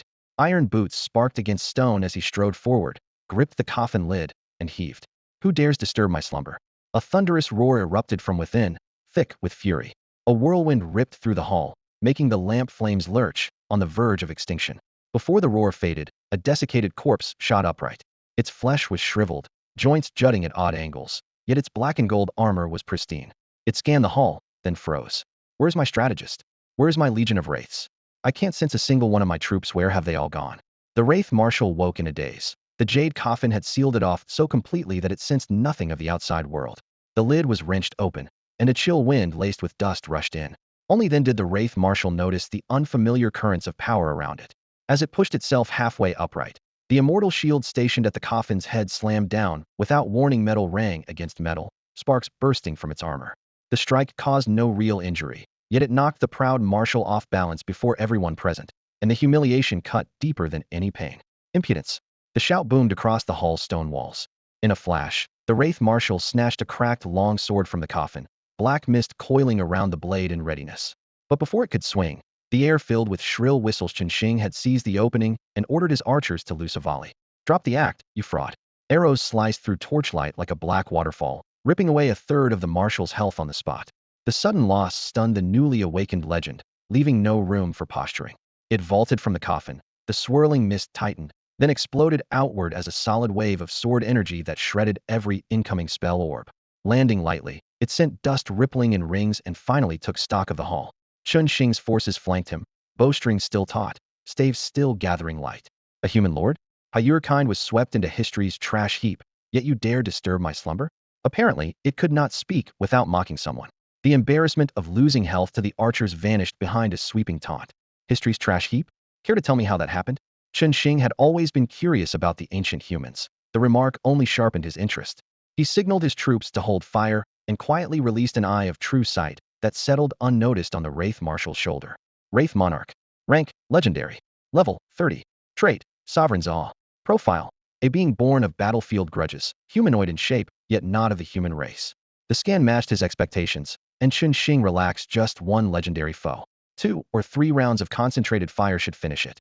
The hitch was that Oblivion Blade it had just unleashed. If the marshal could spam that, a 1-round kill was out of the question. Once again he sighed. Legendary bosses never ran out of tricks, while his troops were underleveled and short on skills. Against a showy foe like this, brute forcing with raw damage was the only option, and it was going to be a hassle. At that thought, Chen Xing found himself missing the Abyssal Dragon again. Life would be so much easier if every legendary boss had a skill set as simple as that creature's. The Wraith Sovereign couldn't read his mind, yet it still sensed the probing gaze of the eye of true sight. Flames flared behind the skeletal mask as it gave a cold snort. Petty trickery. Its icy voice drifted through the hall. Meeting Chen Xing's curious stare, it asked in a chilling tone, "You want the history of your human race? Humans have always existed on the battlefield of myriad realms. When were you ever tossed onto the trash heap? Chen Xing had already noticed how fond this sovereign was of posturing, so he simply goaded it further, laughing softly. You've been sealed away too long, haven't you? Seems you know nothing about the current situation outside. A clumsy provocation, the Wraith sovereign scoffed, yet it still took the bait. In the old days, humans ranked among the top races on the battlefield. Now you're the weakest of the lowborn. If not for your sheer numbers, you'd have vanished from history entirely. If that isn't the trash heap, what is? The answer confirmed Chen Xing's private theory humanity had indeed enjoyed a glorious past. Pretending ignorance, he pressed on. So how did we decline? Were we too strong and got targeted by everyone else? Huh, gilding your own kind. The sovereign chuckled, then let the mockery sharpen. Any race called supreme is never weak, nor short of allies. You think humans alone once ruled the battlefield? Humanity fell because it grew weak. When you finally hit rock bottom, the top races took their share. That wasn't a conspiracy. It was simply pushing over a crumbling wall. Your heritage was too tempting, and since you couldn't keep it, others held it for you. Its voice rose, as though pronouncing a verdict. On the battlefield of myriad realms, the strong devour the weak. Far from angering Chen Xing, the scorn actually relieved him. Had worried humanity's downfall hid some tangled plot. Now it appeared they'd simply squandered their legacy. That meant when he raised Blue Star's humans back to the top, clashes over resources were inevitable, but at least a grand coalition wouldn't move against him. By his standards, that was good news. You've learned all you need to know, the Wraith Sovereign said, lifting its longsword. Skeletal fingers rasped across the hilt with a grating metallic scrape. Now, you may die in peace. One flash. The roar burst out with a surge of violent mana. The Sovereign's black armor stretched into a flickering afterimage, moving so fast it seemed to tear the air itself. Its target was the indomitable shield-to-shield bearer who had dared bash it earlier. In Chen Xing's vision, the charging lord blurred into a streak of darkness, the only trace a scattering of dust. As it flashed past the indomitable shield, the longsword whipped out. Without the slightest pause, 3 arcs of icy light slashed in a rhythm too fast to follow. The Sovereign stopped behind its foe, utterly certain of victory, not even bothering to look back. To its mind, under that attack, the indomitable shield could not possibly survive. Trash you. The overconfident Lord of the Fallen had barely begun his taunt when 3 massive damage numbers exploded across his chest, choking the rest of the insult in his throat. It felt as if a giant blade had split him open, crimson afterimages blooming across his black cloak. Pain and bewilderment crashed over him. Anyone would freeze at such absurd reflected damage, let alone a showboating Wraith Lord who hadn't even bothered to look back at his supposed victory. Bang! A familiar, heavy thud from a shield bash smashed against his helm, sending sparks flying. He twisted around in disbelief and saw the undying shield the soldier who had just taken his triple slash during Flash step standing there unscathed. This was the royal tomb. Even though he had seized it, the suppression field still remained. No unit should have survived 3 of his strikes here, yet the shield bearer looked as if nothing had happened. Seeing the Wraith Lord stunned, the undying shield swung again. Bang! You dare court death? The Wraith Lord roared, humiliation igniting inside him. He had been certain the man was dead. Now the fellow was chaining shield bashes in his face. The insult stung worse than a slap. Fury flooded his mind. Behind him, arrows and spells screamed from Chen Xing's line, but he didn't even turn. One sweep of his sword raised a wall of blade wind. The gale snapped arrows and shredded spelllight, showcasing the defenses of a legendary boss. With the range barrage neutralized, his eyes locked onto the undying shield. Blade rush. Skybreaker. Raging wind. Skills flew as though they cost nothing. Yet the moment Blade Rush landed, a stream of reflected damage numbers bounced back onto him, and the shield bearer's health bar instantly filled from lifesteal. Only then did the Wraith Lord realize that his opponent was not only death immune, but also packed terrifying reflect and vampiric effects. He immediately switched to ranged sword aura, letting the slashes carve the air without touching flesh. Reflection couldn't trigger now. Denied its rebound, the shield bearer's health finally began to fall in plain sight. The damage still felt oddly low, well below expectations, but rage drowned out thought. If he couldn't one-shot the pest, he would whittle him down slash by slash and vent his anger while he was at it. Sword auras erupted in quick succession, and the shield bearer's bar, at last, dipped below half. The Wraith Lord raised his blade for the finisher when a beam of white light crashed downhill. Bathed in the blinding radiance, the shield bearer's health soared back to full, erasing all the effort he had just put in. The Wraith Lord froze. Instinctively, he glanced around, and only then did he notice that while he had been obsessed with carving up the shield bearer, hundreds of melee troops had crept in and now had him completely surrounded. The sight jarred the Wraith Monarch back to his senses, and he instantly realized how dire the situation had become. One shield bearer had already proven hard enough to kill, and now dozens of identical units had appeared out of nowhere. If he got bogged down, he would likely die on the spot. Instinctively, he tried to retreat, but 4 shadowy tendrils burst from the ground, coiling around his legs like black whips and pinning him in place. You've been hacking away long enough. Chun Xing strode forward with a savage grin, his voice low and menacing. Now it's my turn. The moment Chun Xing saw the monarch's sword aura and wind walls, he knew that simple ranged harassment would never break through. So while the enemy focused on cleaving the indestructible shield, Chun Xing had quietly moved his entire force into striking distance. Now he acted in person, using Shadow Grasp to freeze the monarch's movement and leaving him no chance to break free. As the tendrils tightened, dozens of warriors roared and charged, iron-shod boots drumming the earth like war drums. Almost simultaneously, archers and mages stepped past the fading wind wall, loosing a storm of arrows and spell beams. Surrounded on three sides, the Wraith Monarch faced a brutal choice: sever the bindings and eat the ranged barrage, or shield himself from arrows and sorcery, while the warriors crashed straight into him. He hesitated only a heartbeat before deciding. With a guttural roar, a razor-sharp wave of sword energy swept out, vaporizing half the arrows and elemental bolts midair. But the instant the arc faded, he had to stand his ground and absorb the warriors' furious strikes. Metal rang against bone in a relentless rhythm, and though the warriors couldn't concentrate fire as tightly as the archers, every heavy blow made the monarch's health bar visibly plummet.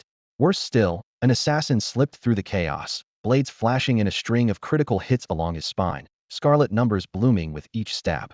The monarch dared not swing back, couldn't tell which melee troops might reflect damage, and a reckless slash could finish him even faster. When the first wave finally eased, he fought through the agony and tore the shadows apart by brute force. The black tendrils shredded into wisps and drifted away on the wind.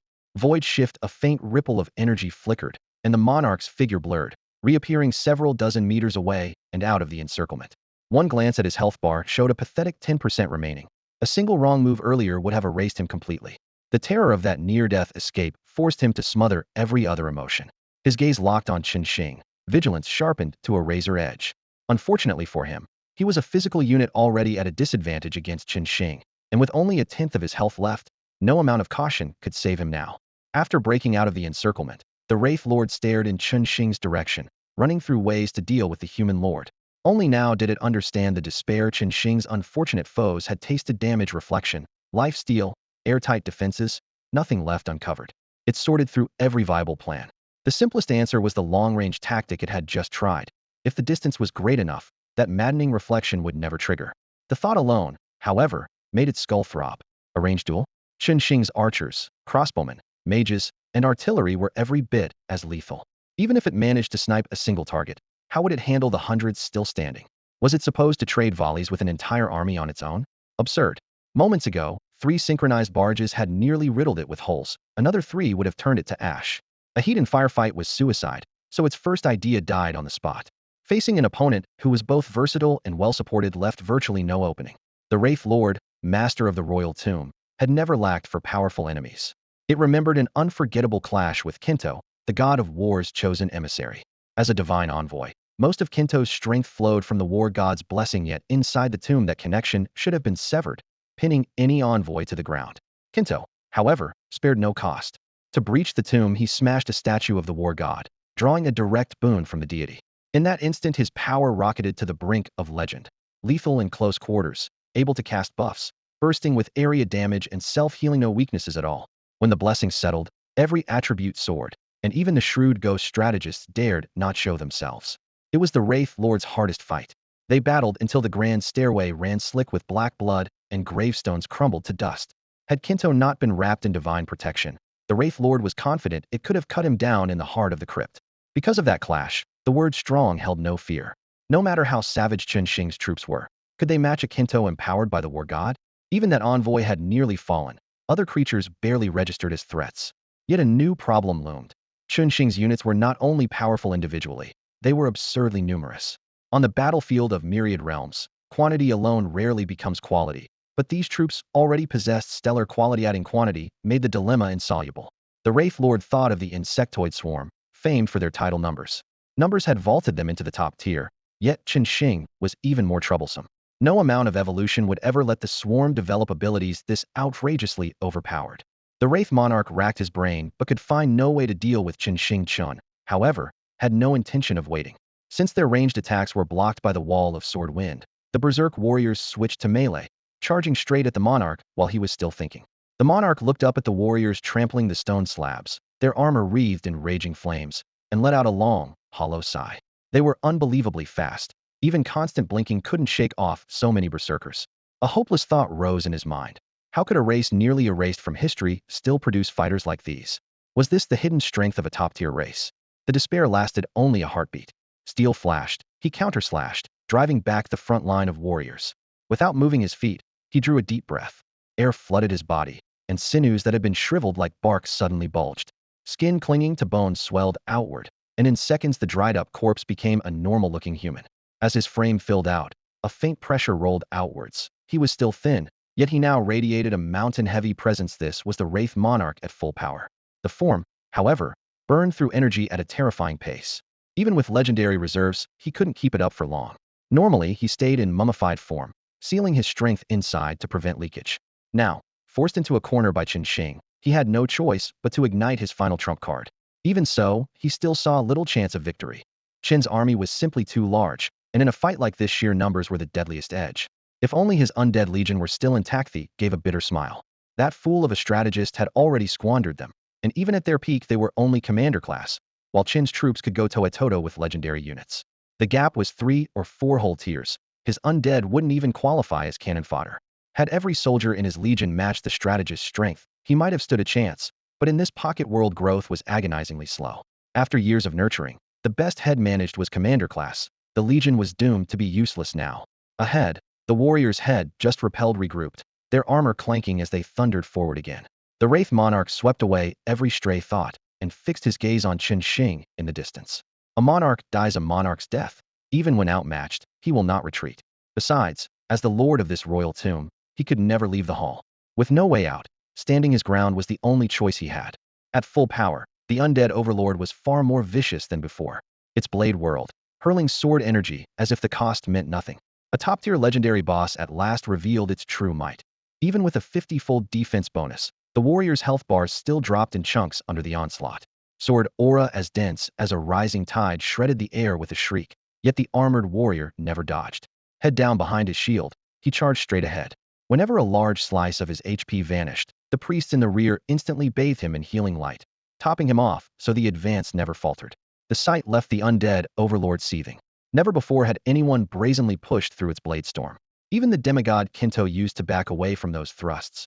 Now these mere mortals were taking them heeded, and it simply couldn't stop them. Each time the warriors drew near, it had to blink away with spatial shift. That created another problem. As a physical swordsman, most of its skills needed close range. Forced to keep retreating and rely on monotonous long-range slashes, its damage plummeted. It still held one trump card: Blade Gale Wall, a brutal barrier that blocked every projectile and silenced any spell crossing it, rendering the caster nearly invincible inside. Yet the move had a fatal flaw. It only guarded the front. Qin Shing had spotted that weakness early on. He ordered the archers and mages to fan out along both flanks and close in. The undead overlord couldn't maintain 4 gale walls at once. Once surrounded, it would be an open target for concentrated fire. Outnumbered and countered, it saw no way to break the siege. Bowstrings thrummed and incantations echoed as the noose tightened. A cold glint flashed in the undead overlord's eyes. Abruptly it stopped blinking and stood perfectly still. The sword in its hand quivered, razor-sharp wind energy crackling along the blade with a soft hiss. The moment the element fully infused the weapon, it sprang forward. Life sever. It growled, and its figure vanished.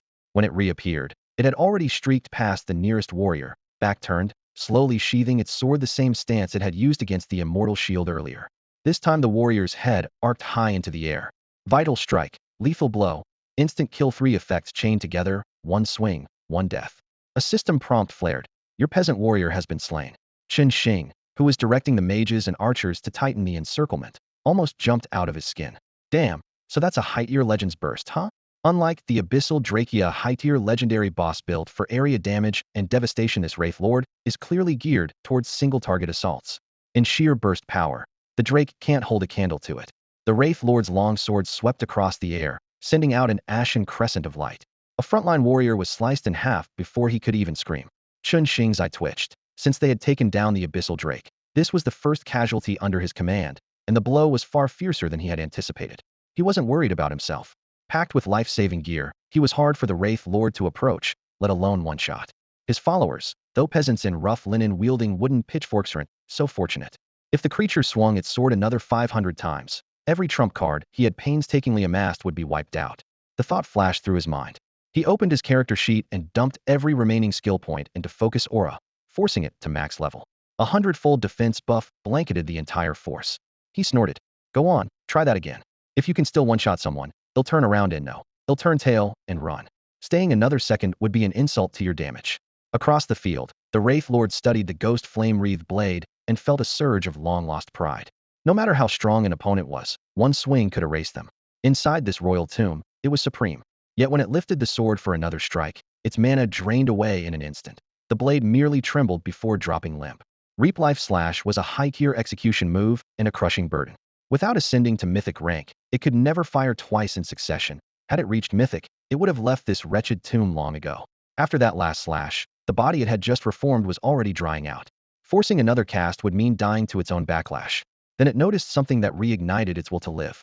It had expected the warrior's Thorns effect to rebound the damage and was ready to perish together with the enemy. But the man had died instantly. The reflection never triggered. There was still a chance. Survival instinct roared to life. At the same moment, Chun Xing's archers and mages unleashed everything they had. Arrows, ice shards, and fireballs merged into a blazing storm.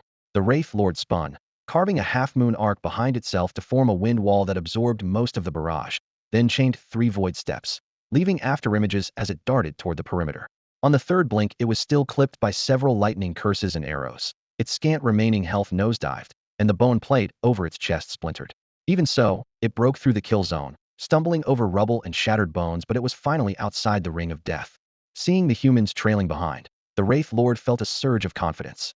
As long as it avoided being surrounded, the whirling barrier of blade-formed wind around its body guaranteed absolute safety. Its plan was simple. Every time its energy fully recharged, it would strike again and cut down another human. Sooner or later, the pests before it would be wiped out. Victory was only a matter of time. On the other side of the battlefield, Chun Xing watched the boss break free and could only sigh. A level 20 peasant unit trying to pin down a level 30 legendary boss was like tying a sledgehammer with a straw rope, completely outmatched. After being kite twice in a row, he clenched his teeth. Next time, he had to roll for auras that stopped enemies from escaping. If the gacha failed, he'd just sink money into the marketplace. Letting a boss leave whenever it pleased was bad enough, but if a free-roaming boss turned around and ran off mid-fight, that would be a real disaster. Once clear of the encirclement, the Wraith Lord paused only a moment before its energy bar was full again. Eager, it drew its dark violet longsword reaper's edge and blurred forward, silently passing the nearest archer. Archers had lower defense. The kill would be effortless. Without even looking back, it sheathed the blade with a flourish. The moment the sword clicked into its scabbard, a massive red damage number exploded above its head. Before it could tell whether the hit came from an enemy or the system, a gash deep enough to expose bone split across its neck, and its health dropped to 0. Only as it fell did it realize the archer's damage reflection had triggered. But it had run the archer through. How could there be reflect damage? As its vision tilted, it saw the target still standing unharmed. Chun Xing had boosted every unit's defense 50-fold in an instant. Right up to the moment its life drained away, the Wraith Lord couldn't grasp how it had been tripped up. Were human archers tougher than warriors, or had it simply chosen the wrong victim? Chun Xing had been about to reposition his ranged troops to tighten the net, when the boss suddenly keeled over. He froze for 2 seconds. It just got itself reflected to death. After a long beat, he let out a crooked smile. A high-tier legend really could one-shot anything, apparently including itself. Getting killed by its own reflected damage? Now that was epic. In all his experience, this was the first legendary boss to self-destruct in such fashion. Whatever the reason, the boss demise let Chun Xing breathe easier. Legendary monsters were never pushovers. Even a physically oriented one like the Wraith Lord would have taken a while to grind down. Its suicide had saved him a lot of trouble. Confirming the battle was over, he knelt without hesitation to loot the corpse. A final boss, and a high-tier legend at that, had better drop something good. The Wraith Monarch was far more generous with its loot than the Wraith Strategist, at least in terms of sheer quantity. Emerald data streams burst from the Monarch's body and spread across the ground at Chun Xing's feet. When the glow died down, the complete drop list appeared. 1. Monarch's Saber Weapon, Legendary. Stats, all attributes 15. Special effects. Majesty of the Monarch. Each hit drains 10 of the target's base stats, stacking up to 80. Wind's Blessing on attack. Boosts attack speed by 50 and adds 50 wind damage. Sword Mastery. All swords kill levels 2. Appraisal. A shattered blade, polished anew, reclaiming a trace of its former power. 2. Shadow's Grace. Special item, Legendary. Special effect. When infused with energy, converts a corpse into a shadow creature bound to the holder. Any damage the holder takes can be transferred entirely to the shadow creature. The creature inherits the corpse's stats and part of its abilities, cannot attack, and vanishes the moment it is hurt. Appraisal. Your life is secured for now. 3. Swordmaster Legacy Stone. 4. Spirit of the Vengeful Wind. 5. Geostone. 6. Royal Coffin Keysword Tower. 7. Wind Spirit Ward Scroll. 8. Swiftway Blueprint. 9. Luminous Spirit Fruit. 10. Wind Elemental Crystal 200. 11. Dark Elemental Crystal 200. 12. Neutral Crystal 100. 13. Source Crystal 5000. The initial excitement faded, and Chun Xing zeroed in on the real treasures. The Monarch Saber was built for sword specialists. No matter how lavish its stats, it didn't fit his build. What truly caught his eye was Shadow's Grace. Normally the item is a simple lifesaver. Turn a corpse into a shadow creature to scout, or take a fatal blow for you. Chun Xing, however, was already sketching out a bolder plan. A shadow creature carries its own stats, it's not a mindless puppet. If I wrap it inside my auras, he calculated. The creature can't attack and dissolves when struck, but nothing stops him from layering buffs on it. With the right corpse, those buffs could be pushed to the extreme. The idea flashed, why not hitch a sled? His endurance aura could quintuple a target's speed. Find a corpse built for velocity, convert it, drench it in the aura, and a lightning-fast sled would be born. The Wraith Monarch was perfect. In all Chun Xing's battles, nothing had moved faster, not even an Abyssal Dragon. Without hesitation, he drew out Shadow's Grace and laid the Monarch's husk on the ground. Ebony shadows spread over the mummified shell like spilled ink. Wherever darkness touched, a liquid black film surfaced, as though dragging the body into another dimension. As the conversion progressed, the Monarch's form blurred and twisted, on the verge of shedding every physical shackle within moments. The entire corpse began to fade from sight. Once the shadow had completely engulfed the Wraith Monarch's corpse, the body began to meld away as though devoured, until it vanished altogether, leaving only a fist-sized blot of darkness behind. After the darkness solidified, a system prompt flashed across Chun Xing's vision. Shadow creature conversion complete. Please select an appearance. I get to pick a skin? That's basically customizing a luxury ride for a legendary boss. Chun Xing laughed. He had been worried the transformed creature would still look like the Wraith Monarch's desiccated corpse, hardly the image he wanted for a sled puller. Anyone in the know might recognize a legendary boss, but everyone else would think he'd dug up someone's ancestor and stolen the coffin lid. Staring at the fist-sized shadow, possibilities raced through his mind: dragons, phoenixes, Qilin, even a sports car, but none of them felt right. A shape made of misty darkness would look out of place no matter what it copied. At last his gaze fell on the young deer that lived on his estate. If the shadow took the form of a fawn, it would have a solid reference, look more natural, and he could even use it to tease the real one back home. The moment he settled on the idea, the darkness rippled and swelled, and within a few heartbeats limbs and antlers were outlined. A gray, translucent fawn took shape before him, as if a noonday deer shadow had leapt off the ground, tail flicking while every curve was traced in dusk. Chun Xing raised a hand and cast his auras over it. Several circles appeared beneath the shadow fawn. Yet like the wall of flesh, it was a special creature, and only a few effects actually stuck. Fortunately, all he really needed was the endurance aura. The rest didn't matter. Once the aura stabilized, he issued a run command. In the next instant, the fawn vanished without so much as a tail flick. When he reacquired the target, it had silently reappeared dozens of meters away. Ordinary deer were quick, but they still left afterimages and hoofprints. This shadow fawn moved beyond the eye's ability to track, clean as a blink. A fully fledged legendary boss with an endurance aura stacked on top its speed is terrifying. Chun Xing marveled. He believed the real young deer might catch up or even surpass it once fully grown. But for now, nothing in his territory could outrun the shadow deer. Like the wall of flesh, the shadow fawn possessed only rudimentary awareness, no true intellect. So he named the new companion Yinglu Shadow Deer. On the battlefield of all realms, shadow creatures formed a complete race with their own evolution paths. If he found darkness-aligned relics later, Yinglu might unlock offensive or defensive specializations. And if it never did, so what? All he needed was a draft animal, and its current performance already delighted him. With Yinglu harnessed, his sluggish magic sleigh was instantly upgraded from an ox cart to a starship. The boost in speed wasn't incremental, it was a full-blown rocket jump. Although Shadow Benediction proved unexpectedly useful to Chun Xing, the two legendary items are only average for a Wraith Lord's loot. What truly catches the eye are the Swordsman Legacy Stone, the Earth Spirit Stone, and the Wailing Wind Wisp. The Swordsman Legacy Stone holds the Wraith Lord's entire sword mastery system, every skill and progression path laid out in full. From the techniques the Lord once displayed, one can glimpse the hidden class' vast potential. Fuse with the stone, and you are instantly reclassed into a top-tier secret profession, a prize equal to any mythical artifact. Sadly, only blade-wielding classes can absorb it, so Chun Xing stores it away, planning to trade it for another treasure once he returns to the primary world. The Earth Spirit Stone is more straightforward. Before a class change, it strengthens innate talent, directly raising the chance of landing a top-tier profession. Anna, Chris, Zhou Chu Zhangdongist of today's elites used something similar when they started out. Stones like this are always in blazing demand back home. Every major faction craves them. On Blue Star, Chun Xing could swap it for an entire corporation if he cared to. He pockets the stone with care, intending to give it to Gu Ying's younger sister as thanks for years of support. The item that can boost his power immediately, however, is the Wailing Wind Wisp. Like the lightning elemental core he obtained earlier, it is the heart left behind by a fallen elemental sprite. But this one is a full-grade higher mid-tier wind elemental core. Born on an ancient battlefield, it has soaked up centuries of vengeful spirits and wind energy, so it not only supplies pure wind power, but also carries the embryonic form of several soul-type abilities. In the past, Chun Xing might have fused it into himself or another wind-based hidden class holder. Now, with Xiaolu at his side, the wisp is far more valuable to her than to anyone else. Even if she learns no special powers from its resentful spirits, the sheer energy of a mid-tier core will send her strength soaring. Without much hesitation, Chun Xing assigns the treasure to Xiaolu. The remaining items, the sword tower, the galloping track, and a single glimmering spirit fruit are simpler. The sword tower is a high-level defensive structure that can be sold on the marketplace once they return, and the galloping track will fetch a similar price. The mid-tier fruit boosts spell attributes. He can take it back to his territory and plant it for future harvests.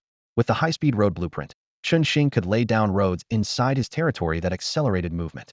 Although classified as a common building, its stats were anything but ordinary. Unfolding the schematic, he grasped its value at a glance. Ordinary roads offered at most a 20% speed boost, whereas this design doubled it, granting a full 100% increase within his domain. That single attribute alone was enough to place it among high-tier blueprints. After dumping the high-speed road blueprint, the nearly useless wind spirit shelter scroll, and the rest of the loot into his pack, Chun Xing finally lifted the royal coffin key with deliberate care.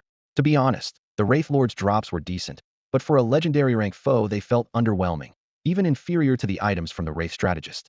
That was clearly unreasonable. Besides, a tomb that had kept the God of War's envoy intrigued for ages couldn't possibly hold only these trinkets. He could almost state with certainty that the tomb's greatest secret lay hidden inside this key. Royal Coffin Key. Type: Special Item. Description: Long ago, a human emperor sealed several race-exclusive treasures inside his coffin and placed powerful wards throughout his mausoleum. Influenced by the human legacy, the Wraith Lord, born of the ancient battlefield's lingering resentment, considers itself the tomb's master, but in truth it is merely a watchdog. Note: the Royal Coffin Key is fused with the Wraith Lord as part of the inheritance ritual. It only manifests when the creature is slain by a human unit. Just as he thought, Chun Xing wasn't surprised.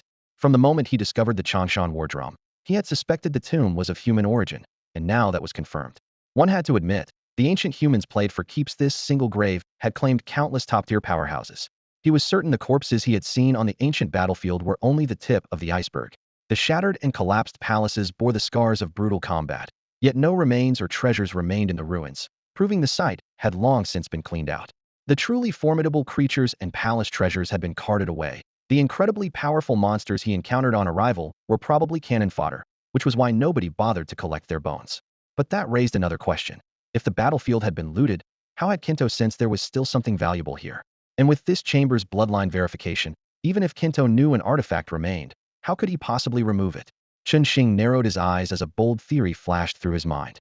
Could the ancient humans once have stood on equal footing with the gods? Or, when humanity declined, had certain deities kicked them while they were down?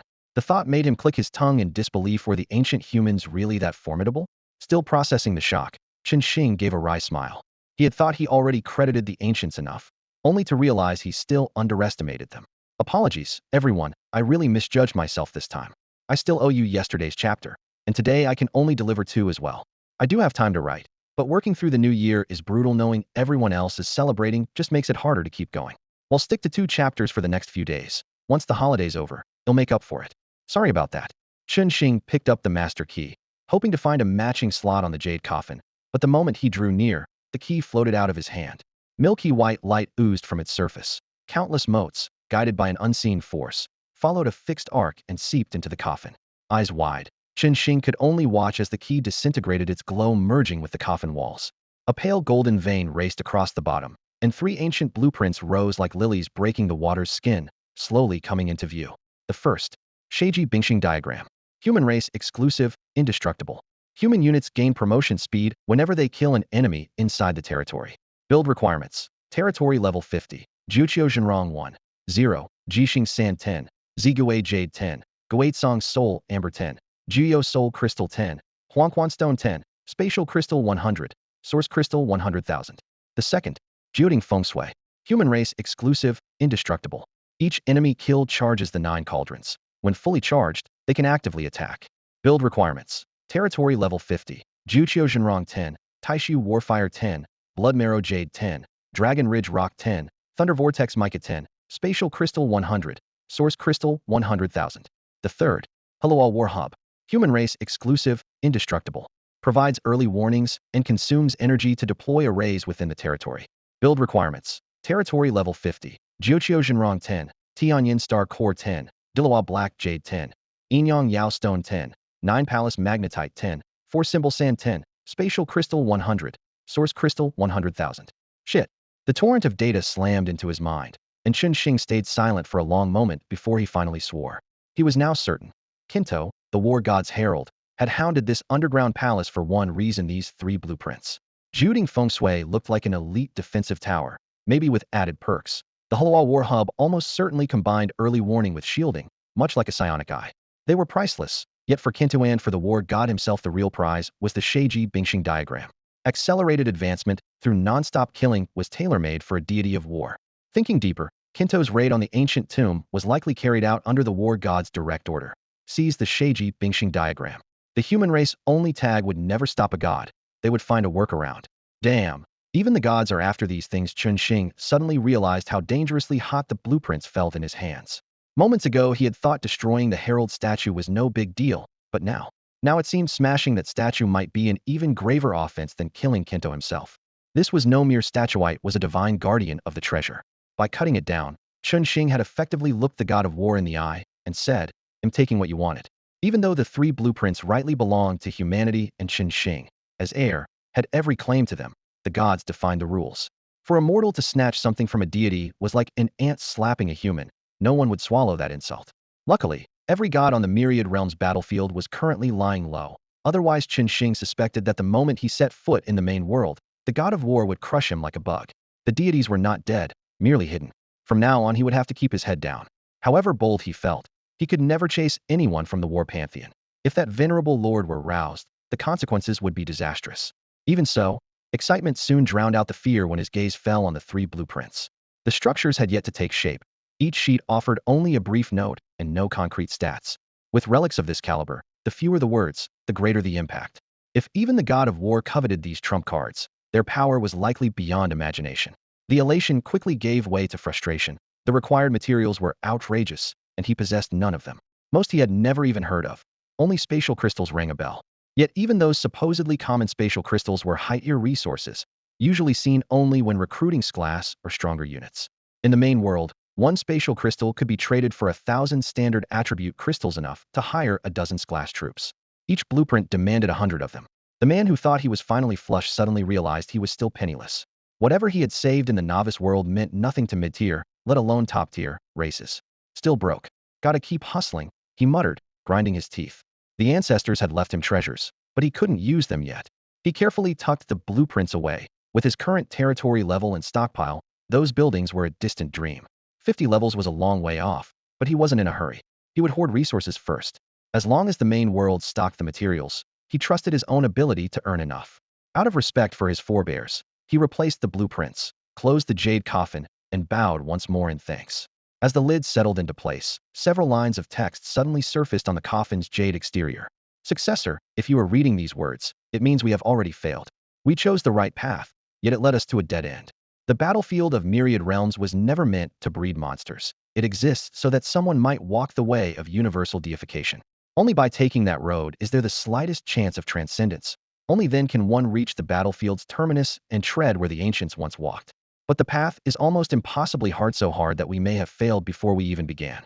I cannot say much more here. The blueprints I leave behind are both danger and opportunity. If, when you encounter the way of universal deification, you still wish to use them and continue our journey, go to Penglai. There you will find a few small gifts I have prepared for you." The characters were bold and forceful, each stroke like a hammer blow carved into the stone, exuding a fierce, regal aura. Staring at the wall, Chunxing felt that momentum surge across the ages. Yet when he read "I have failed," an indescribable sadness seeped through the grandeur. What exactly is the way of universal deification? What is the battlefield's real purpose? His head spun with questions. Every phrase left by his forebears read like a riddle and only deepened his confusion. If humans could glimpse such truth, they deserved to be called a top-tier race. He had no clues, but a heap of new concepts. Worried he would forget them all, Chen Xing decided to take the entire jade coffin. There might be more hints hidden inside.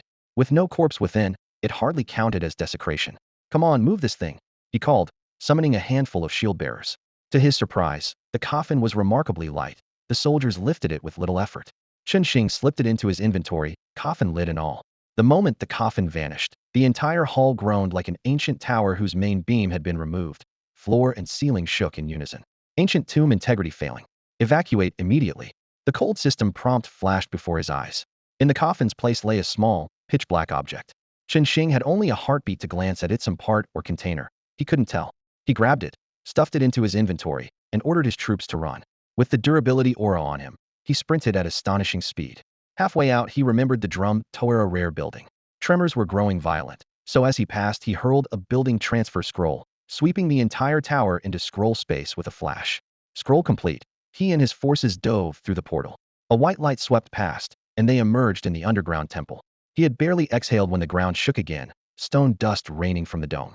Damn it, that shameless god of war really built his sanctum right on top of the tomb. Chen Xing managed only a single curse before urging the army to keep moving. The cracks in the underground palace were as though an invisible giant hand had torn the place apart. Rubble rained from the vaulted ceiling, but the collapse was still slow. Barking orders to maintain formation, he led the charge, and the last of his men cleared the corridor moments before it caved in completely. A gust of cold air met them as they burst from the temple, and Chen Xing looked back. The entire structure bowed inward with a resonant hum, as if someone had cinched it at the center. Walls and columns contracted, then shattered into powder. When the dust settled, nothing remained but rubble. He flipped aside the fallen stones, yet the ground beneath was empty. The underground palace and the ancient tomb he had just crossed were gone, erased from the starter world as though they had never existed. So the pocket world itself has collapsed, he thought. The tomb had hung in a small realm connected to the starter world, but that realm had now been dragged into spatial turbulence. Even a god would be unable to find it again. With that, Chen Xing realized he had thoroughly offended the god of war. The Kinto statue lay in ruins, a divine brand scorched his body, and sooner or later the deity would come to settle accounts. He had walked away with 3 ancestral treasures and with a god's wrath, whether it was profit or loss, even he could not decide. Sighing, he pushed the thought aside, stripped Zhou territory of everything portable, tore open a teleport scroll, and returned home. The moment he landed, the vast estate appeared empty save for Xiao Lu. Nuwa was nowhere in sight. "Xiao Lu, where's Nuwa?" he asked. The young doe sprawled on the roof of Bronze Sparrow Tower, basking like a ball of fluff. "Big sister Nuwa went to the underworld," she mumbled, ears drooping. "The mining routes down there are too slow. She wants to redesign them and hunt for richer veins." "I see," Chen Xing nodded. He had treated Nuwa as a child, forgetting that her hero role was domestic management from the start. Sensing Xiao Lu's lethargy, he added, "Why are you so tired?" "I'm not sure." Xiao Lu's eyes could barely stay open. "Nuwa made me some pills with dragon blood grass to strengthen my bloodline. Ever since I took them, I just want to sleep." "Then sleep.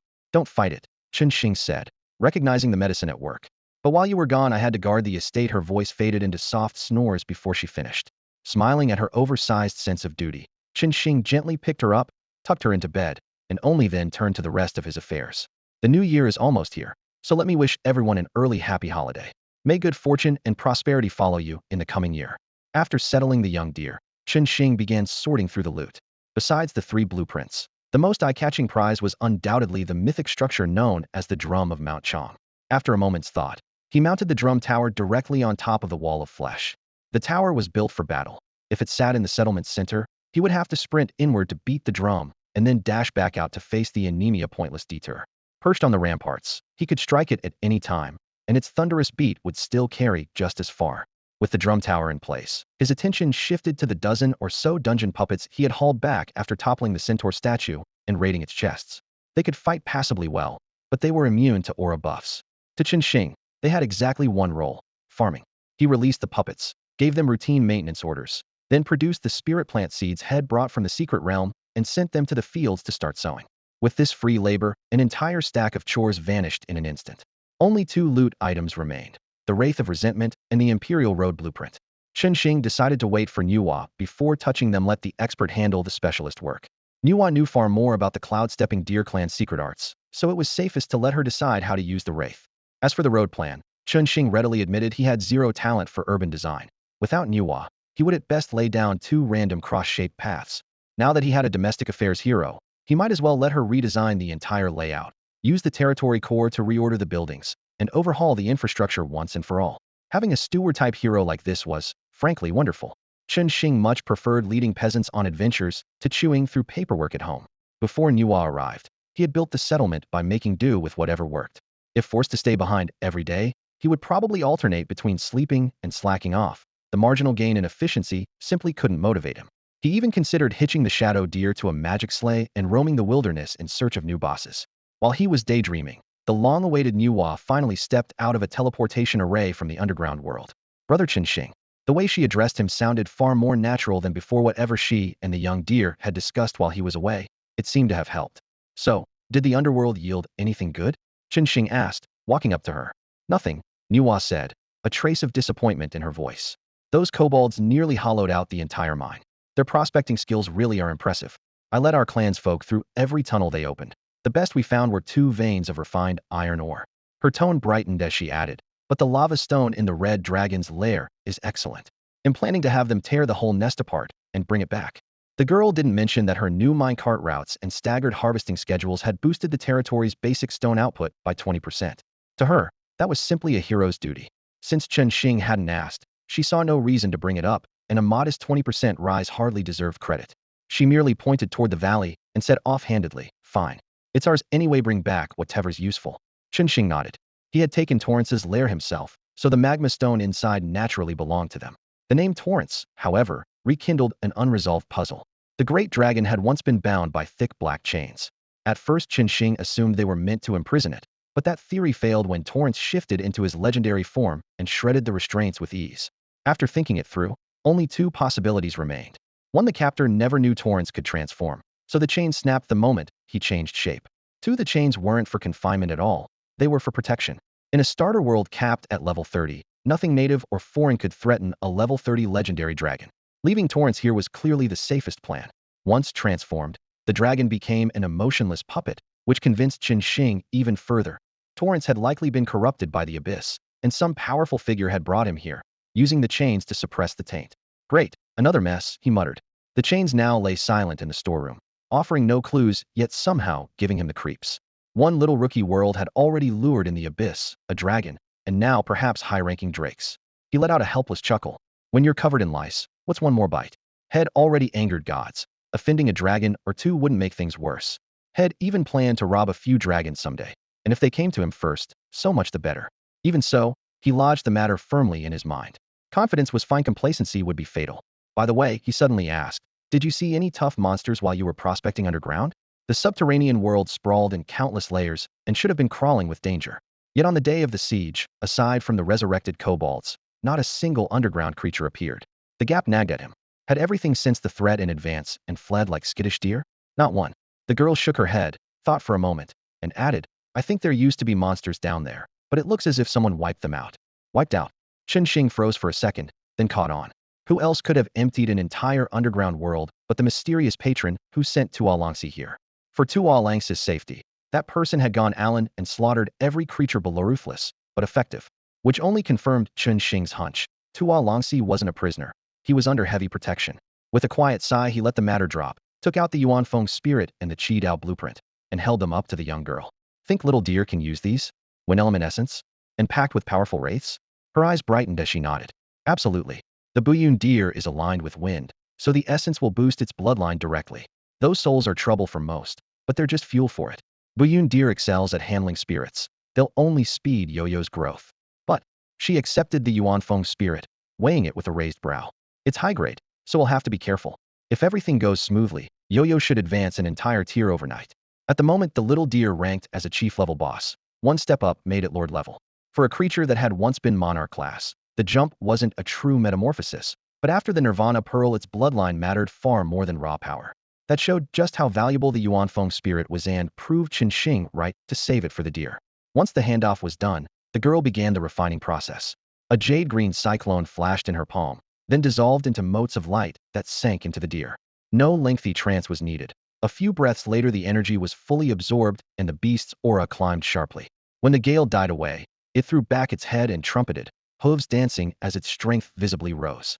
Smiling, Chun Xing swung onto the deer's back and the pair swept through the surrounding monsters. Anything that entered their line of sight ended as a mist of blood beneath iron hooves. Once the fodder was gone, the marked bosses met the same fate. Each evening near dusk, Chen led the deer and his army to pay those bosses a visit. Once the deer had only stolen treasure. Now Chen took both loot and lives valuables into his pack, mangled bodies into the experience pearl, melting them down piece by piece. After several days of this rampage, undercurrents stirred in the southeast quadrant, and change brewed in silence. Mr. 2, I think I've run into an anonymous player's territory, Fu Yong Gongzi said over the comm, voice low with tension. The defenses are too solid for me to crack. Could you bring some troops? He'll send the coordinates in a moment. Tu Mingzhao, who had been busy stockpiling resources and pushing his territory's level, set his materials aside and frowned at the incoming message. Word from other regions suggested that the Anonymous were probably members of an anti-human faction, and their growing activity in the southeast put Tu Mingzhao on edge. He had been hunting for their trail ever since. The Anonymous hid deeper than vipers, and after months of searching, he still hadn't found a decent lead. Now, out of the blue, someone had handed him their exact coordinates. Instead of relief, the news made him frown. Occasional sightings were normal, but a detailed set of territorial coordinates was far too convenient. Could it be a trap? The thought chilled his eyes. Still, true or false, he had to check it out just not alone. He opened his friend's list and skimmed through it at speed. Within minutes, he had locked onto more than a dozen names, every one a top-tier lord whose character and allegiance were beyond question. Roughly a third of the Southeast elite would be with him, enough firepower to flatten any ambush. List confirmed, he fired off private messages, laying out the intel, his doubts, and the possibility of a trap for all to see. Tu Mingzhao had always been straightforward, and this time was no different. Replies trickled in within half an hour. Of the 18 top lords contacted, only 2 were tied up wiping out monster camps. The remaining 16 agreed immediately. Some offered to spend their own money on teleport scrolls, while others volunteered to supply scrolls for free. Watching the group chat fill with imposition, coordinates received, and leaving in 10, Tu Mingzhao felt most of his unease melt away. 16 top lords together could steamroll almost anything aside from that monster Chen Xing in the East District, of course. But he was certain the world held only one Chen Xing. The anti-human faction couldn't have a duplicate. With power like that, who would settle for being an alien lackey anyway? Cautious to the last, he added an extra layer of insurance. Before departure, he hurried to the region's edge, pulled out his spare communicator, and sent a message to a friend in the east. Regions couldn't talk to each other directly, but a border lord only had to step a few meters across to tap the neighboring network. Tu Mingzhao knew someone on nearly every border, hence the nickname Social Butterfly. In the short text, he listed the anonymous coordinates, the strike team, and the potential risk, then added one line. If he failed to send another update within 24 hours, assume they were in trouble. In that case, the intel had to be passed to Chu Xiangdong, who would warn the East's strongest fighter, Chen Xingtel, him to stay sharp. After sending the message, Tu Mingzhao finally allowed himself to relax a little. For some reason, ever since he received Fu Yonggong's reply, a vague unease had been gnawing at him. The communication pearls still glowed with a gentle warmth, the sting in his fingertips reminding him how tightly he had been gripping it. When he considered the people gathered around him, nearly every top-tier fighter the entire Southeast District could produce, he couldn't imagine where the threat might be hiding. It had to be nothing more than nerves, he told himself. After all, if a force of this scale could be wiped out easily, the outcome would hardly look any better once that anti-human organization really showed up. That lingering worry made him decline the direct coordinates Fu Yonggongzi had offered. Instead of sending everyone straight in, Tu Mingzhao burned an extra, precious teleport scroll to assemble the whole group at a random wilderness point and exposed, ash-gray gravel flat-checked for ambushes, then opened a second portal himself. In a flash of white light, the stony wasteland beneath their feet was replaced by a deep green forest, its interlaced canopies blotting out the sky. Yet the hush that greeted them rendered all his fears moot. A thin mist curled between the trunks, insects chirped in fits and starts, and no arrow or spell came flying. Tu Mingzhao scanned the area with a frown. Had he really overthought this? Boss 2, you're giving them way too much credit. A crisp female voice broke the silence. It was Tianai Yulia mixed blood, whose mother came from the so-called combat zone, the Maoxiong region. Everyone knew the young ladies there grew up steeped in gunpowder. PPSH in the left hand, vodka in the right, Katyusha on their back, yelling Yura. For fun.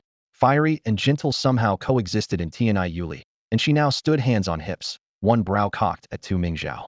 With this many of us, what if those bastards really dug a pit? We're already on the Anonym's doorstep. Let my thundercloud rock take a look from the sky and find the lair. Fighting an anti-human gang doesn't call for warrior etiquette, just rush them. Beat the life halfway out of the guy, make him cough up the other anonyms' hideouts, and clear them one by one. Yuli's rough-hewn plan echoed through the woods while Tu Mingzhao held his tongue. Cautious by nature, he normally hated see and smash tactics. But facts were facts. They had zero intel on the target, and crafting a meticulous assault plan was wishful thinking. Rather than waste time and invite more risk, adopting that brutally simple approach might be wiser. He swept his gaze across the team. No one objected. At last he nodded. All right, well, do it your way. Seriously? Tianai Yuli had meant it as a venting suggestion. Tu Mingzhao's agreement stunned her. Boss 2, you sure this won't blow up in our faces? The gorgeous brawler didn't know her own limits. She had inherited her mother's iron-blooded genes, and full fighting came naturally, but using her head had always been a bit of a stretch. Now they were expected to listen to her, someone who was terrible at strategizing, and it felt like handing the carry role to the biggest noob mid-game. Tianai Yuli's mind was full of one thought: we're going to lose. Still, she forced herself to sound confident. Relax, nothing will go wrong. Her hesitation made Tu Mingzhao burst out laughing. As the team's commander, once he reached a decision, he could toss every worry aside. He raised a hand for quiet and explained to Yuli, our power is overwhelming. We don't need anything fancy.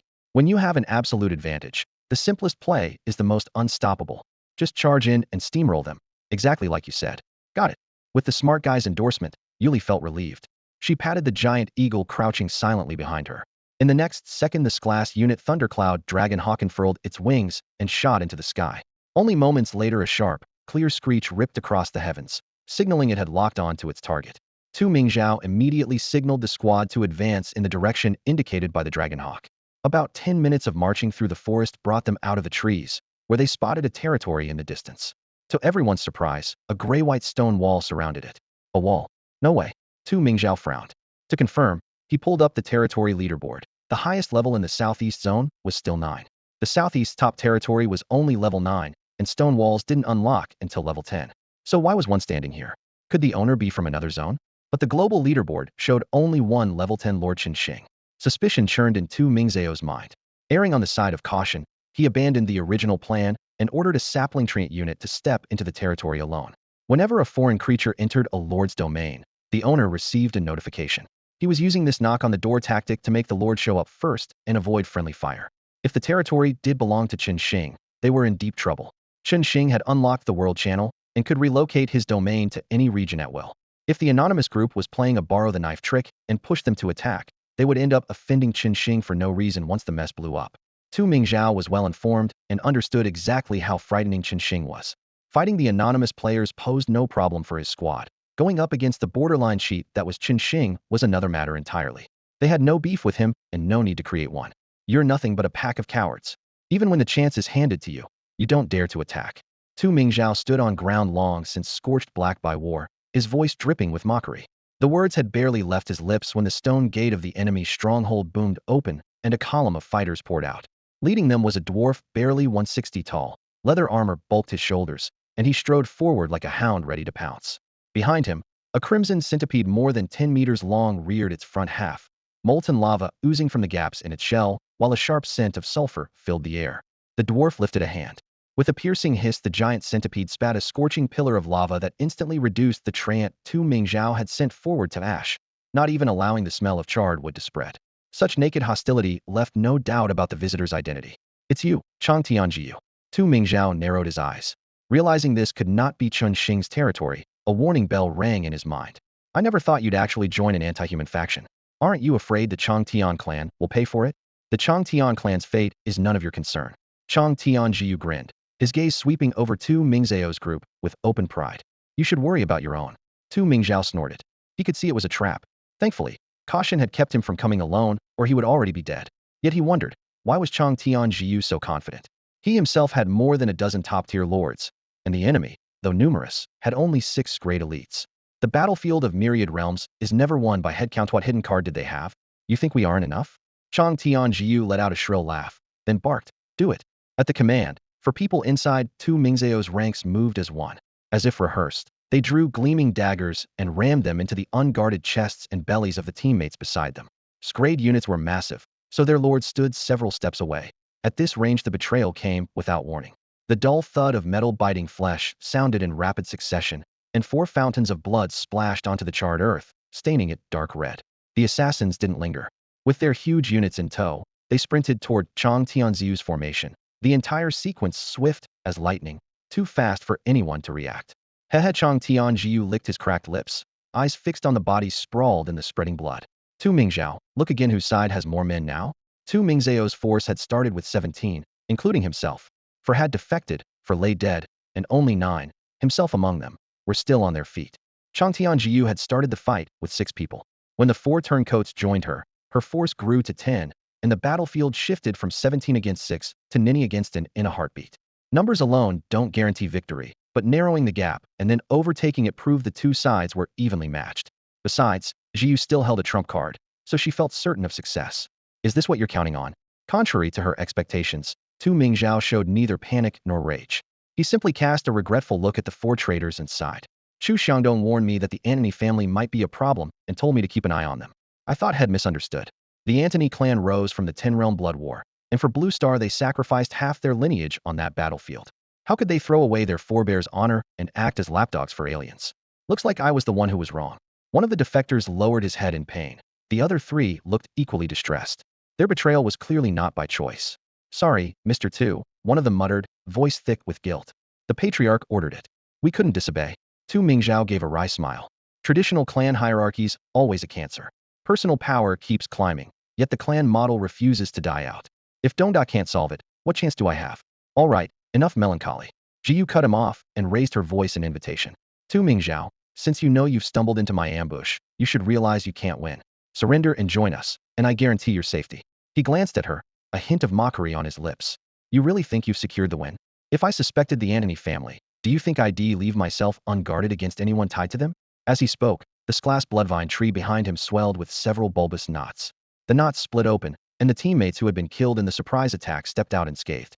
The corpses on the ground crumbled into dry wood, and the spilled blood turned into dark red sap. Bloodvine substitution. Witnessing the scene, Ziyu's face darkened. She shot a vicious glare at the 4 Antonys and spat. He cast a substitution spell right under your noses, and you never noticed. Useless, the lot of you. You the man who had bowed his head lifted it to retort, but a companion grabbed his arm. He swallowed his anger and answered coldly.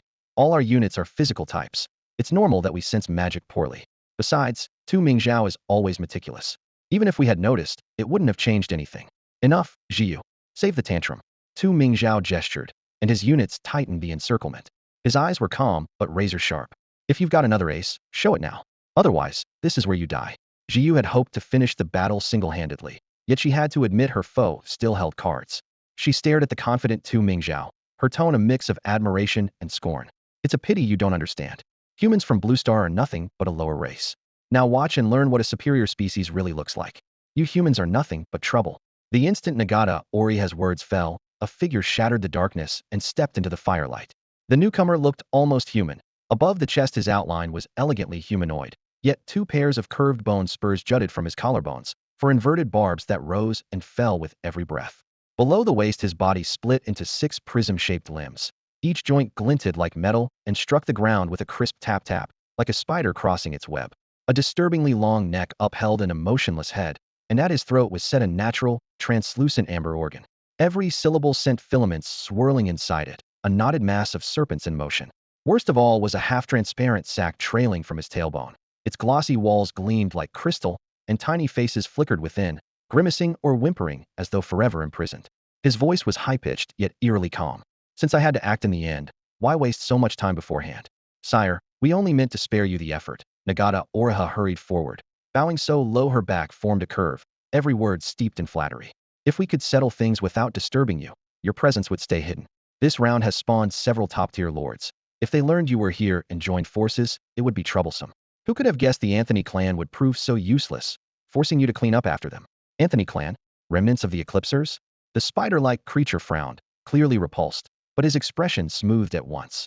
Do not measure my power through your blue star eyes, he said evenly. In this novice realm, I am the strongest among all 20-level lords. Numbers mean nothing to me. Yuluo clan. Tu Mingzhao recognized the insignia, and his face went pale. Why have you appeared in Blue Star's novice realm? His thoughts raced. The Yuluo were technically a lower race, yet they sat at the top of that tier, far above humanity. They had never shown up on the enemy lists aimed at Blue Star. Had they done so, mankind would not have survived this long. If a Yuluo lord was here in person, did that mean they had finally chosen to strike? Allow me to introduce myself. the spider being dipped his head. I am Yuluo Chinkue. His gaze settled on Tu Mingzhao, his tone still courteous yet brimmed with innate arrogance. This may be Blue Star's novice realm, but it does not truly belong to your kind. He spoke to Tu Mingzhao without the contempt he had shown Nagata Oraha, his voice steady, as if recounting a simple fact. By the rules of the battlefield of myriad realms, this pocket world is merely allotted to Blue Star. If a Blue Star native serves as an anchor and the right artifacts are used, descending into your novice realm is no great challenge at all. Upon hearing this, Tu Mingzhao's face darkened. Yuluo Chinkue might have sounded casual, but Tu, who understood something of the battlefield of 10,000 realms, knew it could never be simple for its restrictions to reach all the way into Blue Star's novice world. He ran through the possibilities. Those rat-like anti-human cells, even with the Anthony family behind them, couldn't possibly shake the rules of the battlefield on their own. What had really happened? How many Blue Star natives had already thrown in with the aliens? The questions churned until he no longer knew whom he could trust in this world. But there was no time to freeze. Forcing the chaos down, he fixed his gaze on Yuluo Chinkue and said in a low voice, Yuluo Chinkue, Blue Star and the Yuluo clan have always stayed out of each other's way. Your sudden appearance, are you declaring war on us? You misunderstand. Yuluo Chinkue shook his head, the hexagonal grids of his compound eyes flashing soundlessly. We left you alone because we didn't want trouble. Now the human alliance has shattered, and Blue Star is meat on the chopping block. Every race is carving off a share. The Yuluo are merely taking our slice. You've hoarded plenty of resources these years, and they'll serve us well. The human alliance has fallen? Tu Mingzhao felt as if thunder had struck his mind. That alliance was Blue Star's greatest support on the battlefield. If it had collapsed, the danger was unfathomable. Yuluo Chinkue studied him with something like pity. Poor, inferior species, your pillar topples, and you're the last to know. Maybe it's a blessing. The alliance bled you dry for years. Now the shackles are gone, and you might claw your way up if you survive the hunt. His gentle tone belied a certainty that Blue Star's future was already sealed. He raised his right hand. A dozen thin, gray-black neural threads writhed at his fingertips, part invitation, part command. This novice world is mine now. Choose join me, or stand against me. Join you and become your puppet? Tu Mingzhao met those layered lattice pupils and drew a steady breath. Blue Star may be weak, but our spine is unbroken. If you want to feast on us, let's see if your teeth are sharp enough. At his words, the bloodvine tree behind him lashed its branches. Dozens of giant seeds, quietly nurtured during their conversation, were bound in thick crimson tendrils like a row of scarlet shells and blasted toward Yuluo Chinkue. Tianai Yoli and the others were about to join in when Tu Mingzhao roared, Gano. Hearing Tu Mingzhao's shout, Tianai Yoli froze, thinking she had misheard. She was just about to ask when Tu Mingzhao, steering the bloodvine tree forward with its roots dragging heavily behind, barked, move. What are you waiting for? But, boss too. No buts. Tu Mingzhao cut her off, his voice hoarse yet unshakable. We're no match for him. They'll hold him here. Get out. Get the word out. If we keep stalling, none of us will escape. Tianai Yuli's knuckles whitened around her fists. She knew little about the Yuluo clan and even suspected that, if they fought together, they might not lose to this spider fiend. Retreating meant abandoning Tu Mingzhao alone on the field. Her heart tangled with her head, but as a soldier, she understood that the only choice now was to obey. She gritted her teeth and summoned the thundercloud dragon eagle. Its storm-dark wings swept low, without landing. Its talons clamped onto her arms, and it surged skyward. On the ground, the other team members wavered for just a heartbeat before acting. Some swallowed their frustration and pulled back at full speed. The rest, weighed down by heavy units or convinced the enemy was overrated, chose to stay. Roughly half remained. So decisive, Yuluo Chinkue said, his 8 long legs clicking over broken stone as his gaze traced Tu Mingzhao and the figures lifting into the air. Had you turned and run the moment you saw me, 1 or 2 of you might have gotten away. But we've been talking for quite a while, and I'm fully prepared. If I let you flee now, wouldn't that make our conversation pointless? The moment the words left him, nearly invisible strands lanced across the sky, a web spun out of thin air. The thundercloud dragon eagle slammed into it, and stuck fast. Its wings pounded furiously but failed to budge. Thunder boomed in its throat. A bolt of lightning slashed the threads, light exploding outward, yet the filaments only shivered before settling back into place. The threat escalated in an instant. Tianai Yuli's pupils contracted. Hanging from the eagle's talons would only weigh it down. She made a split-second call. Release me. Break free first. With a piercing shriek, the thundercloud dragon eagle let go. Deprived of support, she plummeted, but the height was too low to kill her. Even if she hit hard enough to break bones, once the eagle slipped the web, it could still scoop her up and fly. As soon as it tore loose, no matter her condition, the thundercloud dragon eagle would carry her away. However, the moment the thundercloud dragon eagle released its talons, Tianai Yuliho should have been plummeting was caught in midair by a nearly invisible filament drifting past. Before she could struggle, a second strand floated over and pierced straight into the crown of her head. As the thread burrowed into her mind, her limbs locked and her body froze. High above, the thundercloud dragon eagle likewise stopped beating its wings. Its pupils went glassy, clearly seized by the same power. Watch those puppet strings, they can take control of you. Tu Mingzhao shouted, voice raw with panic, while cursing his own carelessness. He had planned to use the exchange with Yuluo Qiankui to build up a powerful strike that might let his team escape, yet his opponent had laid a far crueler trap. The lesson was brutal. Against a true apex race, buying time is digging your own grave. Worse still, he might never get a second chance to learn it. Behind Yuluo Qiankui, a colossal spider the color of black iron slid into view. Planting its 8 legs, it silently placed itself between its master and a danger. The bloodvine tree's barbed lashes came down in a storm, but the spider's thick forelegs blocked every strike. Sparks flew where thorns scraped its carapace, yet not a single mark remained. Tu Mingzhao's heart sank, but there was no room left to retreat. Follow me, he snarled, and drove the bloodvine tree straight at Yuluo Qiankui. Only by forcing her to defend herself could he stop her from weaving more puppet strings and give the others a sliver of hope. The other 4 lords with glass units exchanged a glance and charged. 5 torrents of power surged forward, whipping the air so fiercely that even Yuluo Qiankui paused, her cold gaze resting on the oncoming wave of despair. Admirable courage, she murmured, lifting her palm. The giant spider thrust out its front legs like twin shields, sweeping across as milky white webbing sprayed forth, thick as half-set glue.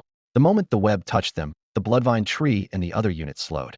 Hidden within the white strands, transparent puppet threads lurked like vipers, slipping past every defense to stab toward the 5 lords' crowns without warning. Yet even as every figure seized up, a bloodvine lash still whistled forward, nearly striking Yuluo Qiankui in the face. Had the spider's leg not risen in time, that vicious blow might have drawn blood. The web tightened around the bloodvine tree, but the crimson plant kept flailing, vines and spider silk grinding together in a shrill scrape. Yuluo Qiankui looked down at the defiant plant and let a faint smile touch her lips. Impressive intelligence, she mused, voice tinged with both praise and regret. Too bad its strength falls just short. That's all for today. Thank you so much for watching. I hope you guys enjoyed. If you wish to have another part of this recap, please give us at least 1,000 likes. Please don't forget to comment and subscribe to our channel for more content like this. Until next time.